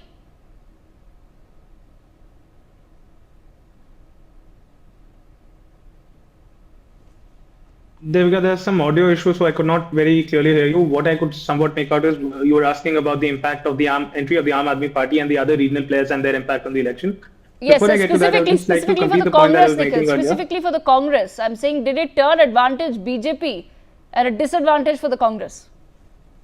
Absolutely, absolutely. There was no doubt about it, because if you look at the INLD plus BSP mix, what two communities are they targeting? Jats and the Dalits. Dalits, we have seen in the recent Lok Sabha elections, have started to favor the Congress. Jats obviously were favoring the Congress. You look at the other important regional coalition, which was the JJP and the Chandrasekhar Ravan coalition. Yes. And there's been a lot of chatter and the rumor mills have been running that these two alliances were not forged in Haryana or in Chandigarh, they were forged in Delhi at the BJP office. Now, I can't really comment whether that's correct or not, but certainly these two alliances seem to have benefited the BJP at the expense of the Congress. One other interesting observation that I wanted to point out to your viewers is that if you look at pretty much all the constituencies of Haryana that border Punjab, basically the northernmost part of Haryana, pretty much all of them have been won by the Congress. There's like one exception in terms of Dabwali, where Aditya Devilal is currently leading, but for the longest of time, Amit Sehag from the Congress was leading. And there's the Kalka seat that Shakti Rani Sharma of the BJP has been taking. Other than that, whether you look at Gula, whether you look at Tohana, whether you look at Ratia, all these seats, SC or non-SC, these seats the Congress is leading on. And the takeaway from this is that these are seats where perhaps the most important deciding community is the Khatri community, or what you call the Punjabi community. Despite the fact that the BJP had a Khatri or a Punjabi chief minister for 9.5 years, the Congress is the one winning these seats. So just an, sort of an interesting observation on all of that. Nikhil, at the same time, we've also seen, okay, I'm joined by my colleague Arzu Seth from the Congress office in Srinagar. Arzu, stay on. I'll come to you in just a moment. But Nikhil, another interesting aspect, what we've seen in the past few years now in India is the role of the regional parties diminishing in a lot of states. Has Haryana gone the same way as well? clean sweep, I mean, in a way, by the BJP without any regional player really backing them, no pre-poll coalition there, JJP being wiped out completely. See, so the numbers for these particular elections do seem to suggest that, but I will not take it as something that is going to stay on as a phenomenon, because even if you look at the Lok Sabha 2024 elections, the number of seats that Samajwadi Party has won in 2024, nobody would have expected them to win if you look at their performance in 2014 or 19. So at the moment, certainly Haryana, the regional parties have gone to use a kind of word like, at a lower level, but we can't be sure that they're not going to re-emerge, because we've seen that phenomenon in Uttar Pradesh, we are seeing that phenomenon in Bihar with the rise of the RJD, and we might as well see that in Haryana as well. But so far as this election is concerned, it's completely bipolar only between the two national parties, that's the BJP and the Congress, because between the two of them, these parties account for 80% of the vote share. And in a state like Haryana, earlier the figures used to be like something like 60%, 65%. So certainly this is going away of the regional parties, but I think there are other factors also to look into it, because INLD and JJP are essentially battling for the same legacy of Chaudhary Devilal. Right, both the players, both the people running the parties, whether it's Abhay Chautala for the INLD or Dushyant Chautala for the JJP, I'm sorry, but I don't think they're able to do a very good job at running their parties, keeping their flock together, keeping their MLAs together. The moment Dushyant Chautala left the deputy chief ministership, I think half of his MLAs just, abandoned his bandwagon, and I don't think that's how you run a party. So it's going to take some time for them to recapitulate all that political power and might that they had in them. They might re-emerge or they may not. I can't be sure of that. Okay, Nikhil, stay on with us. I have my colleague Mehndi Garg who's joining us from Sirsa in Haryana. Mehndi, over to you. What's the update? West Devika, big developments are coming from Sirsa right now, because here are 5 seats in Sirsa, and right now we are in the counting center, and Dabwali seats announcement has been done from where INLD's Aditya Chautala has won these elections. These are the supporters of Aditya Chautala right now, and we are joined with Aditya Chautala's brother Anirudh Chautala also. Sir, जीत दर्ज हो गई है INLD की, पहली आदित्य चौटाला ने कर ली है, किस तरीके से दिख रहे हैं इस जीत को? नहीं, बहुत अच्छी जीत है और काफ़ी टफ मुकाबला था, लेकिन पिछले 10 साल में आदित्य जी ने जो काम किए, ये इलेक्शन काम के ऊपर वोट मिला, तो वो मतलब एक हौसला देने वाली बात है कि लोगों ने काम को सराहा। बाकी इलेक्शन के अंदर बहुत सारे हथकंडे अपनाए जाते हैं, लेकिन यहाँ पे काम पे वोट मिला, तो इस बात की हमें खुशी है। काम की आप बात कर रहे हैं, तो आगे आने वाले 5 साल में क्या वो मुख्य काम रहेंगे जिस पर फोकस रहेगा आदित्य चौटाला का? सबसे पहली चीज़ है कि हमारा एरिया बैकवर्ड है, इंडस्ट्रियली बैकवर्ड। तो इंडस्ट्रियली बैकवर्ड है तो हमें यहाँ पे इंडस्ट्रियलाइजेशन पे जोर देना होगा और रोज़गार बढ़ाना है। दूसरा, नशा यहाँ पे बहुत बड़ी दिक्कत है। ये 2 सबसे अहम काम है जिन पे काम करना है। बाकी जो डेवलपमेंट वर्क्स है वो एज यूजुअल सारे अच्छे चल रहे हैं, वो तो कर चुके आदित्य भाई साहब। क्या एक नशा बड़ा मुद्दा है यहाँ पर डबवाली में या सिरसा में? बिल्कुल, सबसे बड़ा 3 जवान मौतें तो इलेक्शन के दौरान हो गई थी। 3 जवान बच्चों की, 20 साल 21 साल के बच्चे। मतलब अब घर के अंदर शादी के ढोल नहीं बजते, वहाँ आरती उठती है, ऐसा हाल है। मतलब तो सर, अगर सिरसा की बात की जाए तो आप भी एक बड़ी लीनियत से आते हैं, चौटाला फैमिली से, तो आपके भाई जीत गए हैं लेकिन अभय चौटाला हारते हुए दिखाई दे रहे हैं, लेकिन दूसरी तरफ अर्जुन चौटाला जीतते हुए दिखाई दे रहे हैं। इस पूरी जीत और हार को किस तरीके से देख रहे हैं? देखिए, इलेक्शन में हार जीत चलता रहता है। लड़ाई लोगों की है, मुद्दों की लड़ाई होती है, वो ख़त्म नहीं होनी चाहिए। अभय सिंह जी एक मजबूत नेता हैं हमारे, और हार जीत से ना तो चौधरी देवीलाल को फ़र्क पड़ा था, ना चौधरी ओम प्रकाश चौटाला जी को, ना अभय सिंह जी को। तो हार जीत एक सिर्फ हिस्सा है राजनीति का। वो इतने मजबूत हैं, वो अभी भी अगर फ़ोन करते हैं तो उनके काम होते हैं, तो उनके लिए जीत या हार का कोई मायना नहीं है। वो एक मजबूत नेता हैं, जन नेता हैं। सर, फिलहाल बीजेपी बढ़त बनाए हुए हैं और कहीं ना कहीं तीसरी बार सरकार बनाने को पूरी तरीके से तैयार है हरियाणा में।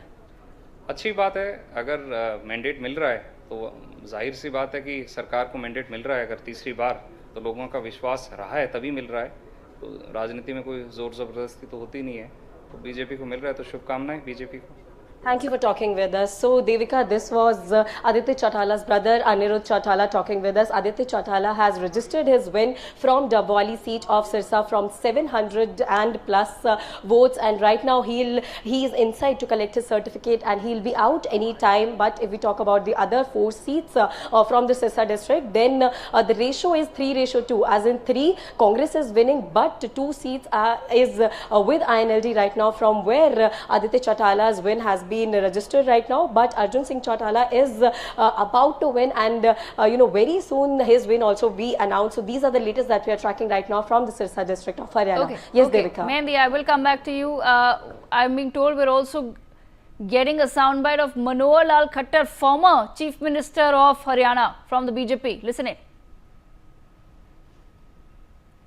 परिवार मान करके चलता रहा हूँ। आज भी हमारे मुख्यमंत्री जो हैं वो उसी प्रकार से और हरियाणा की जनता के साथ एक तालमेल बैठा करके एक बड़े विनम्रता के भाव से जनता के काम हमेशा करते रहे। सर, करनाल में जब वोटिंग के दिन आपने बात करी थी तो आपने 2 बातें कही थी। एक तो पूर्वानुमान आपने भी लगाया था कि 45 से ज़्यादा सीटें भारतीय जनता पार्टी जीत रही, अपने दम पर सरकार बना रही है। और दूसरी बात आपने कही थी नायब सिंह सैनी ही हमारे मुख्यमंत्री रहेंगे। क्या इस बात की आप बात कर रहे हैं? हमारे हाईकमांड ने, हमारे एचएम साहब ने ये प्रत्यक्ष घोषणा की हुई है, और उस नाते से फिर भी नया जब इस प्रकार का कोई बात होती है तो जो पार्लियामेंट्री बोर्ड के हाथ में होता है, और मुझे लगता है कि जो विषय है वो इसी प्रकार से चलेगा। खट्टर साहब, एक सवाल है, पौने 10 साल लगभग आपने हरियाणा के मुख्यमंत्री के तौर पर काम किया। आज जब चुनाव हुए तो कुमारी शैलजा ने कहा है, जब रिजल्ट आया, कि उनसे आकलन में कहीं ना कहीं गड़बड़ी हुई है, कांग्रेस पार्टी से गड़बड़ी हुई है। क्या शैलजा और हुड्डा साहब के बीच जो मीडिया में भी चल रहा था कि कुछ ना कुछ तनातनी है, उसका असर भी पड़ा है? आप अपना अनुमान लगा करके उनसे पूछिए क्या बात थी क्या नहीं। मैंने जो कहना था अपने हिसाब से मैं पहले कहा था, और वही बात पर आज भी हूँ मैं कि हमारी पार्टी एकजुट होकर के और अपने पक्की नीतियों के हिसाब से काम करती है। जनता में उसका असर जाता है। के काम आपके कार्यकाल के दौरान जो काम हुए उस पर मोहर लगी जनता की, आपको लगता है? भारतीय जनता पार्टी का जो भी 10 साल का कार्यकाल है हमारे केंद्रीय नेतृत्व मोदी जी की जो 11 साल केंद्र में हो गए हैं, उन्होंने जो उनकी नीतियां हैं और केंद्र की जो हमारी उपलब्धियां सब मिला करके, और भारतीय जनता पार्टी की नीतियों पर, हमारे नेता के काम पर, हमारी नीयत पर, सबके ऊपर जनता ने बोल लगाई। क्या सर उप मुख्यमंत्री भी भारतीय जनता पार्टी हरियाणा में होंगे? धन्यवाद। Okay, I come back to Nikhil. Nikhil, as far as Jammu and Kashmir is concerned, what really will be the biggest takeaways for the Bharatiya Janata Party? That's for all the harping around that the BJP has been doing in the past 5 years, that the sort of development that they've brought in, the peace that they've brought in Jammu and Kashmir, or rather the claims of all of it, that is not showing in the numbers. The BJP has barely been, I don't think they've won any seat in the Kashmir division. They already fielded very less candidates there. I think out of 90, they've only fielded 62 candidates in the state of Jammu and Union Territory of Jammu and Kashmir. They hadn't fielded any candidates in the Kashmir division during the Lok Sabha elections, and their entire tally of 29 is coming from the Jammu region. And if you look at the vote share that the BJP has gotten, that's somewhere around 25.6%, while the vote share of the NC plus Congress is, I think, 35%. I'll have to check again. Yeah, about 36%. So certainly it's the hands down the alliance of the National Conference plus the Congress has given the BJP a strong beating in terms of the number of seats as well as the vote share that they've gotten. And there's another thing that must be noted in this, is that while these elections were going to court, there was a lot of speculation on the role of the certain independents that were contesting, or the smaller parties, whether it was Sajad Leon's party, whether it was Engineer Rashid's party, or the bunch of other independent candidates, many of whom were towing a line dangerously close to the extremist sentiment or the separatist sentiment. And there was a lot of chatter about how the BJP was supporting these elements, but the kind of dominance that the National Conference has been able to show in the region of Kashmir, that has shown that the people of Kashmir are not willing to support these, separatist favoring elements, but would rather go for a stable National Conference plus a Congress government. Okay, Nikhil, stay on with us. My colleague Arzu Seth joins us from the Srinagar office of the Congress party. Arzu, over to you. What's the big update? Well, Devika, first of all, would like to show you the visuals from the Congress office in Srinagar where the celebration is on. You can see people have gathered here. Also, Tariq Hamid is also here, who is the Congress chief from Jammu and Kashmir. The celebration going on, party workers dancing, distributing sweets and celebrating this moment. कैसे 10 साल बाद सरकार बन रही है, कांग्रेस ने alliance के साथ अब सरकार जो है वो जम्मू कश्मीर में बनने जा रही है, क्या कुछ कहना चाहेंगे? ये तो अच्छी बात है, कश्मीर में अलायंस बन रही है, हमारे लिए अच्छी बात है ये, क्योंकि हमारा जो कैंडिडेट था ये तारिक हमीद करार साहब, ये बेसिकली सेंट्रल शाल्टिंग से आते हैं, तो इन्होंने अपनी जिंदगी में बहुत अच्छे काम किए लोगों के हित में, तो इसीलिए लोगों ने इनको चुनाया है और जिता दिया है। तो बहुत अच्छे लीडर हैं, रह चुके और आगे भी इंशाल्लाह ये अच्छी तरीके से काम करेंगे। So, a national conference in the Congress party were in alliance in here in Jammu and Kashmir, and they have crossed the majority mark and all set to form the government here in Jammu and Kashmir. Showing you the visuals from the Congress office here, where women can be seen dancing, celebrating this moment. Sir, Congress national conference के साथ सरकार बनाने जा रही है, किस तरीके का जश्न है? इंशाल्लाह बहुत अच्छा जश्न है, हम इंशाल्लाह बनाएंगे हुकूमत। ये 10 साल के बाद हुकूमत बनी कि जो बीजेपी वाले हैं उन्होंने हमें 370 हटाया है, हम वो मांगने के लिए तैयार है। तब तक हम ना पीछे नहीं हटेंगे जब तक हमें 370 नहीं मिलेगा। हमको बहुत खुशी है, कांग्रेस पार्टी आ रही है, तारिक अहमद कर्रा साहब आ रही है, सेंट्रल शार्टिंग से जीता इन्होंने तारिक अहमद कर्रा साहब ने, हमको बहुत खुशी है, बहुत जश्न मन रहा है यहाँ। कांग्रेस सिर्फ 6 सीट जीत पाई है जम्मू कश्मीर में। वो तो बात सही है, इंशाल्लाह हम जीत लिए, इंशाल्लाह हमने जीत लिया है। कोalition है, ये कोaliशन है नेशनल और कांग्रेस की, चाहे कांग्रेस ने जीता चाहे नेशनल ने जीता, लेकिन हुकूमत इंशाल्लाह कांग्रेस और नेशनल की होगी। So there you heard the party workers. आप भी कांग्रेस से किस तरीके से देख रहे हैं इस जीत को? बस अच्छी तरीके से ये जो कामयाबी हो गया नेशनल कॉन्फ्रेंस और कांग्रेस का इत्तेफाक हो गया इनको, बगैर डायलॉग नेशनल कॉन्फ्रेंस और कांग्रेस हमेशा इजरा के वक्त से शेख अब्दुल्ला इनके साथ अकार्ड कर रहा था, आज भी फिर से फारूक अब्दुल्ला ने अकार्ड कर दिया इनके साथ। Absolutely. So there you can see, Devika, grand celebration taking place here in the Congress office. Also, we can see people in large number have gathered here to be the part of this celebration. If we talk about the Congress performance, Congress has just won 6 seats here in Jammu and Kashmir. We'll also have, ma'am, how did you see this win? कैसे देख रही हैं जीत को कांग्रेस की?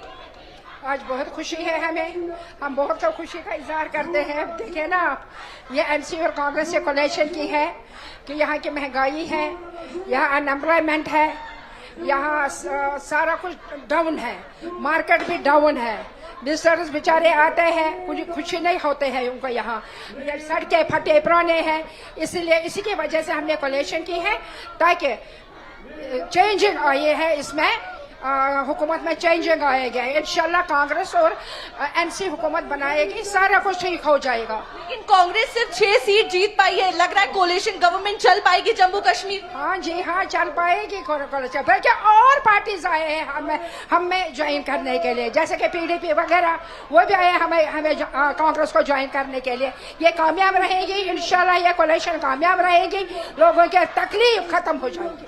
Okay, so there you heard, Devika, party workers, they are very happy and confident that this coalition government will work very good here in Jammu and Kashmir. Okay, Arzu, thank you so much for joining us. Let me bring Nikhil back into the conversation. Nikhil, as far as the Congress's role in Jammu and Kashmir is concerned, what do you make of the Congress? Really, were they able to put their side of the weight that was required to really take the national conference to that magic number, crossing that magic number of 46 as far as J&K is concerned? Because we saw earlier that Aam Abdullah himself spoke about how the Congress was not in fact doing its bit in the Jammu region.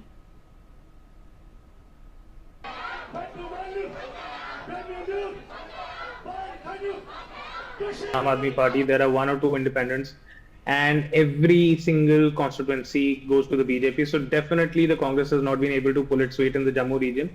That being said, I think there's another interesting take I would like to have on this, that I was recently speaking to somebody from Kashmir, and what he tells me is that after the Bharat Jodo Yatra, there's a lot of fervor that is there for the Congress party, and especially Rahul Gandhi in the Kashmir Valley.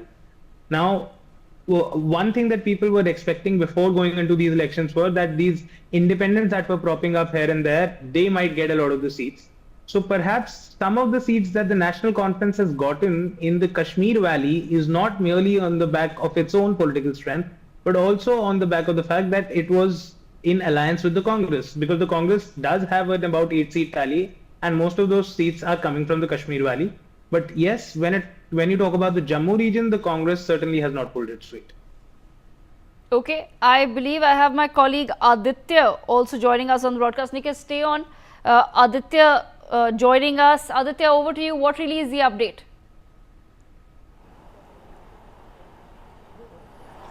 जी देविका, मैं आप ही मौजूद हूँ लाडवा जो counting centre था वहाँ पे। यहाँ पे नायब सिंह सैनी लड़ रहे थे, और अब जो है जिस तरीके से पूरे हरियाणा में स्थिति बनी है, अब ये कंफर्म हो गया है कि लगातार तीसरी बार भाजपा सरकार बनाने जा रही है हरियाणा में। और इसमें जो सबसे जिस तरीके से एग्जिट पोल के नतीजे आए थे, उसके बाद जो लगातार इस बात को लेकर के बताया जा रहा था कि भाजपा जो है इस बार हो सकता है कि हार जाए या सत्ता में ना आ पाए, लेकिन सबको गलत साबित करते हुए भाजपा ने बहुत ही अच्छा प्रदर्शन किया है। और जिस तरीके से अभी परिणाम आए हैं उसके बाद से ये साफ हो गया है कि भाजपा अब तीसरी बार सरकार बनाने जा रही है। जो कुछ मुद्दे रहे जिस पे बहुत ही ज़्यादा फोकस किया गया, आम जनता जो है भाजपा की तरफ मुड़ती चली गई, वो आपको बता दूं मैं। जिस तरीके से अग्निवीर का मामला था, जिसपे भाजपा को घेरने की कोशिश विपक्ष ने की थी, लेकिन वो उनका विफल हो गया, और पूरे के पूरा जो यूथ का जो वोट है, वो नशा जो को लेकर के जो अभियान चलाए जा रहे थे भाजपा की तरफ से या भाजपा कार्यकर्ताओं की वजह से, वो जो है उसमें बहुत ही कारगर रहा, और वो चुनाव में एक तरफा जीत का एक हिस्सा रहा। साथ ही साथ डीएससी एक मामला जरूर रहा है, जिसको लेकर के जो एक समुदाय है बहुत ही बड़ा, एक यहाँ पे कहा जा रहा है कि उसके बहुत ही बड़ा एक वोट बैंक है हरियाणा प्रदेश में, उसको लेकर के भी जो जिस तरीके से वादे किए गए बताया जा रहा था। जब मैं भी नायब सिंह सैनी के घर पर था, वहाँ पे कुछ कार्यकर्ता मिले, उन्होंने बताया कि जिस तरीके से चुनाव से कुछ दिन पहले जो उस समुदाय के लोग थे वो उनसे मिले, और उनको आरक्षण की बात जो डिमांड जो उनकी थी, जो पिछले 2005-6 से जो है लगातार चलता आ रहा था, और जो विपक्षी नेता थे उनको इस तरीके से गंभीरता से नहीं ले रहे थे उस मामले को, जिसके बाद से ये मामला यहाँ पर बना, और पूरा एक तरफा जो वोट है वो भाजपा की तरफ गया है। ये भी एक जो है बहुत ही बड़ा फैक्टर रहा है। इसके साथ ही साथ अगर हम बात करें तो जिस तरीके से बिना खर्ची बिना पर्ची अभियान चलाया गया, जो कैंपेन चलाया गया, वो कैंपेन बहुत ही काम आया है हरियाणा में भाजपा को, जिसके बाद स्थिति सबके सामने में है। हम देख सकते हैं जिस तरीके से भाजपा ने अच्छा प्रदर्शन किया है, वो साफ है, जिससे कि भाजपा अब सरकार बनाने जा रही है। साथ ही नए चेहरे को लेकर के आना, जिस तरीके से इनकम्बेंसी, क्योंकि जब 5-10 साल के बाद ज्यादा दिनों तक एक सत्ता रह जाती है, एक पार्टी की सरकार रह जाती है, उसके बाद इनकम्बेंसी दिखाई देती है। उस इनकम्बेंसी को दूर करने के लिए भाजपा ने अधिकतर नेताओं के जो टिकट थे वो काट दिए थे, नए चेहरे को मौका दिया था, जिसके बाद परिणाम जो है सुखद रहा है भाजपा के लिए। और अब पूरा जो मतगणना देखेंगे जिस तरीके से चलता जा रहा, जब हम कल परसों ग्राउंड पर थे और जब चुनाव जब चल रहे थे, तो जिस तरीके से परिणाम आए और जो एग्जिट पोल के जिस तरीके से बताया जा रहे थे कि भाजपा को बहुत ही नुकसान हो सकता है, क्योंकि लोकसभा चुनाव में नुकसान हुआ देखने को मिला भी था, लेकिन जैसे समय बीतता गया और जो 10-11 बजे के बाद जो भाजपा ने बढ़त बनाई, वो लगातार बढ़ता ही चला गया, और बहुत ही बड़े मार्जिन से, कहीं पर 10,000 के मार्जिन से है, कहीं पर 8,000 के मार्जिन से है, कहीं पे 1,000-2,000 के मार्जिन पे है। इस तरीके से जो पूरा का पूरा चुनाव का मतगणना रहा वो रहा। तो ये जो कुछ फैक्टर्स हैं वो बहुत ही महत्वपूर्ण रहे हैं हरियाणा चुनाव को लेकर के। अब देखना यह है कि फाइनल रिजल्ट वाइंड अप होने वाले हैं। अब जो है देखा जाएगा, आधे 1 घंटे में डिटेल सारी चीजें पता चल जाएगी, कितने सरकार कितने सीट पे भाजपा जो है सीट जीत रही है, और कितने सीट पे वो जो है कितने पावर के साथ में सत्ता बनाएंगी। जिस तरीके से नायब सिंह सैनी अभी जस्ट यहाँ पहुंचे हैं, मैं आपको बताऊं, दर्शकों को बता दूं कि अभी जस्ट उनके घर पे वो थे, और जीत दर्ज करने के बाद नायब सिंह सैनी जो है यहाँ पहुंचे। कोशिश करेंगे उनसे बात करने की और जानेंगे कि किस तरीके से रहा है। नायब जी को जय श्री राम।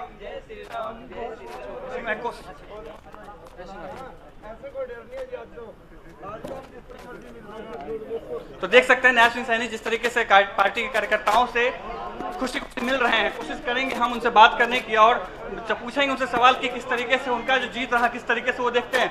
सर सैनी सर एक किस तरीके से देख रहे जीत को पूरे आप? अभी जो जीत आप ये किस तरीके से देखते हैं उसको?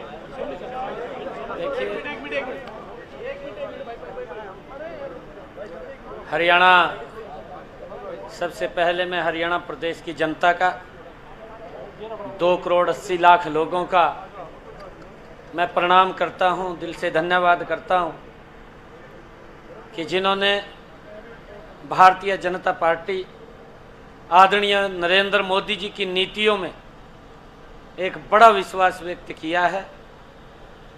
ये जीत ये हरियाणा के किसान की है, ये जीत हरियाणा के गरीब की है, ये जीत हरियाणा की महिलाओं की है और ये जीत हरियाणा के युवाओं की है, जिन्होंने इतना विश्वास व्यक्त किया है मोदी जी की नीतियों में। और मोदी जी ने जिस प्रकार से हरियाणा को संभाला है और उनके विकास कार्यों के ऊपर ये डबल इंजन की सरकार के ऊपर तीसरी बार मुहर लगाई है, ये ऐतिहासिक है। आदरणीय प्रधानमंत्री जी के आशीर्वाद के अंदर हम तीसरी बार हरियाणा में सफल हुए हैं। मैं आदरणीय प्रधानमंत्री जी का भी दिल से धन्यवाद करता हूं। हरियाणा के लाखों भारतीय जनता पार्टी के कार्यकर्ताओं का, जिनकी कड़ी मेहनत, जिन्होंने पसीना बहा करके आज ये ऐतिहासिक विजय दिलाई है, मैं उन सब कार्यकर्ताओं का भी दिल से धन्यवाद करता हूं। बाकी बाद में बात। सीएम के चेहरे के लिए बराबर सवाल होगा। सीएम के चेहरे पार्लियामेंट्री बोर्ड तय करता है, ये हमारा पार्लियामेंट्री बोर्ड तय करता है। अरे काम करने दीजिए आप अपना।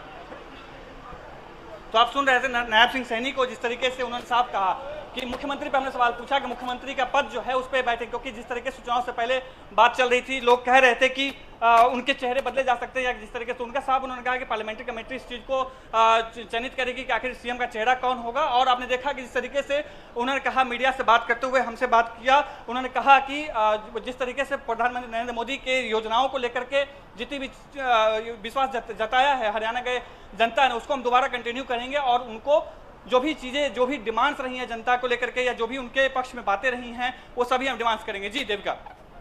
Okay, Aditya, thank you so much for joining us on the broadcast with that update. We've just heard Nayab Singh Saini is saying, of course, quite tight-lipped about who will be Chief Minister, even though the party is very clearly backing him. Nikhil, coming back to Jammu and Kashmir, as far as the NC is concerned, do you think that they will be able to deliver on a big promise that they've made as far as Article 370 is concerned, which could have very well been the reason why so many people have voted for them? See, I think the people of Jammu and Kashmir are smart enough to understand that it was the central government that removed the Article 370, that abrogated Article 370, and they are the only ones who can restore it. All that the union territory government or the state government can do is pressurize the central government for it, to have the national conference MPs in parliament raise that voice to, create pressure on the government and the BJP one way or the other. So that is a promise that essentially has to be delivered by the BJP. But I don't think the people of Jammu and Kashmir have voted for the national conference or the Congress just because they talked about restoration of Article 370. For that matter, in fact, Congress never took the line that they want to restore Article 370. They, cleverly kept silent on it. They did talk about the restoration of statehood, which I think they're definitely Omar Abdullah and the Congress leadership in the state, as well as the Congress leadership at the national level, are going to fight for. And I feel it's a matter of time before the BJP actually also has to cave in and give the statehood back to the state, whether it's in a few months or a few years. But I'm pretty sure that's going to happen before 2029. And I honestly, practically, I don't think Article 370 will be restored so long as Prime Minister Modi is in power or a BJP-led government is in power.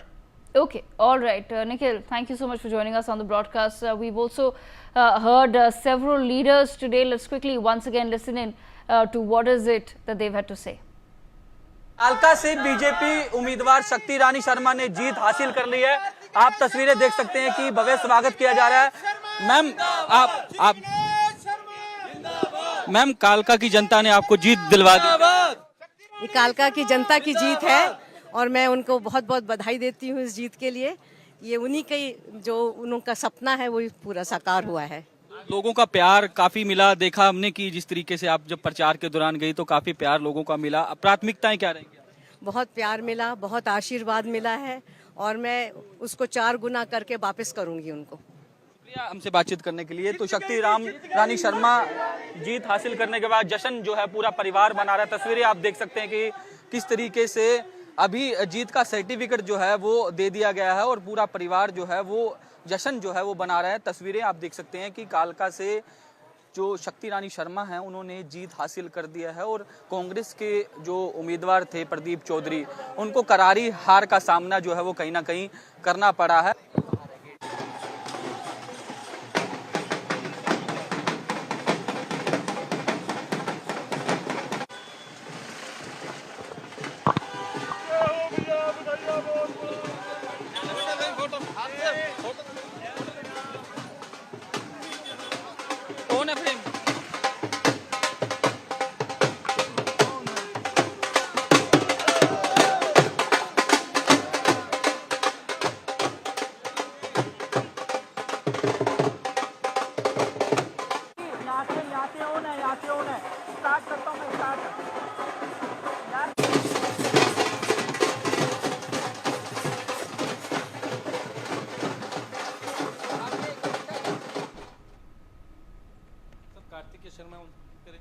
Sir किस तरह देखते हैं आप, हम देख रहे थे मुद्दे उठाए थे एचएमटी के, रोजगार को लेकर के, नशा दूर करना, ये तमाम बातें, कारोबार, नशा कारोबार बंद करना, और यहाँ तमाम लोगों ने साथ दिया, बड़ी जीत। देखिए ऐसा है कि हरियाणा की जनता और देश की जनता बहुत जागरूक है, समझदार है, और उनके मुद्दों की बात जो करोगे आप जब उनसे जुड़े हुए सरोकार की बात करोगे तो उनके ऊपर लोग अपनी मंशा दिखाते हैं। लोग इधर उधर की बातों पे नहीं करते जो कांग्रेस पार्टी करती है, क्षेत्रवाद की राजनीति, जातिवाद राजनीति, पर्ची खर्ची की राजनीति।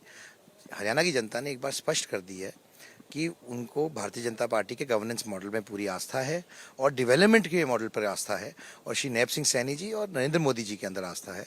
तो ये बात तो तय है कि आने वाले 5 साल के अंदर हरियाणा एक विकसित प्रदेश के तौर पर, हरियाणा पूरे देश के अंदर काबिज होगा पहले नंबर पर, और कालका हल्का भी एक विकसित विधानसभा के तौर पे काबिज होगा। ये क्षेत्र आपके लिए नया नहीं है, जो गोद भी आपने इस लोकसभा को लिया है, पहले भी यहाँ के मुद्दे उठाए हैं। तो आपने जो मैनिफेस्टो तो रखा, ये भी देखा गया 4 अलग अलग मैनिफेस्टो, लेकिन अब प्राथमिकताओं के तौर पे सबसे पहले, क्योंकि यहाँ पर पूर्व में अगर बात करें तो कांग्रेस के विधायक था, नाराजगी थी उनके प्रति, अब क्या प्राथमिकता रहेंगी इस क्षेत्र को? विकास रहेगी प्राथमिकता, रोजगार रहेगी, इंफ्रास्ट्रक्चर रहेगी, सड़कें, पानी, जो ये मूलभूत सुविधाएं हैं, इनके साथ साथ जो भी चीज़ें हमने अपने मैनिफेस्टो में की हैं कमिट, क्योंकि भारतीय जनता पार्टी में और बाकी पार्टियों में एक फ़र्क है, जो कहते हैं वो करते हैं, जो कहा है वो करेंगे। ये मोदी जी की गारंटी है, नैब सिंह सैनी जी की गारंटी है, जो कहा है वो करेंगे। काले घर एक हम हरियाणा की भी बात करना चाहेंगे। एग्जिट पोल से कई हटके बहुमत की तरफ बीजेपी, एक बड़ी जीत बीजेपी को हरियाणा में मिल रही है, तीसरी बार अगर बात करें तो। देखिए एग्जिट पोल्स का तो एग्जिट हो गया है, तो अब उसकी बात आप रहने दीजिए। मैं ऐसा मानता हूं कि अब एग्जिट पोल की बात नहीं है, प्रत्यक्ष को प्रमाण नहीं, आपके सामने है, तथागत यथास्थिति आपके सामने है, परिणाम आ चुके हैं, और हरियाणा की जनता ने अपनी आस्था भारतीय जनता पार्टी में व्यक्त की है, श्री नरेंद्र मोदी जी में व्यक्त की है, श्री नैब सिंह सैनी जी में व्यक्त किया है, और कालका की जनता ने श्री शक्ति रानी शर्मा जी में व्यक्त की। हमारे साथ बातचीत करने के लिए फारूक अब्दुल्ला जी मौजूद है। सर बहुत बहुत बधाई हो, सरकार बनाने जा रहे हैं जम्मू कश्मीर। आप लोगों को बहुत बहुत शुक्रिया, आप लोग तशरीफ लाए। लोगों का शुक्रिया करता हूं कि उन्होंने इतनी बहुमत दी। काम करने हैं, काम मुश्किल हैं, इन मुश्किल कामों में हमें लोगों की मदद चाहिए, वो जम्मू हो या कश्मीर हो।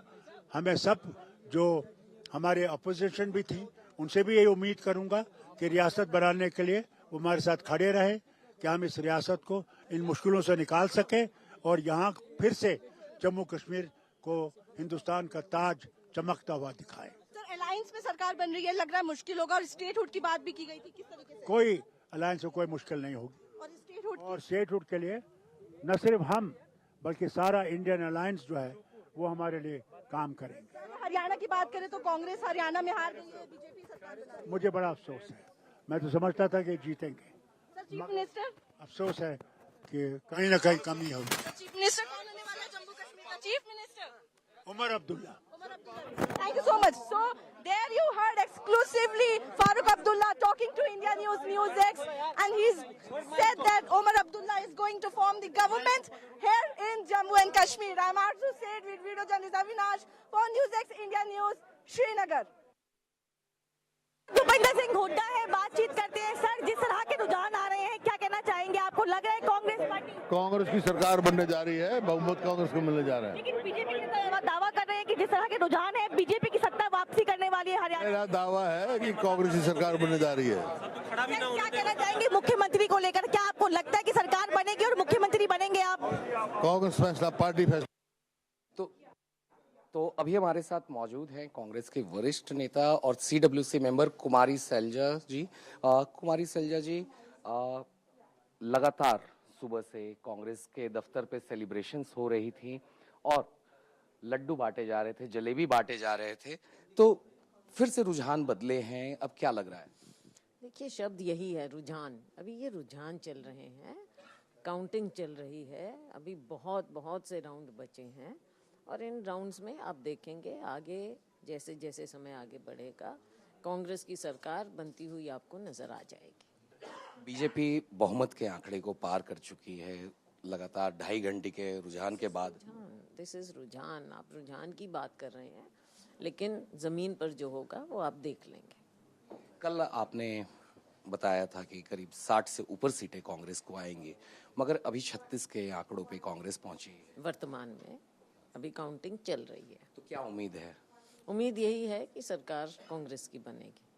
क्या लगता है मैम कि जिस तरह से आपने भी बोला था कि एक दलित और महिला सीएम भी हो सकती हैं, तो क्या सीएम फैक्टर उतना बड़ा एक रोल प्ले किया है कि जिस तरह से नतीजे इस तरह से अभी आ रहे हैं? हम सब ने मिलकर ये चुनाव लड़ा है और आगे नतीजे आएंगे, उसमें आप देख लेंगे। और क्या मुद्दे इस बार के चुनाव में आपके प्रमुख? बहुत रहे, आपसे कई बार हमारी बात हुई। हरियाणा के साथ जो भाजपा ने 10 साल सो कॉल्ड डबल इंजन सरकार चलाई, लेकिन हरियाणा के लोगों को कुछ मिला नहीं, कोई प्रोजेक्ट्स नहीं आए, हरियाणा की ओर कोई ध्यान नहीं आया। ऐसा लगता था कि कोई नेतृत्व ही नहीं है हरियाणा में, सरकार कैसे चल रही है। ज़मीन पर लोग दुखी थे, सब लोग दुखी थे, तो उसका नतीजा आप देखेंगे। तो शाम तक के लिए फिर क्या आप कहेंगी? तो मैं भी यहीं हूँ, आप भी यहीं आइए, शाम को मिलेंगे। तो सरकार कांग्रेस बना रही? सरकार कांग्रेस की बनेगी।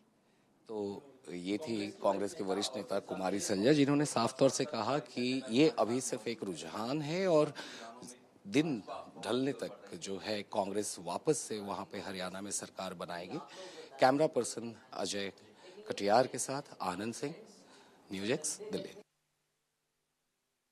हमारे साथ जुड़ चुके हैं कांग्रेस लीडर पवन खेड़ा। सर, कांग्रेस दफ्तर में जलेबी और मिठाइयां बंटनी शुरू हो गई है, क्या आप भी खाइए, मोदी जी को भी खिलाइए, ये उन्हीं के लिए है ये जलेबियां। सर, क्या वजह रही कि हरियाणा में इस तरह के शुरुआती रुझान आ रहे हैं? भारतीय जनता पार्टी से अब लोगों को नफरत होने लग गई, घृणा होने लग गई। सर, मुख्यमंत्री कौन होगा, हुड्डा होंगे या सलजा? एक तरीका है, प्रक्रिया है, जो विधायक दल की बैठक होगी, जो निर्णय लिए जाएंगे, उसके बाद उसी हिसाब। तो आज ईवीएम की जीत होगी? ईवीएम की नहीं होती, जनता की होती है। जनता को अगर ईवीएम पे शक होता है तो शक भी जाहिर करना जरूरी है। सर, आखिरी मोदी जी को क्या संदेश देंगे? जलेबी खानी चाहिए उनको। तो इस तरह से पवन खेड़ा कह रहे थे कि अब जलेबी जो है सो बंटनी शुरू हो गई है और बीजेपी और मोदी जी को भी जलेबी खानी चाहिए। कैमरा पर्सन अजय के साथ मनोहर केसरी, इंडिया न्यूज, दिल्ली। हमारे साथ बातचीत करने के लिए नेशनल कॉन्फ्रेंस के यूथ प्रेसिडेंट जो है और फॉर्मर मेयर मौजूद हैं। सर, किस तरीके से देख रहे हैं जो अभी स्टार्टिंग के रुझान आ रहे हैं, उनको किस तरीके से ले?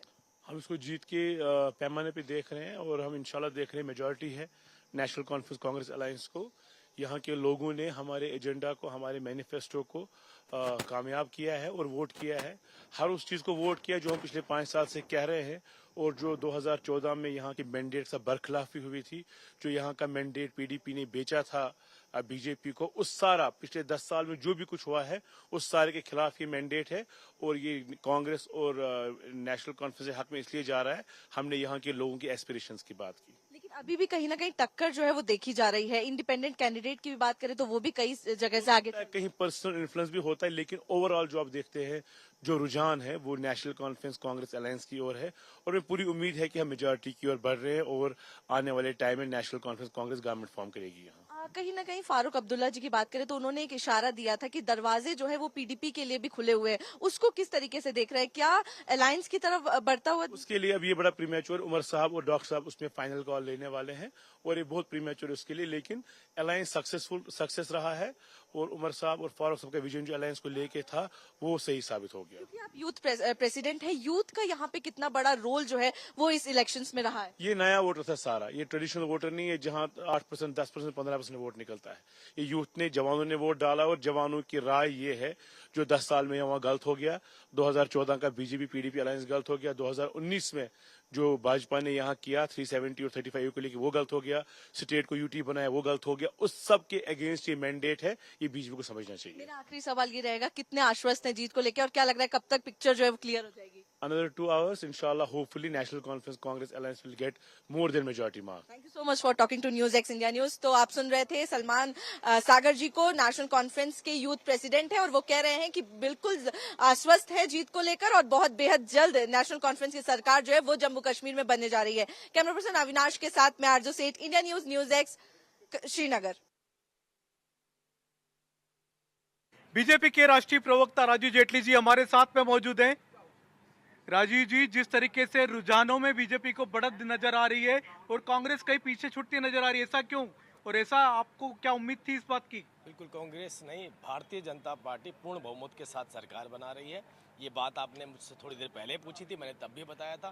आपने मुझसे पूछा था वो जलेबी खा रहे हैं, तो मैंने आपसे कहा था कि हलवाई की दुकानें बंद नहीं हुई हैं। आपने बोला लड्डू बांट रहे हैं, तो मैंने कहा मंगलवार है, प्रसाद के रूप में बांट सकते हैं।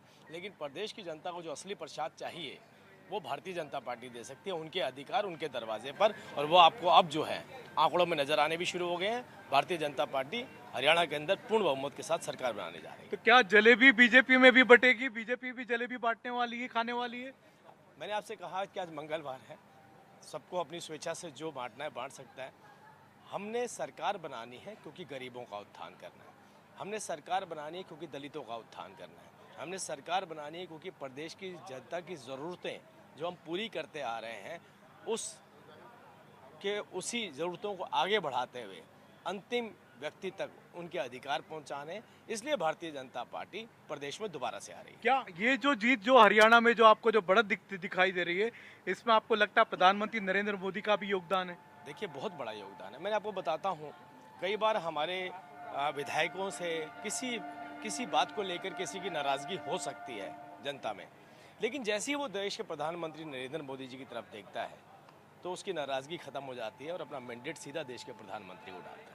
बहुत बहुत धन्यवाद। ये थे राजीव जेटली, जिनका कहना है कि हरियाणा में बीजेपी स्पष्ट बहुमत से सरकार बनाने जा रही है, और जहां तक प्रधानमंत्री नरेंद्र मोदी की बात है तो सिर्फ एक बार जिससे बात कर लेते हैं उसकी नाराजगी दूर हो जाती है। Sanjay Sharma, India News, Delhi. Joining me, Ajaz Hussain, who is the BJP candidate from Lal Chowk, very important constituency. Sir, thank you so much for talking to NewsX. How do you see the early trend? It's showing from the Lal Chowk, NC is leading. How did you see these trends? These are all early trends. I don't find any, let us wait for some time. And I'm very hopeful that what your people have decided, they had decided for the best. And I'm very hopeful about outcome of the result. And we're hopeful of winning some seats from Kashmir Valley also. Either it will be Lal Chowk or Gurez or Karna, but we'll definitely open the account from Valley also. Also, if we talk about the overall performance till now, how did you see it in the Valley and in the Jammu? See, in Jammu, most of the seats will go to BJP, but over in Kashmir, we had a tough competition with all the regional parties. They had tried to create a propaganda over here that BJP is a Hindu party and you should not vote for BJP, and you saw Aam Abdullah and Farooq Abdullah speaking very articulate about why people are giving votes to BJP, and that was the cause. And I'm very hopeful that people would have rejected their ideology, but at the end of the day, it's all about people whom they will decide, and I'm very hopeful they will give chance to we people also. If you see the alliance here in the Valley, NC is already with Congress party, but also there has been a talk of the, alliance with the PDP, NC opening door for the PDP. How did you see all these alliance that are going to happen or they're talking about? See, first they had one alliance as Gupkar alliance. That also got broken. Then they came up with some other alliance. And now again they are coming up with an alliance. I don't find any kind of alliance. They're all about power and politics, right? And all these political parties, they know how to play and when to play. And I don't find if they make an alliance also, but that will not sustain for more than 6 months. And how much you are hopeful of your win, because now, right now you are on the second position in the Lal Chowk. See, we will definitely come in first position. I'm very hopeful about voters of Lal Chowk constituency, and the way Prime Minister came over here in Lal Chowk constituency and asked for votes in favor of his candidate. I'm very hopeful that we had done a wonderful job from all these years, and if people elect us, we'll definitely do better for them. You talked about doing better for the people. One main issue of the Lal Chowk that you think needs to be prioritized? The development over in Lalchok constituency, that should not be focused to only clock tower. The clock tower is not actual Lalchok. There are so many rural and urban areas associated with Lalchok which needs to be prioritized. And I'm very hopeful that if we come in power, we'll make.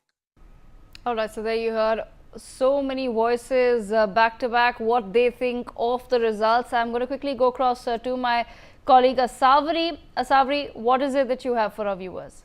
Right, thank you, Devika. Of course, it's 4 p.m. now. We have a heat map over here that gives us an understanding on the progress as far as Haryana is concerned. At this point of time, BJP has already won 14 seats. They're leading in 36 seats. You see, of course, the color orange over here dominating the map of Haryana. The Indian National Congress has already won 15 seats.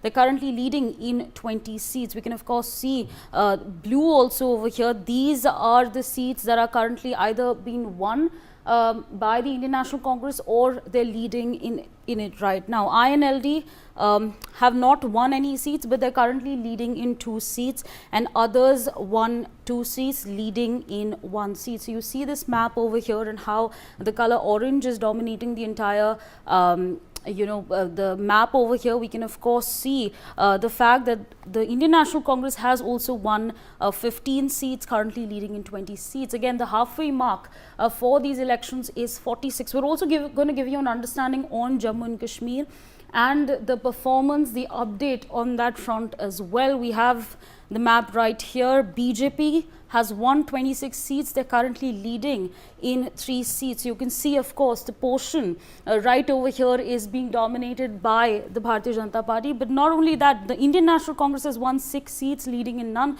And you can, of course, see the Jammu and Kashmir National Conference over here, 39 seats, a big win over there. 39 seats they've already won. They're currently leading in 3 seats. And we see the color red over here, of course, dominating this entire map. And of course, we have the PDP over here.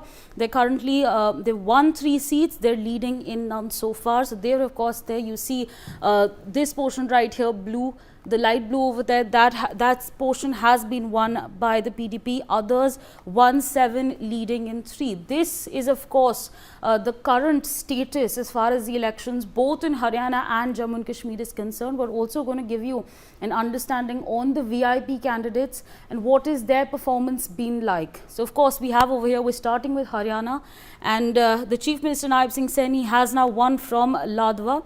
Let's also talk about Bhupinder Singh Hooda from the Congress. He has contested from Gari and he's won that seat as well. Anil Vij, who was trailing for a very long time, has now finally is leading right now in Ambala Cant. Savitri Jindal has won from Hisar, is of course all the updates that we have over here for you. Dushyant Chautala, who in fact won from Uchana Kalan last time around, is currently trailing. Shakti Rani Sharma has won from Kalka. She's of course from the Bharatiya Janata Party. More names and more big faces we have over here. Vinesh Fogart, wrestler turned politician, has won from Jalana. Gyan Chand Gupta from Panchkula is currently trailing. He's of course the candidate from the Bharatiya Janata Party. We have Aditya Surjewala, who's now won from Kaithal. Digvijay Chautala, on the other hand, who's contested from Tabwali, is currently trailing. These are again the names that we have over here for you as far as Haryana is concerned. More in fact names over here. The father-son duo Abhi Singh Chautala, he's lost from Elanabad. On the other hand, Arjun Singh Chautala is leading from Rania. So these are again the big faces from Haryana. We're going to in fact go across to more names over here. Rao Nambir Singh currently leading from Badshahpur. Captain Abhimanyu is currently trailing from Narnaul. So these are again the details that we have over here for you. We're going to also give you an understanding on Jammu and Kashmir. But before that, we have Bhavya Bishnoi over here from Adampur, who has won this seat over there. Om Prakash Dhankar, who's currently trailing from Badli, is the Bharatiya Janata candidate from that seat. More, of course, names over here, and we've shifted our focus to Jammu and Kashmir. Ravinder Raina, who contested from Nowshera, has lost that seat. Omar Abdullah, of course, over there, He's won from Budgam, and in fact, he's also won from the other seat, Ganderbal, as well.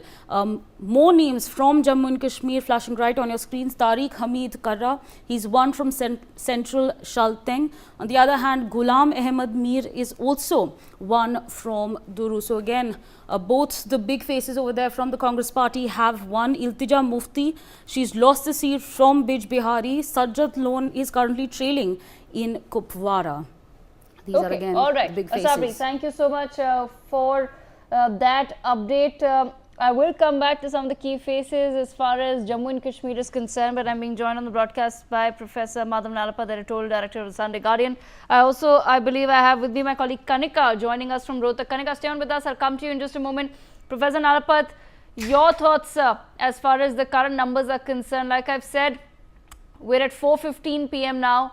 The numbers have pretty much stabilized. It is what it is. Very few seats where the contest is really close. That's below, say, about 1,000 votes of a victory margin, but not really expected to make a big dent at this point in time. As far as Haryana is concerned, sir, your first thoughts? Well, my first thoughts are that never take the voter for granted. I think some political parties were overconfident in Haryana, and the voter cannot be taken for granted, and the voters shown that. The second point is that, in my view, development has triumphed over caste. And frankly, using the caste card is a double-edged sword, because one side you may get a few votes, on the other side you may lose many more votes. And I think that seems to have happened in several of the seats that we're talking about in Haryana. So I'd like to say that Haryana is next door to Delhi. It's a very progressive and prospering state, and we have highly alert people there. And I'm quite frankly, I would only like to say that the voter has spoken, and the voter is clear that for a third time, an unprecedented third time, the BJP will be the governing party in Haryana. So overall, I think the result is what it is, and frankly, those who talk about voting machines and election commission, well, look at the result in Jammu and Kashmir. The BJP has done well, but it has not gone past the halfway mark. Far from it. So are we going to say that the election commission rigged the election in Kashmir and for the BJP in Haryana?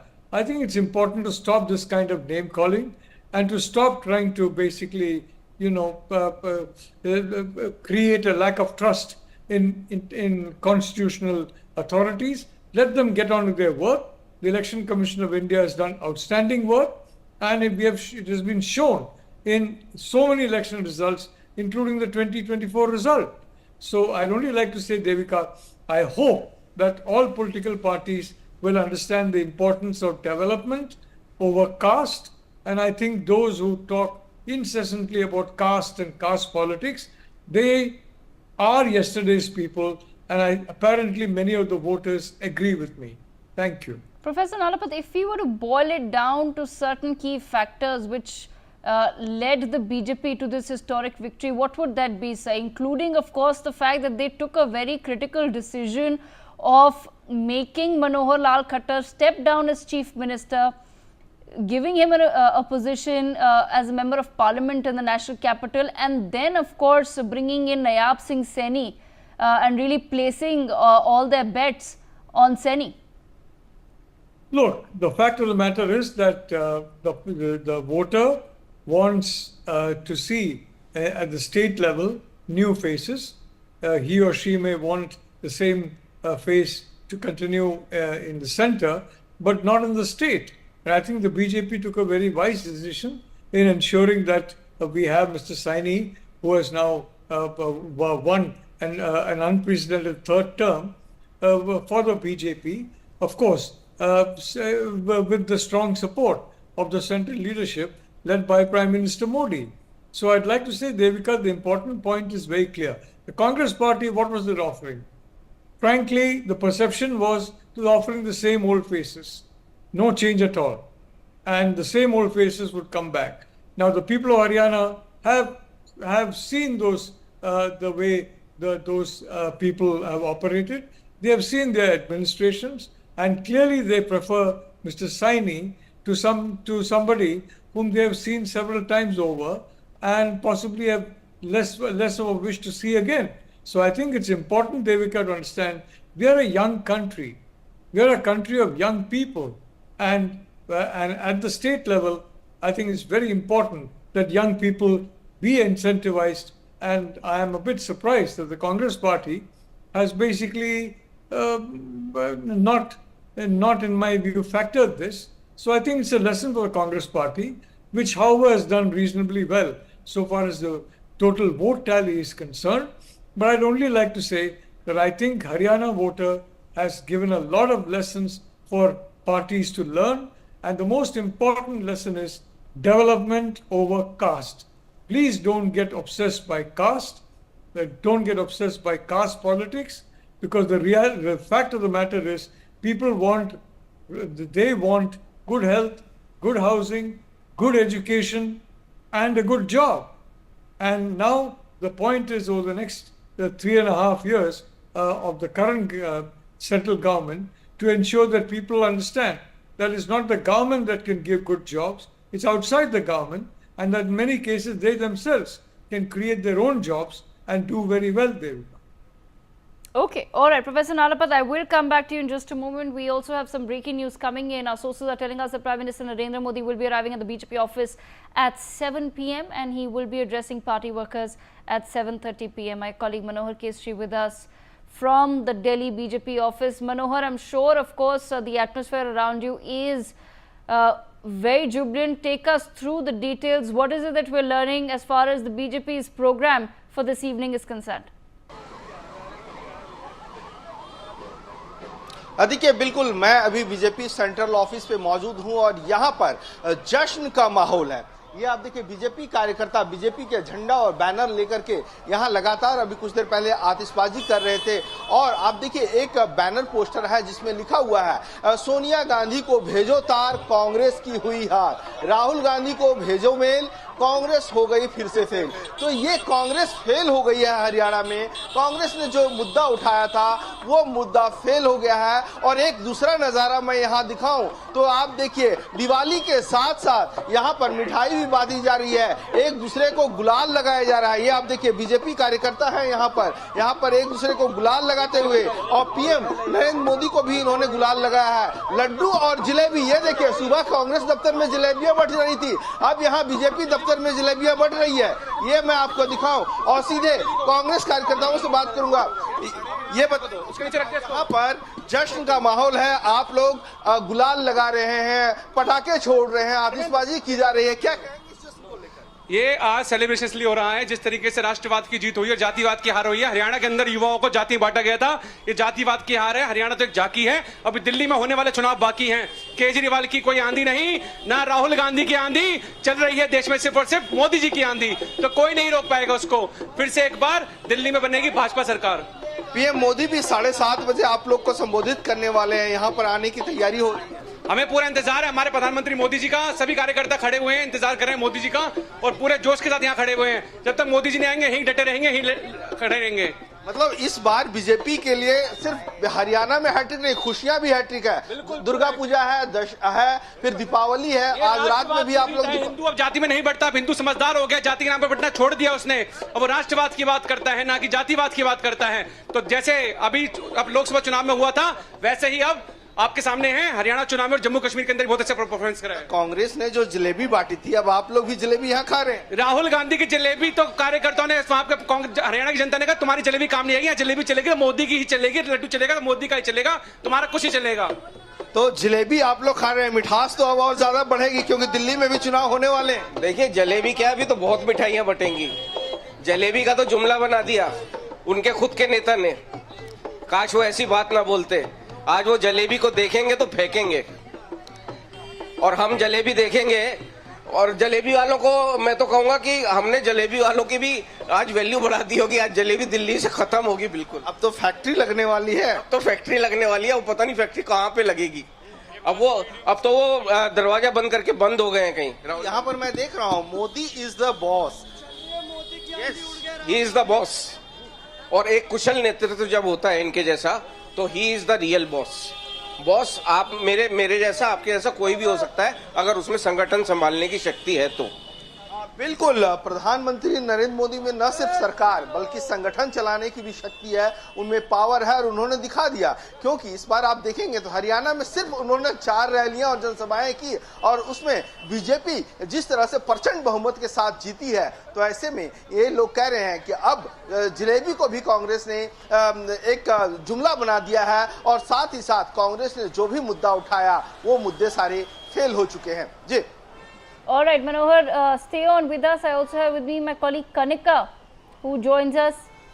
Okay, can we bring back some of our reporters?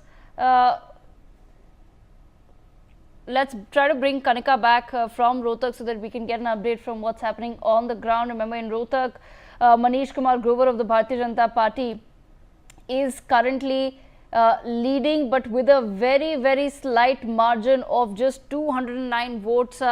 Bringing back Professor Madhav Lalapat into the conversation. Professor Lalapat, as far as Haryana is then concerned, some of these seats that we're looking at, truly a very, very close contest as well. Look, I want to say that I think, sports and games should be kept away from politics. And I think sports people will be much more respected if they keep away from politics and don't use their proficiency in sports or their celebrity status for the sake of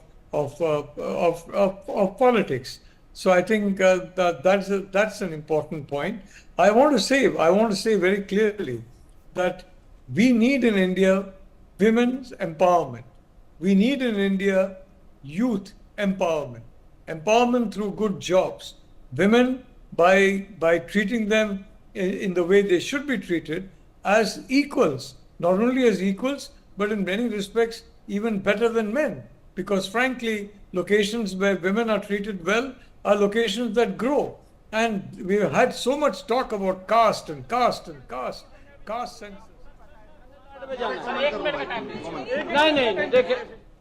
Decades of caste politics, and that only generated low growth. We have to escape this caste politics. In my view, Prime Minister Modi has escaped caste politics completely. There's no question of caste where he is concerned. He is seen as, in a sense, beyond that. And I think it's important for all of us as citizens of India to ensure that we go beyond such narrow considerations and we talk in terms of important matters such as women empowerment and youth empowerment. Thank you. Okay, Professor Lalapat, at the same time, as far as the Haryana result is now concerned, sir, what impact do you feel it could possibly have on the Delhi elections, which are just about 4 months away? Well, quite frankly, I think the Aam Aadmi Party needs to understand that it's not in an impregnable position as far as Delhi is concerned. And I think they would have been a bit shaken by the Haryana election, not also by their very poor performance in this particular election.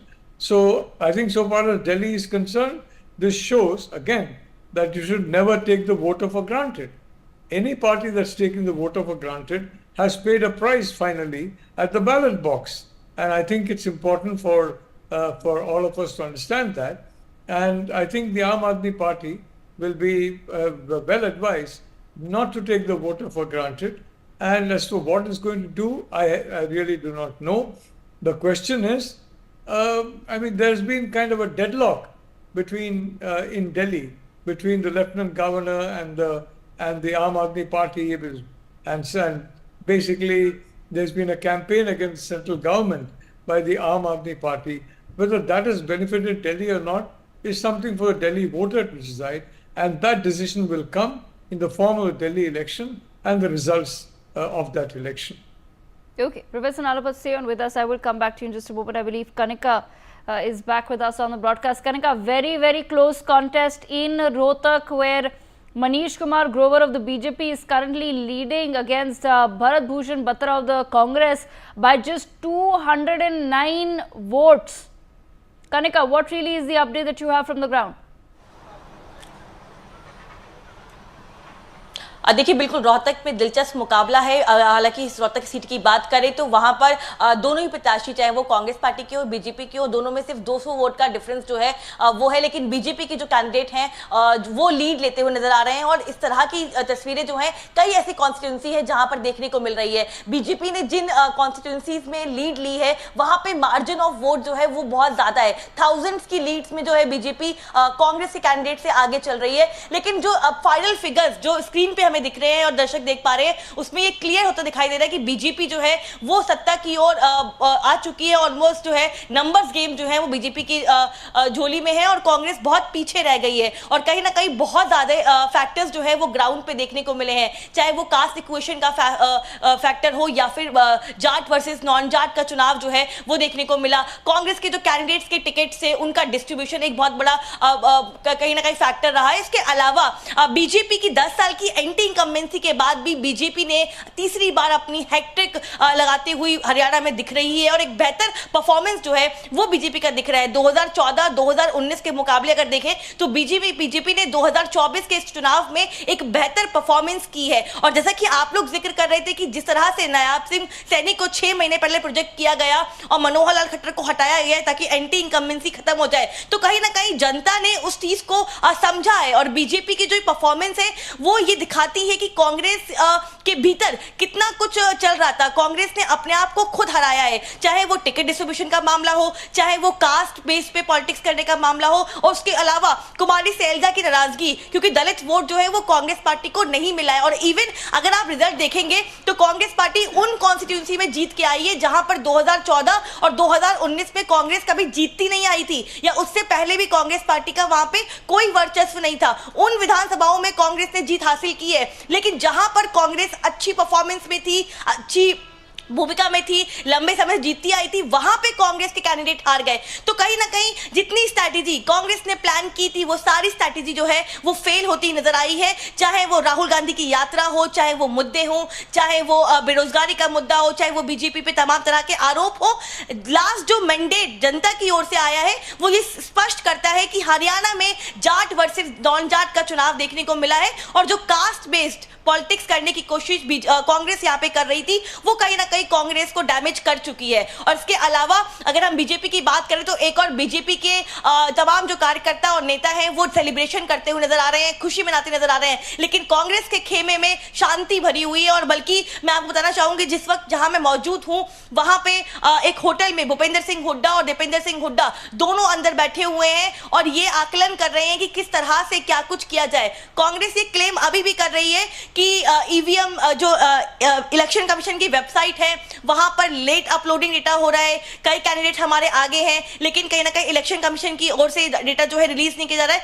Congress अभी तक हार नहीं मान चुकी है, लेकिन जो data आ रहा है, जो रिजल्ट सामने आ रहे हैं उसमें ये क्लियर कट दिख रहा है कि बीजेपी जो है मैंडेट से आगे बढ़ चुकी है और कांग्रेस जो है सत्ता में अब पीछे रह गई है। और कांग्रेस को समझना होगा कि हरियाणा में अब उनको अपनी पॉलिटिक्स की जो स्ट्रैटेजी है उसको चेंज करना होगा। और बहुत सारे ऐसे फैक्टर हैं जिनको कांग्रेस पार्टी को चेंज करना होगा, क्योंकि हरियाणा में एक ऐसा माहौल जहां पे बीजेपी की 10 साल की एंटी इनकम्बेंसी एक बहुत बड़ा फैक्टर था, उसके बावजूद बीजेपी सत्ता में कमबैक कर रही है। ये एक बहुत बड़ा सबक कांग्रेस पार्टी के लिए है कि हरियाणा में किस तरह की पॉलिटिक्स अब उनको आने वाले फ्यूचर में करने की जरूरत है। Okay, Kanika, stay on with us. I believe Prime Minister Narendra Modi has also congratulated the Haryana Chief Minister Nayaab Singh Sehri over the historic win. That's also something that we've just learned. I'm being told Ajay Jandyal joins us on the broadcast as well. Ajay, I'm not sure of your location. If you could just tell us where you are and what really is the update on the ground.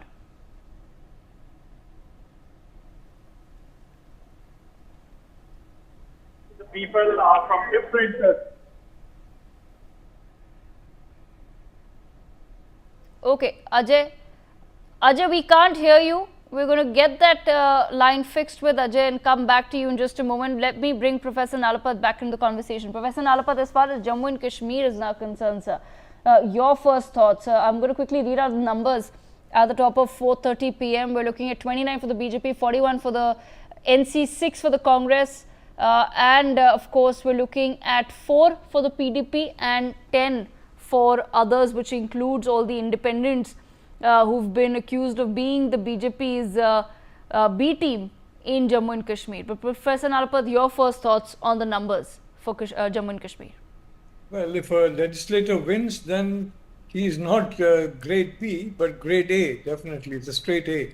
But Devika, I would really like to say that the good news is that this has been a fair election in whether it's in Haryana or whether in Jammu and Kashmir or elsewhere. And we saw that straight from 2024 onwards.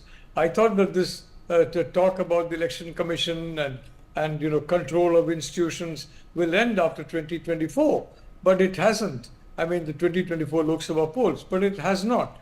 And that is unfortunate. But I want to say that the voter has spoken, and it's up to whoever forms the government in Jammu and Kashmir to deliver. If you long back, actually, there was a situation when the BJP got a large number of seats from Jammu, and there was a question of whether to sit in the opposition or form a government with the PDP. At that point, I was very clear, please don't join hands with the PDP, because it's got a fundamentally different ideology and motives and motivations and objectives from what the BJP has. That alliance took place, and when that alliance was over, when it was terminated, only then did the state get a situation where the central laws were enforced there. Article 370 was removed, and Jammu and Kashmir was in a way normalized. So I'd like to say normal elections are part of that normalization process, and I hope that whichever government comes to power in Jammu and Kashmir will understand that the best thing they can do for the people of Jammu and Kashmir is to have a normalized situation and not try for an abnormal situation which took place in Kashmir for a very long time and which has only caused misery and harm to the people there. And in fact, to specific groups of people, they were basically driven out under extreme duress from parts of the state. So I think it's an important lesson for them to learn. I think there is no shortcut to good governance. There is no shortcut, if I may say so, to delivering on good governance and delivering the fruits of good governance to the people, because especially younger voters, that's what they want. And I think, Devika, the voters become much more discriminating now. 2024, 2019, now the next elections, whether state or center, we're going to see that happen. And the discrimination is basically on the issue of governance and development. And in this, I'd like to say, a very important point is avoidance of corruption. Corruption has been, unfortunately, the system was introduced from the colonial era of very tight regulations, so that the only way to get around those regulations was basically by making sure that some of the officers who were not completely honest were taken care of, and they just turned a blind eye to the breaches of those regulations.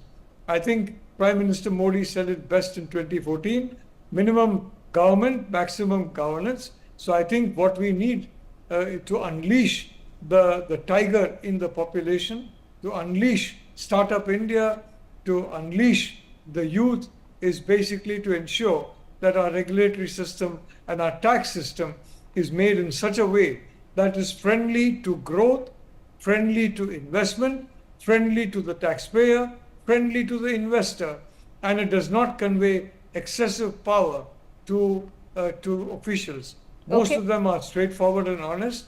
They are very hardworking. I mean, in my own case, I'm proud to say, I come from a family where my father was an official, a banking official in the government, and most of the officials are straightforward and honest people, but there are people who are not, and they basically misuse these regulations to ensure that people escape after basically paying a certain amount of money or whatever outside the system. So I think it's important, Devika, that state governments understand what the central government has understood and what is being carried under Prime Minister Modi: minimum government, maximum governance. The people of India are capable of wonders. we are capable of a 10, 15, 20 trillion dollar economy. Yes. But we should be given the regulatory structure and, if I may say so, the governance structure that we need, and that we are seeing happen at the central level. We are watching that change, and it should also be replicated at the state level. Yes, right. Professor Nalapa, stay on with us. I will come back to you. Do we still have that soundbite of Randeep Surjewala? All right, let's quickly listen into what he said. Hello, कोई नहीं, हम सारे साथी, हम सारे Congress party के सिपाही, हमारे मन में किसी के लिए बैर नहीं है, वैमनस्य नहीं है, क्योंकि ये गुंडे नहीं हैं, ये शराफत की मिसाल हैं। गुंडों को जीत नहीं मिला करती, इस शहर ने साबित करके दिखा दिया। जो कहा करते थे ना वो हरियाणा के सबसे बड़े गुंडे हैं, मैंने उन्हें कहा था प्रजातंत्र में वोट की चोट बराबर कर देती है, सबको छोड़ती है।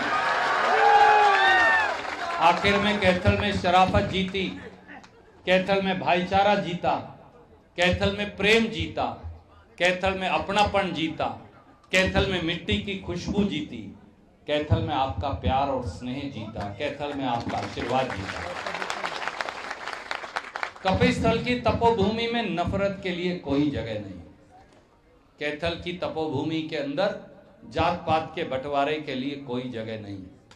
ये सच है, ये सच है। बीजेपी ने बार बार और अब भी इस चुनाव में भी जात पात फैलाई और भाईचारा तोड़ने की कोशिश की, पर मैं उन सारे साथियों को कहता हूं जिनका मन हम नहीं जीत पाए, हम फिर से गुलदस्ता बढ़ाएंगे और आपको अपनी छाती से लगाकर साथ लेकर जाएंगे। मेरे साथियों, कांग्रेस विधायक दल की बैठक कल बुलाई गई और मुझे आज बुलाया। मैं आदित्य को तो ये कहूंगा, आदित्य और सुदीप भाई तो यहीं रहेंगे और वो कल सुबह आएंगे, और मैं आपसे आज अनुमति लूंगा क्योंकि कुछ चर्चा करने के लिए कांग्रेस अध्यक्ष जी ने और सारी सीनियर लीडरशिप ने आज बुलाया। मैं आपसे एक ही बात कहता हूं कि जिस प्रकार से आपने प्रेम और आशीर्वाद दिया, जिस प्रकार से आपने विषम परिस्थितियों में कांग्रेस पार्टी को यहां चुनाव जिताया, जिस प्रकार से कठिन जहां कहते थे कि कांग्रेस जीत नहीं सकती या कांग्रेस कमजोर है, उन गांवों के अंदर भी कांग्रेस ने पिछली बार से 600, 700, 800, 200, 400 वोट की बढ़त पाई। मैं देख रहा था पिछली बार का रिजल्ट निकालकर, हर राउंड जब आता था पिछली बार से दुगनी वोट आने लग रही थी लगभग कांग्रेस पार्टी की, और इसीलिए आपकी 90,000 कितनी वोट आई हैं आपकी, या 85-86 हजार, 84 या 85 हजार वोट, 84,600 या 85,000 वोट आई।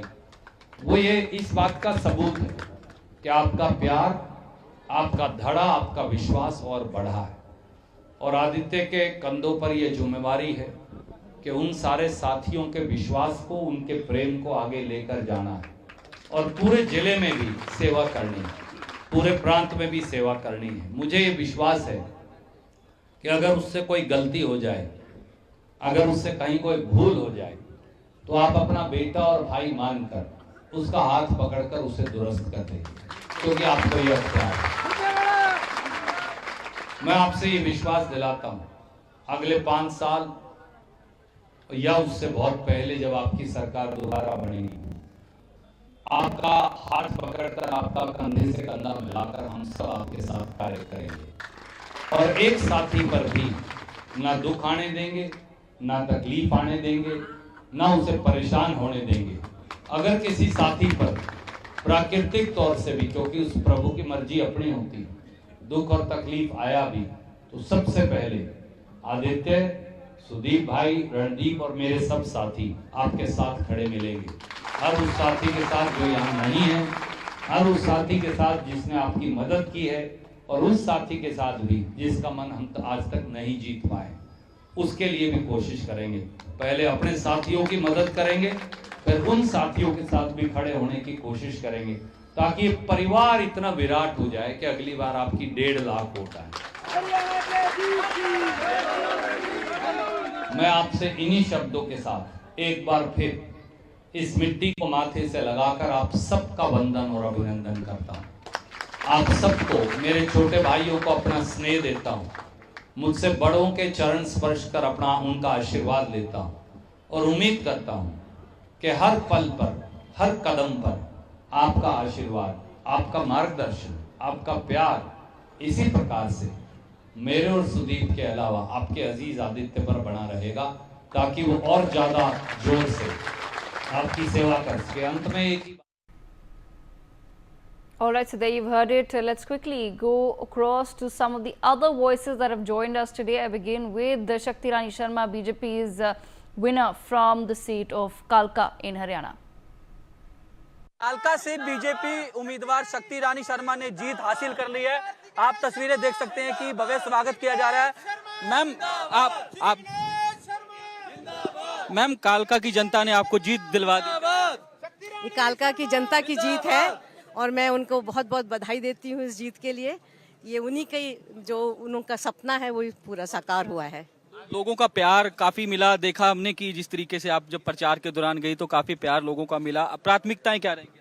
बहुत प्यार मिला, बहुत आशीर्वाद मिला है और मैं उसको 4 गुना करके वापस करूंगी उनको। शुक्रिया हमसे बातचीत करने के लिए। तो शक्ति रानी शर्मा जीत हासिल करने के बाद जश्न जो है पूरा परिवार मना रहा है। तस्वीरें आप देख सकते हैं कि किस तरीके से अभी जीत का सर्टिफिकेट जो है वो दे दिया गया है और पूरा परिवार जो है वो जश्न जो है वो बना रहा है। तस्वीरें आप देख सकते हैं कि कालका से जो शक्ति रानी शर्मा हैं उन्होंने जीत हासिल कर दिया है और कांग्रेस के जो उम्मीदवार थे प्रदीप चौधरी, उनको करारी हार का सामना जो है वो कहीं ना कहीं करना पड़ा है।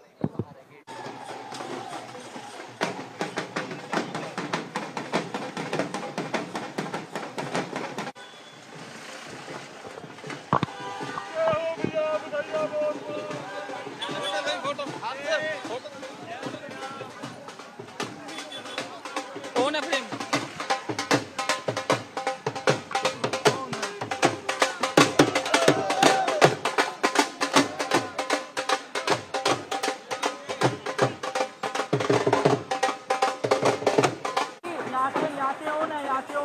स्टार्ट करता हूँ मैं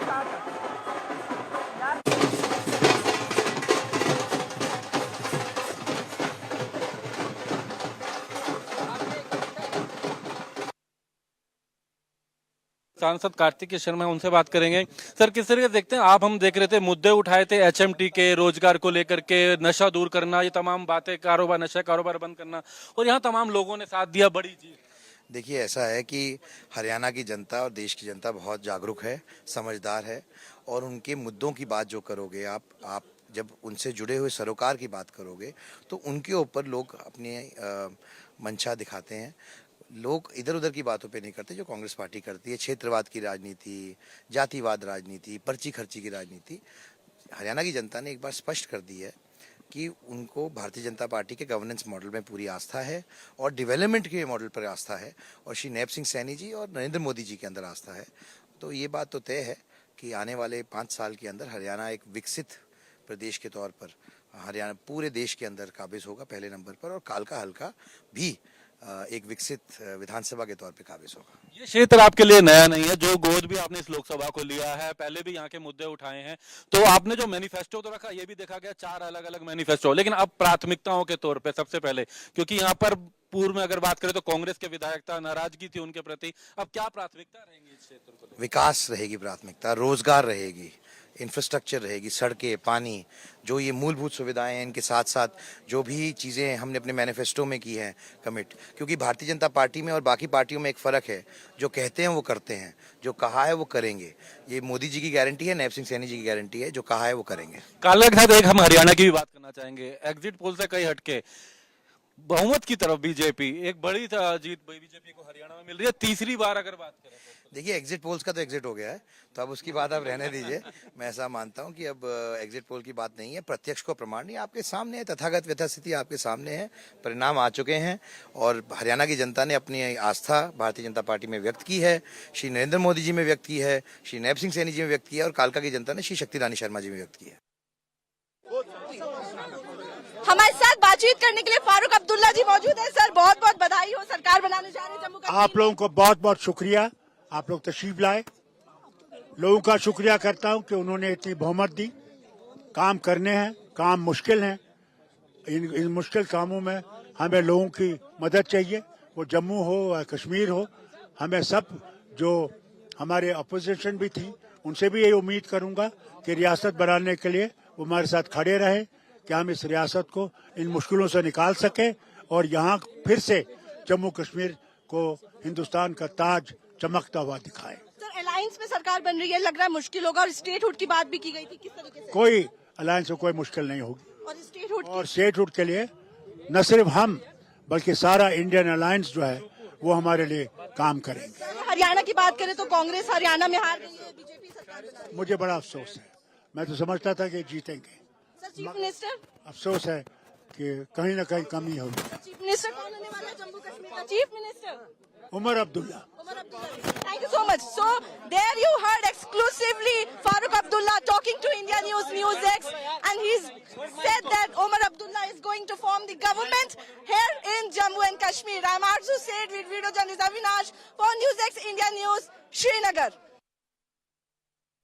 सैनी सर एक किस तरीके से देख रहे जीत को पूरे आप? अभी जो जीत आप हुई है, किस तरीके से देखते हैं उसको?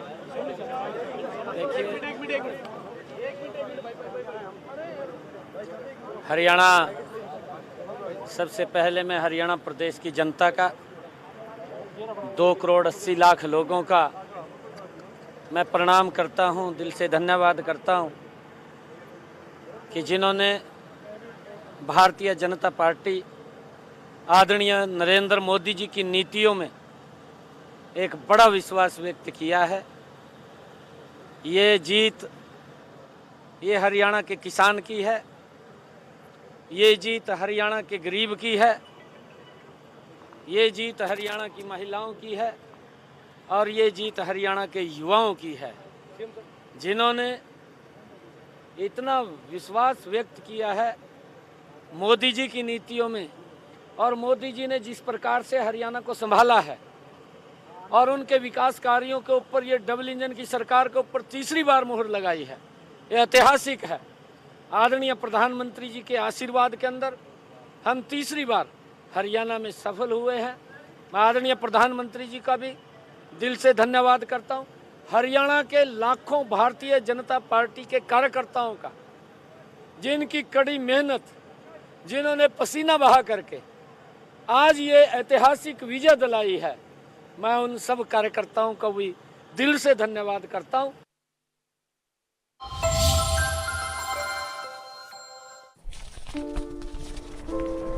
सर, हा माझा CV. तुमचा CV खूप चांगला आहे, पण आम्ही फ्रेशर्सना काम देऊ शकत नाही.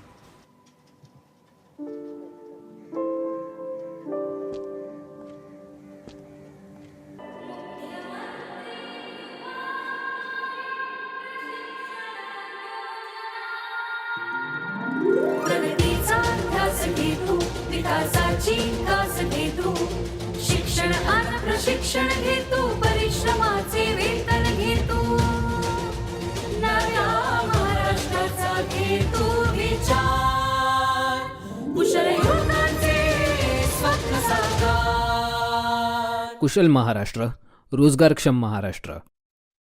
लोग इस बात को चाहते हैं कि हरियाणा में ये डबल इंजन की सरकार मिलकर के गति को, विकास के कार्यों को और तेजी करें. सर, हा माझा CV. तुमचा CV खूप चांगला आहे, पण आम्ही फ्रेशर्सना काम देऊ शकत नाही.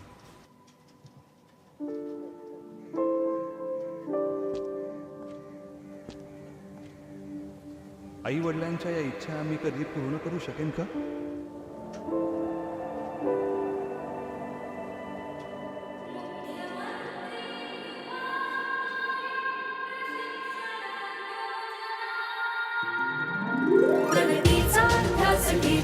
विकासाची कास घेतो, शिक्षण आणि प्रशिक्षण घेतो, परिश्रमाचे वेतन घेतो, नव्या महाराष्ट्राचा घेतो विचार, कुशल युवकांचे स्वप्न साकार. कुशल महाराष्ट्र, रोजगारक्षम महाराष्ट्र.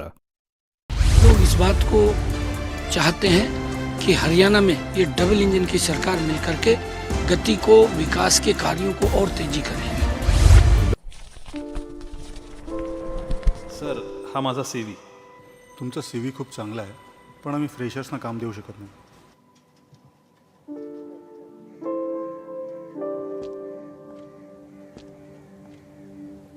आई वडिलांच्या या इच्छा आम्ही कधी पूर्ण करू शकेन का?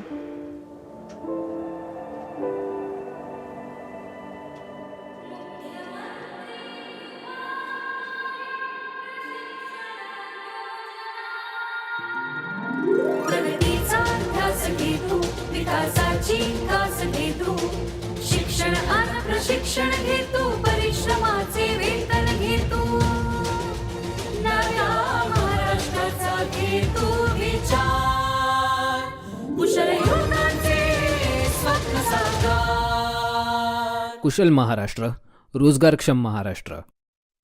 लोग इस बात को चाहते हैं कि हरियाणा में ये डबल इंजन की सरकार मिल करके गति को, विकास के कार्यों को और तेजी करें. सर, हा माझा CV. तुमचा CV खूप चांगला आहे, पण आम्ही फ्रेशर्सना काम देऊ शकत नाही.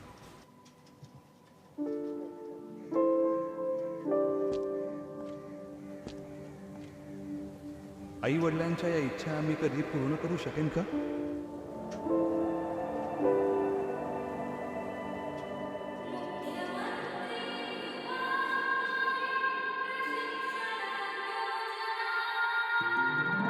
प्रगतीचा ध्यास घेतो, विकासाची कास घेतो, शिक्षण आणि प्रशिक्षण घेतो, परिश्रमाचे वेतन घेतो, नव्या महाराष्ट्राचा घेतो विचार, कुशल युवकांचे स्वप्न साकार. कुशल Maharashtra, रोजगारक्षम Maharashtra.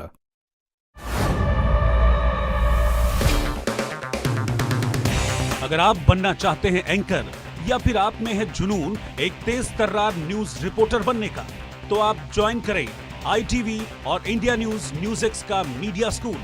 ITV next media international school का कोर्स आपको मौका देता है देश के दिग्गज एंकर्स के साथ काम करने का.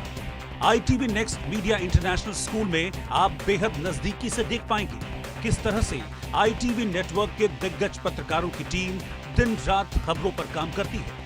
इस कोर्स के दौरान आप सीखेंगे एंकरिंग की एक एक बारीकी उन एंकर्स के साथ जो देश को रखते हैं हर खबर से बाखबर. ITV next media international school का ये कोर्स आपके एंकरिंग स्किल्स को करेगा इतना सशक्त, मजबूत, जिससे आप बनेंगे पत्रकारिता की दुनिया का वो चमकता चेहरा जो दुनिया देखेगी और पसंद करेगी. सर, हा माझा CV. तुमचा CV खूप चांगला आहे, पण आम्ही फ्रेशर्सना काम देऊ शकत नाही.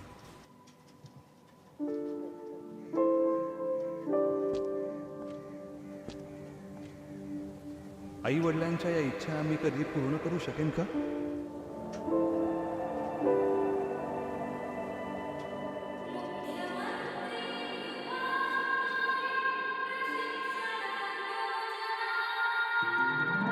प्रगतीचा ध्यास घेतो, विकासाची कास घेतो, शिक्षण आणि प्रशिक्षण घेतो, परिश्रमाचे वेतन घेतो, नव्या महाराष्ट्राचा घेतो विचार, कुशल युवकांचे स्वप्न साकार. कुशल महाराष्ट्र, रोजगारक्षम महाराष्ट्र.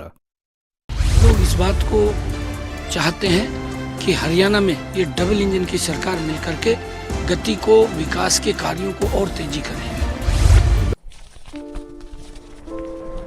सर, हा माझा CV. तुमचा CV खूप चांगला आहे, पण आम्ही फ्रेशर्सना काम देऊ शकत नाही.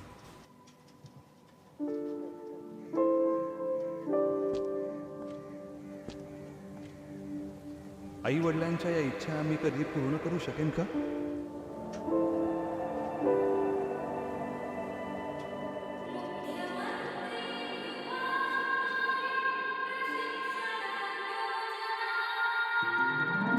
प्रगतीचा ध्यास घेतो, विकासाची कास घेतो, शिक्षण आणि प्रशिक्षण घेतो, परिश्रमाचे वेतन घेतो, नव्या महाराष्ट्राचा घेतो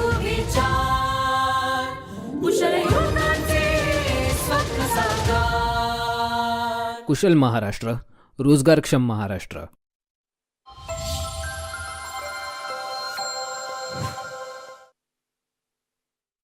और जीतने वाले और हारने वाले सबके लिए कुछ न कुछ वो सिखा कर जाता है. जम्मू कश्मीर में 10 साल बाद एक चुनाव हुआ. जिन परिस्थितियों में हुआ वो आपके सामने है. कैसे जम्मू कश्मीर को बेइज्जत किया गया, राज्य का दर्जा छीना गया, वो आपके सामने है. और कैसे केंद्र सरकार ने रूल बाय प्रॉक्सी अपने लेफ्टिनेंट गवर्नर के माध्यम से किस तरह से जम्मू कश्मीर में भ्रष्टाचार, कैसे वहाँ के स्थानीय नागरिकों की न सुरक्षा का ध्यान रखा, न रोजगार का ध्यान रखा. लगातार जो खबरें, आतंकवाद बढ़ने की खबरें, जम्मू रीजन तक में आतंकवादी हमले होने लगे, न आम नागरिक वहाँ सुरक्षित महसूस करता है, न पर्यटक महसूस करते हैं अपने आप को सुरक्षित. कश्मीरी पंडितों से जो वादे किए गए वो बिल्कुल भुला दिए गए पिछले 10 साल में.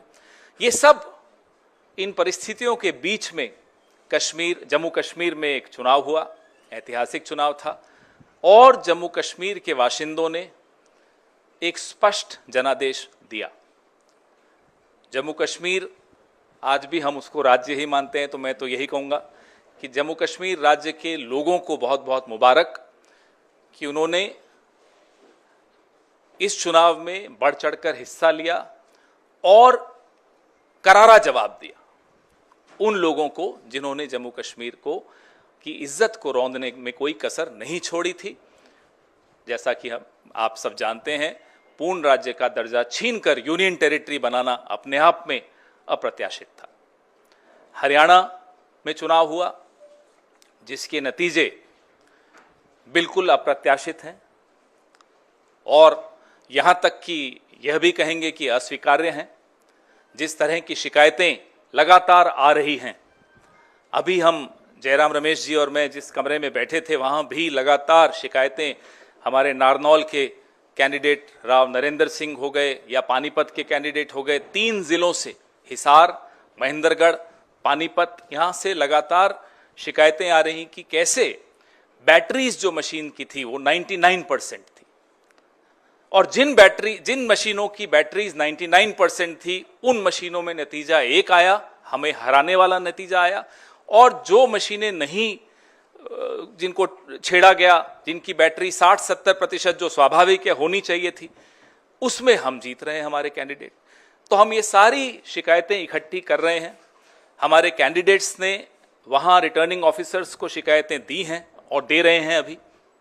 लेकिन आने वाले कुछ दिनों में ये सारी शिकायतें लेकर हम चुनाव आयोग में जल्दी ही जाएंगे और अपनी शिकायत वहाँ दर्ज कराएंगे. इस तरह का नतीजा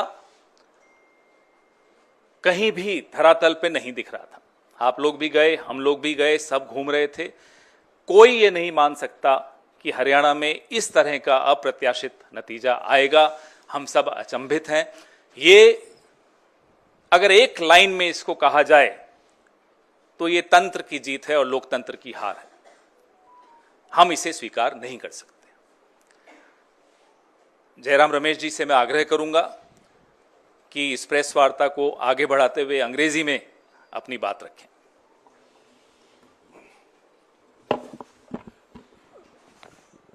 मैं सिर्फ ये बात कहूँगा कि जम्मू और कश्मीर के जनता ने स्पष्ट जनादेश दिया है नेशनल कॉन्फ्रेंस और इंडियन नेशनल कांग्रेस के गठबंधन को.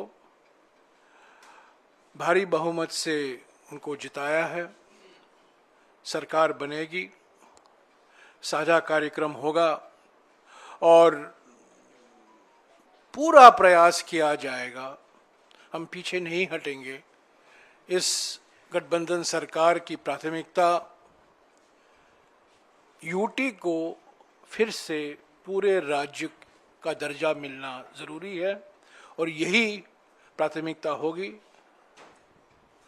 और भी मुद्दे हैं, विकास से जुड़े हुए मुद्दे हैं। साझा कार्यक्रम, दोनों पार्टियों की मैनिफेस्टो भी है, साझा कार्यक्रम भी तैयार किया जाएगा और एक पारदर्शिता से जवाबदेही और संवेदनशील सरकार ये गठबंधन जम्मू और कश्मीर की जनता को देगी। हरियाणा के संदर्भ में हमने चुनाव आयोग से आज दोपहर से लगातार शिकायत कर रहे हैं, उनसे जवाब भी आया है, उस जवाब का जवाब भी मैं दे रहा हूं और उसके बाद भी 3 या 4 जिलों से बड़े गंभीर शिकायत आए हैं। वो सब कल या परसों हम चुनाव आयोग के सामने पेश करेंगे। पर मैं फिर से दोहराना चाहता हूं, हरियाणा के चुनाव के नतीजे अप्रत्याशित हैं, आश्चर्यजनक हैं और इसको हम स्वीकार नहीं कर सकते, क्योंकि ये लोकतंत्र की हार हुई है और तंत्र की जीत हुई है। इसके ऊपर मैं आज कुछ नहीं कहूँगा। जब हम सारे शिकायत इकट्ठा करके चुनाव आयोग से समय मांगेंगे, हम उम्मीद करते हैं कि वो समय हमें मिलेगा। कल या परसों तक हम उम्मीद करते हैं कि हम चुनाव आयोग के सामने एक विस्तार से, जो अलग अलग ज़िलों से, अलग अलग असेंबली कंस्टिट्यूएंसी से शिकायतें आई हैं, कुछ आज हमने इलेक्शंस कमीशन के सामने रखा था, पर और भी हैं और बड़े गंभीर मुद्दे हैं ईवीएम को लेकर। और जिस तरीके से एक माहौल पैदा करने की प्रयास की गई, दबाव स्थानीय अधिकारियों पर लाया गया और जहां जिन जिन सीटों में हमारी हारने की कोई गुंजाइश नहीं थी, वहां हम हारे हैं। मैं समझता हूं ये नतीजा लोक भावना के खिलाफ है, जो जमीनी हकीकत है और सभी ने ये हकीकत को महसूस किया है, ये नतीजा उसके खिलाफ जाता है। I will just repeat this in English very briefly. The people of Jammu and Kashmir have given a clear, decisive, convincing mandate to the National Conference, Indian National Congress Alliance. The priority for the alliance government will be the restoration of full statehood for the Union Territory of Jammu and Kashmir. Of course, we have our manifestos, we will have a common program, and both the National Conference and the Indian National Congress are duty-bound to give a government, an administration that is responsible, responsive, accountable, and transparent to the people of Jammu and Kashmir. I just want to say that the people of Jammu and Kashmir have defeated the mischievous designs of the BJP to engineer a majority of its own. Till yesterday, this effort was being made, but today, I think the people's verdict has come out very clearly, and the moves of the BJP and those who were managing the elections to somehow cobble up a majority has been defeated. As far as Haryana is concerned, all afternoon I have been in touch with the Election Commission. The Election Commission has replied to my complaints. I have replied to the reply. We have received very serious complaints on the process of counting, the functioning of EVMs in at least 3 districts. In at least 3 districts. There are more that are coming in. We have spoken to our senior colleagues in Haryana, and this information is being collected. We hope to present this in a consolidated form to the Election Commission tomorrow or day after. We will seek time. But I just want to reiterate that the results in Haryana are totally unexpected, completely surprising and counterintuitive. It goes against ground reality.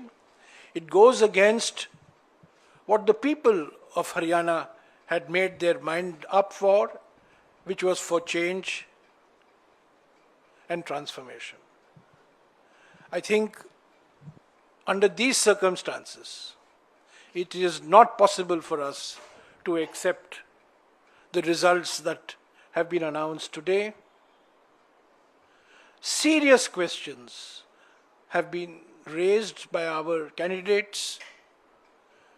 We will bring it to the notice of the Election Commission.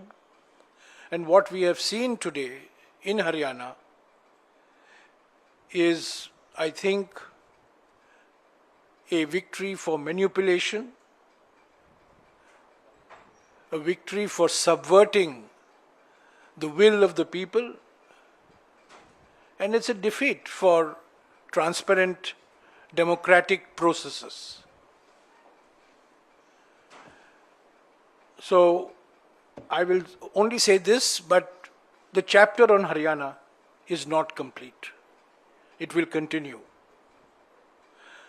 The chapter in Jammu and Kashmir, of course, there will be a coalition government. And as I said till yesterday, various attempts were being made to ensure that the majority will not come to the INC-NC coalition, but the people of Jammu and Kashmir have given a very clear mandate for this coalition government. Thank you. Sir मेरा सवाल sir आपको नहीं लगता कि आप ये कह रहे हैं कि जम्मू कश्मीर के अंदर कोalition को मैंडेट मिला, लेकिन 38 सीटों में से कांग्रेस सिर्फ 6 जीत पाई है, 6 पे ही आगे चल रही है, आप लोगों के खाते में उतनी ही आई, वहाँ पर एज ए पार्टी आप लोगों को नुकसान हुआ है और आपके जो कोalition पार्टनर्स हैं शिवसेना की तरफ से जो उनकी सांसद है उन्होंने कहा जहाँ पर भी कांग्रेस की बीजेपी से सीधी लड़ाई होती है वहाँ पर कांग्रेस उनको नहीं हरा पाती, अलायंस के साथ ही हरा पाती है। और हरियाणा में आपको लगता नहीं कि इन फाइटिंग का नुकसान हुआ? 16 आपके सिटिंग विधायक जो है वो चुनाव हारे हैं, उस पर क्या कहेंगे आप? हरियाणा के बारे में जो कुछ हमें विश्लेषण करना है ज़रूर हम करेंगे, पर पहली बात हमें इलेक्शन कमीशन तक जो शिकायतें आ रही हैं अलग अलग ज़िलों से वो पहुंचाना है। हमने क्या किया, क्या नहीं किया, गलती कहाँ हुई, इसका विश्लेषण ज़रूर होगा, इस पर चिंतन ज़रूर होगा, बहस ज़रूर होगी, एक समिति का भी गठन होगा, ये प्रथा रहा है कांग्रेस पार्टी में, और सबसे बातचीत करके ही ये विश्लेषण होगा। पर अभी विश्लेषण का वक्त नहीं है। अभी सबसे महत्वपूर्ण बात यह है कि हमसे जीत छीना गया है,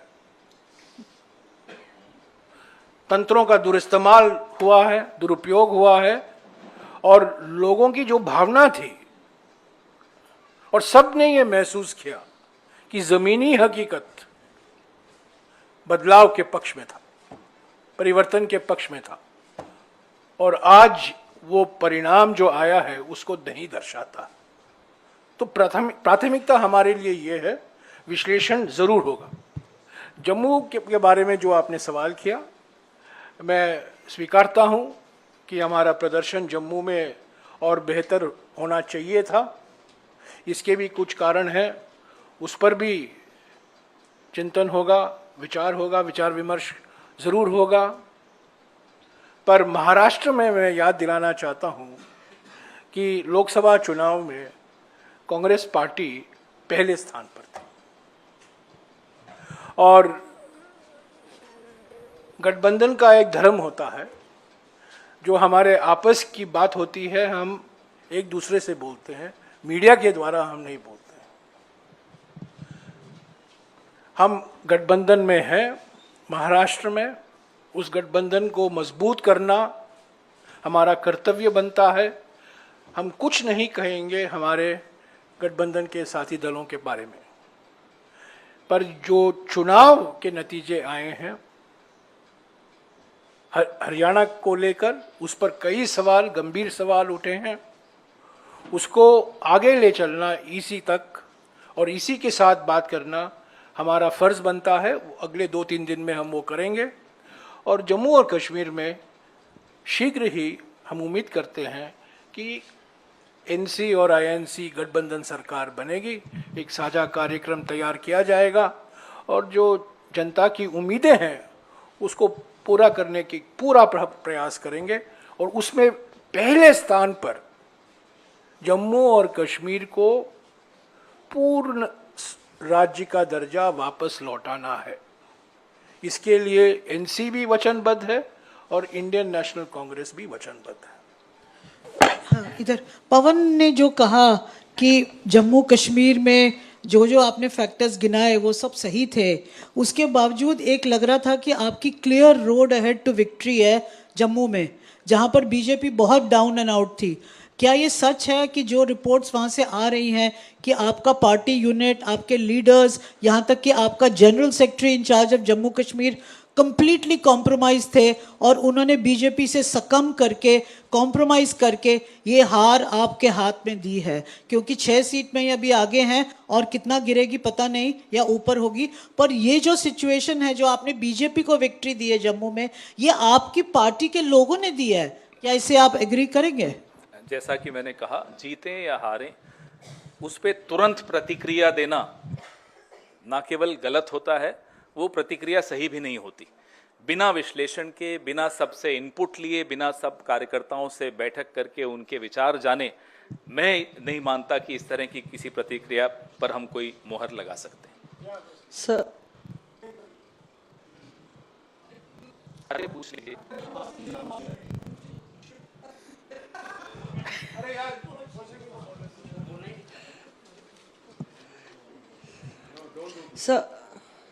सर ये जो 3 जिलों का आपने जिक्र किया, तो ये कौन से ज़िले हैं और कितनी सीटें इसमें प्रभावित हो रही हैं इन ज़िलों में, ये हम लोग जानना चाहेंगे। और थोड़ी अजीबोगरीब बात नहीं है कि एक तरफ आप जम्मू कश्मीर की जीत और आगे क्या प्रक्रिया रहेगी उसका जिक्र कर रहे हैं, और दूसरी तरफ कह रहे हैं वहाँ पे जनता की जीत हुई, और दूसरी तरफ कह रहे हैं हरियाणा में अंगूर खट्टे हैं, हरियाणा में हमारी जीत छीनी गई है। तो तब जनता को क्या मैसेज? अजीबोगरीब तब होता कि जब हम कहते कि नहीं साहब सब जगह खराब है machine.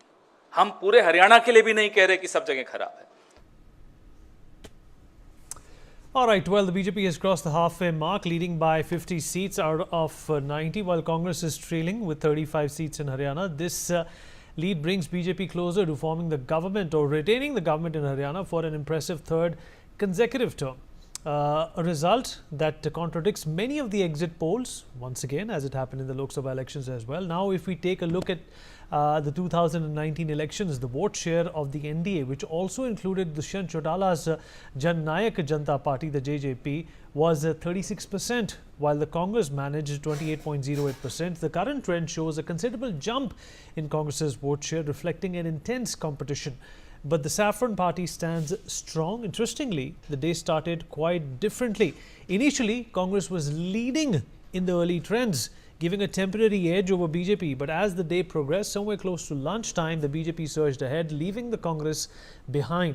Some of the big faces winning in Haryana are Chief Minister Nayab Singh Saini, who's done a great job from Ladwa; Savitri Jindal, the richest woman in India, from Hisar; Bhupinder Singh Hooda from Garhi Sampala Kiloi also is of course a victor here. In an electoral debut, Vinesh Fogart has won from Julana constituency. There are a number of VIP candidates that have in fact made this election extremely interesting.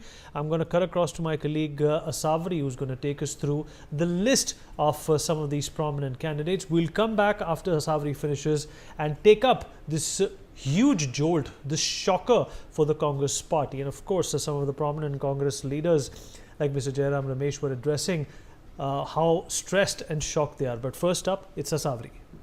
Right. Thank you so much, Vineet. As of now, there are 67 wins that are there. There are 67 results that are out there, 23 still remaining, but we have some of the VIP candidates right over here, starting with Naib Singh Saini, who's won from Ladwa, Bhupinder Singh Hooda of the Congress Party, who's won from Gari Sampla Kiloi. We have some more names over here, in fact, a lot more names, and their performance is what we want to look into. Anil Vij, who's contested from Ambala Cant, is currently leading. Savitri Jindal from Hisar has won that particular seat. More names coming in at this point of time. Dushyant Chautala, who did in fact contest from Uchchana Kalan, is currently trailing. Remember, he did win that seat last time around.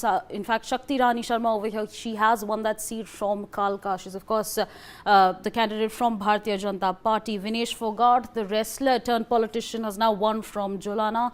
Gyan Chand Gupta over here, he's currently trailing from Panchkula. So we have to see what happens there as far as the Panchkula seat is concerned. Aditya Surjewala, a big win for him from Kethal. Digvijay Chautala, on the other hand, currently trailing from Davwali. More names coming in at this point of time, and we want to tell you an understanding, give you an understanding. In fact, Abhay Singh Chautala, he's lost from Ilanabad. His son, on the other hand, is currently leading. Arjun Singh Chautala is leading from Rania.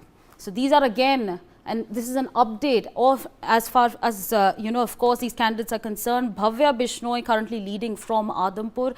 Chitra Sarvara is currently trailing from Ambala Cant, the constituency from where Anil Vij is currently leading. More names over here. Meva Singh has, of course, lost in Ladwa. Of course, there was Naib Singh Saini, who's won that seat. Chandar Mohan is currently leading from Panchkula. So there is again an update on that front as well. Nikhil Madan has won from Sonipat. And in fact, on the other hand, Brijendra Singh is currently trailing from Uchchana Kalan. So there is again, giving you an understanding on that front. Kuldeep Vats, he's won from Badli. Vipul Goyal has also in fact won from Faridabad. So again, as far as Faridabad is concerned, we now know what exactly is taking place over there. Balwan Singh, he's won the Fatehbad seat. Devendra Kadyan has also in fact won the Ganor seat. So again, we're taking you through roughly 25 key candidates and their performance so far. Vinod Bhayana, he has won the Hansi seat. Mukesh Sharma also in fact has won the Gurgaon seat. So again, again a big, we can see a win over there for the Bharatiya Janata Party in Haryana. A performance, it really just shows us the kind of a performance that they've given. In fact, it's the Saffron Party is doing really well over there. So that's again an update for you as far as the big 25 VIP candidates are concerned. Vineet, over to you. Asavri, thank you for that incisive and elaborate update. Of course, this is a huge jolt for the Congress Party. It's a wrecking ball which contradicts and contrasts everything the exit polls had to say. In the popular opinions, and the pollster got it wrong once again. We'll talk about this with some people who will be able to give us some understandable answers about this. Amrit Gill, Congress spokesperson, joins us on the program. Mr. Mukesh Tyagi, BJP spokesperson, also with us on the show. Mr. Akil Khan, political analyst, joins me in the studio here. Mr. Himanshu Bhatt, a senior journalist and a regular on our program, also joins us at this point in time. Last but by no means the least, Mr. Tausif Shah, senior PDP leader, is also joining us on the program. Amrit Gill, I'll begin with you. Well, what exactly happened here? Every indication, every pollster thought that the Congress Party was poised to win Haryana. But now we are learning, of course, we just saw the press conference as well. There seems to be some concern about the EVMs as well. But what really happened? Did the Jat and Jalebi diplomacy somehow fail?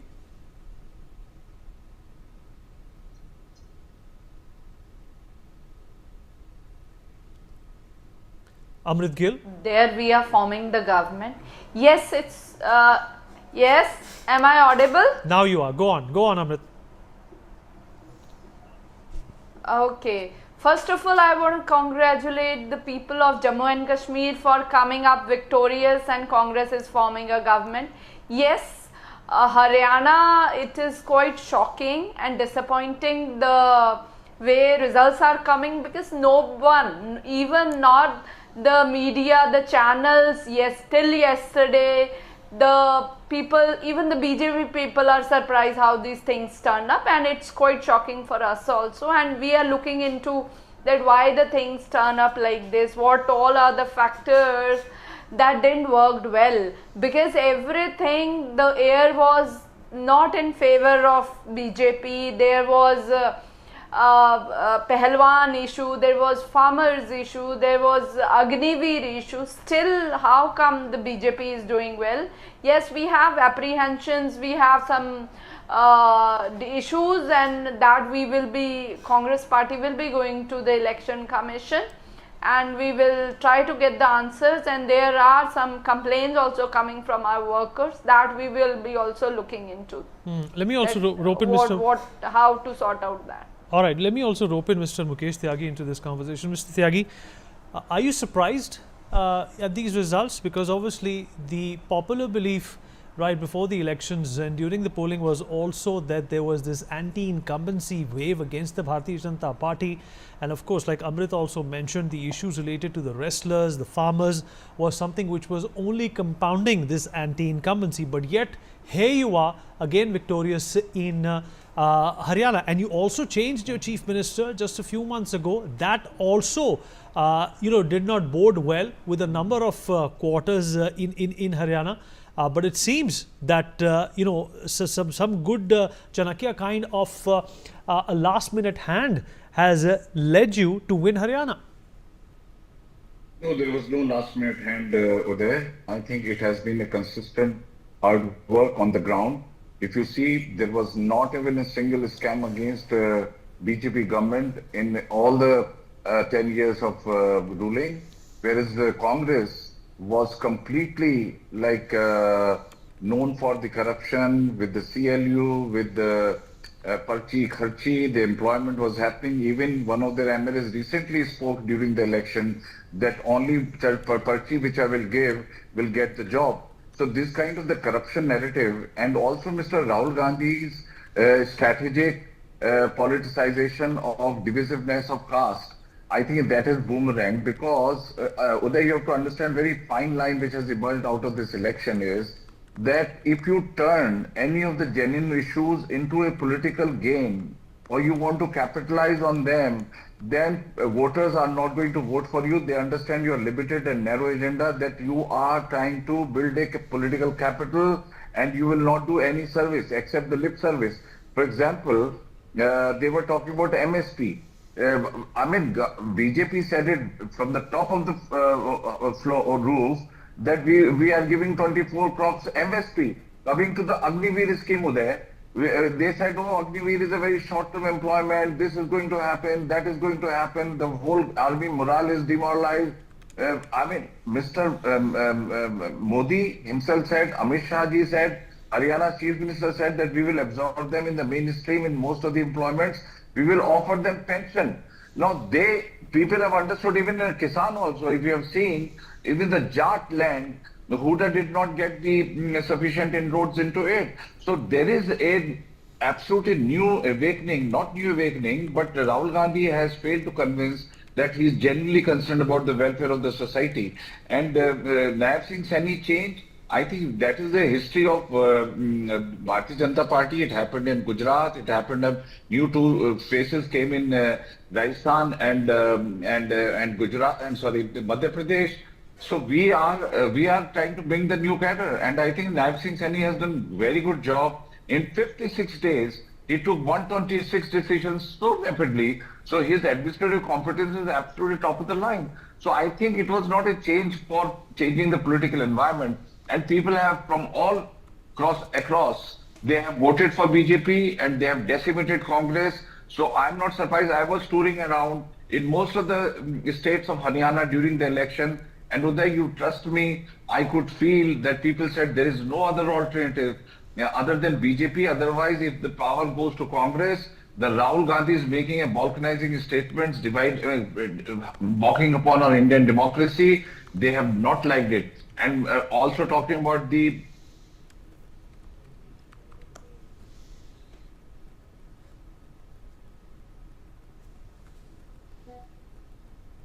All right, there seems to be a problem with your connection, sir. Mr. Tyagi, let me come back to you. Let me also rope in Mr. Akil Khan, who's with me in the studio. Mr. Khan, first of all, are you surprised to see this? Because obviously, even when I woke up and I started watching, the trends pour in by 11 or 12, that image of the Congress party distributing jalebi outside its office was something I wanted to leave, the result at.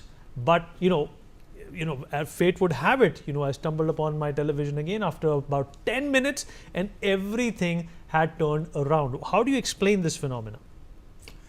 This is, I think, surprise is a very small thing. Shocking is also a very small thing. It's making the mockery of democracy in Haryana. I don't understand how this result can come. All those surveys clearly telling that BJP is being defeated by Congress. I tell you, sir, Vineet, I have been an engineer in the government of India and I was a management engineer. I did many surveys for our marketing potential and marketing aspect of many things which an organization needs for its business. I am very much surprised because these surveys very clearly saying that BJP is being defeated by Congress in Haryana, and it was very, very clear that Congress was going to win with a very good majority. What do you attribute this loss to? I mean, Mr. Jairam Ramesh said that it's the EVMs, and he said it's not the entire of Haryana; it's only a few parts of Haryana. It's totality. The BJP machinery is a very, very, very highly planned. They think very deeply how. So why couldn't they do the same thing in Jammu and Kashmir? Why not do the same thing in Jammu and Kashmir? Very, very clear. They will not do in Jammu and Kashmir. This is not a significant state.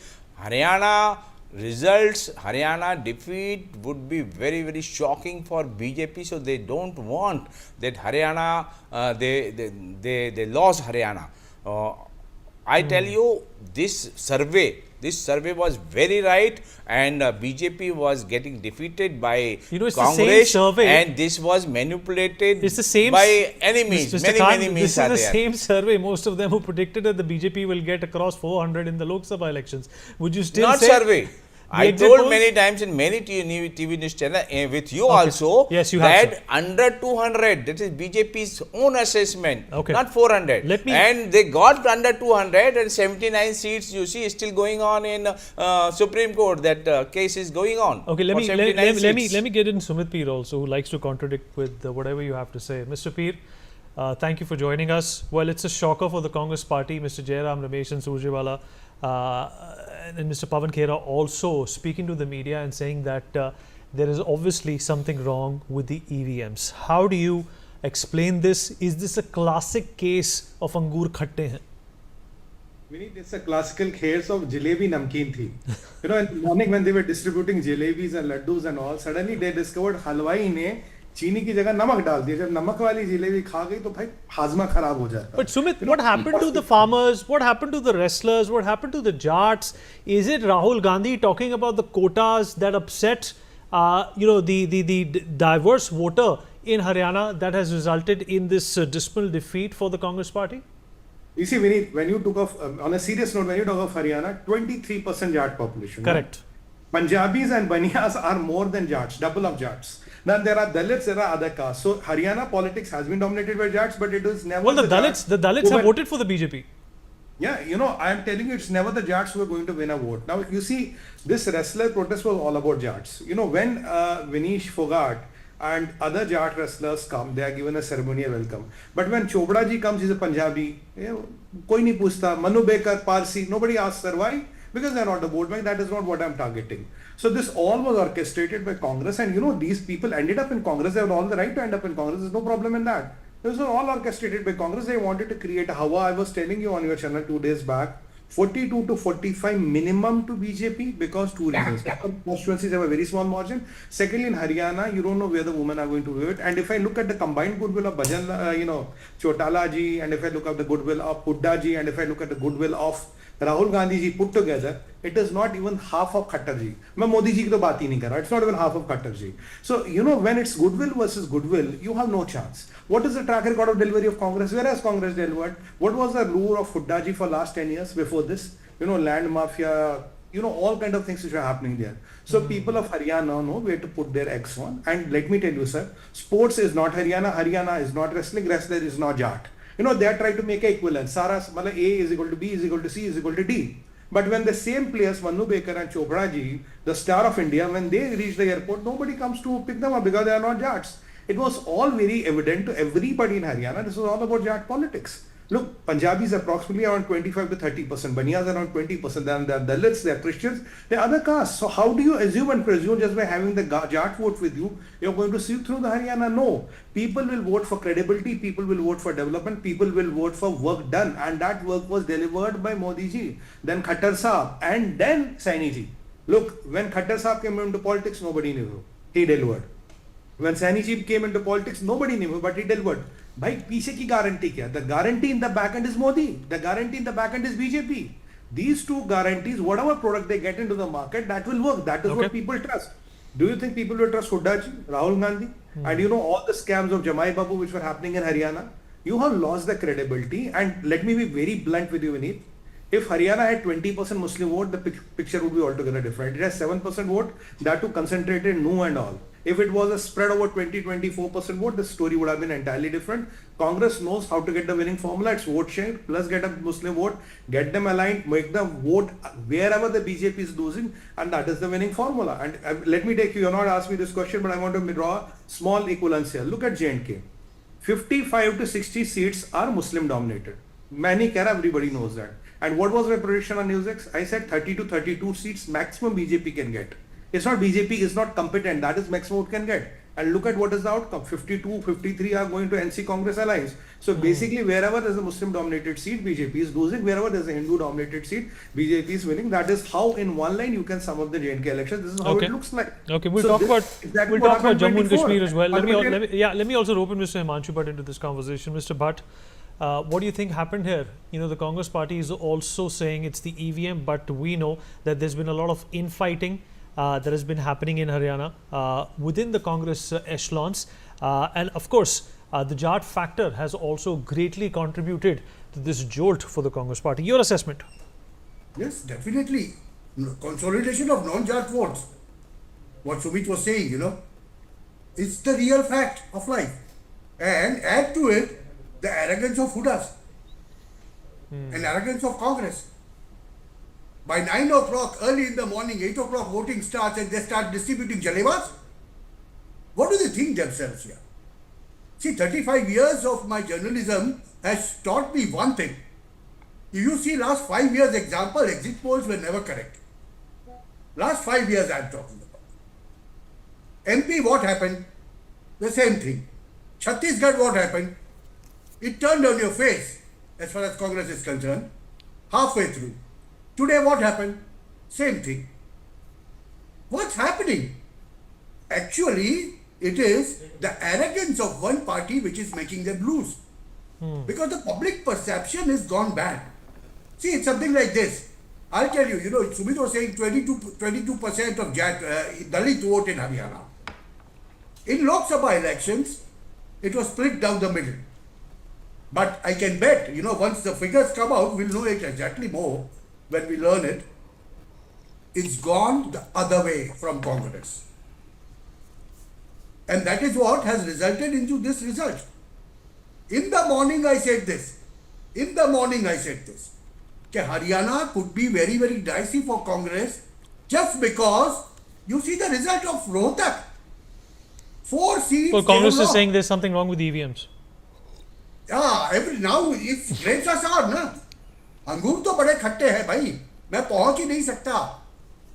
Do you think responsible leaders should come out, Mr. Bhatt? Do you think responsible leaders should come out and in fact, blame the EVMs for such a defeat? This is obviously making them look bad. It's immature, first of all, and secondly, it also puts a huge blot on the favorable results through the same EVMs that they are enjoying today.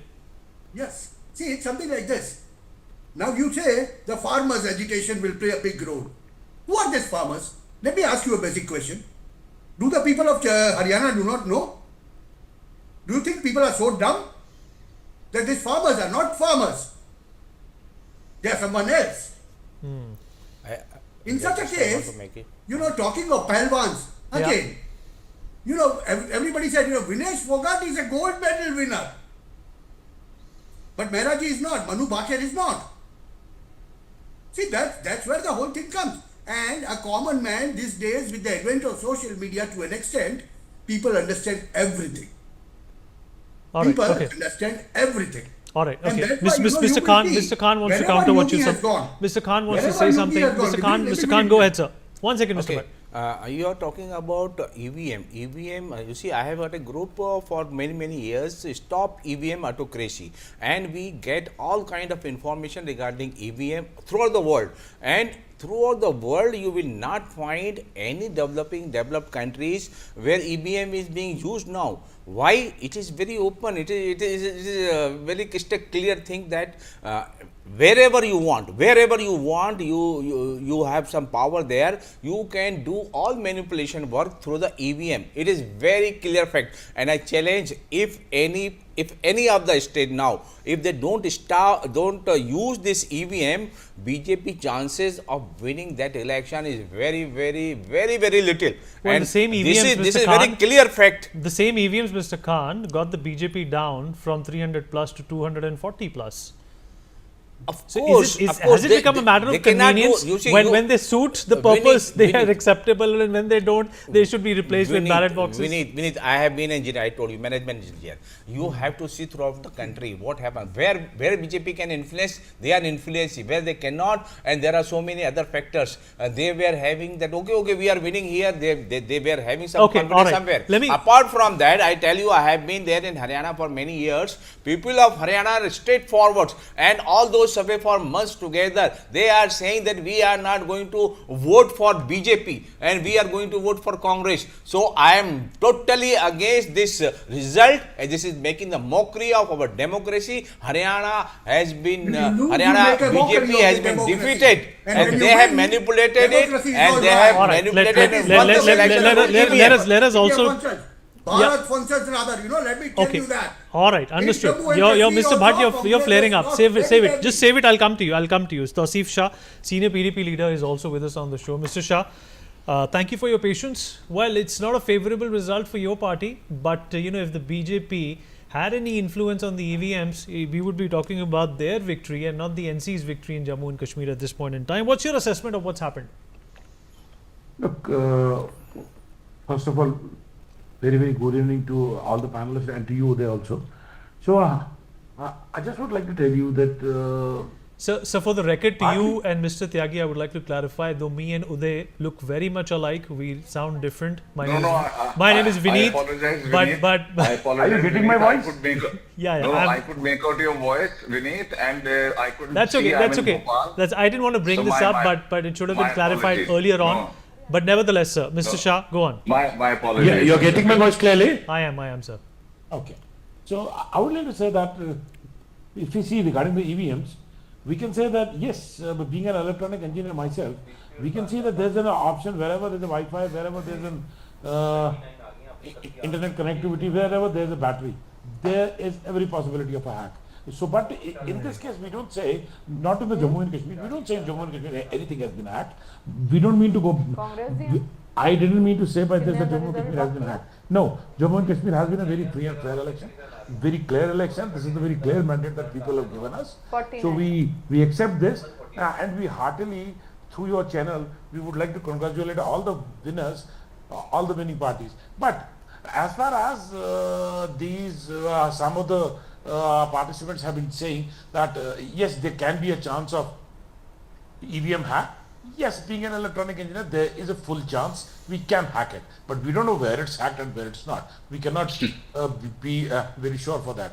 Then there is a second question that if you say that, like one of my fellow panelists said, that if we go by every new and a very good country, I can say the country which is forward, like we are in India, So any developing nation, I can say. So maybe we can first say that the country which invented the EVMs is not using us, is not using them. So I think this is very much important to have this in your mind. The country which invented the EVMs has eradicated them, is not using them. So that means they felt that there's a problem, there's a lacuna in using them. So what I suggest is that it's only a suggestion we can give on the panel, that if we want to have a very free and fair election, then we have to use the old conventional ballot paper. Okay, so Sumit is displaying a lot of alacrity to answer this EVM question. Then we'll go to Mr. Tyagi as well. Amrit is also with us from the Congress Party.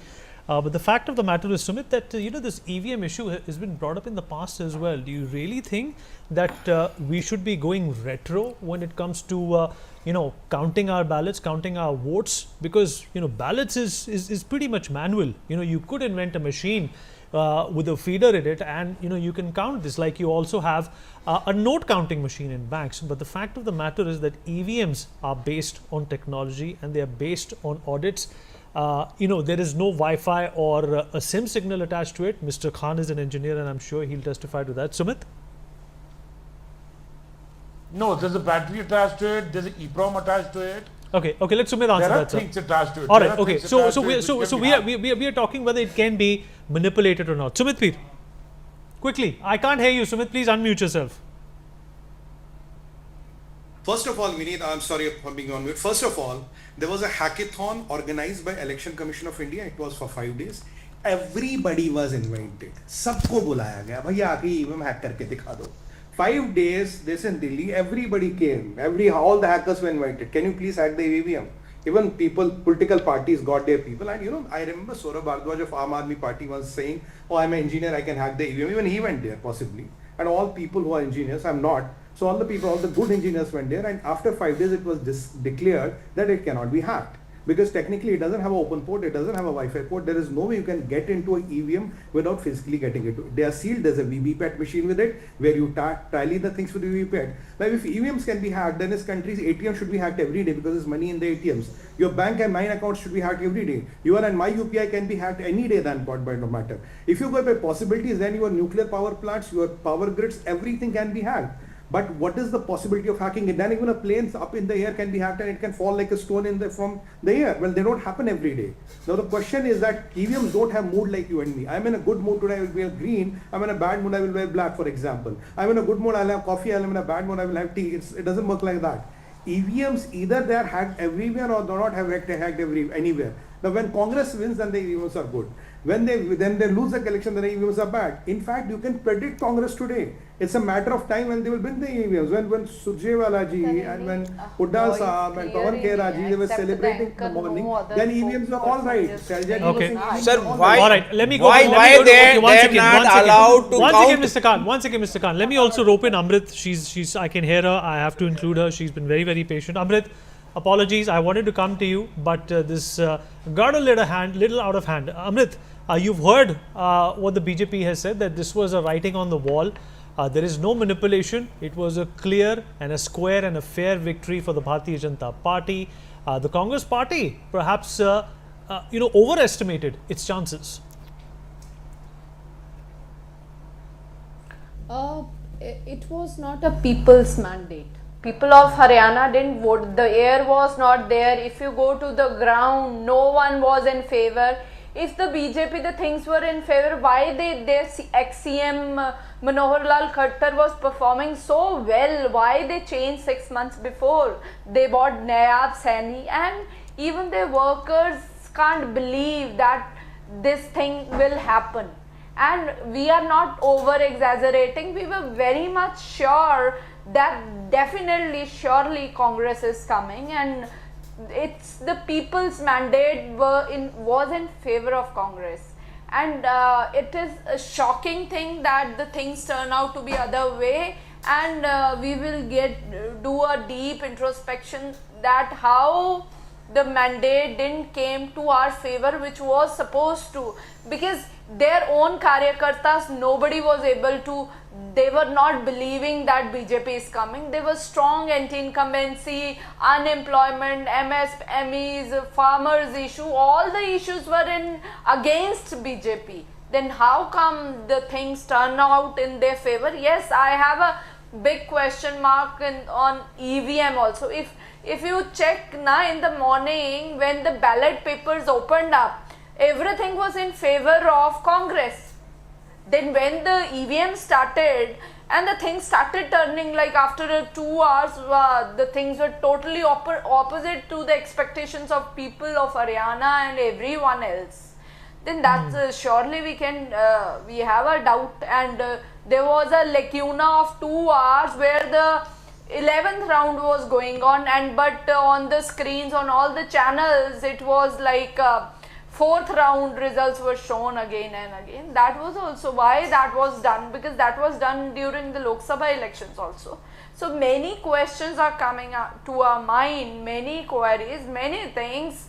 Then definitely EVM is electronic and the things can be, I have a big doubt also. When the ballot paper, the things were in favor of us, how come when the EVMs got opened and the things were turning totally opposite to the expectation of Congress and the people of Haryana also? All right. Okay. I Well, would okay, like Mr. to Khan, say quickly here, make your point. I would like to say that now I am telling you, if Supreme Court decides to count those votes, those physical voting paper ballots, I am sure that the result will be changed now. Why they have not done this earlier also, and they have influenced Supreme Court also. So if you count those ballot papers now also, I am sure this is going to change. If BJP is very much sure that they are confident that they have won really, that's a big thing to say on national count TV, sir. it. That's a big thing to say on national TV, that they influence the Supreme Court as well.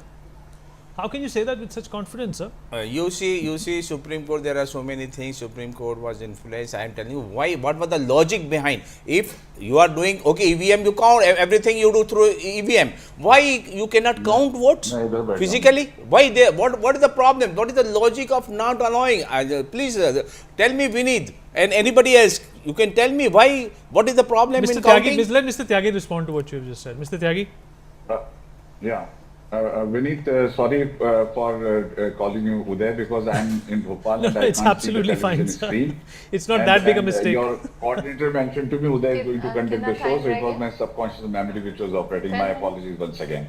You know, I'm sick and tired of listening to this very cliche debate right from a very long time that EVM machine is faulty.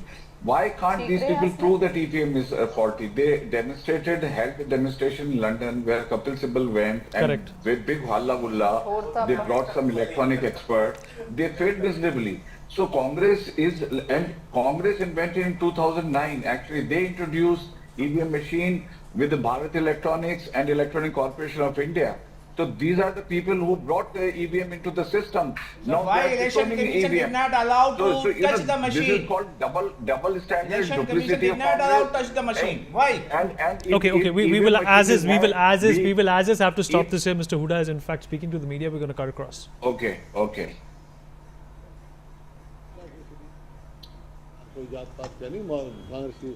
राजनीति है, कांग्रेस की स्पष्ट नीति है, न जात पे न हाथ पे मोहर लगेगी। हाथ अब आपके पास क्या ऑप्शन बचता है? अब तो नतीजे सामने हैं, अब ऑप्शन आपके पास क्या बचता है? क्या करने वाले आगे? आगे क्या करने वाले हैं? प्रजातंत्र है, जहाँ लोगों ने जो फैसला होगा वो स्वीकार करेंगे हम। लेकिन जो है, कहाँ कुछ रही है तंत्र में, कहाँ कुछ हुआ, उसकी जरूर हम ईवीएम को लेकर लोकसभा चुनाव में भी तमाम सवाल खड़े हुए थे। कई सीटों पर मार्जिन को लेकर, वोटों की गिनती को लेकर सवाल हुए थे और उसके लेकर संतुष्टिपूर्ण जवाब नहीं मिला था।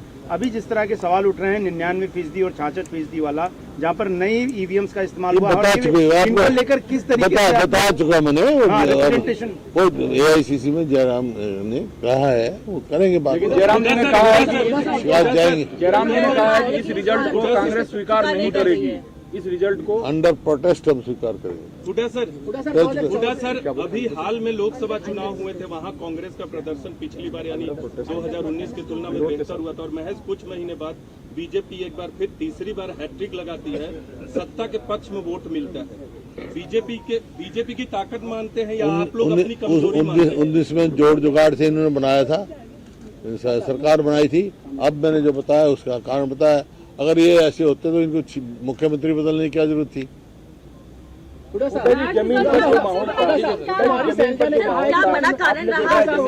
जमीनी माहौल था, बिल्कुल बदलाव के पक्ष में था। वही मैं कह रहा हूँ, आश्चर्यचकित हुए। हुड्डा साहब, कुमारी शैलजा ने कहा है कि जो जिम्मेवार लोग हैं हार के लिए उनके खिलाफ कार्रवाई होनी चाहिए। होनी चाहिए। कौन लोग? पार्टी जांच करेगी। आपको लगता है कोई है हार के जिम्मेवार? मेरे को क्या पता, कोई अगर किसी को होगा शिकायत तो पार्टी भी जाएगी, कमेटी बनेगी पार्टी की, पूरी होता है। इसमें तो एक प्रथा है पार्टी। हुड्डा साहब, ये तीसरा चुनाव है जो देखा गया है कि छत्तीसगढ़, मध्य प्रदेश और हरियाणा जीती हुई बाजी आपके हाथ से, कांग्रेस के हाथ से निकल जाती है। क्या आपको क्या लगता है कि इसका अध्ययन होना चाहिए? क्या ये आप लोग भी अध्ययन करो इसका। सर एक आखिरी सवाल सर, इस चुनाव में आप लोग भी अध्ययन करो। सर, इंडिया गठबंधन इस चुनाव में एकजुट नहीं रह पाया। आम आदमी पार्टी के साथ आप लोगों की बातचीत चली, जो बन नहीं पाई बात, समाजवादी पार्टी के साथ गठबंधन की बात नहीं हुई। क्या मानते हैं? ये आपको हमारी बात क्या पता, गठबंधन समाजवादी के साथ कोई बात ही नहीं चली हमारी, ना उन्होंने कहा कभी ना बात है। पार्टी ने कहा कि अगर अलायंस होता हमारा तो आम आदमी चला था, हमने ऑफर किए थे, लेकिन आपने देखा क्या परफॉर्मेस क्या थी। उस कमी की वजह से क्या ये परिणाम आया? अरे नहीं, ये क्या अलायंस की बात है, नहीं हमारे वो हुआ। सर इसी से एक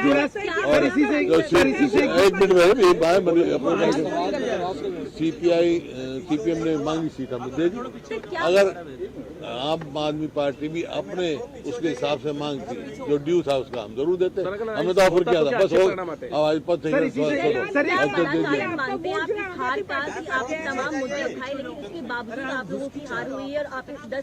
बीजेपी की एंटी इनकम्बेंसी का हवाला बार बार दिया। क्या बड़ा कारण लगता है आपको इस हार का, इस चुनाव में? बता दो दिया आप। पार्टी के पक्ष में आप कांग्रेस को हो गया।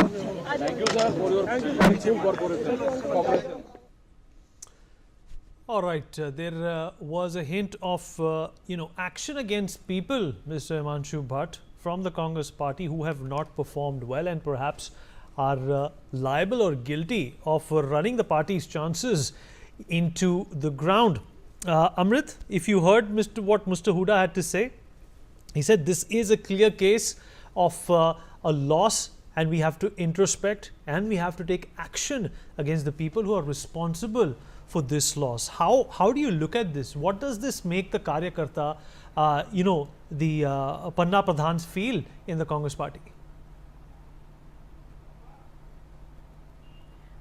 As I couldn't hear what Mr.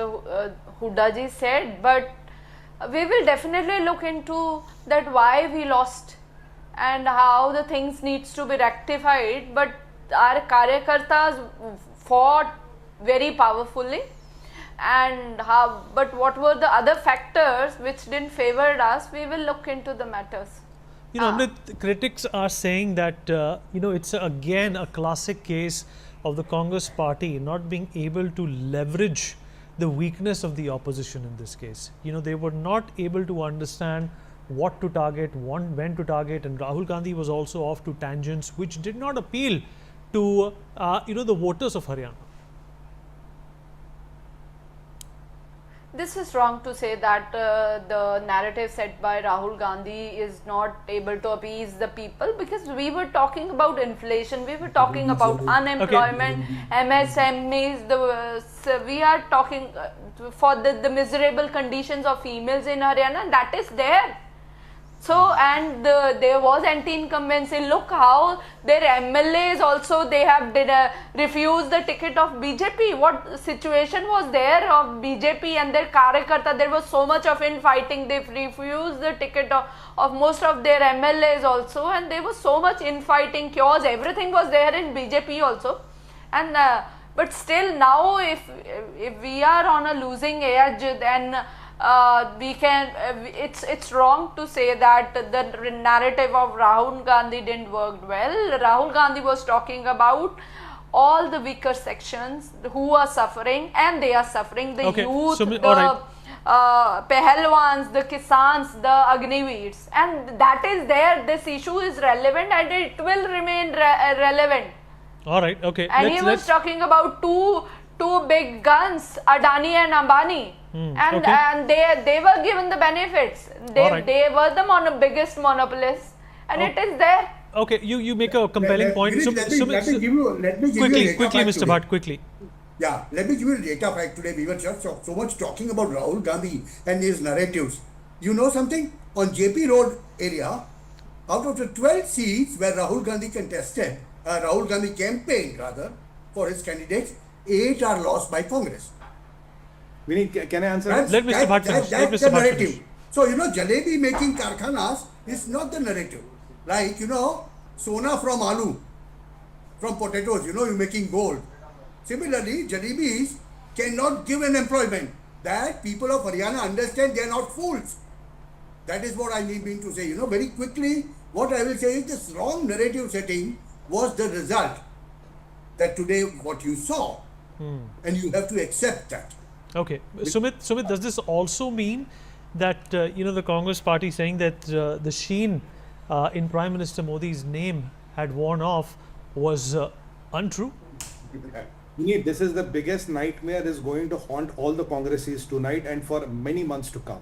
Because they want to believe that, they want to empathize that, and there are a lot of people in the media also, there are a lot of people who want to write the political arbitrary of Mr. Modi. They have been trying it very hard for last 23 years, and even if he loses an RWA election, they say Modi khaya, khatam, all Modi aura is gone, Modi magic is gone, Modi thing is gone.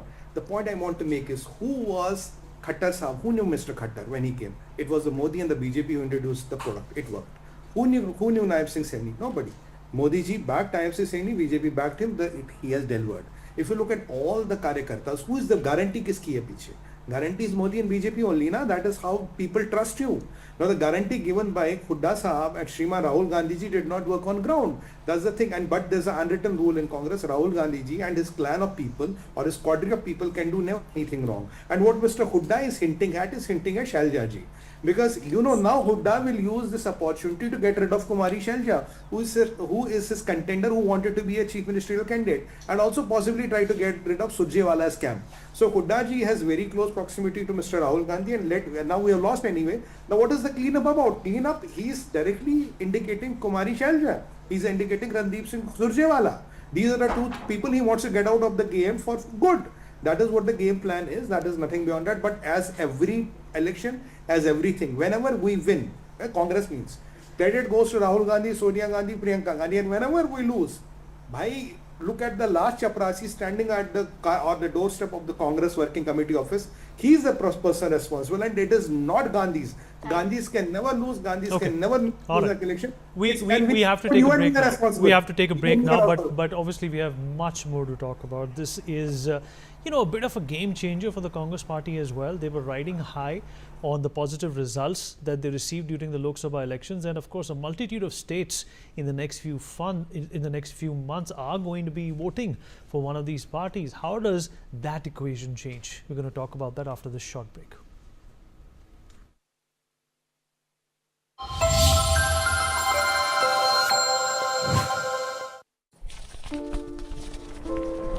Sir, हा माझा CV. तुमचा CV खूप चांगला आहे, पण आम्ही फ्रेशर्सना काम देऊ शकत नाही.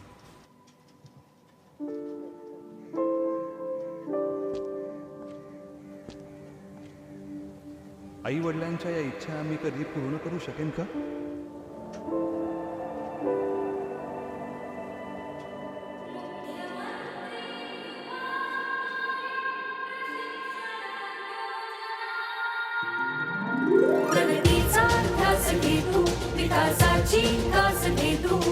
शिक्षण आणि प्रशिक्षण घेतो परिश्रमाचे वेतन घेतो नव्या महाराष्ट्राचा घेतो विचार कुशल युवकांचे स्वप्न साकार कुशल महाराष्ट्र, रोजगारक्षम महाराष्ट्र.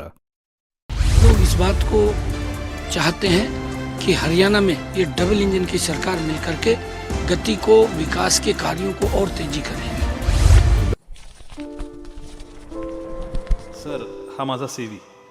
तुमचा CV खूप चांगला आहे, पण आम्ही फ्रेशर्सना काम देऊ शकत नाही.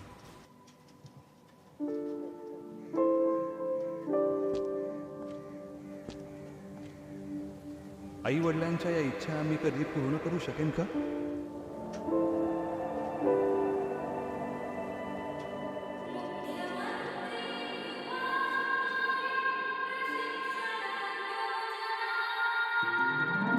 प्रगतीचा ध्यास घेतो, विकासाची कास घेतो, शिक्षण आणि प्रशिक्षण घेतो, परिश्रमाचे वेतन घेतो, नव्या महाराष्ट्राचा घेतो विचार, कुशल युवकांचे स्वप्न साकार. कुशल महाराष्ट्र, रोजगारक्षम महाराष्ट्र.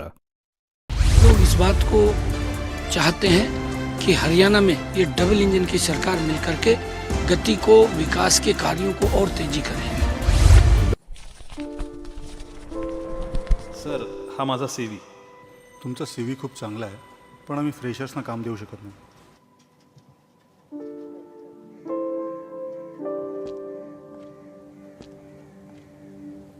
आई वडिलांच्या या इच्छा आम्ही कधी पूर्ण करू शकेन का?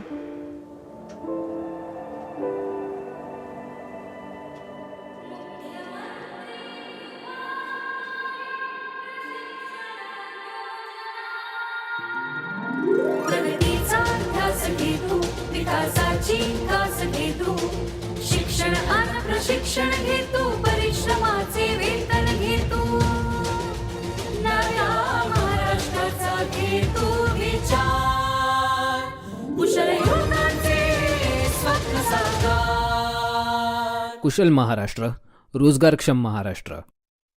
लोग इस बात को चाहते हैं कि हरियाणा में ये डबल इंजन की सरकार मिलकर के गति को, विकास के कार्यों को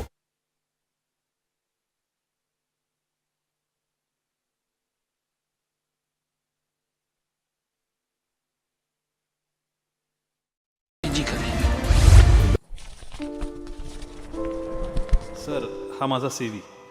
तुमचा CV खूप चांगला आहे, पण आम्ही फ्रेशर्सना काम देऊ शकत नाही.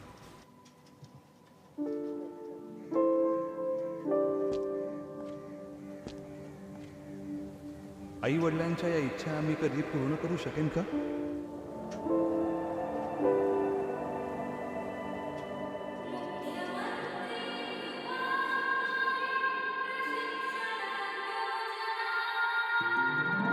प्रगतीचा ध्यास घेतो, विकासाची कास घेतो, शिक्षण आणि प्रशिक्षण घेतो, परिश्रमाचे वेतन घेतो, नव्या महाराष्ट्राचा घेतो विचार, कुशल युवकांचे स्वप्न साकार. कुशल महाराष्ट्र, रोजगारक्षम महाराष्ट्र.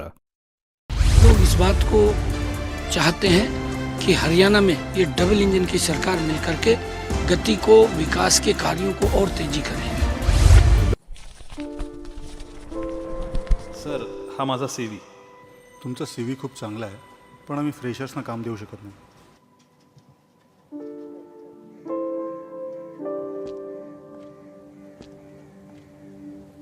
आई वडिलांच्या या इच्छा आम्ही कधी पूर्ण करू शकेन का?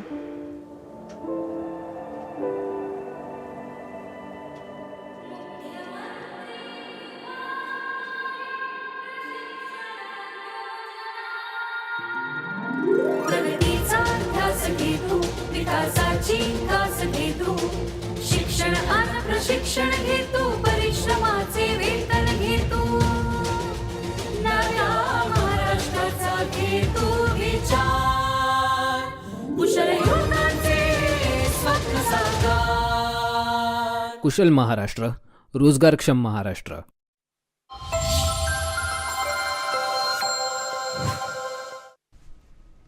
Welcome back. You're watching NewsX. Well, the battle in Haryana has witnessed some landslide victories and close contests as well, with margins ranging from 98,000 to as low as 32 votes. Yes, you heard that correctly, 32 votes. This has been the state of affairs when it comes to Haryana elections. We'll in fact get to talk about it. We'll try and understand some of the permutations and combinations and what led to perhaps one of the biggest shockers or jolts to a political party in a long time is also something that we're going to be discussing. Jammu and Kashmir, of course, on to a new innings with the NC taking the lead with the help of the Congress party. The BJP has not done too badly, but first of all, I'm going to cut across to my colleague Pia, who's going to take us through some of the prominent candidates who in fact alluded to the concept and the theme of their parties and were victorious. Pia, over to you.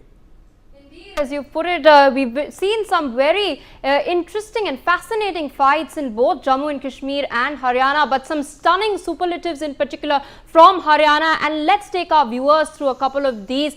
These are the biggest margins that we'll first take you through. In Firozpur Jirka, the Congress party has bagged 1,30,000 votes, winning by a margin of 98,441 votes from the Bharatiya Janata Party candidate. Next up in Gari Sampla Kiloi, Bhupinder Hooda has captured 1,08,539 votes, winning by a margin of 71,465 votes from the Bharatiya Janata Party's candidate. But apart from this, in Gurgaon, another very interesting battle where we see a large margin of 68,445 votes. The BJP, of course, won the vote over here with 1,22,615 votes.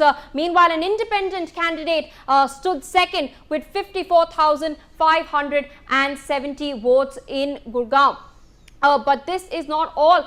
There are several other constituencies that have seen these large margins. In Badshahpur, the Bharatiya Janata Party bagged 1,45,503 votes. The Congress came second with 84,789 votes, and the margin is 60,705 votes. Another interesting battle has been witnessed in Panipat rural, again won by the Bharatiya Janata Party, that bagged 1,01,079 votes. Of course, going far ahead by almost twice the amount of votes as compared to the Congress candidate over here.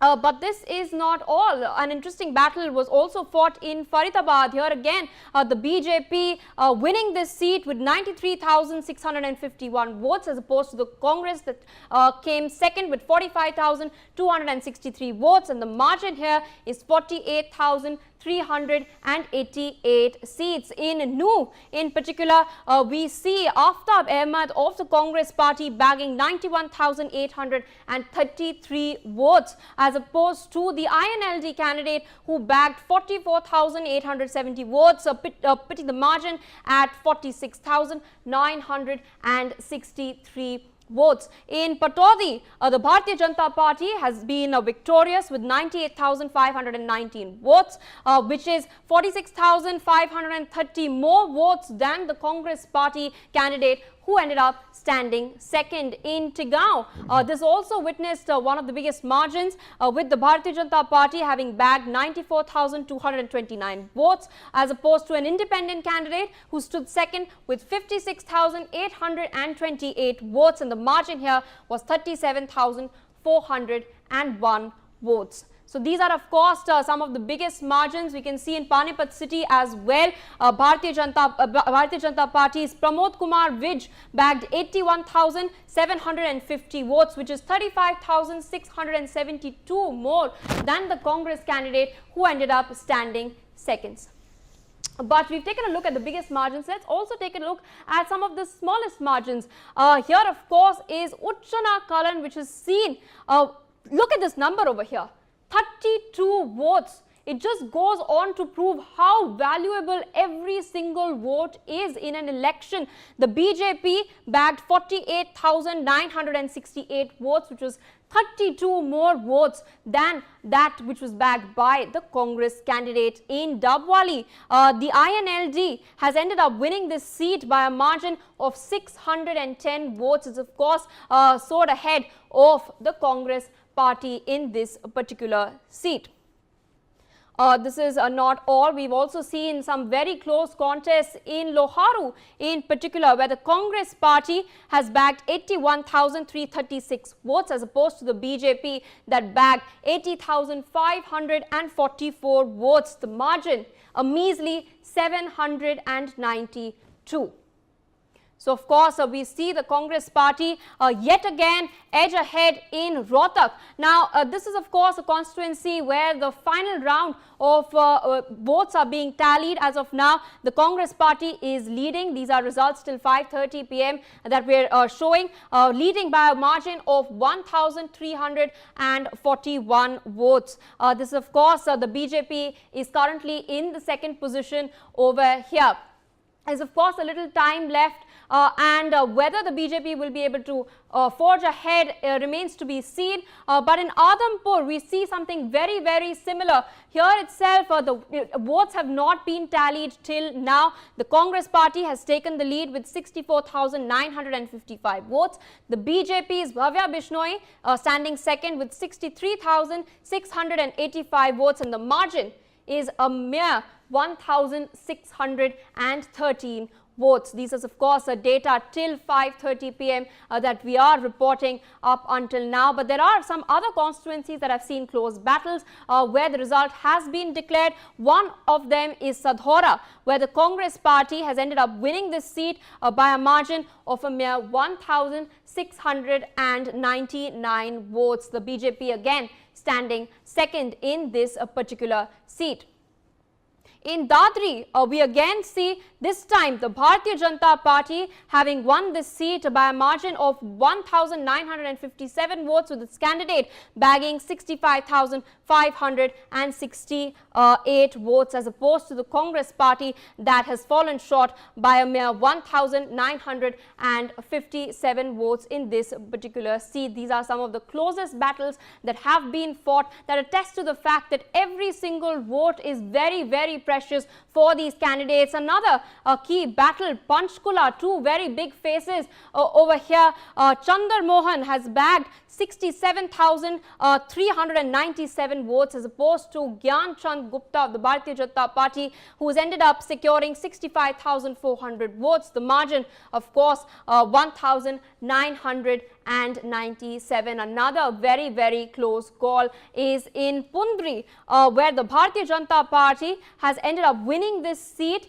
as opposed to an independent candidate who stood second by a margin of 2,197 votes. So we've seen the superlatives as far as the largest vote margins and the smallest margins are concerned. Haryana, of course, has witnessed some very, very interesting fights, but that is not all. We've seen some very interesting battles in Jammu and Kashmir as well. Back to you, Vineet, for a very riveting discussion with our guests.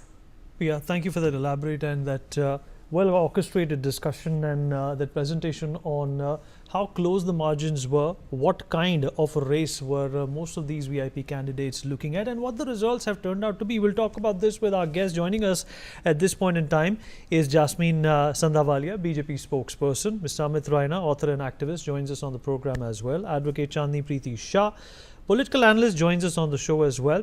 Mrs. Smith Singh, Congress spokesperson, also with us on the program.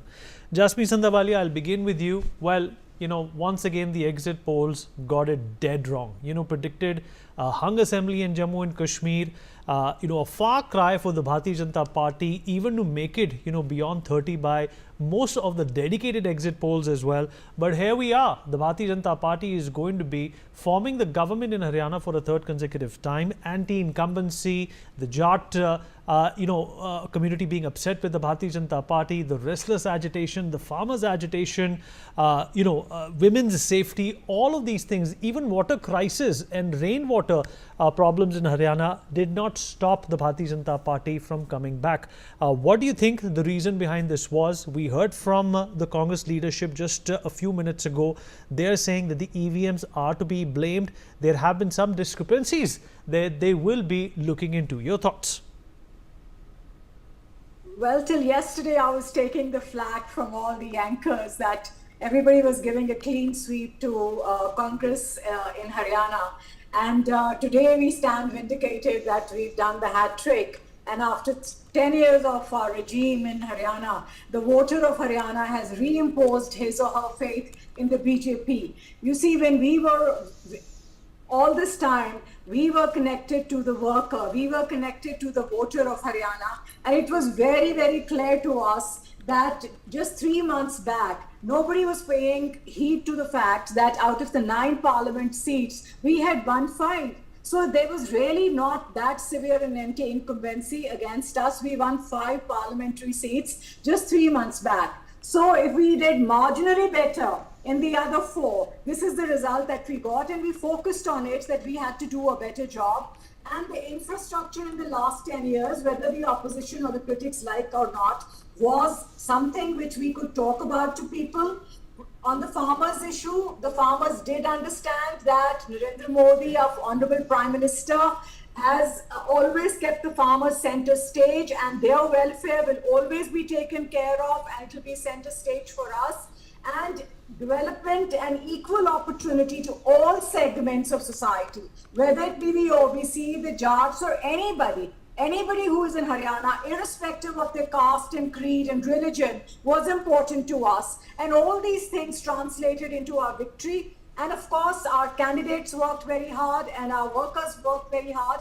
And I also want to say that it is, the voter has again reimposed his faith in our Honorable Prime Minister, Mr. Narendra Modi, that they believe what he says and the promises that he keeps. So our victory is something which has put the Congress, the Congress has to rethink and revamp its strategy, because under no circumstances have they won, and they have been creating such a hoopla about it that they were going to sweep. Today, Kumari Shelja or Bhupinder Hooda, till yesterday, were being considered as that who is going to be the chief minister, but the voter of Haryana has reimposed his faith again in BJP, and we rest our case on that eventually honesty and hard work and delivery and good governance does pay.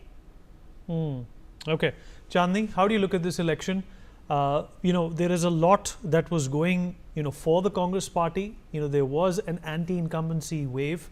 But of course, the Congress itself is saying that perhaps infighting and underestimating the Bharatiya Janata Party led to this kind of a result. How is, the Congress party poised at this point in time? Because it's important to understand, the granular details of how each party is doing and why they lost, because we have tons of elections coming up in the next few months. And, it's going to be perhaps more or less the same issues that all these parties will be treading upon. Vineet, let's be, first of all, congratulations to Bharatiya Janata Party for this sweeping victory. BJP, I think, has learned from their past mistake from the Lok Sabha elections. They were overconfident then. This time they stay grounded. That time they also, I guess, kind of neglected the RSS, which they haven't this time. And I think BJP has gone back to the old way of, booth planning and the RSS working on the ground silently, which has actually created an impact which nobody saw. Congress, on the other hand, became very overconfident after the Lok Sabha elections. And because of that, they rejected the proposal of Aam Aadmi Party, that, the Aam Aadmi Party wanted to ally with them and they wanted to contest on 6 seats. And instead of that, they contended on all the 90 seats, which did nothing else but it broke the votes for the Congress at some point of time.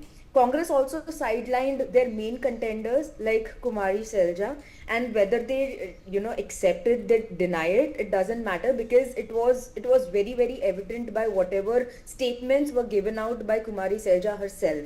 The caste card, the wrestler card, the Agniveer card, they were outright rejected by the Haryana voters, right? So I think that this is a thumping victory for BJP, because they, as I said, have learned from their mistakes, and BJP is a party that I think, accepts whatever the people's mandate is. I have never seen Bharatiya Janata Party's anybody saying that okay, Jammu Kashmir mein ye log jeet rahe hain, to EVM is broken, EVM is hacked, ECI is doing some gadbad. They'll never say that. Whereas Congress has always used these tactics. Even in the Lok Sabha elections also, if you remember, Jairam Ramesh had alleged that Amit Shah had called 150 DMs and he was trying to manipulate the elections and all. And when ECI had asked for the details, he was not able to provide that. He hasn't been able to provide even 4 months after so. All these allegations and all these Congress is like, it's a crybaby thing, they'll always be crying over losing. They are sore losers, I would say, whereas BJP is a triumphant winner, is how I see these elections. Okay, as. let's also get in Smith Singh, Congress spokesperson, to respond to what you have said. Okay, they're not with us at this point in time. Amit. All right. Well, we are talking about Haryana, but obviously you're a keen observer of what's happening in Jammu and Kashmir as well. It's directly connected to you. But before we move on to that, give us a general sense of how do you see these elections coming to terms? What are the factors and the key issues that were consolidated by the Bharatiya Janata Party that were spread across and perhaps led to some sort of a doubt, not only in the party's mind, but also in the voters' mind? But here the results are. The EVMs, of course, have worked for the Congress party in the past as well, and they have worked for the Bharatiya Janata Party this time. See, one needs to understand that the difference of strategy between the two parties. Bharatiya Janata Party, somewhere in November, December, realized that they have a problem in Haryana, and they immediately went into action to correct that problem, to resolve that problem, starting with the changing of the Chief Minister. Now, if you look at the way the Chief Minister has operated of Haryana, from the moment he took over the office, he has not been at home, he has not been the same office. He has been traveling the entire state, meeting people, addressing rallies, addressing concerns, doing Janata rally. So there has been an effort from the Bharatiya Janata Party to address the shortcomings of what people perceive about that government. Second is they have been able to maintain and hold to the strongholds that were there with them in the earlier elections. So while it is the GT road, the stronghold, it is the Haryana urban stronghold, Gurgaon, Faridabad, they have been able to hold. They have also been able to make inroads into the Jat community. While it was being said, it is Jat community is now with Congress, and majority of them did vote for Congress. I think 67 to 70% Jats have voted for Congress, but 30% did not vote for Congress, and that also helped. Also, they have been able to capitalize on the losses of JJP. Now, JJP voter is traditionally an anti-Congress voter. So that IND voter moved into as a JJP voter and now was not happy with JJP and was looking for non-Indian. So they were able to capitalize into some of that vote, right? And that also helped. So that also brought in the Jat voter, which was being said that it is not traditionally vote for Congress's biggest reason, and I don't think they learned from their mistakes. They did the same mistake in Chhattisgarh, and they went on to repeat the same mistake in Haryana. That was their overconfidence. What is more important is that people of Haryana have gone and punished Congress for the divisive policies they have been trying to promote. See, आपने वो cast का card तो खेल लिया, संविधान खतरे में है, वो कार्ड भी खेल लिया, but they don't realize that people are not fools. It works once. Card की हंडी बार बार नहीं चढ़ती है. It worked once. People realize that they have been fooled, and it bounced back on them. Third important thing which Congress failed in was addressing the concerns of the Dalit Samaj. The sidelining of Shailja did impact Congress, because somewhere the Dalit Samaj did feel that while Congress talks about empowering Dalits, jitni sankhya utna power, but the way Shailja was sidelined did impact Congress numbers in. Moving to Jammu and Kashmir, this has been a bad day for Congress. While they can go and claim that they had a victory in Jammu and Kashmir. They did not have any victory in Jammu and Kashmir. Out of around, I think they contested around 37, 38 seats in Jammu and Kashmir, and they have won only 6 seats. Today, even National Conference is regretting that why did they take Congress as their alliance partner, because they did not meet. So they have failed in Jammu and Kashmir, they have failed in Haryana. And in Jammu and Kashmir, the interesting part is the EVMs, which helped National Conference win, are the EVMs which have worked perfectly, and the EVMs that Congress lost are the EVMs which do not work perfectly. So instead of blaming a constitutional body, instead of blaming machines, they need to go and introspect that what is going wrong with their party, and that is most important thing. Now moving to the results of Jammu and Kashmir, I think Bharatiya Janata Party has not done so. They have done decently well. They have done their best ever numbers. Last best number was 25, doing at 29, was also within the expected range of mine, which was, I was hoping that they will do between 28 to 32. Where they have failed is, one, creating credible partners in Kashmir. Bharatiya Janata Party will have problems gaining vote share in Kashmir, but you can always go and create credible partners. Unfortunately, they decided on the strategy of presenting old wine in a new bottle. So representing Sajjad known and known separatists, it did not go with the BJP's image and ideology. Presenting and aligning with Bukhari Saab also does not suit BJP's ideology. So why may you can publicly go and say that they are not our partners? The whole world knows that they have the blessings of Bharatiya Janata Party in center. Also introducing AIP into the play has backfired again on the independence, has given an edge to National Conference. Had their partners performed well in the Kashmir part of it, probably the situation would have been different today, and there would have been an hung assembly and mathematics being worked out of who's going to form the government. Okay. Just hold on to that thought. You know, we've heard so much about what the BJP did right. Let's also get in Ms. Smith Singh, Congress spokesperson, into this conversation and get some insights as to what's going on over here. Smith Singh, if you can hear me, thank you for speaking with NewsX. Hello, Vineet. Sorry, I think we're having a bad day today with the internet as well. No problem. Yeah.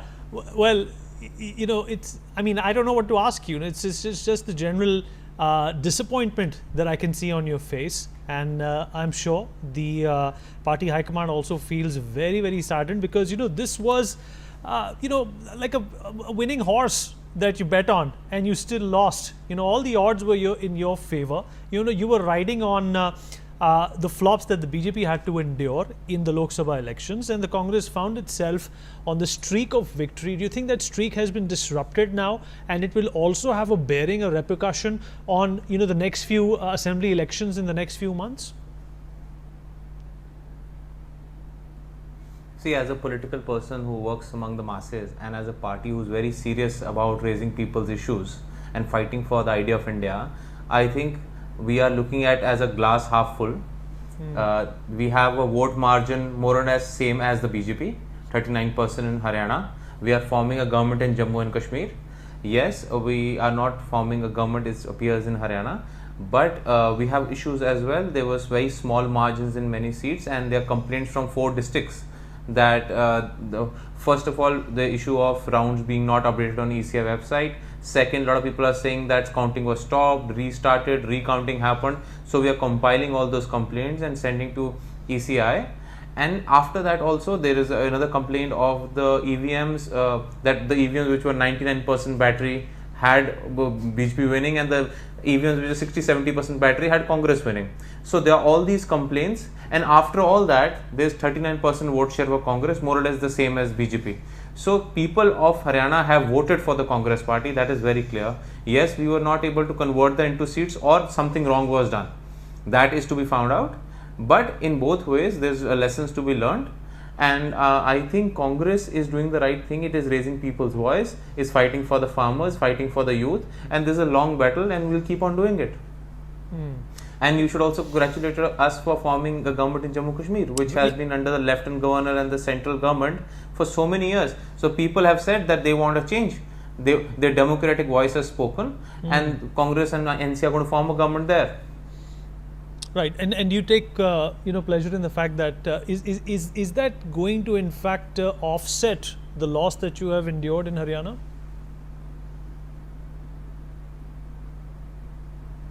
See, I think people have definitely voted with 39%. Give us 1-2 days to figure out what actually happened. Let all these complaints come together and go to the ECI. Margins are very stopped. Recounting is happening. Why is it happened? And if after all this, it's very clear that there is a dynamic problem out there that we were not able to convert into seats, the party is going to find a solution for that. So I don't think so. This is a major loss. We want 5 MP seats from Haryana. Now we have a 39% vote share equal to BJP. So people are voting for the Congress party. People are resonating with the issues we are raising, and Congress will keep on doing that. Okay, all right. Jasmine Sandhawalia, the Congress obviously is not deterred by these results, but the same question that I asked Smith as well. What does this mean for the multitude of assembly elections that are lined up, including in Delhi and Maharashtra for the Bharatiya Janata Party? Even in Maharashtra, there is an atmosphere, I wouldn't call it doom, but definitely gloom for the Bharatiya Janata Party. Is that going to be affected as a result of this positive news coming out of Haryana? Well, elections are fought on perceptions, as it is very famously said, and I think it will be an advantage to us that we have won Haryana. It should translate into creating a perception that we are doing very well, and to win Haryana for the 3rd time is not a small thing. Definitely. And when everybody, whether it was the exit polls or in the media, everybody was talking that BJP was done and dusted in Haryana, and that it was going to be a clean sweep in Haryana for the Congress. The results are very reflective of the mood of the people, and the astute voter of an aspirational India now is very difficult to judge. I'm noticing that even in the parliament elections, the exit polls went wrong, and now again the exit polls are going wrong. The voter of India, I think, is becoming very astute and is not sharing his or her we are becoming like the Americans. Opinion on who he is voting. I would think that in Delhi, we should be doing very, very well, because we won all the parliament seats in Delhi. And in Maharashtra also, the results of Haryana should have very large implications and ramifications for us. And the opposition parties are unfortunately not understanding that BJP is one of the most disciplined party when it comes to going to war in an election. We are into 24/7 mode of electioneering. It is not done as a vocation for us. It's a vocation for us. And we are very hopeful that the results in Delhi and even in Maharashtra should be very good for us. Chandni, the issues were aplenty in Haryana. We'll also talk about Jammu and Kashmir. But obviously for me, the more deciding factor, more the decisive factor for a party's dominance is definitely emanating out of Haryana at this point in time. There was much ado about unemployment issues. There were e-governance reforms, like the Parivar Pehchan Patra, the Mera Fasal Mera Bureau, initiative which was also kicked off in Haryana, which according to the Congress led to a lot of dissatisfaction between the urban rich as well as the rural rich, the farmers in Haryana. But all of that seems to be water under the bridge. What do you think people exactly voted for? Let me also put a addition at the end of this question, that a lot of people also wrote off the Prime Minister, saying that his clout and his image and his personality was no longer responsible in gravitating votes towards the Bharatiya Janata Party, but they all seem to have fallen flat on their face. Vineet, Narendra Modi has been the face of Bharatiya Janata Party for the longest time. Since he was the Chief Minister of Gujarat, that I would say, he has had a very powerful impact on the country from the time he was the CM of Gujarat. Right now, after he came to the power as the PM, And today, as we see this, what today we've seen in Haryana is nothing else but pro-incumbency vote, right? As I said, they worked on the ground, and what I see, what I feel is that RSS is back, working for the BJP on the ground, which has drastically helped BJP in gaining the votes. The plot of Congress to divide the people on the basis of caste lines, that has miserably failed, right? Wrestlers is not just Haryana, and Haryana is not just wrestlers. This is the line I'm actually taking from Sumit Peer, and he rightly said this, that the wrestling community is not just Haryana, the sport community is not just Haryana, and there's a lot of things that the Haryana has voted for. For example, when Khattar ji was having anti-incumbency, BJP came into action. They brought into the picture Nayab Saini, who actually worked for the betterment of the state. He actually provided MSPs to the farmers. He gave 10% reservation to the Agniveer people also, those people who would go into Agniveer. So it is not like they did not address the problem. BJP delivered, BJP not just addressed, BJP also delivered right before the election. So it's not just big talks that the Bharatiya Janata Party did, it is also the things that it delivered within the anti-incumbency period, when it was showing that, the people's... Yeah, but this also brings me to the question, Amit Raina, that what happened to this talk in Jammu and Kashmir? How do you explain these contrasting fates for the Bharatiya Janata Party? That's for Amit. That's for Amit. Okay, sorry. See, one needs to understand that Jammu and Kashmir is a very heterogeneous state. It is not like this. And one must understand that Jammu thinks differently from Kashmir. Jammu tends to be more nationalist than Kashmir. Definitely. Jammu tends to be more in agreement with what is right for the nation than what is right for the state. Also, the politics of this valley over the years has been politics of keeping them separate from rest of the India. This vote which NC got in Valley, mostly predominantly in Valley, is not only a vote for NC, it is vote against the return of Kashmiri Pandits. It's the vote against the integration of India, Kashmir with India psychologically. So there has been a problem, and there has to be work done on this. Unfortunately, I blame BJP for this, that they have not been able to cultivate the leadership that should have come in place and replace the existing leadership. They still, and I repeat myself, that they went and still betted on wrong horses, presenting the old one in new body.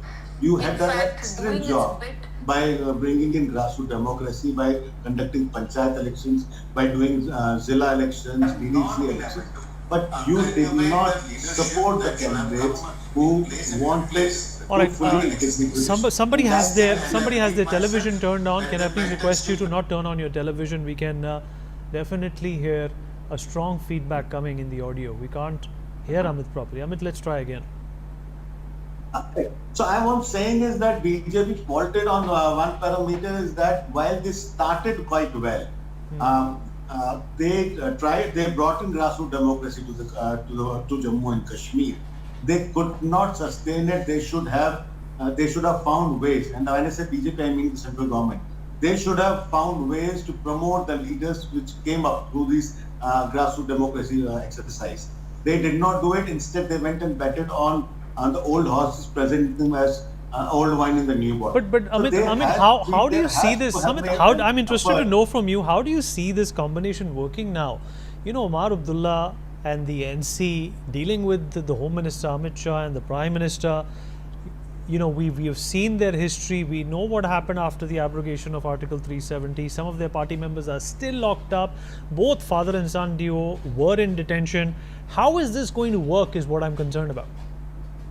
See, if you look at the history of Jammu and Kashmir, any government, irrespective of whichever it is, knows that they cannot afford to spend the center. Even when it was a state with 370-35 in place, it was dependent on center, on running the state. 90% of the state money comes from center.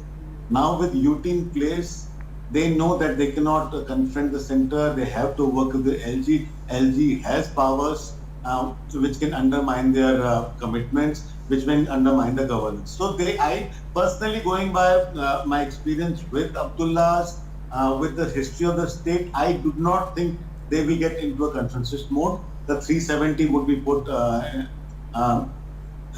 under the desk. They will not go at 370. Yes, statehood would be an issue, but 370 statehood is already committed by the Prime Minister. So they can keep on talking about it, and the center will keep coming back saying that we have promised already.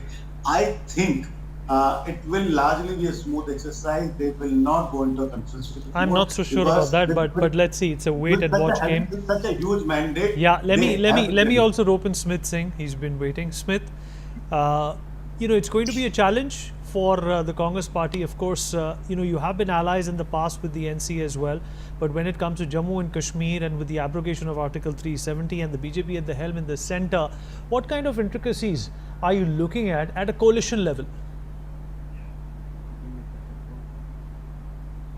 See, Congress is very clear that we are fighting for an idea of India where all the states have right in this federal structure. We want the powers. So NC was the Jammu Kashmir was a full state, and BJP made it into a union territory. That is very unique. That has never happened in India's history. We want a full statehood to be restored. That is the voice of the people, and we are together to fight for this fight. Secondly, the larger idea of the Congress is to give back the powers of the state to the state government. This idea of decentralization is very important to us, and there is going to be no issue. We're going to work out a common minimum program and go forward with it. Okay. Do you think there are going to be issues between the centre and the NC in terms of how to basically keep up with the changes that they have been privy to but not been able to affect in the last 5 years after the abrogation of Article 370? Do you think that can be a point of contention? I think what the BJP needs to learn is how to respect the democratic voice of every state. You cannot press every decision from New Delhi, and that is a value Congress really respects. We need to listen to the people of Kashmir. If they want to run governance in a certain way, that's how it should be done. That is why state governments are there for. That is why India is a federal structure.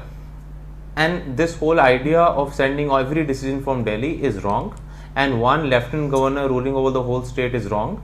90 MLAs are going to be there. They are going to represent voice of the people. The government is going to be in conversation with the people and take its decisions. And that's how India should be run. And we hope that is how it is there. So, and BJP should accept that people have elected this government, and they should. Is speaking to my colleague Manohar Kesri. We're going to cut across to that conversation. वहाँ पर जितने वायदे किए थे, गारंटियां दी थी, सब fail हो गई। यहाँ तक कि टॉयलेट सीट टैक्स लगा दिया। वहाँ की जनता को दिया तो कुछ नहीं, उगाही करने का पूरा काम किया है। और हरियाणा की जनता जागरूक हो गई, हिमाचल वालों की तरह ठगे नहीं जाएंगे, हरियाणा को बचाएंगे। हिमाचल को दिवालियेपन की और हिमाचल की कांग्रेस की सरकार लेकर जा रही है। हरियाणा की जनता ने हरियाणा को बचाने का काम किया। लेकिन राहुल गांधी और कांग्रेस ने जो मुद्दे उठाए, चाहे पहलवानों का मुद्दा हो, किसानों का मुद्दा हो, तो ये क्या फेल हो गए? जवान, पहलवान, किसान ने खुलकर किया मतदान, और वो भी भारतीय जनता पार्टी के पक्ष में।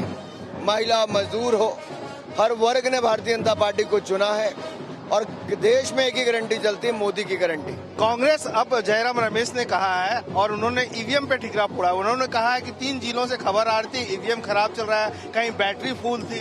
देखिए, जब जब कांग्रेस हारती है, ईवीएम पर ठीकरा फोड़ती है, इलेक्शन कमीशन पर ठीकरा फोड़ती है, लेकिन आत्म मंथन, आत्म चिंतन नहीं करती है। सबसे बड़ा दुर्भाग्य है। कांग्रेस को सोचना चाहिए कि राहुल गांधी का मॉडल बार बार फेल क्यों हो रहा है। 3 लोकसभा चुनाव लड़ने के बाद भी 100 सीट नहीं पाई, तो कांग्रेस क्यों बार बार हार करे। कैमरा पर्सन अजय कटियार के साथ Manohar Kesari, India News, Delhi. All right, Anurag Thakur saying that Congress party needs to introspect, needs to look within. It's the 3rd Lok Sabha elections that they have lost, And this is obviously a model which is not working out for the Congress party. And he also alluded to the fact, Jasmine Sandavalia, that this is something which Rahul Gandhi perhaps is responsible for. Does this also put the ball back into, the top leadership of the Congress party, that, as long as you keep repeating, the same Gungan, there are going to be the same results. If you have to do something, if you want different results, you have to do something different. You see, the results themselves are reflective that Congress really needs to revamp and rethink. I'm not from the Congress, I'm from the opposition, I'm from the BJP, and it is for them. But when you look at the results and you look at the layout and how they go electioneering, I certainly feel that they were claiming, they were very overconfident, they were very, very vocal about it, that they were going to rout the BJP out. And they were raising up the issue of the Kisan, the Pehlwan, and they were very, very critical of the Aam Aadmi Party. And I have repeatedly gone on all English channels and said that Aam Aadmi Party was one of the best endeavors which any political party could come up. Because you have to understand that we are a nation of 1 billion people, and the government under no circumstances has the resources and the capacity to give government jobs to each and every Indian. And this was one of the best ways to give remunerative, a decent, respectable, dignified employment to the youth of these states. And Haryana is basically an agrarian society, and it has been sending its sons as soldiers. So this was something which the Haryanavi understood, while the Congress unfortunately did not understand that Aam Aadmi Party was something which was a reprieve for a Haryanavi. But while the Congress kept saying, no, this is a wrong policy. And today the results are very reflective that the Aam Aadmi Party was something which translated into votes for us and our success. The infrastructure and taking everybody along. We did not say that this is the Jats are this or the OBC. We took every voter of Haryana along, while we played inclusive politics in Haryana. Rahul Gandhi, unfortunately, is playing to the gallery. Look what his ideology is in Jammu and Kashmir. He's had a pre-poll alliance with Farooq Abdullah's party. And I feel very sad as an Indian citizen that this is the first time after the abrogation of 370 article that after 7 decades, refugees from the West Pakistan will be able to vote. They were able to vote. And BJP has emerged as the second largest party in Jammu and Kashmir, and it validates our position that people respect us, people want BJP, and people are happy. While NC has performed very well in Kashmir, Congress could really not do anything much. They have probably won 6 seats. So Congress has really become redundant where it comes in Jammu Kashmir or in Haryana, and you will see that the results in Delhi and Maharashtra will again validate our position. And Rahul Gandhi's politics is really something which is not translating into victories. Chandni, what do you think of this model that Anurag Thakur was referring to? And do you think that the Congress party perhaps has also, I know you're not from the Congress party, but as an independent analyst, as somebody who votes in this country and who understands why political parties do what they do you think that the Congress party perhaps were hyperbolic about the fact that they got 99 seats in the Lok Sabha elections? They also, in fact, got a victory in Telangana. They have a government in Karnataka as well. Do you think all these signals and signs have led to aspirations which are still unreal? Rahul Gandhi, for the most, definitely has shot up in popularity. He's not come close to the Prime Minister, but definitely his popularity has shot up. But just because you're popular doesn't mean you're right or that you will get the votes. It's a different ball game altogether. Ghalib said that, but naam honge to naam na hoga. It's that same situation. But the fact of the matter is, the Congress perhaps is still living in a bubble. Congress has been living in a bubble since a long time. Yes, Rahul Gandhi's popularity has increased, but it has not increased to an extent that they became so overconfident in these elections that they would be winning. I mean, you look at the Jammu and Kashmir elections also. Haryana में BJP की जो seats आई है 48 seats, Jammu and Kashmir plus Haryana की कांग्रेस की seats मिला के भी उतनी नहीं आई है. You know, the total of those seats is also not that much, which only Haryana BJP has got. And plus, in Jammu and Kashmir, BJP has exceeded the expectations of the people. It has performed well than Congress. So I do not even know what is Congress boasting about. You know, they are not even forming the government in Jammu and Kashmir. It is NC that is forming the government. They are just, you know, it's just they are tagging along, and they would be able to say that yes, we are in a you know, coalition with the government that is forming the forming the government in the valley, in the Jammu and Kashmir region. So what I would want to say is that, you know, somebody should make Rahul Gandhi understand that LOP means leader of opposition. It does not mean leader of protest, because you see today at 8 o'clock in the morning, Congress were, you know, they were like doing laddus and jalebis. Then at 9:45 when the counting began, then, you know, 10 o'clock, they were like, just these are just trends, be patient. Then at 10:15, votes are slowing down. Then at 12 o'clock, EVM EC compromise. Then at 5 p.m, it was manipulation of democracy. So overall, if we see, BJP ने कांग्रेस के जले और जलेबी दोनों पे नमक छिड़क दिया है.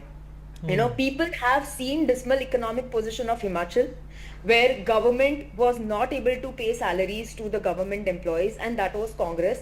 And they learned from what has happened over there, and people need to understand that the you know, Vidhan Sabha elections are a lot more different than the Lok Sabha elections. People will vote for those people who have worked for their area, for their betterment.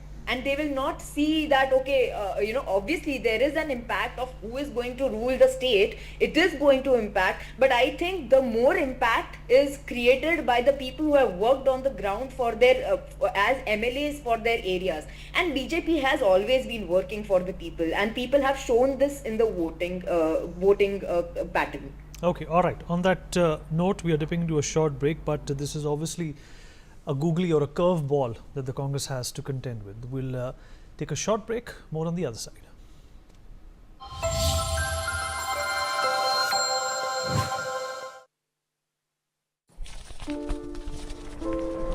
Sir, हा माझा CV. तुमचा CV खूप चांगला आहे, पण आम्ही फ्रेशर्सना काम देऊ शकत नाही.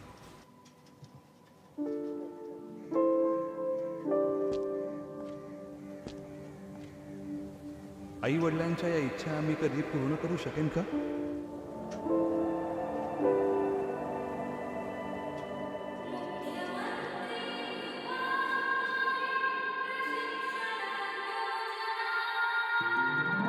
प्रगतीचा ध्यास घे तू, विकासाची कास घे तू, शिक्षण आणि प्रशिक्षण घे तू, परिश्रमाचे वेतन घे तू, नव्या महाराष्ट्राचा घे तू विचार, कुशल युवकांचे स्वप्न साकार. कुशल Maharashtra, रोजगारक्षम Maharashtra.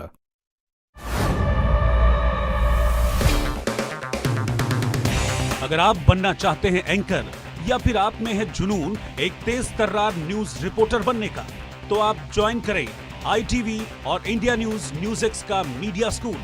ITV next media international school का कोर्स आपको मौका देता है देश के दिग्गज एंकर्स के साथ काम करने का. ITV next media international school में आप बेहद नजदीकी से देख पाएंगे किस तरह से ITV नेटवर्क के दिग्गज पत्रकारों की टीम दिन रात खबरों पर काम करती है. इस कोर्स के दौरान आप सीखेंगे एंकरिंग की एक एक बारीकी उन एंकर्स के साथ जो देश को रखते हैं हर खबर से बाखबर. ITV next media international school का ये कोर्स आपके एंकरिंग स्किल्स को करेगा इतना सशक्त, मजबूत, जिससे आप बनेंगे पत्रकारिता की दुनिया का वो चमकता चेहरा जो दुनिया देखेगी और पसंद करेगी. सर, हा माझा CV. तुमचा CV खूप चांगला आहे, पण आम्ही फ्रेशर्सना काम देऊ शकत नाही.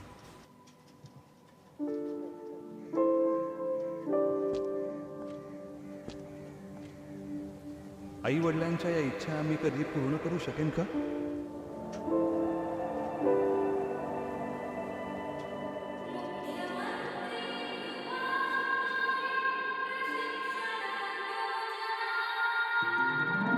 प्रगतीचा ध्यास घेतो, विकासाची कास घेतो, शिक्षण आणि प्रशिक्षण घेतो, परिश्रमाचे वेतन घेतो, नव्या महाराष्ट्राचा घेतो विचार, कुशल युवकांचे स्वप्न साकार. कुशल महाराष्ट्र, रोजगारक्षम महाराष्ट्र. लोग इस बात को चाहते हैं कि हरियाणा में ये डबल इंजन की सरकार मिलकर के गति को, विकास के कार्यों को और तेजी करे. सर, हा माझा CV. तुमचा CV खूप चांगला आहे, पण आम्ही फ्रेशर्सना काम देऊ शकत नाही.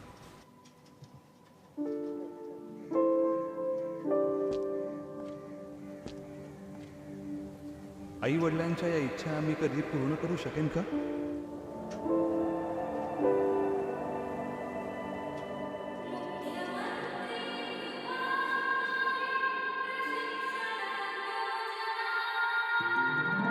प्रगतीचा ध्यास घेतो, विकासाची कास घेतो, शिक्षण आणि प्रशिक्षण घेतो, परिश्रमाचे वेतन घेतो, नव्या महाराष्ट्राचा घेतो विचार, कुशल युवकांचे स्वप्न साकार. कुशल महाराष्ट्र, रोजगारक्षम महाराष्ट्र.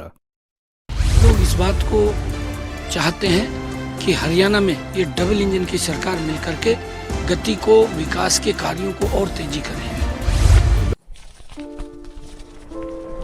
सर, हा माझा CV. तुमचा CV खूप चांगला आहे, पण आम्ही फ्रेशर्सना काम देऊ शकत नाही.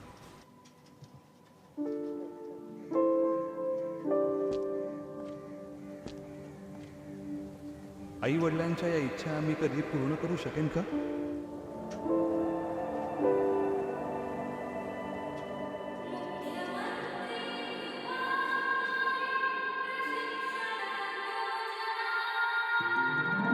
प्रगतीचा ध्यास घेतो, विकासाची कास घेतो, शिक्षण आणि प्रशिक्षण घेतो, परिश्रमाचे वेतन घेतो, नव्या महाराष्ट्राचा घेतो विचार, कुशल युवकांचे स्वप्न साकार. कुशल महाराष्ट्र, रोजगारक्षम महाराष्ट्र.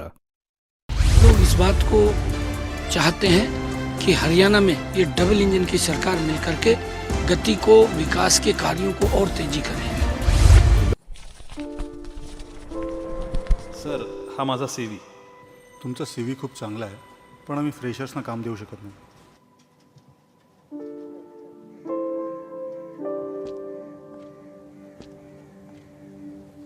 आई वडिलांच्या या इच्छा आम्ही कधी पूर्ण करू शकेन का?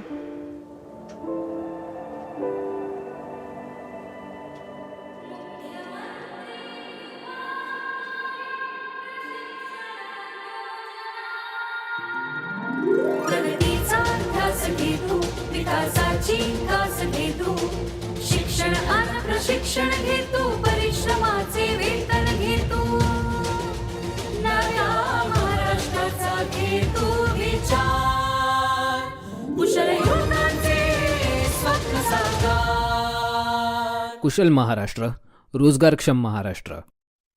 लोग इस बात को चाहते हैं कि हरियाणा में ये डबल इंजन की सरकार मिलकर के गति को, विकास के कार्यों को और तेजी करे. सर, हा माझा CV. तुमचा CV खूप चांगला आहे, पण आम्ही फ्रेशर्सना काम देऊ शकत नाही.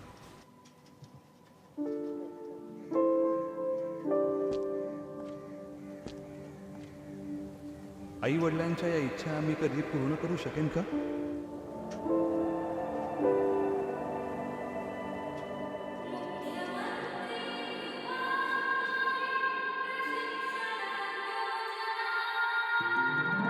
प्रगतीचा ध्यास घेतो, विकासाची कास घेतो, शिक्षण आणि प्रशिक्षण घेतो, परिश्रमाचे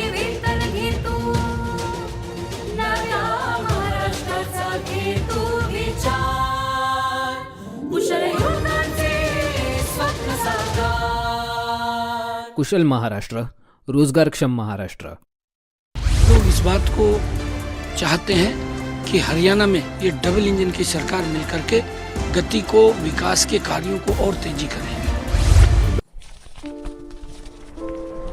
सर, हा माझा CV. तुमचा CV खूप चांगला आहे, पण आम्ही फ्रेशर्सना काम देऊ शकत नाही.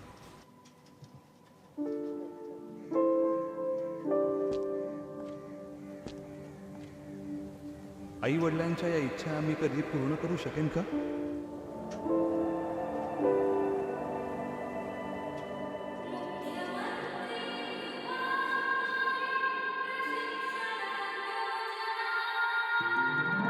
प्रगतीचा ध्यास घेतो, विकासाची कास घेतो, शिक्षण आणि प्रशिक्षण घेतो, परिश्रमाचे वेतन घेतो, नव्या महाराष्ट्राचा घेतो विचार, कुशल युवकांचे स्वप्न साकार। कुशल महाराष्ट्र, रोजगारक्षम महाराष्ट्र।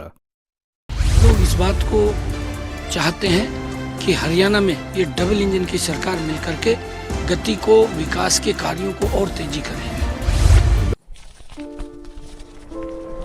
सर, हा माझा CV.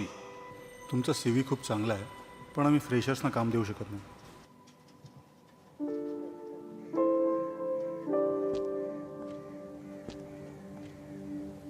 आई वडिलांच्या या इच्छा आम्ही कधी पूर्ण करू शकेन का?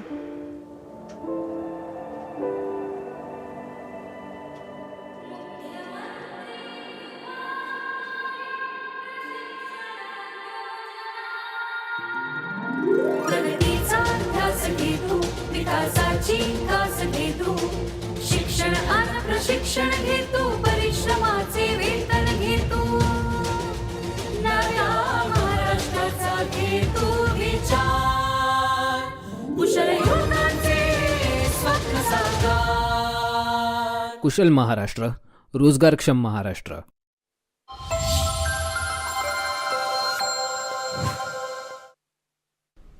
All right, welcome back. You're watching NewsX. My name is Vineet. We have someone special joining us at this point in time. Mr. Prithviraj Chavan, former Maharashtra Chief Minister, is with us on the program. Mr. Chavan, I appreciate you taking out the time, sir, and speaking with NewsX. First of all, sir, your assessment of what happened here. Every exit poll got it wrong. Every pollster that gave the Congress party a formidable chance to form the government in Haryana got it wrong. What, according to you, transpired today? Well, we are all surprised, as surprised as all the pollsters and all exit poll takers, all the analysts in the newspapers. We will not be able to pinpoint what went wrong unless we sit down, introspect, and find out from various sources. That will happen in due course. But the main issue is whether this result will impact the forthcoming elections, one of them being Maharashtra election. आवाज बहुत आ रही है, eco आ रहा है। Go on, I think this is, while we're happy about the Jammu and Kashmir result, the democracy has been restored there. I hope the state will get back its statehood very soon. And they will undo the damage done in trafficating the state and in converting a state into a union territory. So we are happy about the result in Jammu and Kashmir and the fact that democracy has been restored, but we are totally shocked by the result in Haryana. So first of all, congratulations. Of course, we also look at the other half for the Congress party. In alliance with the NC, you have secured Jammu and Kashmir. But the fact of the matter is, sir, that there is a lot of talk about infighting, running up to the Haryana elections within the Congress party. How do you quash these rumors? Well, I wouldn't call it rumors. There were a few differences about ticket distribution. Different leaders want their followers to be given a primacy in ticket distribution. That didn't happen apparently. And there was some bickering, but it was resolved pretty soon. So So I don't think that alone is responsible for the result. I think something more has happened. People talk about Jat consolidation. People talk about anti-Jat factors coming together. I mean, this will have to be analyzed. I think we can't really come out with a answer instantaneously. Even the final results are still not out. I think we'll have to await some introspection. Sir, after the Lok Sabha elections, there was a pace, there was a tempo, there was a metronome, which was given to the Congress party. And, you did produce a fabulous result as compared to 2014 and 2019.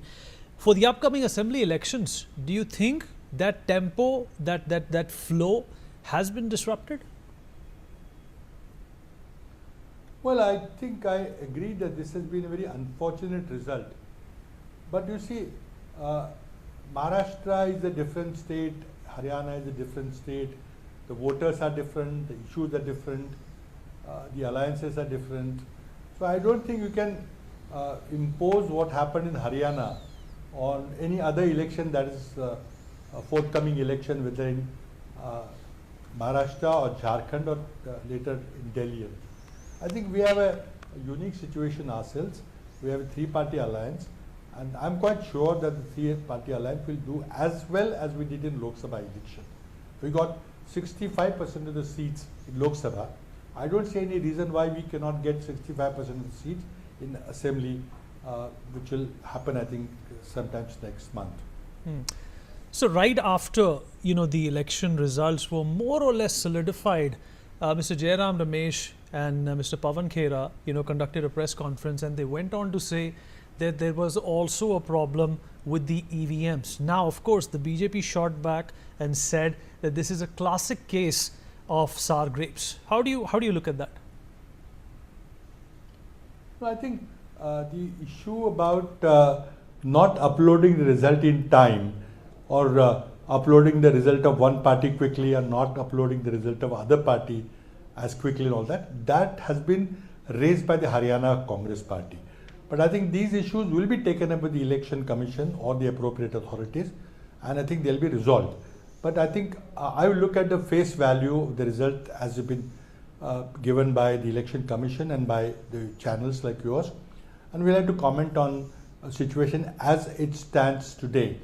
And that is that we seem to have lost the election. BJP will probably form the government for the third time in a row, and we'll have to analyze what went wrong. So last question before we let you go.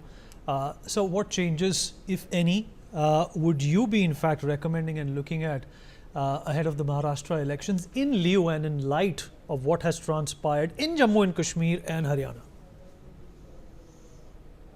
I think Maharashtra, as I said, is a different state altogether. We can always draw lessons from what went wrong if you know that. But I think we will be extra careful in our Maharashtra alliances, making sure that the best candidate is fielded by all three parties, that will accommodate as many parties as possible, the smaller parties which are like-minded, and try to avoid the division of opposition votes, division of India alliance votes, anti-Modi votes or anti-BJP votes, which usually gets divided by when many people contest. BJP is trying to field as many candidates as possible to divide the votes. We will try to make sure that the votes don't get divided, and it's a bipolar contest between the two alliances, the Mahavikas Aghadi and the BJP's Mahayuti alliance. All right. Mr. Chavan, appreciate, sir, you took out the time and spoke to us. Thank you so much, sir. All right, we're going to talk about this a lot more with Dr. Himanshu Shukla, BJP spokesperson. Sujata Paul of the Congress Party is also with us on the show. Mr. Sumit Peer, senior political commentator, joins us on the show as well. Dr. Piyush Joshi, political analyst. And last but by no means the least, Rajalakshmi Joshi, political analyst, also joins us on the show. But before we do that, I'm going to cut across to my colleague Pia, who's going to take us through some of the prominent details of what transpired in the Jammu and Kashmir Assembly elections and who were some of the key faces that made this result possible. Pia, over to you. Indeed, Vineet, a while back we've seen some of the superlatives in Haryana. Now let's take a look at the smallest margins of victory in Jammu and Kashmir. First up, Introspection, where Rafiq Ahmed Nayak has won this constituency by a margin of barely 460 votes. He has in fact bagged 10,710 votes. That is just 460 more than the Congress candidate in this particular constituency. This is of course the first constituency that we're looking at. The second is in Kishtwar, where the Bharatiya Janata Party candidate Shagun Parihar ended up bagging 29,053 votes. This is 521 more votes than the National Conference's candidate who ended up securing 28,532 votes in this particular constituency. But that's not all. Close battles have also been witnessed in Patan, where the National Conference has ended up winning this seat. They've secured 29,893 votes.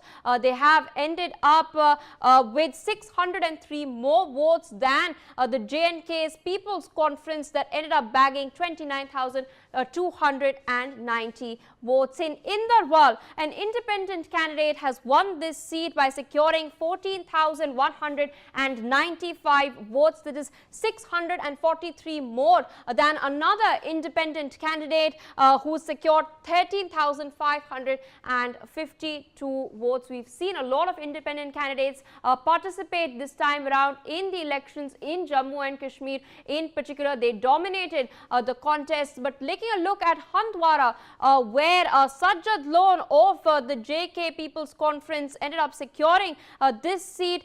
He bagged 29,812 votes, and of course the National Conference has come second. The margin is just 662 votes. Very, very close contests have been seen in Jammu and Kashmir. In particular, another close call was in Bandipora that has seen another independent candidate bag this seat. 20,391 votes were secured by Nizamuddin Bhatt, and the Congress party's Usman Abdul Majid ended up securing 19,580 votes, and the margin is a measly 811 votes in this particular constituency. But more such constituencies have witnessed very, very intense battles. In Devsar, where the National Conference has won this seat by securing 18,230 votes.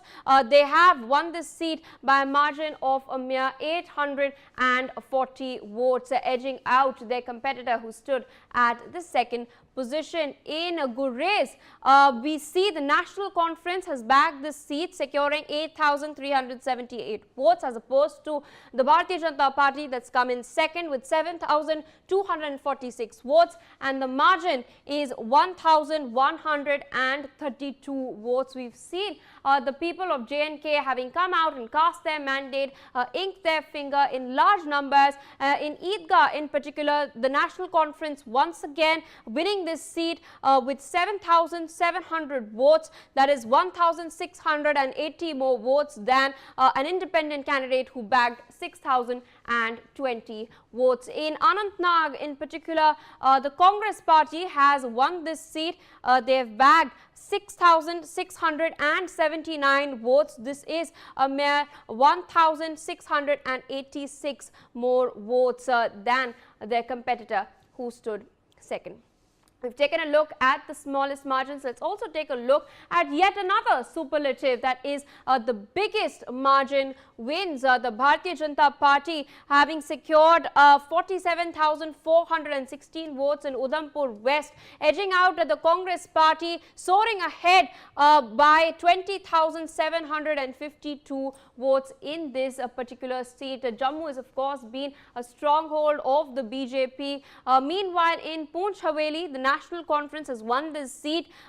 They've secured 41,807 votes. The BJP stood second with 20,928 votes, and the margin is of course 20,879 votes. Here in Bilawal, the BJP ended up winning with 44,629 votes. The Congress Congress stood second with 23,261 votes, and the margin of difference is 21,368 votes over here. In Jammu West, another seat backed by the Bharatiya Janata Party, Arvind Gupta secured 41,963 votes. Manmohan Singh of the Congress Party ended up securing 19,836 votes, and the margin, the difference is 22,127 votes over here. In Mar, yet another seat backed by the BJP, and where the Congress stood second, the margin of the votes over here is 23,086 votes,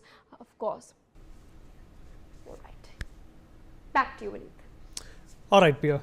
Appreciate you giving us those details. In fact, Sujata ji, I'm going to come to you first. Well, first up, congratulations on securing Jammu and Kashmir. But obviously, people are looking at the glass half empty at this point in time for the Congress Party. Your analysis of, what went wrong for you in Haryana?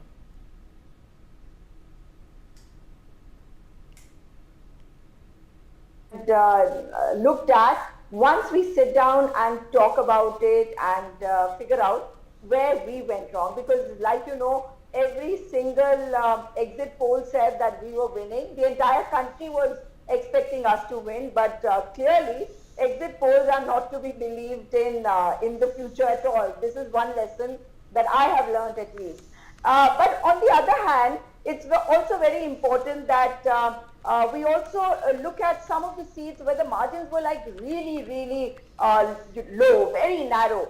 Like the seat from where the JJP candidate Dushyant Chautala lost. The margin was 32 between the Congress candidate and the winning BJP candidate. And if you actually look at the total number of candidates over there, there are quite a few. And there were at least 3 other Bijenders also. Our candidate was also Bijender. So this kind of micromanagement, I think, is something that we need to look at more carefully in the future as well.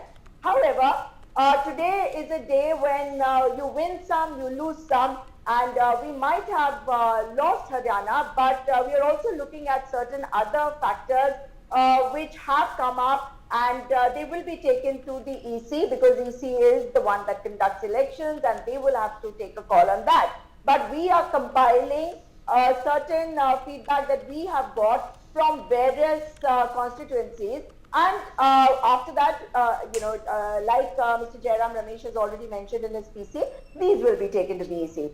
However, it is a great moment of rejoicing for all of us, because finally, after 10 years, elections were held in Jammu and Kashmir, even though I can't call it a state anymore. And we have promised that we are going to work towards restoration of statehood of Jammu and Kashmir, which will happen from the center, and we will ensure that that happens.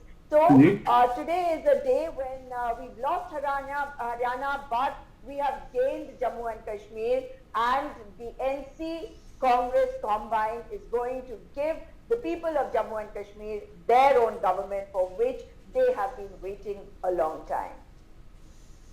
All right, people of Jammu and Kashmir have been waiting a long time, and have they been rewarded? Is this something which is the beginning of the change that was promised to them? Is the big question here. Rajalakshmi Joshi, how do you view today's results? Obviously, it's a khatta meetha result for both the parties, I can say that. Very good evening, Vineet. And I wouldn't really call it a khatta meetha kind of a result. I would say it is a very meetha result, actually, very frankly.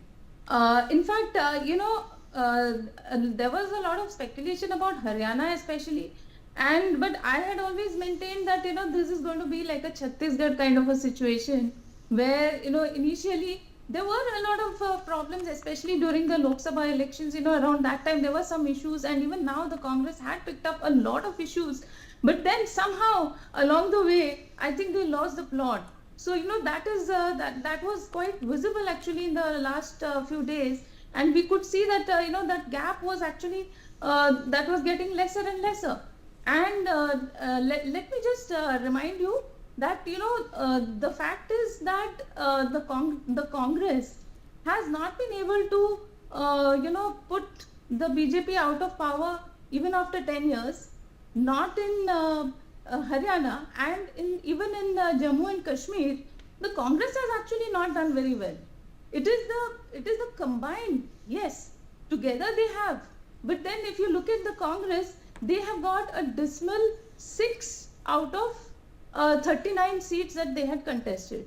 So, even they had some issues with Mr. Omar Abdullah also. He was very blatantly saying that, they have got the lion's share of seats in Jammu, but then they have not really campaigned as much. Like he was not very happy with the way in which the campaigning was handled, especially by Mr. Rahul Gandhi. So, this is not something I am saying. This is something that has been there on record.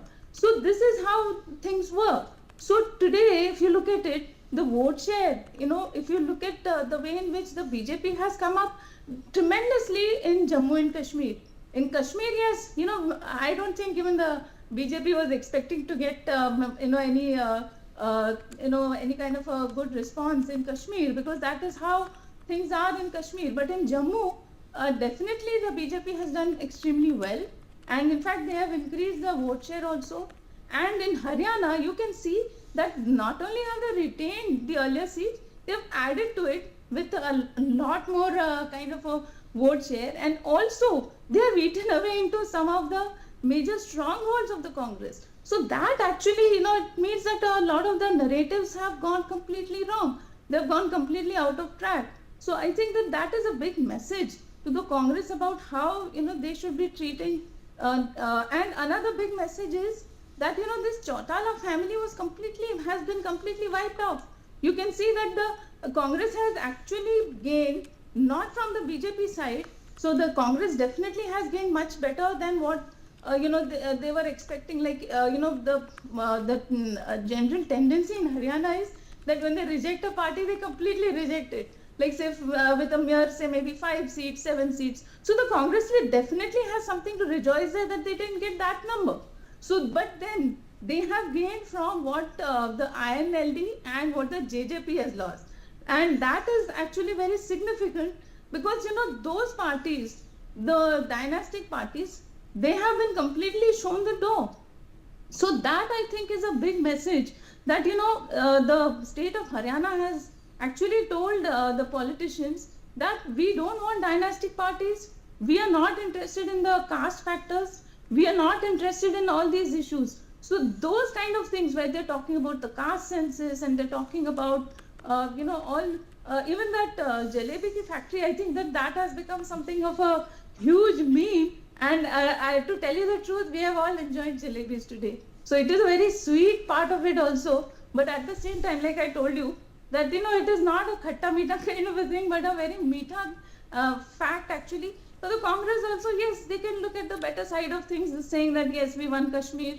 And also that, in Haryana, we have not really lost the way in which we lost previously. So in that way... Okay, let me bring in Dr. Piyush Joshi into this conversation as well. Dr. Piyush Joshi, it's obviously worth going back to the drawing board for both the parties, I think. There are a number of setbacks and there are a number of, positive results. And we are in election season, in the sense a number of assembly elections are in the fray. The important one, Maharashtra, is also coming up.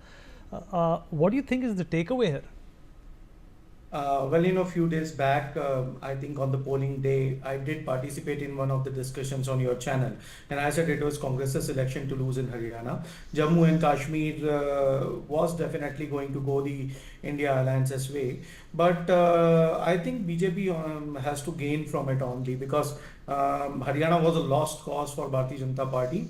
And the sentiments were really against the Bharatiya Janata Party. To begin with, in last 3 months, the micromanagement of Bharatiya Janata Party has actually worked in their favor. This Jat versus non-Jat, I heard Raj Lakshmi ji speaking about the caste factor, that the people of Haryana have rejected the caste factor. It was actually the caste factor that the Bharatiya Janata Party banged upon. That Hooda represents only the Jats and the non-Jats are going to vote for the Bharatiya Janata Party, and they played this card very aggressively. So certainly drawing board, everybody should go back to the drawing board, particularly the party that I actually favor most, that is Aam Aadmi Party, because the third major loss for the Aam Aadmi Party. So certainly a time for huge micro inspection, for introspection for them. And they need to go back to the drawing board and see what went wrong. And also derive some energy from the they won the seat which nobody expected, and in Haryana it was a very they need to see. There seems to be, sir. There seems to be a problem with your network. In fact, let me. In fact, why don't you log off, sir, and log in again? There seems to be some issue with your internet. Your audio is freezing time and again. Sumit Peer, Jammu and Kashmir. How is that? Is there any positive for the Bharatiya Janata Party in Jammu and Kashmir, according to you? Vinny, thank you very much for having me on your show. Give me a minute. I need to explain a lot of things. First of all, lost. They have lost. But if you look technically, building up to 30 seats is the number I had given on your channel 2 days back. Will not go beyond 30. Sumit, just hold on. There seems to be a problem on our side with the network. We're going to get that rectified. But, we're going to cut to those live visuals. Home Minister Amit Shah being congratulated at the BJP headquarters in Delhi for the victory that they have pulled off, for the lack of a better word, in Haryana. Obviously, this is a galvanizing victory for the Bharatiya Janata Party that must have felt, slight disappointment after what happened in the Lok Sabha elections. But nevertheless, the Bharatiya Janata Party pulled up their socks, took care of business, and perhaps even leveraged some of the shortcomings of the Congress party in the state. They did appeal to the urban populace. They did take care of the farmers' issues as well.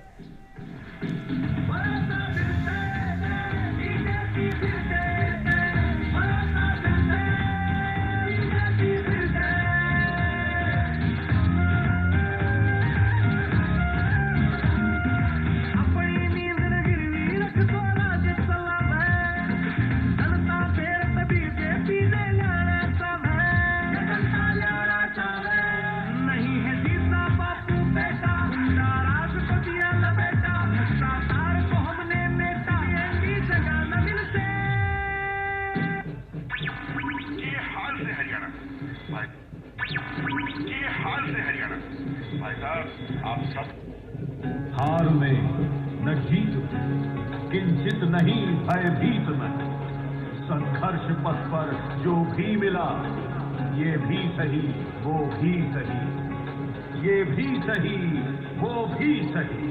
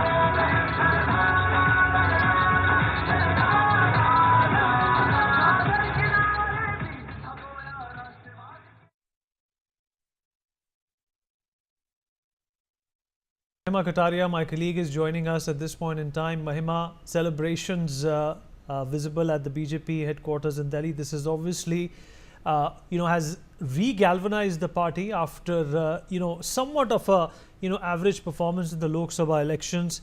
And considering in light and lieu of, the upcoming assembly elections in Maharashtra and Delhi and Jharkhand as well, this is very, very positive news for the Bharatiya Janata Party.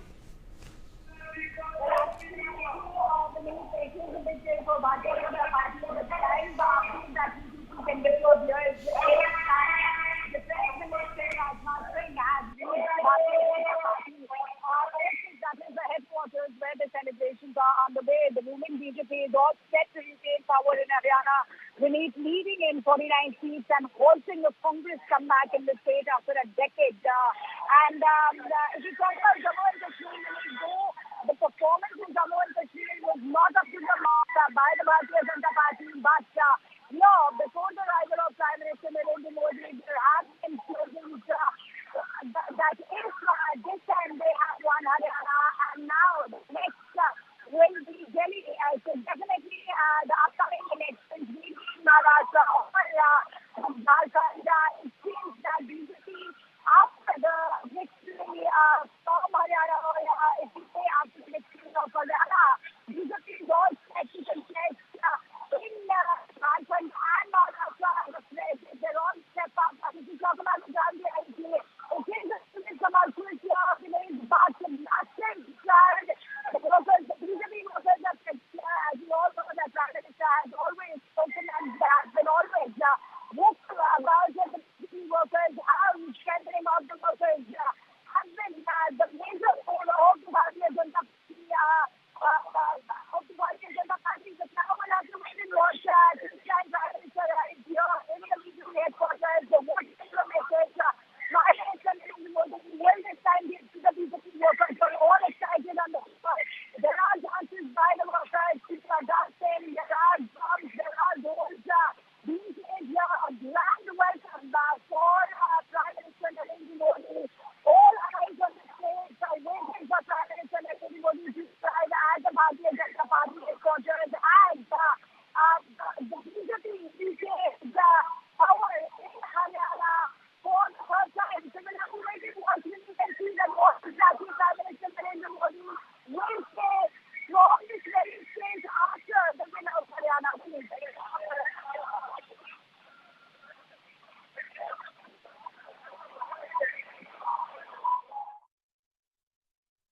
You joining us. So as you can see, Mahima, if you're still there with us, Mahima? Mahima, is the Prime Minister also likely to come and speak and congratulate the cadre for such a fantastic job that they have done in Haryana? What do we know about that?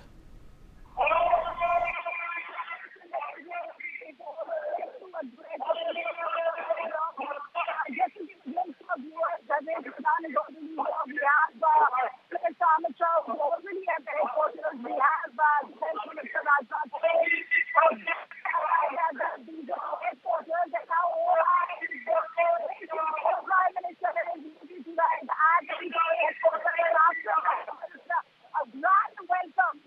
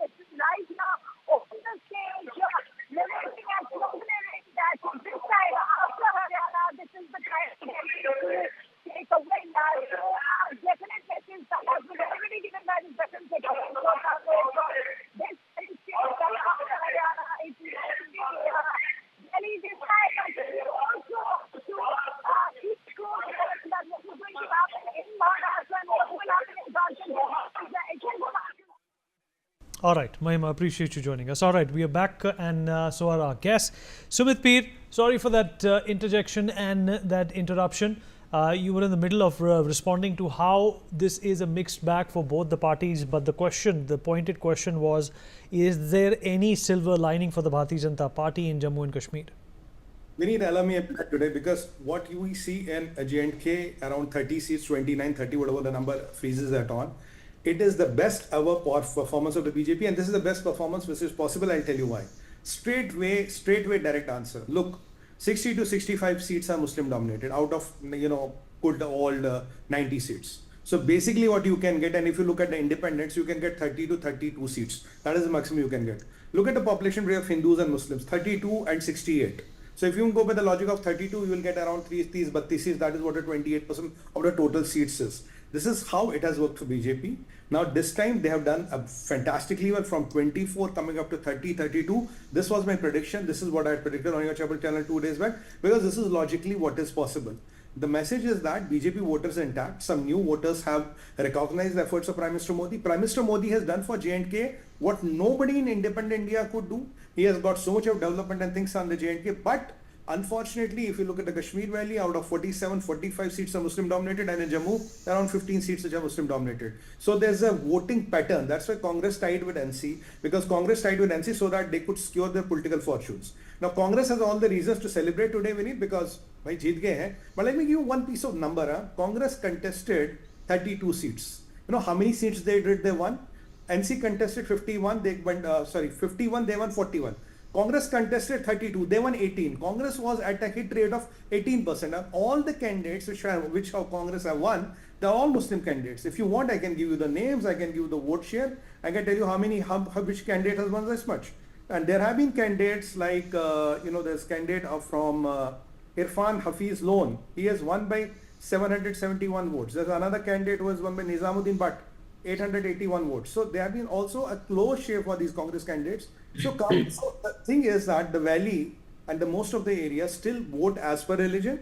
BJP has made a comeback, BJP has done its things, but still there's a long way to go. I would give all the marks to BJP, but at the end of the day, let's wake up and smell reality.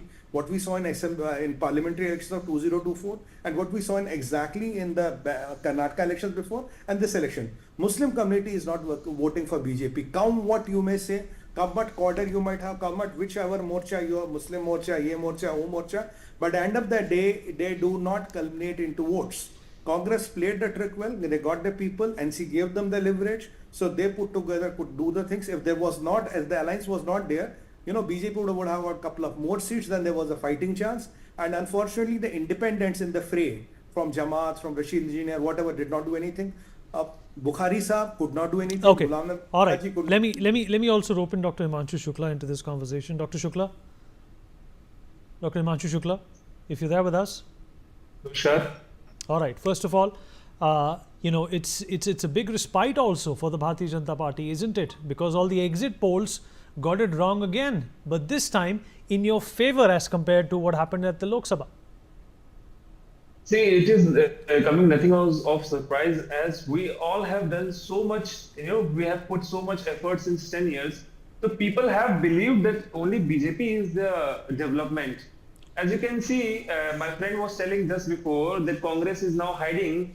Congress is now secured because they have, tied the alliance with NC. So the nation has believed that Congress Bharat will be soon.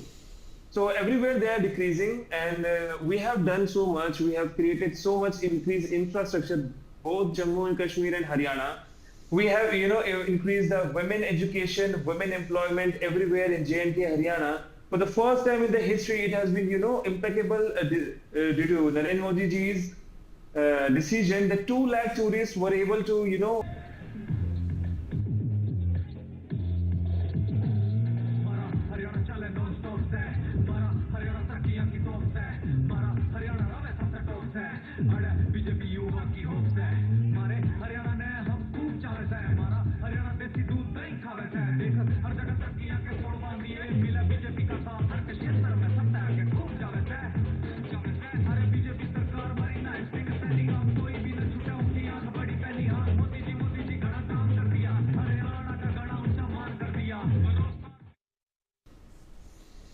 All right. Sujata ji, if you can hear me, I'll repeat my question if you were not able to hear it earlier on. Sujata ji. Yes, please repeat the question. So Mr. Prithviraj Chavan, the former Chief Minister of Maharashtra, a stalwart in your party, has admitted, that there are problems. There was infighting. There was some issue with ticket distribution. Not be resolved.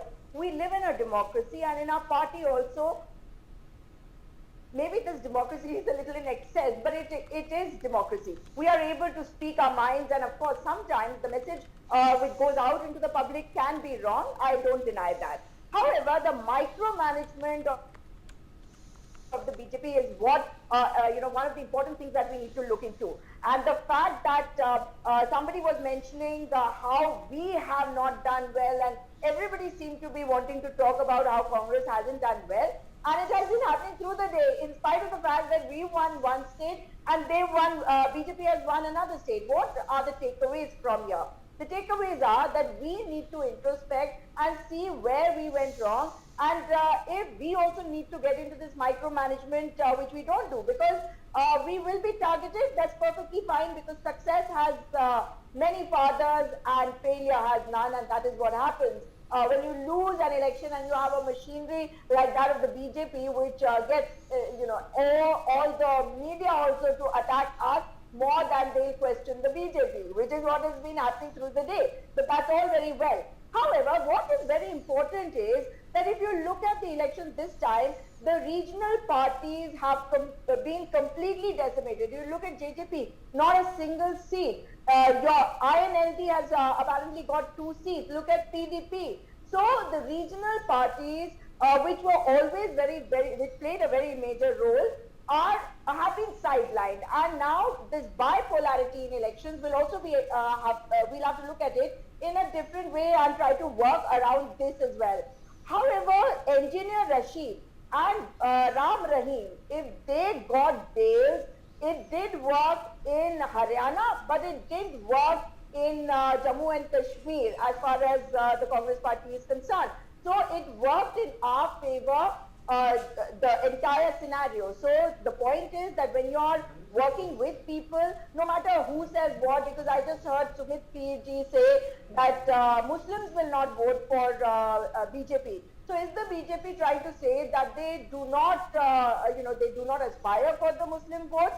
And if, because sabka saath sabka vikas kaise hoga if you are going to look at the Muslims in a way that they are not going to vote for you. You have to work for everybody, no matter which party you are. And for us, whether they are Brahmins or Thakurs or Dalits or backward classes, we do need everybody's vote, and that is how we work. And what we say when we talk about the caste census is entirely different, so the two things should not be mixed up. We are talking about giving a platform to everybody according to their community, the size of their community, so that they can come forward. A country can only progress when every single person, every single community gets that platform, gets those opportunities where they can better themselves. So everything gets mixed up, and BJP is an expert at doing that. I concede that. But today, I think we will be going back to the drawing board and look at the mistakes we made.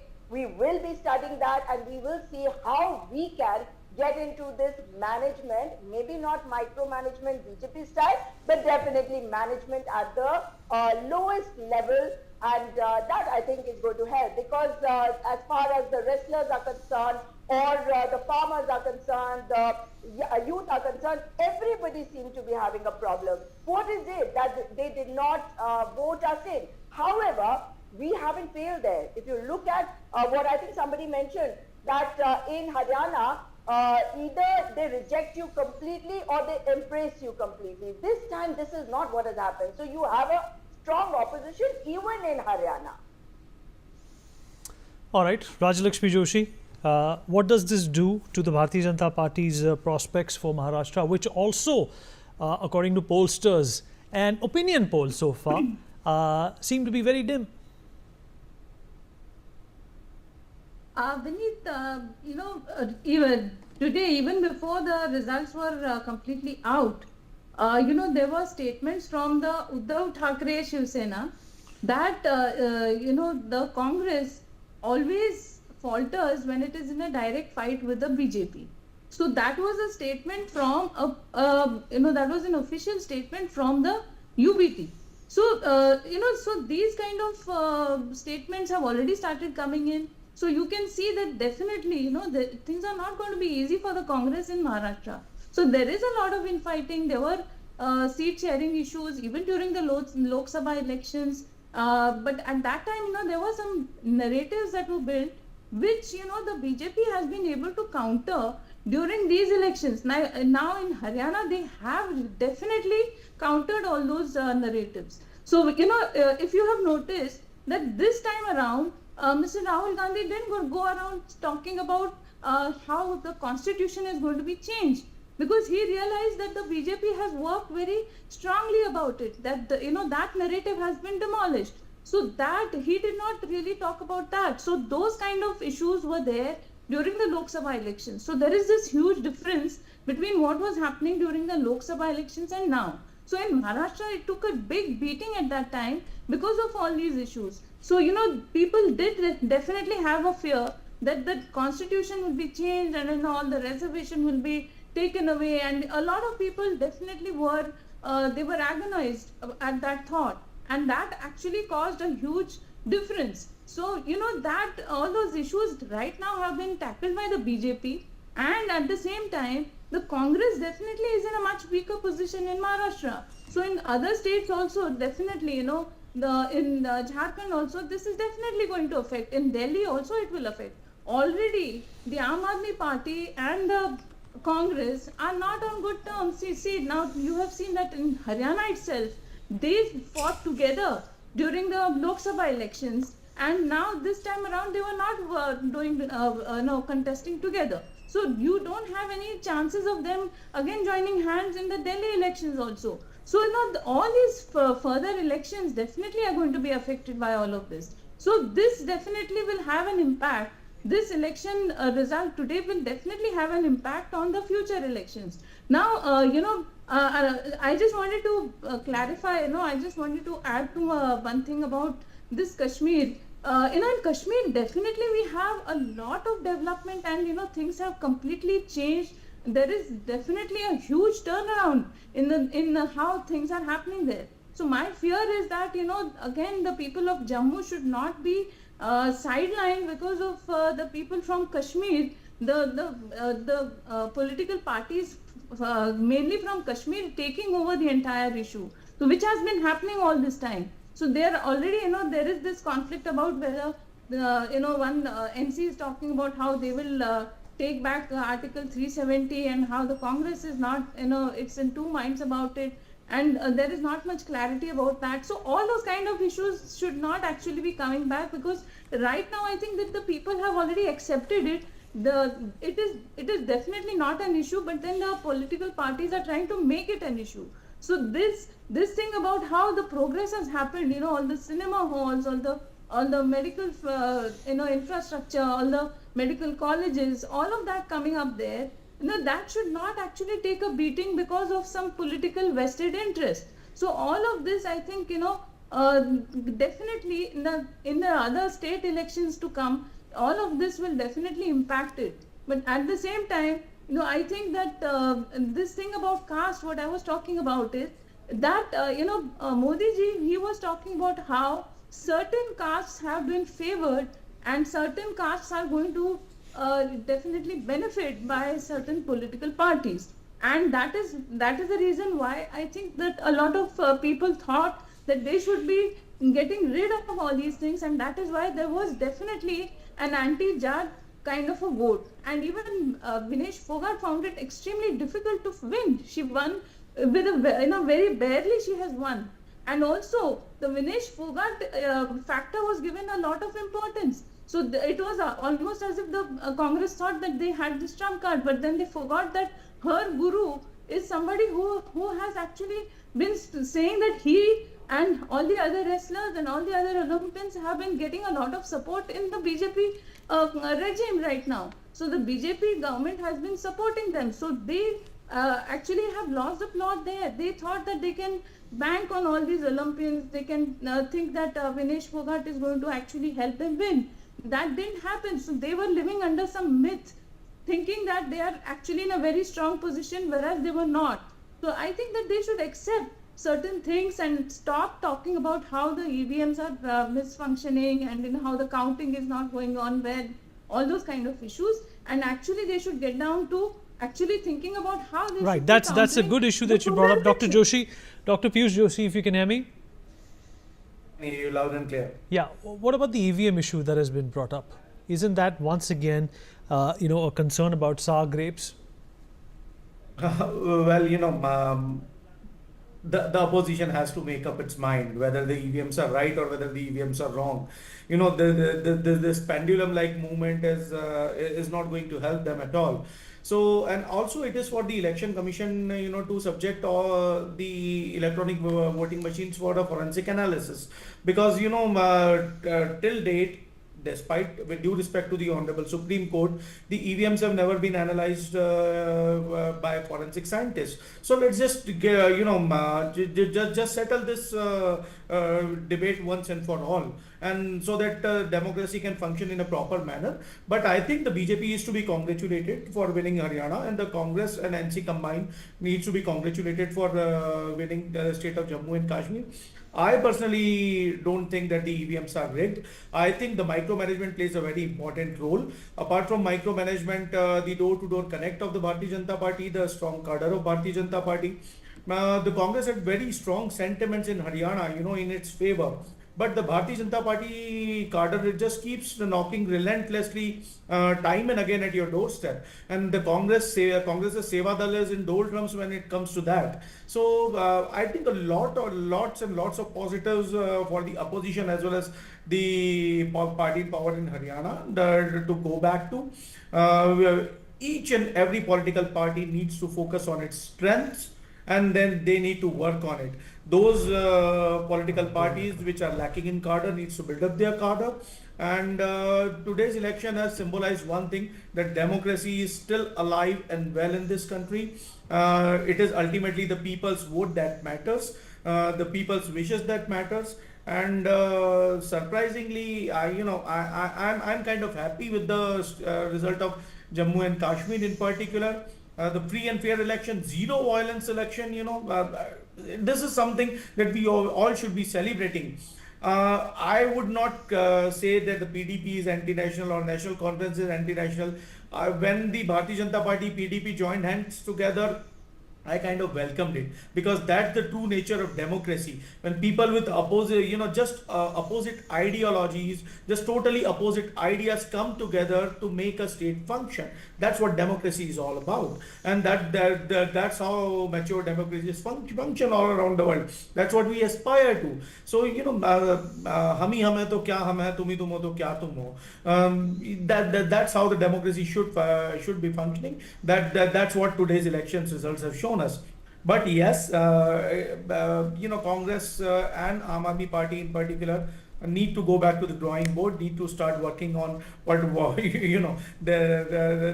nitty-gritties and pull up their socks, work very, very hard, because the Bharatiya Janata Party's behemoth is there, is there for them to fight. And I think in Maharashtra, in Haryana, in Jharkhand and in Delhi, opposition is going to perform way, way, way better. They are going to take lessons from this Haryana loss, and I think they are going to win all three elections in the months to come. All right. Okay, on that note, we are dipping into a short break. We have loads to talk about. We'll be right back.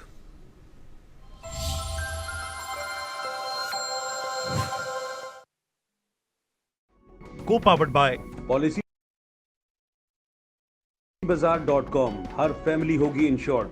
So secure the automobile, the policy bazaar व ahero much dinero. समझ में आया? मैंने कितनी बार हिंदी में समझाया कि policy बाजार से कंपेयर करके कार इंश्योरेंस पे 8,000 रुपए तक बचा सकते हो, पर कुछ लोगों को अभी तक समझ नहीं आया, तो मैंने सोचा स्पेनिश में समझा दूं. Adios, amigos. सर, हा माझा CV. तुमचा CV खूप चांगला आहे, पण आम्ही फ्रेशर्सना काम देऊ शकत नाही.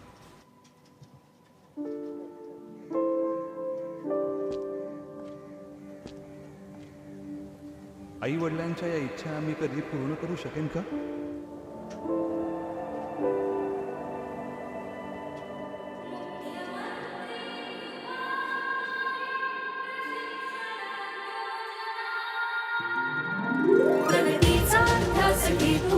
विकासाची कास घे तू शिक्षण आणि प्रशिक्षण घे तू परिश्रमाचे वेतन घे तू नव्या महाराष्ट्राचा घे तू विचार कुशल युवकांचे स्वप्न साकार कुशल महाराष्ट्र, रोजगारक्षम महाराष्ट्र. अब छोलिया हो या लोबिया, सफेद चने या काले चने, सब कुछ मजेदार बने. सर, हा माझा CV. तुमचा CV खूप चांगला आहे, पण आम्ही फ्रेशर्सना काम देऊ शकत नाही.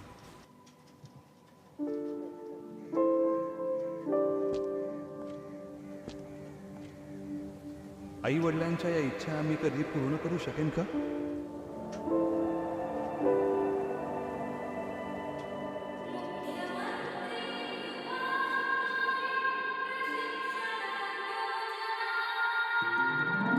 प्रगतीचा ध्यास घे तू विकासाची कास घे तू शिक्षण आणि प्रशिक्षण घे तू परिश्रमाचे वेतन घे तू नव्या महाराष्ट्राचा घे तू विचार कुशल युवकांचे स्वप्न साकार. कुशल महाराष्ट्र, रोजगारक्षम महाराष्ट्र.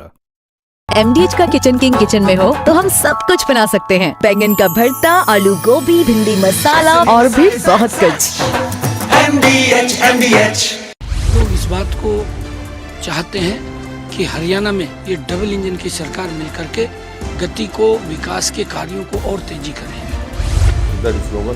न जात पर न पात पर मोहर लगेगी हाथ पर. आप अगर काले कानूनों को लाने का दोबारा षड्यंत्र करेंगे तो किसान चुप नहीं बैठने वाला. और जनता जो है वो फैसला करेगी कि आगे 5 साल के लिए उनका नेतृत्व कौन है. कि आप किस तरफ जाएंगे. हम किसी की तरफ नहीं जाएंगे, हम अपनी सरकार बनाएंगे. हम सरकार बनाने में विश्वास रखते हैं, ना किसी की बनवाने में विश्वास रखते हैं. लड़ाई वर्चस्व की नहीं है,